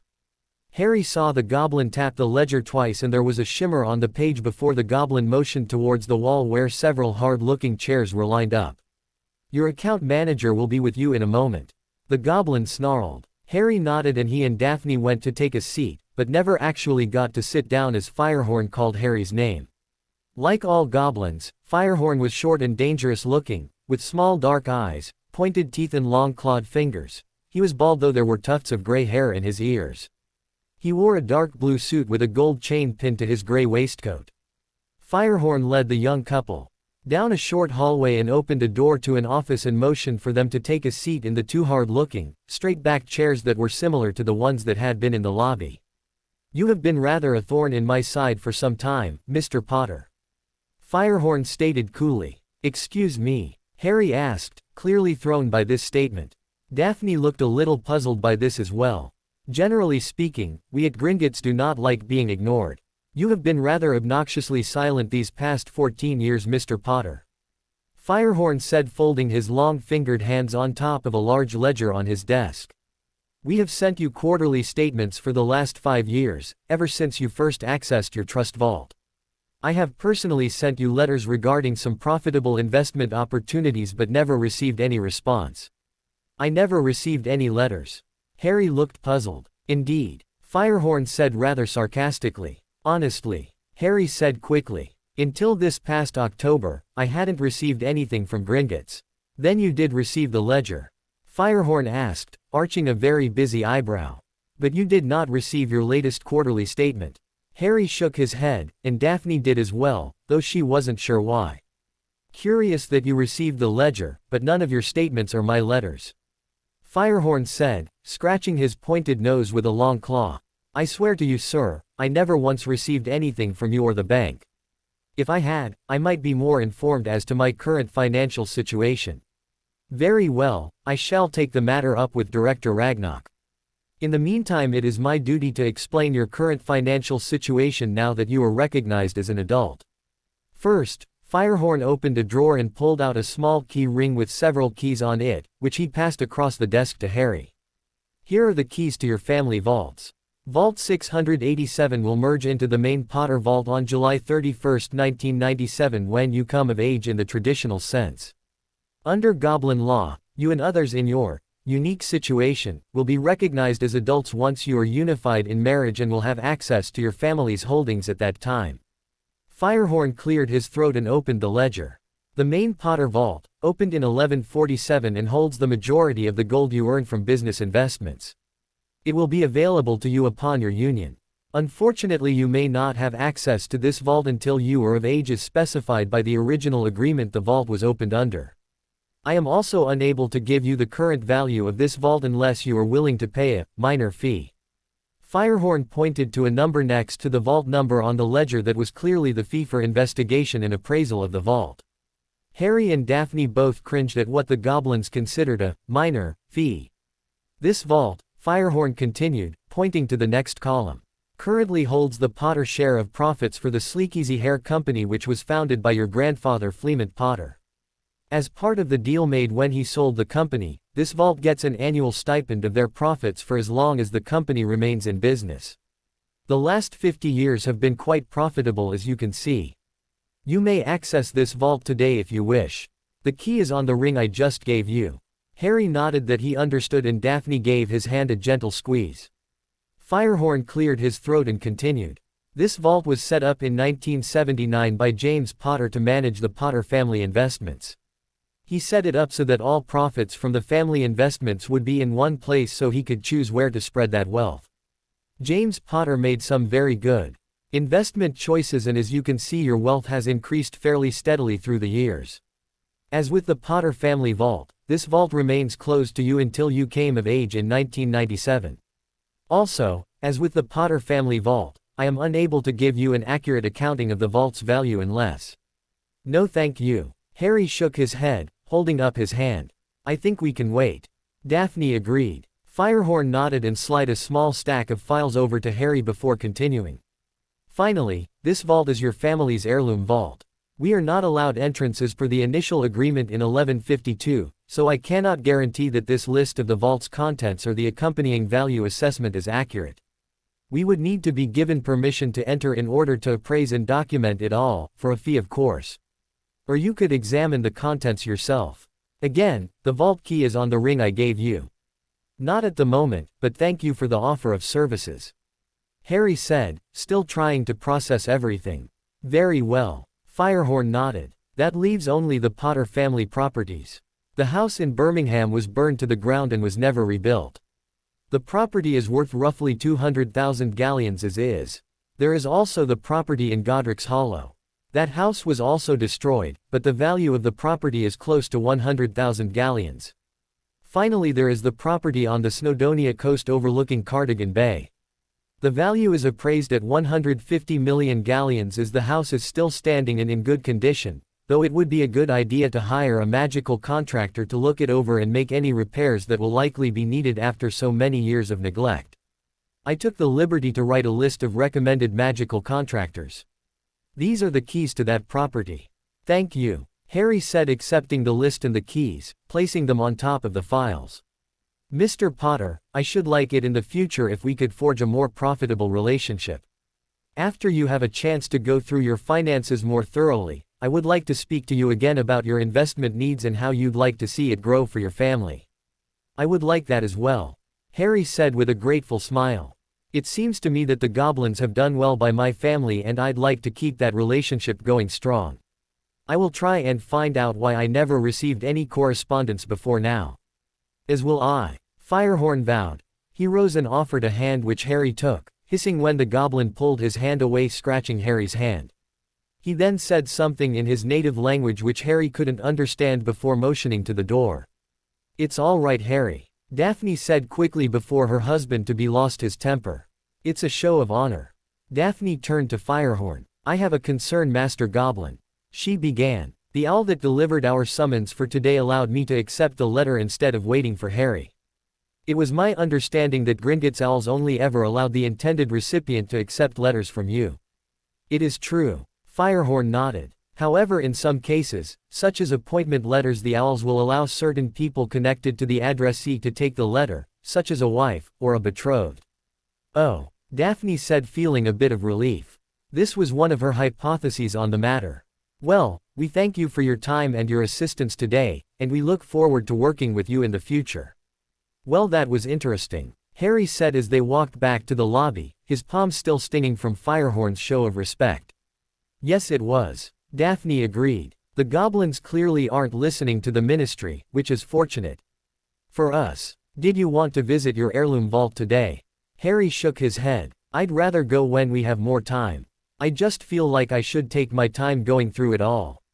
That's smart actually. Daphne nodded. You have no idea what's down there and how useful, or valuable any of it could be.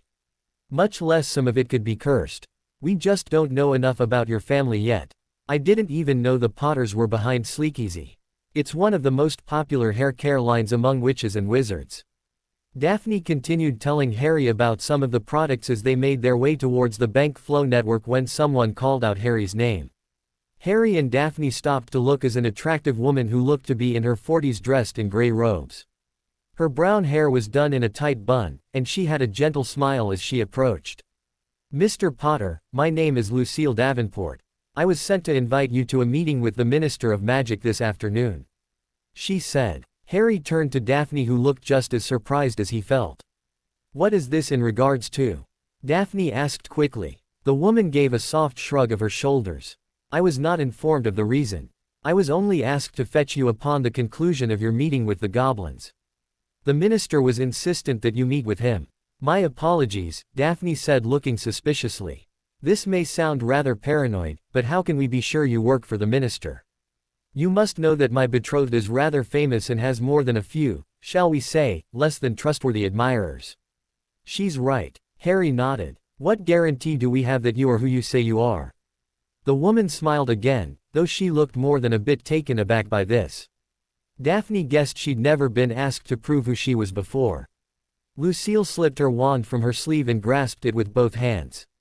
I solemnly swear upon my magic that I mean no harm to come to Harry Potter or his betrothed, and that I am here on Minister Cornelius Fudge's orders. She said. There was a small flash and Lucille slipped the wand back up her sleeve. Daphne looked impressed while Harry frowned. Daphne knew how Harry hated the idea of people making magical oaths just to prove they were being truthful. All right, but I do need to inform Hogwarts. Harry started, but the woman held up a hand. It's already been seen too. If you'll follow me. Lucille smiled, looking relieved. Lucille led them out of the bank and to the bottom of the steps before turning around and offering an empty inkwell. This portkey will take us to the ministry atrium. She smiled. Both Daphne and Harry reached up to place a finger on the inkwell. A second later, following that uncomfortable tug behind their navels, Harry, Daphne and Mrs. Davenport were getting off the floor in the atrium. This way please, Lucille said as she dusted off her robes. We'll take the back way to avoid any unwanted attention. Lucille led them through a door near the portkey receiving point and down a short halfway to a private elevator. When they were in the lift and Lucille had hit the appropriate floor, she turned to Harry and gave him a soft smile. It is an honor to meet you, Mr. Potter. I am sure you must hate being fawned over and all, but if it wasn't for you and the sacrifice of your mother and father. I hate to think of the world we would be living in now. Harry grimaced at this and shook his head. I wish I actually deserved that praise, madam, and if things don't change, the world you fear might become reality. I agree. She nodded. I can't say this openly, but I believe your story. I believe Dumbledore, and I worry that the minister is leading us to ruin. I hope you can make him see the light. Today. This stunned both Daphne and Harry, who could only look at each other in shock. The elevator door opened and Lucille led them out and into a long hallway with people bustling about. Lucille motioned for them to follow and led them to a door at the end of the hall. Inside they found a large waiting room with a single desk and a door just beyond. Mrs. Davenport slipped off her traveling cloak and hung it on a coat rack behind her desk. Let me just make sure he is ready for you, Lucille said, turning to the ornate door and knocking twice before sticking her head inside. A second later she was nearly run over by Cornelius Fudge, who emerged from his office with a wide smile and a firm handshake to both Harry and Daphne before inviting them into his office for a chat. Fudge kept offering refreshment as Harry and Daphne made themselves comfortable in the large plush chairs before the minister's desk. Well then, Fudge said as he sat himself behind his desk and folded his hands upon it. How are the wedding plans coming along? Harry stammered. It's pretty overwhelming, but I think we're managing.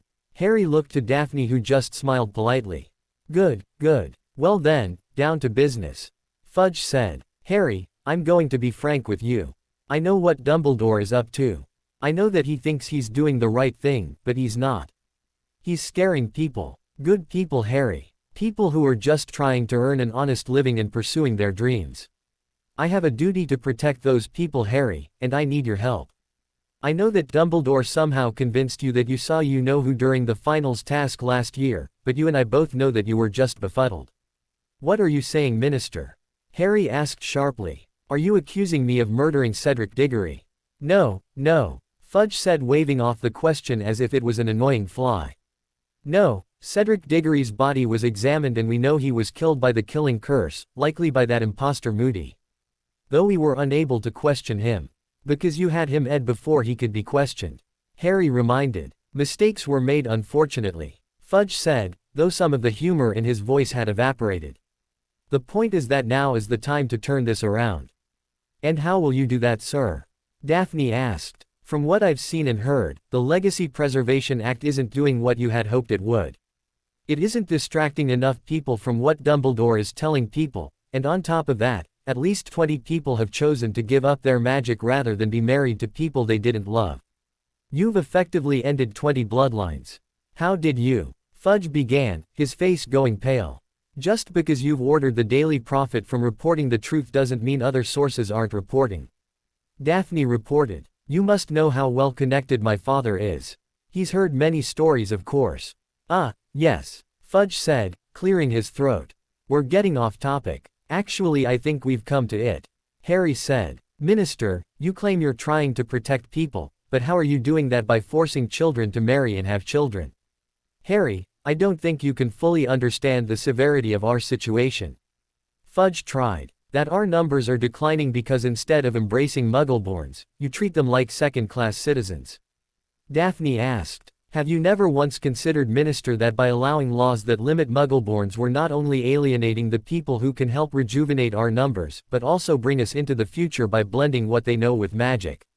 Our society has stagnated. That's enough, Fudge said sternly. I didn't ask you here to debate what is best for our culture. I asked you here because I need Harry to denounce Dumbledore and help ease the concerns of our people. Why should I? Harry asked coldly. I've seen no evidence that you really want to protect the people, as you say.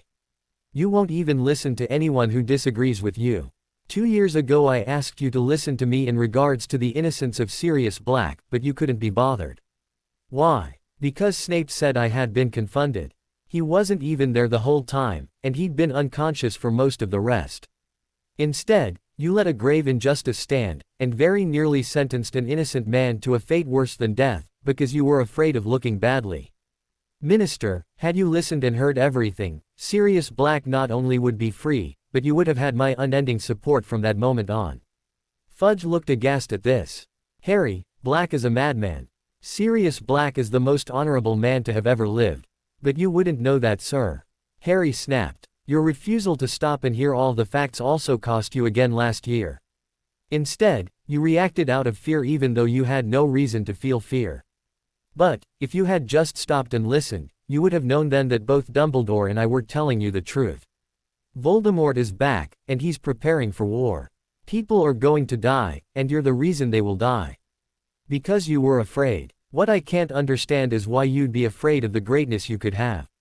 Instead, you're going to be remembered as the minister who led us to ruin. And I will not be a part of that legacy, sir. Harry rose and Daphne followed his lead. Fudge looked thunderous, but didn't seem able to work his mouth. It isn't too late yet, Minister, and if you decide to change things, perhaps we'll speak again.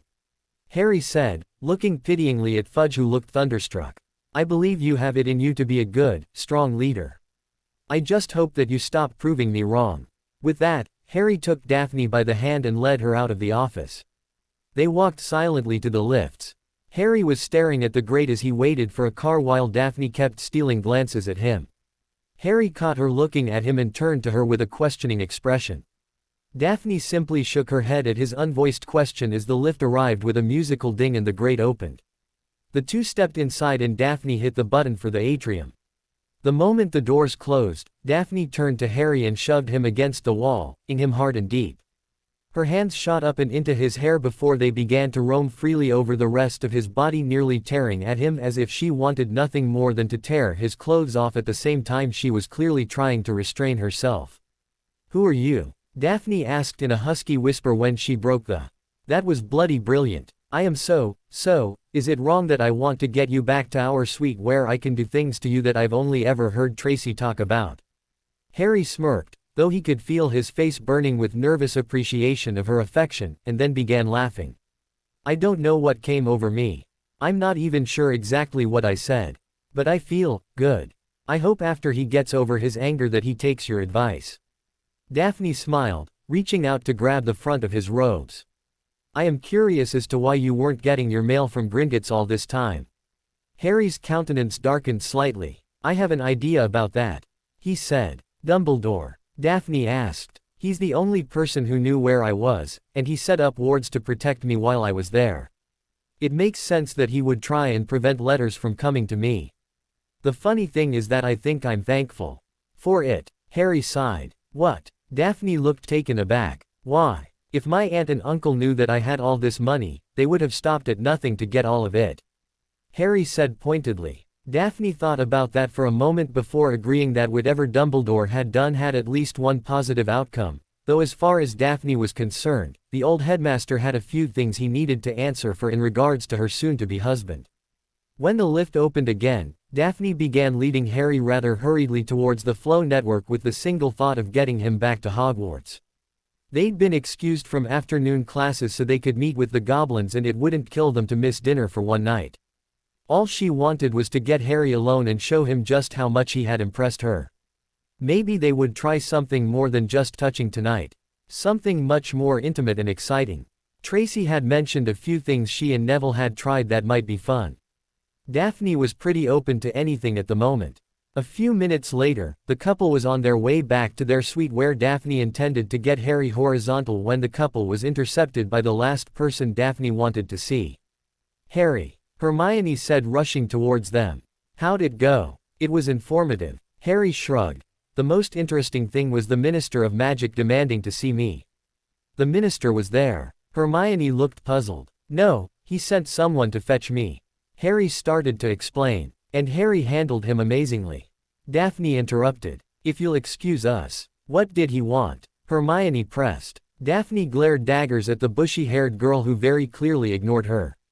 "He wanted me to denounce Dumbledore," Harry said with a hint of disgust. "He claims he's trying to protect everyone, but then I asked him how he thinks he's doing that when he refuses to listen to the truth, and pointed out when he refused to listen to us about Sirius and Crouch and all of it. I don't think he was too pleased with me, but I didn't stay to find out." "You walked out on the minister?" Hermione asked with shock. Daphne heaved a sigh of defeat and eyed Harry on the cheek. "I'm going to see if Tracy's back. I'll see you in a bit." Harry smiled and nodded as he continued telling his best friend about what had happened earlier, and Daphne left them, wanting badly to hex the nosy for her inability to keep out of other people's business. The problem was it was Harry's best friend, and she knew he'd probably be upset with her for hexing the stupid bint. Daphne had promised to be civil with Hermione, but the obnoxious know-it-all made it very difficult at times. What was worse was that Harry hadn't even tried to tell Granger that they were going back to their suite and wanted to be alone. Daphne didn't want to be mad at Harry, but it felt at the moment like Harry had told her to piss off. He hadn't, of course, but it sure felt that way. She had thrown herself at him at the ministry and practically told him she was going to get D for him, and he'd more or less blown her off in favor of hanging out with another girl. As Daphne sourly made her way back towards Tracy's suite, she found herself joined by someone she'd hardly seen or talked to since returning from the Christmas holiday. "Where have you been hiding?" Astoria asked. "Wait, I don't think I want to know about all the you and my soon-to-be brother-in-law have been having." Daphne snickered at the face her younger sister made and shook her head. "Firstly, I would never tell you about all the sensual and truly amazing things Harry does to me in bed," Daphne replied, fighting not to laugh at the look of nausea on his sister's face. "Secondly, Harry and I haven't reached that point in our relationship yet, since you seem to be keen on knowing. And finally, I haven't been hiding. You know exactly where to find me." "I know." Tori nodded. I just couldn't bring myself to visit." Daphne noted that her sister had reached up to hold her necklace. Astoria got a sort of lost look in her eyes. Tori, are you alright? She asked. Tori gave a slow nod and then shook her head as if clearing the cobwebs. I am. It's not important. I've missed you and I thought maybe I could help you plan your wedding, if you could use the help that is. I figured you had it all done by now knowing how organized you usually are. Tori smirked. Actually I could use help. Daphne sighed, running a hand through her hair. I don't know what it is, but I've procrastinated it so much, I haven't even picked out a dress. Now we're like 5 months away from the deadline the ministry set, and now I'm so overwhelmed I don't even know where to begin.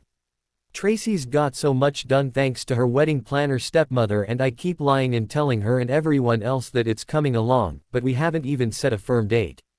I keep hearing other people talk about dresses and colors and place settings and everything and I have no idea about any of it, and Harry and I said we could do it all on our own, but I don't understand, Tori said with a puzzled look.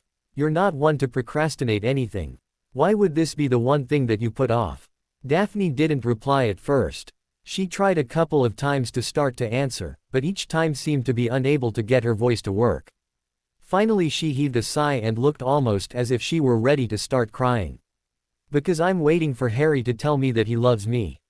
She said in a hurried whisper. What? Tori looked shocked. A while ago I told him that I'd fallen in love with him and I know it meant a lot to him. I told him that I didn't want him to say it back until he meant it and I knew that I'd likely have to wait but he hasn't said it and I'm afraid that he doesn't feel the way about me that I do for him, and I keep putting off wedding plans because I'm afraid, Daphne said in a rush that would have made Tracy's head spin. Tori held up her hands to silence her sister and smiled with humor at her sister's predicament. Okay, it's no secret that I wasn't very welcoming of Harry and this whole situation. I also haven't been around you lot over the past couple of months, but it's clear to me that he loves you. She said. Daphne looked confused and Tori continued. It's all in how he treats you. The way he looks at you. He always looks at you as if he's been given the greatest gift ever. When you two walk around together, he's holding your hand like you're a lifeline or something. When he talks to you, he looks at you. Yeah, well, he just blew me off to talk to Granger. And I had just told him that I wanted to be with him, you know, alone. Daphne huffed. Okay, that's a problem, but from what I've heard Granger's pretty lonely right now. I don't mean she's going to try and steal him from you, but she doesn't have many friends. Even in Gryffindor she's pretty isolated. Harry is a pretty selfless person from what I've seen and they've been friends a while. I'd bet as soon as he finishes taking care of Granger's need for company he races back to you to take care of your needs. I'd even be willing to bet that he's trying to brush off Granger without seeming rude or that he's tired of her just so he can get to you. As far as him telling you how he feels for you, do you honestly need to hear him say it? Especially when he shows you constantly that he does in fact love you. Daphne sighed, feeling really childish at the moment. Though she was still angry at Granger for distracting Harry and preying on his goodness. I suppose not, though it would mean a lot to hear at once. Daphne admitted. And you will. You just have to be patient. Tori said, shoving her sister's shoulder. When did you get so smart? Daphne asked. I've always been smart, you've just been too dumb to listen to me. Tori grinned and Daphne laughed hard. Okay. Tori smiled calmly. Then let's get your best friend and the three of us will sit down and make a checklist and I promise you that you and Harry will have the best wedding we can come up with for you with 5 months to work with. I have only one request in return. What's that? Daphne asked suspiciously. That you do not make me, or any of your bridesmaids wear anything unflattering. I get final say on the dresses. Tori replied firmly. Daphne began to laugh and nodded her agreement. Students filed into the room of requirement super excited for tonight's defense club meeting. Tonight, Harry had promised dueling practice to see how far everyone had come along. Some people were hoping to match their knowledge against friends, while others were hoping that Harry might put together random matches so they wouldn't feel pressured to do well or that they might be paired with someone who they thought they could beat easily. The one thing everyone agreed on was that this was going to be a really good night. Okay, calm down everyone. Harry said when Hermione signaled that everyone was here. The sooner you calm down the sooner we can get to it. Harry stood in the center of the room tonight as he'd asked the room to provide a dueling arena for the night. There were seats on raised platforms circling a large circular competition mat which Harry now stood turning to look at everyone. Okay, I promised you a while ago that we could test ourselves in combat-type situations, and you asked me to make it as real as possible so we could see how far we've all come. Sorry it took so long, but I needed to make sure that we could do this without anyone getting seriously hurt. We've managed to get a few healing drafts and Hermione and Luna have volunteered to perform what healing spells they can. There was some murmuring at this but Harry pressed on. Also, no one is to use anything that can really hurt. Let's leave the bone breakers and the flesh peelers out of this tonight. This is more about your speed and accuracy, not about how hard you can hit. So, who wants to go first? Harry asked. As excited as everyone was, it appeared no one wanted to be first and potentially humiliate themselves in front of half the school. People murmured to their friends, everyone trying to encourage others to step up, but no one seemed to really want to go first. I will, Hermione said, stepping forward and brandishing her wand. All right, Harry smiled. Who wants to go against Hermione? Me. Harry turned and gaped as Daphne practically sprinted forward from where she had been standing next to Tracy and Neville. He glanced back at Hermione whose eyes had narrowed into cold slits. Daphne had a similar look in her eyes as she slipped off her robes to allow more movement. Hermione followed her example and Harry gave a soft sigh. What are you doing? Tracy hissed, grabbing her best friend's arm, preventing her from stepping onto the mat. Volunteering, Daphne said, not averting her eyes from Hermione's glare. Look, I know you don't get along with her, but you need to think this through before you go off half-cocked. Tracy warned. I can beat her, Daphne said confidently. That's not what I'm talking about, Tracy said quickly. Daphne tore her arm out of Tracy's grasp and approached Harry and Hermione, who was stretching out her arms and shaking her head to loosen up. I mean it, Harry said quickly, turning to look at each girl when Daphne was finally close enough to hear his instructions. Nothing dangerous. This isn't about who's more powerful or who's got a better knowledge of spells. Daphne didn't like the way Harry had looked at Hermione when he'd said that. Hermione Granger didn't know every spell ever invented. Daphne knew quite a few spells that the almighty Hermione Granger didn't know. I will stop you if I see anything I don't like, got it? Harry finished looking at each girl pointedly. The girls nodded, though neither looked at Harry. They held each other's eyes, each gripping their wands and each one thinking of what spells they were going to enjoy using on the other. Take your positions, Harry repeated, having not been heard the first time. The girls both backed up to the lines marked on the mat. Harry stepped onto the side where Neville, Tracy and Luna all stood. Harry could feel the anticipation rolling off his friends, while Luna simply looked mildly amused by something on her shoes. Harry, I really don't think this is a good idea, Tracy said softly. It'll be fine, Harry said, though he wasn't sure he believed that. I trust them to act maturely. Oh, you are so naive, Tracy muttered as her eyes were drawn to her best friend and the girl who'd become very close in a short amount of time. Tracy knew just how much each girl loathed the other, despite her trying to help them see the good in one another. Daphne stood ready for the signal to begin, 1,000 jinxes already on her lips. She stared at Hermione Granger, thinking of every reason she hated this girl and how she was going to finally teach her the lesson she so richly needed. This wasn't about blood status, or Slytherin versus Gryffindor. This wasn't even about Harry really. This was about Daphne showing everyone that Hermione, high and mighty, Granger was a pathetic lonely girl who wasn't as amazing as she thought she was. Hermione stood with her knees bent and her wand raised in readiness, eyeing the self-righteous entitled girl who'd all but stolen her best friend away. Hermione couldn't wait to take the girl down a peg or 12. Hermione hated Daphne's condescension and her spoiled rich girl attitude and the way she practically flaunted to the world that she was going to be the boy who lived's wife, as if Harry had been some sort of prize she'd won and not a boy she'd been paired with through some kind of test the ministry had come up with, making Harry a prisoner to Daphne. A sound like a gong rang out and the girls moved. Daphne was the first to fire a spell which ended up ringing off Hermione's shield. The smugness on Hermione's face afterwards sent Daphne into a fury. The Slytherin fired a quick succession of 7 hexes that Hermione managed to dodge, but only just barely before putting her opponent on the defensive. Daphne had to leap back to avoid being hit by a fiery blue spell that exploded just in front of her. Daphne could hear the mat sizzling and glowered at Hermione, who still had that smug look on her face. A fire erupted in Daphne's chest then, and she raised her wand. She sent 3 spells just slightly left of her rival and then 2 to the right where she'd been hurting her opponent. She smiled triumphantly when she heard Granger hiss with pain as her cutting hex tore open a small cut on Granger's arm. Hermione looked a bit confused and then quite angry. Quite suddenly Daphne's vision was clouded thanks to the smoke Granger had conjured.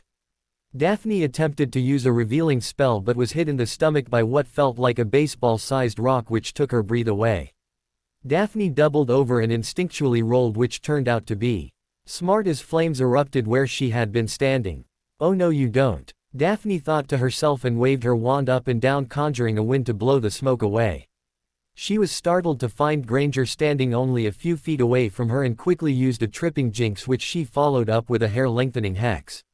Hermione's bushy hair grew 6 feet and entangled her in its tendrils.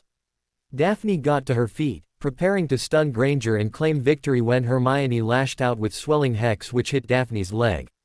The pain was rather intense and Daphne fell again, her leg swelling so bad it tore her tights open.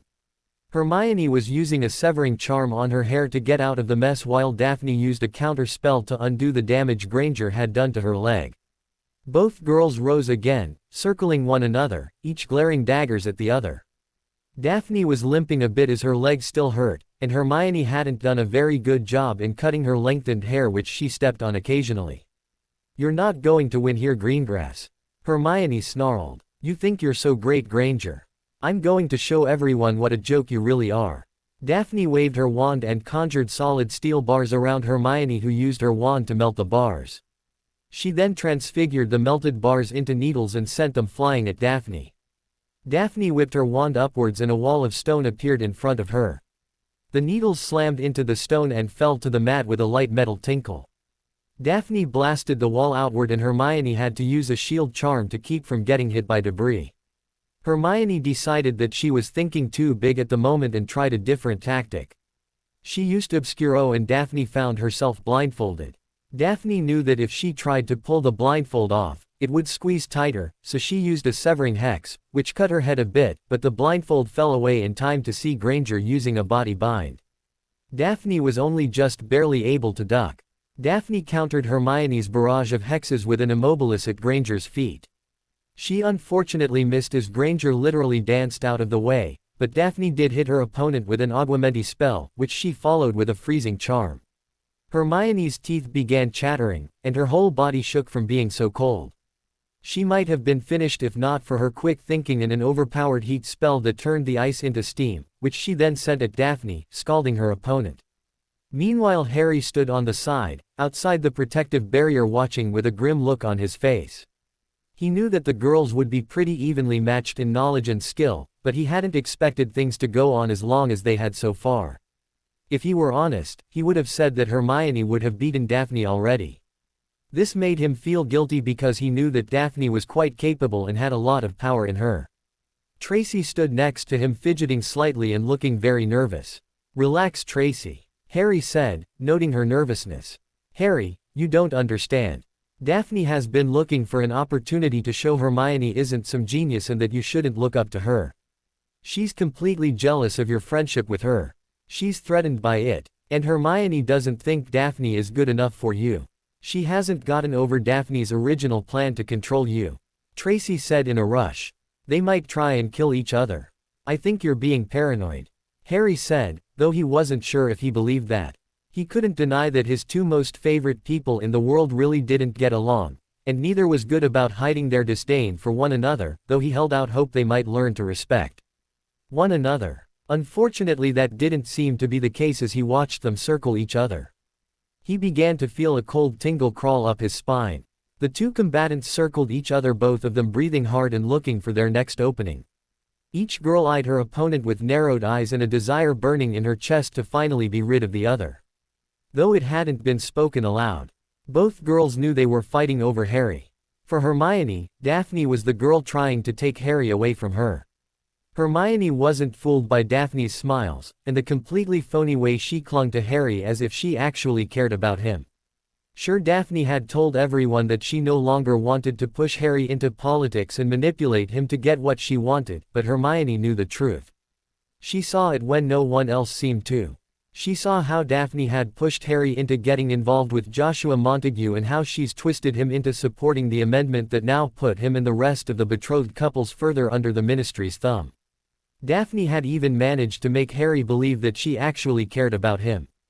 Harry had told his best friend recently that he felt Daphne knew him better than he knew himself, which had really aggravated Hermione. No one knew Harry better than she did. No one else had spent hours in the library trying to find spells to keep Harry alive during that horrendous tournament. No one else had risked their lives to save a convicted murderer from Dementors because Harry cared about him. No one else had broken rules to prove that Harry wasn't the heir of Slytherin. No one else had risked expulsion to stop what later turned out to be Lord Voldemort from getting the Philosopher's Stone. And no one, not one single person had gotten petrified by a basilisk for him. Well, Hermione had no intention of being pushed aside by some slag who was lucky enough to be picked out to be Harry's wife. She was Hermione Granger, the smartest witch of her age, and Harry Potter's best friend. She knew what was best for him, and Daphne Greengrass was like a poison. Opposite Hermione, Daphne Greengrass fired off a volley of spells as she gritted her teeth, cursing silently when she missed the. Daphne had never once in her life thought she'd ever be jealous of anyone. She hated Hermione Granger. She hated everything about the bushy-haired, skinny, stuck-up Gryffindor. Daphne's original intention for subjecting herself to the ministry's law did not allow for emotional, well, anything. She had been driven and goal-orientated and never considered that she could ever actually fall in love, especially not with Harry Potter. Yet here she was, head over heels for the messy-haired boy, and he didn't feel the same. He still ran to Granger with every little problem. He still trusted Granger more than her. He still relied on her instead of her. Daphne was never going to be the most important girl in Harry's life, and it was killing her. She wanted to know why Harry continued to choose Hermione over her. She knew he wasn't cheating on her. Thanks to what had happened to Malfoy, she knew what to look for, and it was clear that if anything, Harry was getting stronger. However, he still preferred to spend time with Hermione Granger than her, and Granger took advantage of it. Daphne was going to be his wife, and it wasn't too much to hope that she would be the first girl he'd tell things to, or come to for an answer or idea of an answer to any problem he might have. But it was Granger, and Daphne had had enough of Granger's smugness. Daphne lashed out again with a volley of spells at the same time Hermione unleashed a torrent of hexes. Spells slammed into one another, causing thunderclaps of sound and light. Each girl ducked, dipped and dodged while utilizing every mediocre spell they could think of to try and subdue their opponent. It was hard to say which of the two girls started it. With so many spells happening, and the use of transfiguration being utilized, it was becoming harder to follow who was using what. Yet everyone watching the duel began to see that the spells were becoming more and more dangerous in nature, and people were starting to look at Harry to stop the duel before someone got hurt. Harry had also noticed the more dangerous nature of the spells being used. When he noticed a boulder that Hermione had conjured being blown to gravel, Harry's anger simmered and he slipped his wand from his wrist holster and prepared to end the match when an acid yellow spell hit the protective ward around the dueling arena with a resounding gong-like sound. "Okay, that's enough," Harry said mostly to himself. And just as he was about to take down the ward and stun both girls to end it, a thought occurred to him that stopped him for a moment. Which girl did he stun first? No matter who he stunned, it was going to cause him problems. If he stunned Hermione, he'd be accused of abandoning her and siding with Daphne. She'd claim that Daphne had altered him through charms or potions or to keep Harry in line so she could use him for whatever she wanted. In Hermione's eyes, it would be confirmation of his alienation of her and his real friends. On the other hand, if Harry stunned Daphne first, it would be his choosing Hermione over her, the girl who loved him and was going to be his wife and mother to his children. It would be Harry telling her that he didn't care about her at all. Though he hadn't yet told her that he loved her, Harry was certain that he had fallen in love with Daphne. It wasn't any sort of giant revelation, but a slow-building understanding, and Harry didn't want to mess it up. And if he stunned her first in order to stop things now, it would really throw a wrench into his relationship. "Harry, you've got to stop this. Tracy said from his right just as Joshua Montague appeared at Harry's left. "Mate, this is getting out of hand. They're going to kill each other." Joshua didn't appear to be wrong as Hermione sent a spell that hit Daphne in the left shoulder and began to burn her jumper and the Oxford shirt underneath it. Daphne countered the spell before her arm was hurt too badly after she conjured a wall to hide behind. She tried to use one of Granger's tactics against her by conjuring a thick fog, but Hermione had expected it and quickly conjured wind to get rid of it. This however proved advantageous for Daphne, who leapt from behind the wall, conjuring 7 iron bludgers which she sent at Hermione, who managed to dodge 3. 2 went wild, but the final 2 slammed into her chest and face respectively. Hermione knew that at least one rib was broken, as well as her nose. Breathing was now extremely painful and blood poured from her nose. What was worse was the pleased look on Daphne's face. Hermione glowered and banished Daphne into the wall she had conjured, and sent back the 2 bludgers that Daphne had hit her with. Daphne's look of pain told Hermione that she'd repaid Daphne for the broken ribs she had received. Hermione had had enough, and decided that it was time to end this once and for all. Apparently Daphne had the same thought. "Enough," came Harry's shout, but both girls ignored this. Nor did they notice spells heading towards them as they both shouted their next spells. There was an ear-splitting explosion and a blinding flash of light that left everyone in the room of requirement blinking to clear their vision. Silence reigned for several seconds as everyone recovered from the end of the duel. People began standing and staring down on the mat to find out who'd won. There came a collective gasp as everyone saw the results. Harry, Neville, Luna, Tracy and Joshua quickly made their way onto the mat while around them people began muttering to each other. "Harry, I don't think I can heal them," Luna said shyly. "We need to take them both to Madame Pomfrey." Harry nodded and bent to lift his fiancée off the mat while Neville helped Joshua pick up Hermione. Harry called out to Fred and George and asked them to scout ahead to make sure no teachers were between them and the hospital wing. This wouldn't be easily explained, and Harry didn't fancy trying, especially not to Snape or Umbridge. "What the hell was that last spell?" someone asked, but Harry didn't have any idea. He did know that it had been a bad idea for Neville and Joshua to use body binds. That combined with whatever the girls had used on each other had knocked them both unconscious along with every other injury the 2 had endured. "This is not how I saw this going," Harry muttered to himself as he glanced down worriedly at his fiancée. Percy Weasley awoke and prepared for another day of assisting Dolores Umbridge. He'd worked up some good lesson plans that would teach her students without making them a threat to the ministry and was anxious to see what she thought of them, especially seeing as he had yet to find anything that they could use against Harry, holier-than-thou, Potter. Percy knew from listening to his younger brother Ron's stories that Potter always got into some sort of mischief, but Percy had as yet been unable to find anything that even hinted that Potter was breaking rules this year. Even worse was Ron's refusal to help him make Potter pay for his slights on the Weasley family. Even Ginny, who hated Potter with a fire that burned hotter than anything in hell, refused to help. Percy couldn't understand his siblings' loyalty to someone who'd brought them all nothing but pain. Perhaps they'd see the light when he exposed Potter for the fake he was. Percy stepped out of his quarters intending to have himself a nice breakfast before meeting with Professor Umbridge regarding the lesson plans. As he began his trek towards the Great Hall, he fell in step behind one of the betrothed couples, Theodore Nott and Samantha Pike if he wasn't mistaken. The 2 were talking rather concernedly about something which Percy thought was nothing significant until he heard a name he was familiar with. Thought she was going to take Granger's head off. Seriously, what was Potter thinking by letting it continue? Pike was saying, he should have put a stop to it sooner. Nott replied, he shouldn't have let them fight. He just shouldn't have allowed it. He should have picked the opponents. He should have picked someone else to fight Greengrass. Pike continued, everyone knows how much they hate each other. I agree. Nott nodded. There were so many of us there, Potter could have found a suitable challenger for Granger or Greengrass. I think he was being naive in thinking they could control themselves in a duel against each other. It'd be like allowing Weasley and Malfoy to fight, not that Malfoy is in any condition to fight anyone. Percy hung back now, intrigued by what the couple was saying. If Percy was correct, there had been some sort of fight between Daphne Greengrass and Hermione Granger, and it sounded like Harry Potter had organized it. Percy realized he needed more information, and so feigned confusion and stood at the end of the hall going through his paperwork as if he were looking for something specific. 2 more couples passed, each talking about the brutal-sounding duel and Potter's reluctance to halt it.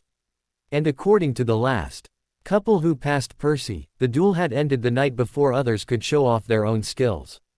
Percy could not stop grinning. This was it, this was exactly what Percy needed. If Potter was organizing unsanctioned duels within the school and people were getting hurt, then they could throw Potter out of Hogwarts and have him imprisoned. All thought of the morning meal left him as he quickly altered his course and nearly sprinted to Umbridge's office. Unfortunately she wasn't there, so Percy again rushed off with as much dignity as he could keep a hold of as he made his way through the castle again, this time heading to Umbridge's private quarters. "Professor!" Percy shouted down the hall when he saw Umbridge heading towards him. He was pleased that he wouldn't have to disturb her in her private quarters. Umbridge looked up at the approaching redhead, taken aback by his eagerness to speak to her. "Professor, I think we have him," Percy panted, glancing about to make sure they weren't being overheard. Umbridge looked up with curious interest and Percy struggled to catch his breath. "I just overheard a couple of students talking about a duel between Hermione Granger and Daphne Greengrass." Percy started. Umbridge just stared at him expectantly. "A duel that Harry Potter organized. From what I overheard, there were a lot of people there, and Potter was in charge of it all. Professor, I think he's running some sort of underground dueling club." Umbridge's eyes bulged out as if she'd just been given a stunningly expensive piece of jewelry. Her wide mouth spread into a diabolical smile. "Are you certain of what you heard?"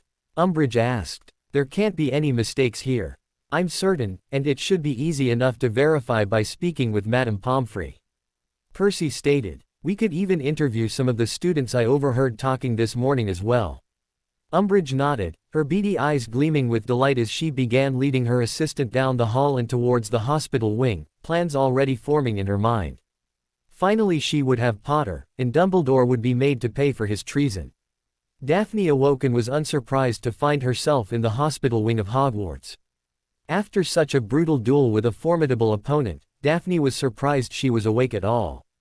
Everything on her body hurt. Even her hair seemed to be throbbing with pain. Slowly Daphne tried to sit up. Her grunts notified Madame Pomfrey, who quickly rushed over, pushing her back down. "I think you pushed yourself enough," she said, clearly unhappy with her patient. "I was able to fix most of the damage, but the potions need time to fix everything else." Madame Pomfrey took out her wand and waved it over Daphne. She looked rather pleased when she was finished and turned back to Daphne.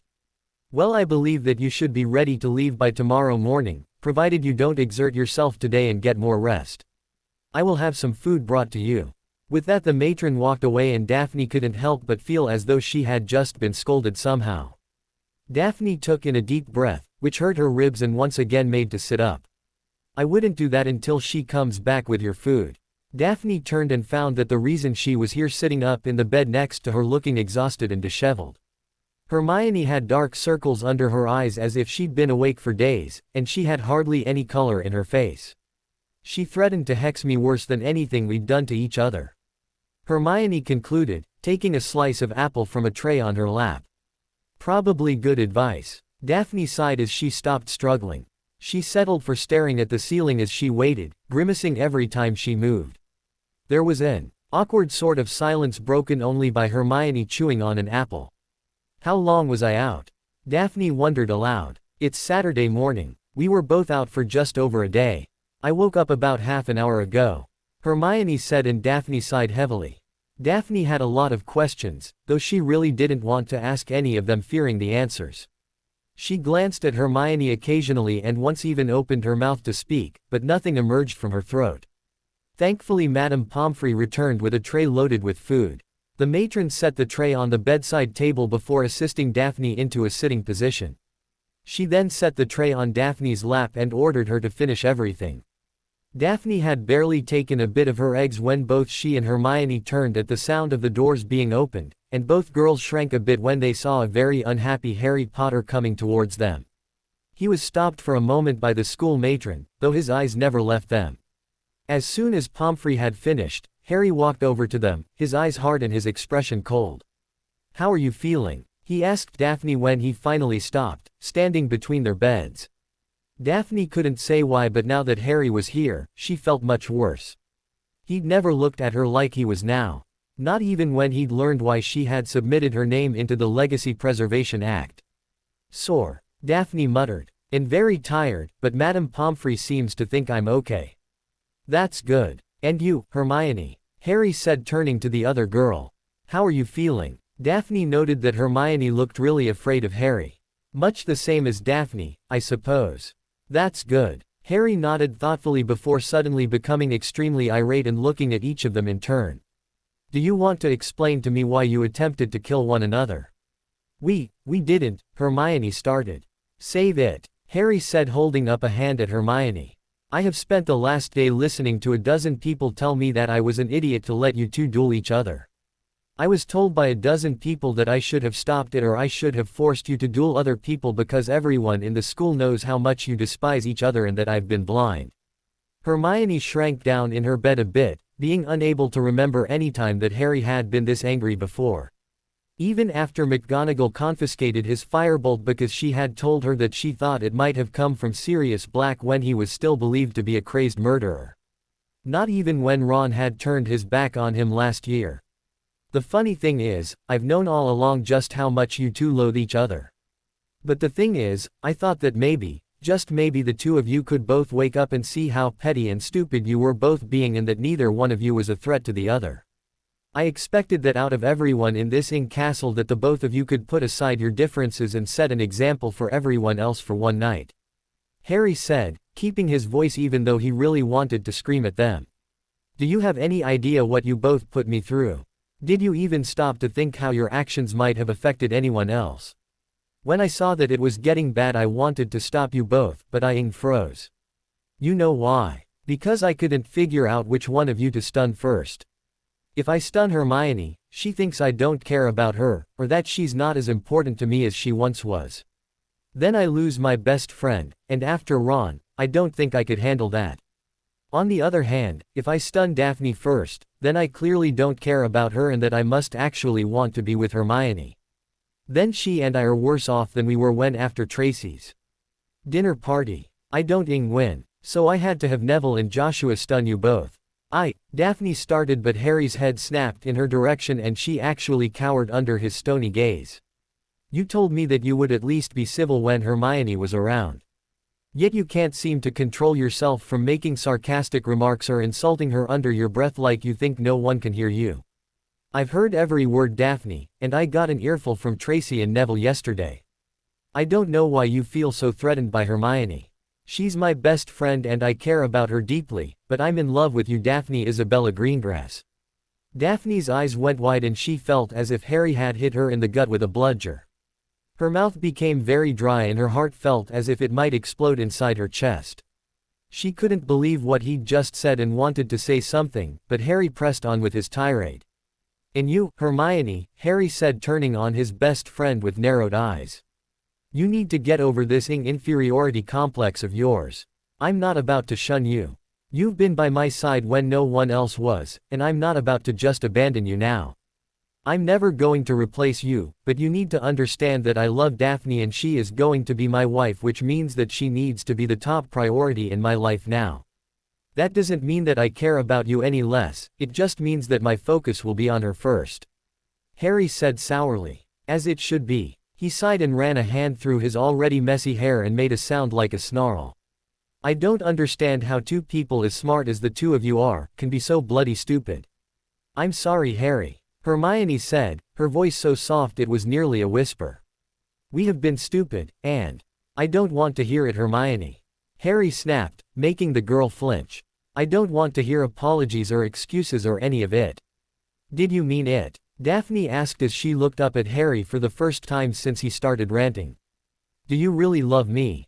Harry turned and looked deeply into her crystalline blue eyes, his angry expression softening slightly as he took a step closer to her bed and ran a hand through his perpetually messy hair.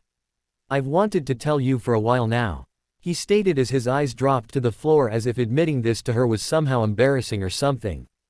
Daphne felt as if she understood. She remembered when she first told him of her feelings, how vulnerable she felt. It was likely Harry was feeling very exposed at the moment, and she realized it wasn't something he was comfortable with. I've been so freaked out about it. Constantly analyzing my feelings and thinking about what it could mean and how someone might use it against me.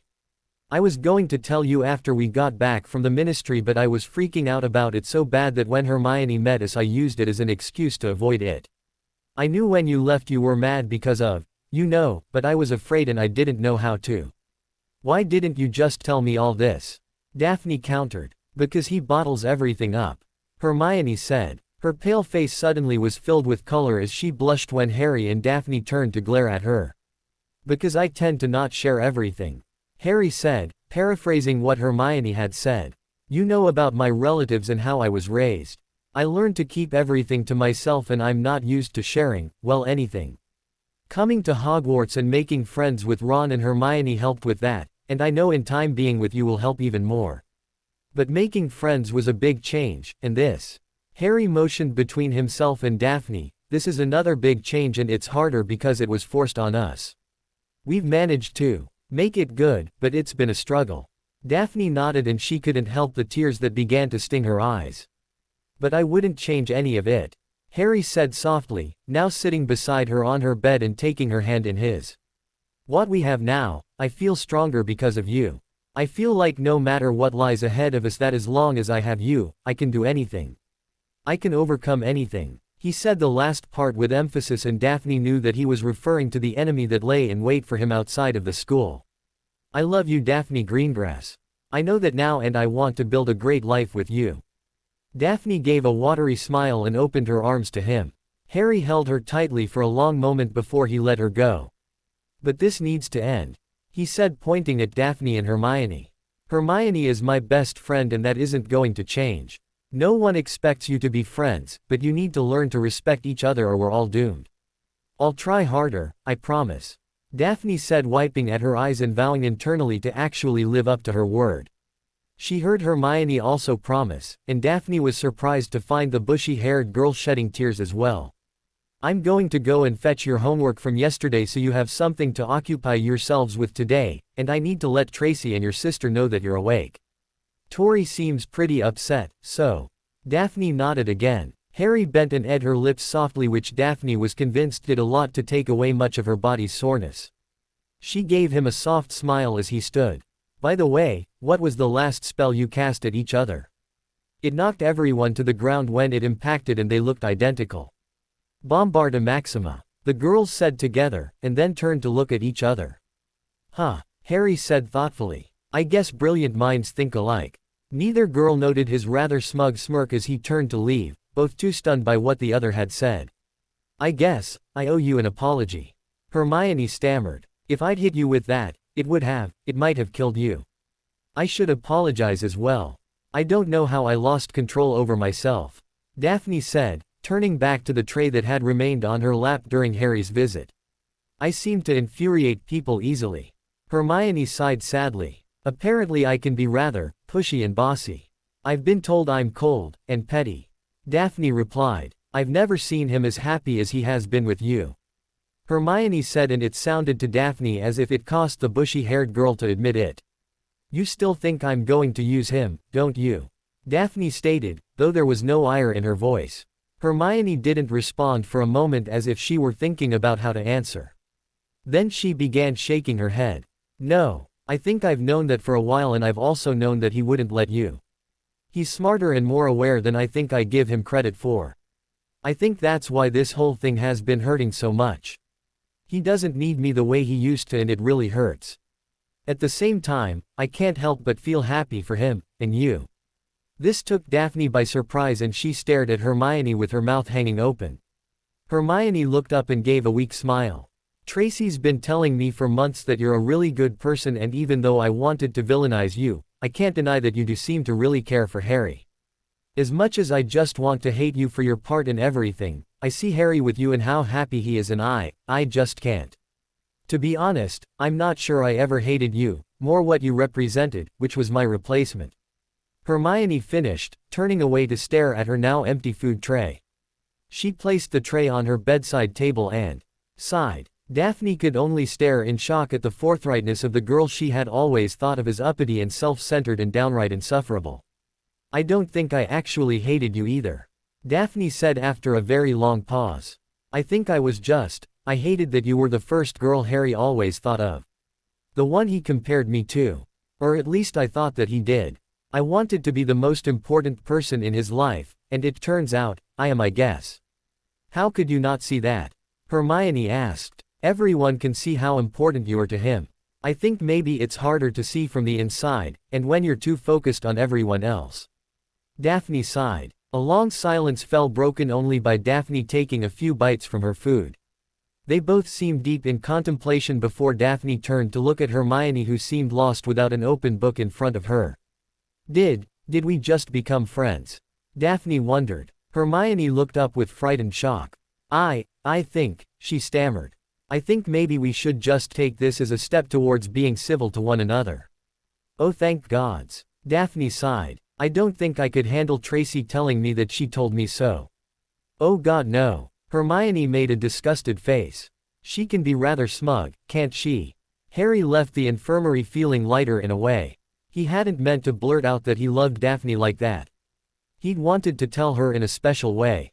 He'd tried a few times in the last month, but every time he'd tried he'd overthought it and filled himself with doubt and ended up not saying anything. Worse was the fact that every day those feelings were growing. He hadn't been lying when he'd told her that though their relationship had started rocky, that he'd come to cherish her. They'd forged something very strong together, and he just knew in the core of his soul that they would overcome any obstacle put in front of them. Harry turned and actually took a step back as Ron Weasley approached, looking extremely unsettled. Do you have a minute? Ron asked, glancing around. Yeah, Harry stammered. I was on my way to get Daphne's homework for her. You wanna walk and talk? Yeah, sure. Ron nodded. The two began walking in silence, with Harry glancing at Ron, who kept his eyes down. Harry was growing more and more curious about the reason for Ron's sudden appearance. The redhead had been avoiding him since he accused Harry of being the reason his father was dead. Harry knew of course that Ron was in mourning at the time, but all the same it had hurt him deeply. That was some duel the other night. Ron finally said. I wasn't sure who was going to win that. I know Hermione can hold her own, but Daphne doesn't seem to be any kind of slouch. I wouldn't want to duel her. It's too bad they couldn't have put their differences aside and acted like adults. Harry said bitterly. Yeah. Ron nodded, but you have to admit it was the most realistic duel we could have seen. It was as if they thought they were fighting actual Death Eaters. I suppose so. Harry shrugged. They fell silent again, and Harry noted that Ron was acting really nervous. Yet he didn't know what the redhead wanted, so he couldn't offer any sort of help. He simply had to wait for Ron to say whatever it is he. I want to apologize. Ron sputtered. Harry turned his head so quickly that his neck popped rather loudly. I was angry and, Ron began. Ron, it's. Harry, please let me say this. Ron said quickly. Harry nodded and Ron took in a long breath. I wanted to hurt someone. I blamed you because, I don't know. Ron sighed and ran his hand through his hair. Everything's gotten all, I've done a lot of thinking. I knew that there was a war coming, but it was always abstract, you know. Harry nodded and Ron continued. When Dad got killed I don't know. It made it real and I realized that no one was safe. I blamed you because you're at the center of it all and because I've been with you when you've managed to do the impossible. You helped. Harry said quickly. You and Hermione. I didn't kill a basilisk, Harry.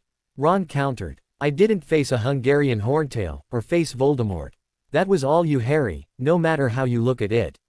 The point I was trying to make is that I blamed you because you were the only one I knew I could hurt and make feel like I was feeling. But it didn't help. In fact, it made me feel even worse, Harry. And what was even worse was that I didn't have anyone else to talk to them. It turns out that Hermione and I don't really get along all that well without you because I'm a total ass. So anyway, I ended up pushing away the people who mattered most to me. Harry didn't know what to say, so remained quiet for now. But it ended up being kind of good for me. Ron continued. I had a lot of time to think and I ended up taking a good hard look at myself and, I didn't like it. I didn't like who I was and what I was becoming. I didn't deserve your friendship, Harry. I didn't deserve anyone's friendship. Ron, mate, Harry tried, but Ron cut him off.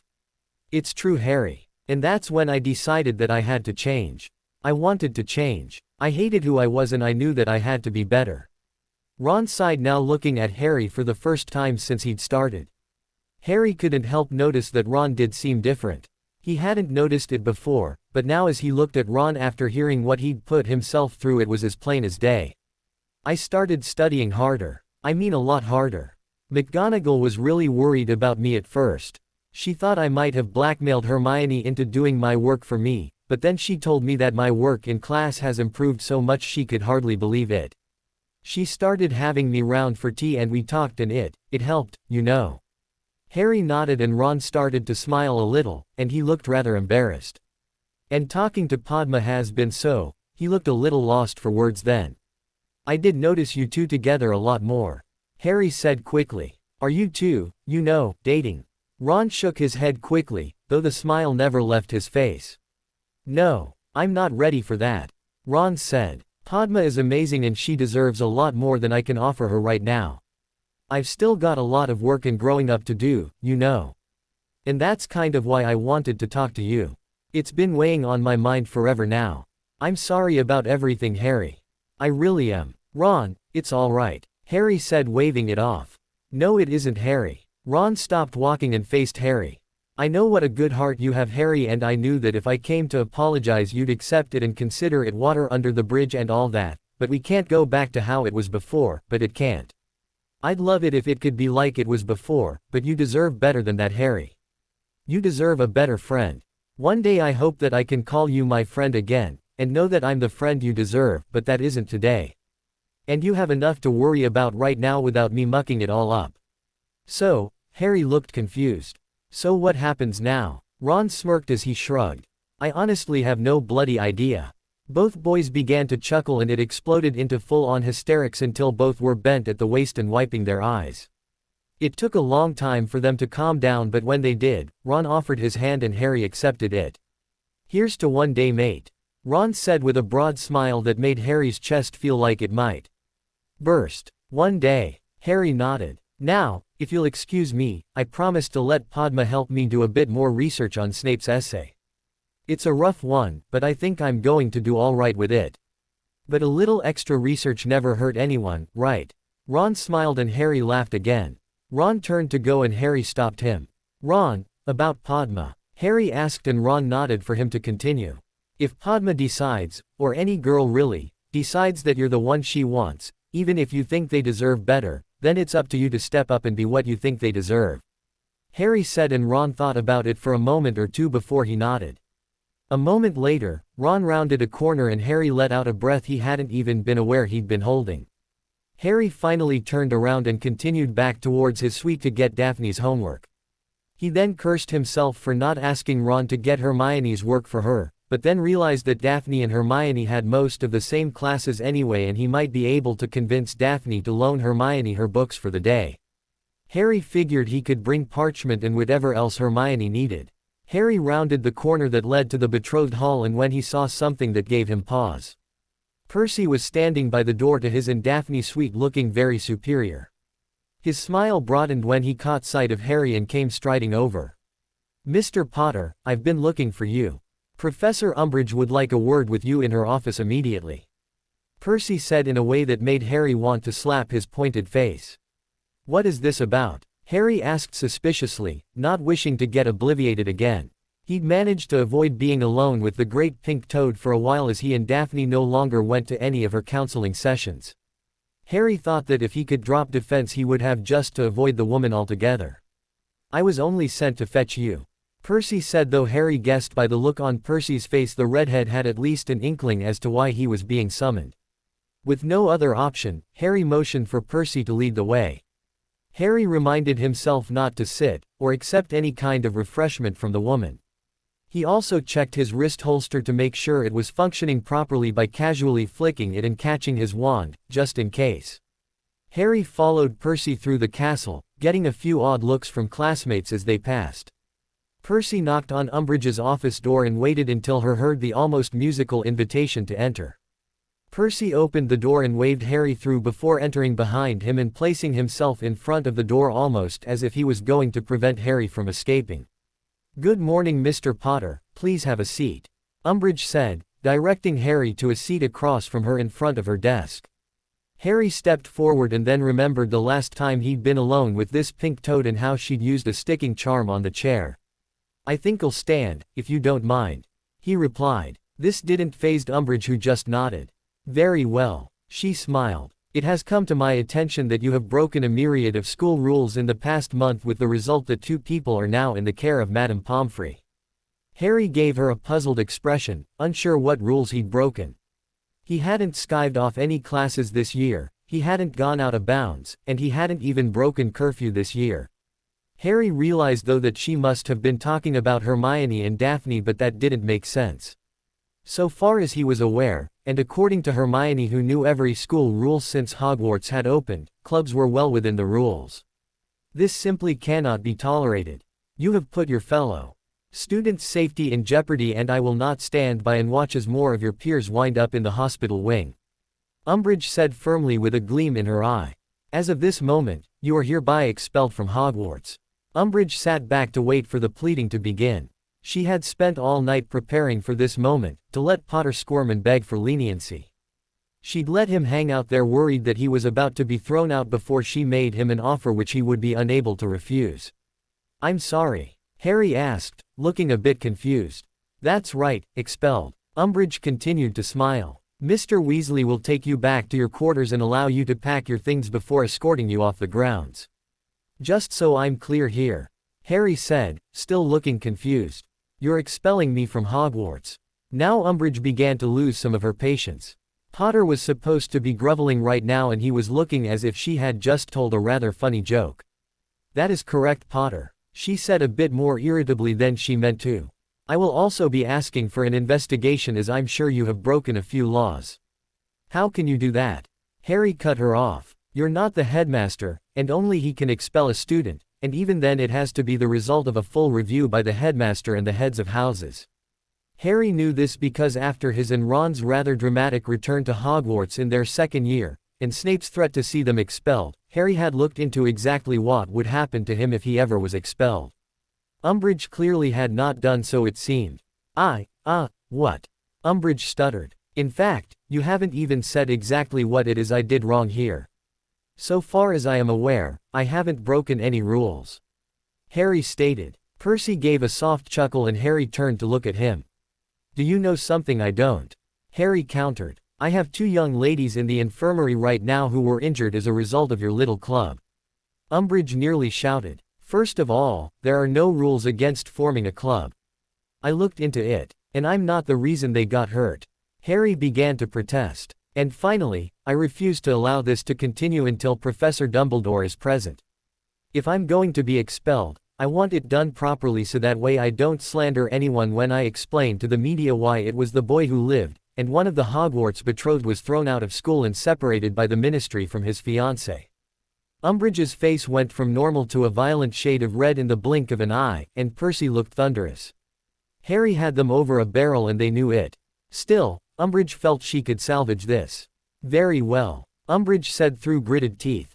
She rose from her seat and collected her wand from the top of her desk before walking towards the door. Let's go see the headmaster. Once again Harry found himself being stared at as he followed Professor Umbridge towards the headmaster's office. Harry, Astoria asked as he passed her and some of her friends. What's going on? I'm being expelled. Harry smirked and rolled his eyes. Astoria on the other hand looked affronted. For what? She howled. Umbridge turned a cold glare at the girl. It is none of your concern, she snapped and pressed on with Harry shrugging. He didn't see Percy's cold stare but felt the redhead push his shoulder, urging him forward. None of the trio saw Astoria run off in the opposite direction. A moment later Harry stood next to Umbridge and Percy inside Professor Dumbledore's office. The headmaster looked as if he had been expecting them and offered them all tea, which they all refused.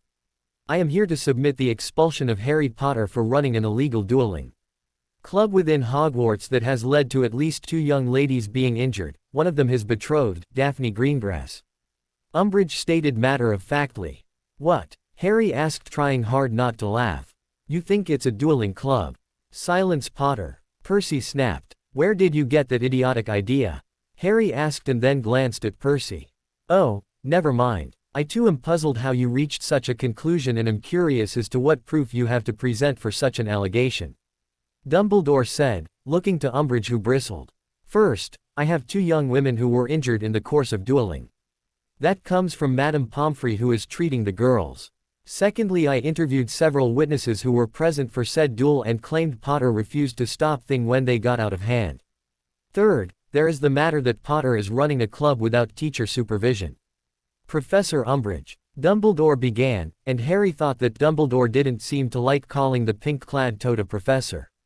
Running a club without a staff supervisor is not an offense deserving of expulsion. In fact, depending on the type of club, it's almost unnecessary. For instance, a teacher hardly need be present during a Gobstones club meeting, or a chess club meeting. Umbridge looked ready to retort, but Dumbledore continued. But I would like to know more about this so-called duel. Perhaps Harry, you would be kind enough to enlighten us on the matter. Dumbledore said, motioning for Harry to speak. And he did. Harry explained how he'd been approached by a few students with requests for tutoring in the topic of defense since they weren't getting the tutelage they wanted from class. Umbridge seethed at this and looked as if she was going to protest, but Harry pressed onward.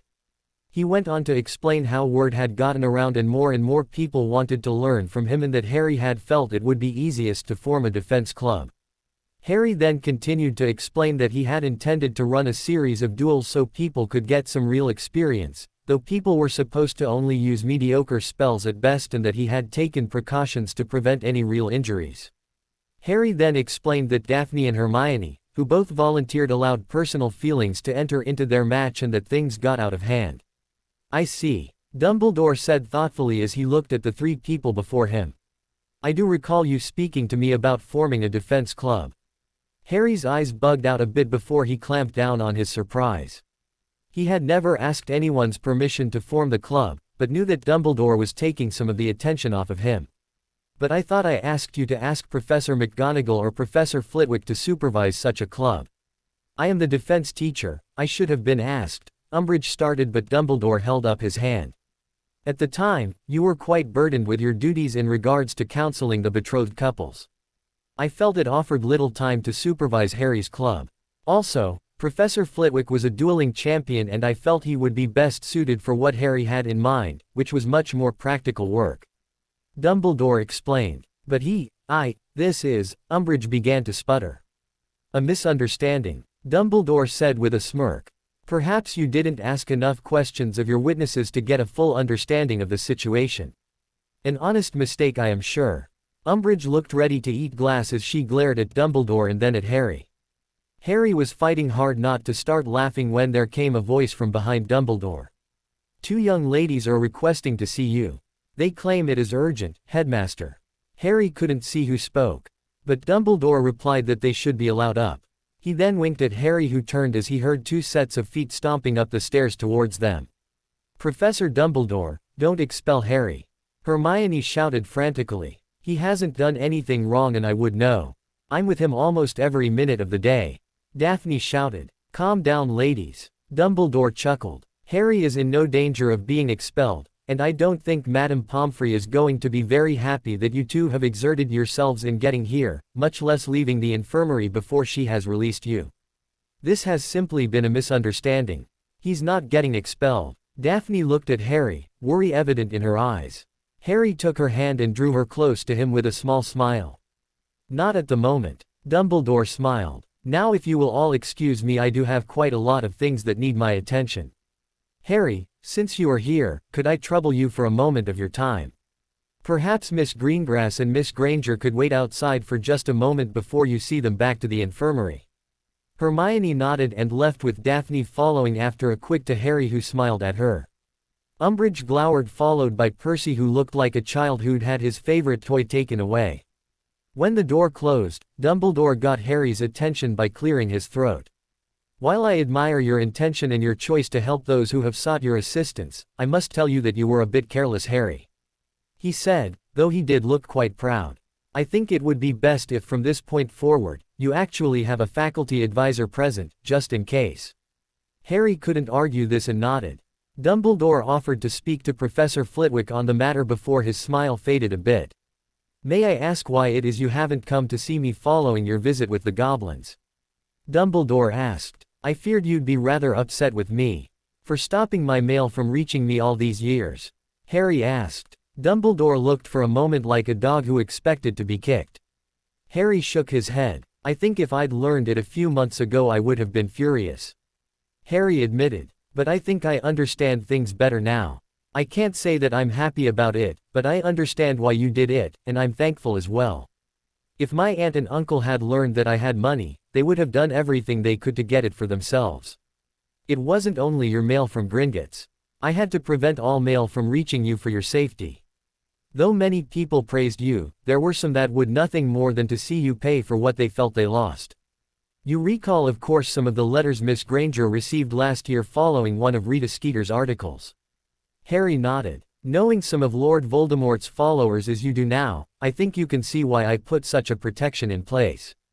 Now, as you are recognized as an adult, that protection has been lifted, but I would caution you about checking letters in the future, if only to keep yourself and Miss Greengrass safe.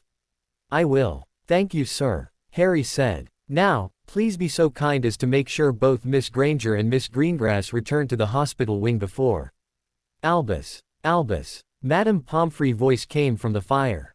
Alas, we are too late. Dumbledore sighed and Harry chuckled. I'll get them back, Harry said before he left, waving at the old man who went to the fireplace to assure the school matron that her charges were on their way back into her care. To be continued. I hope you enjoyed this story.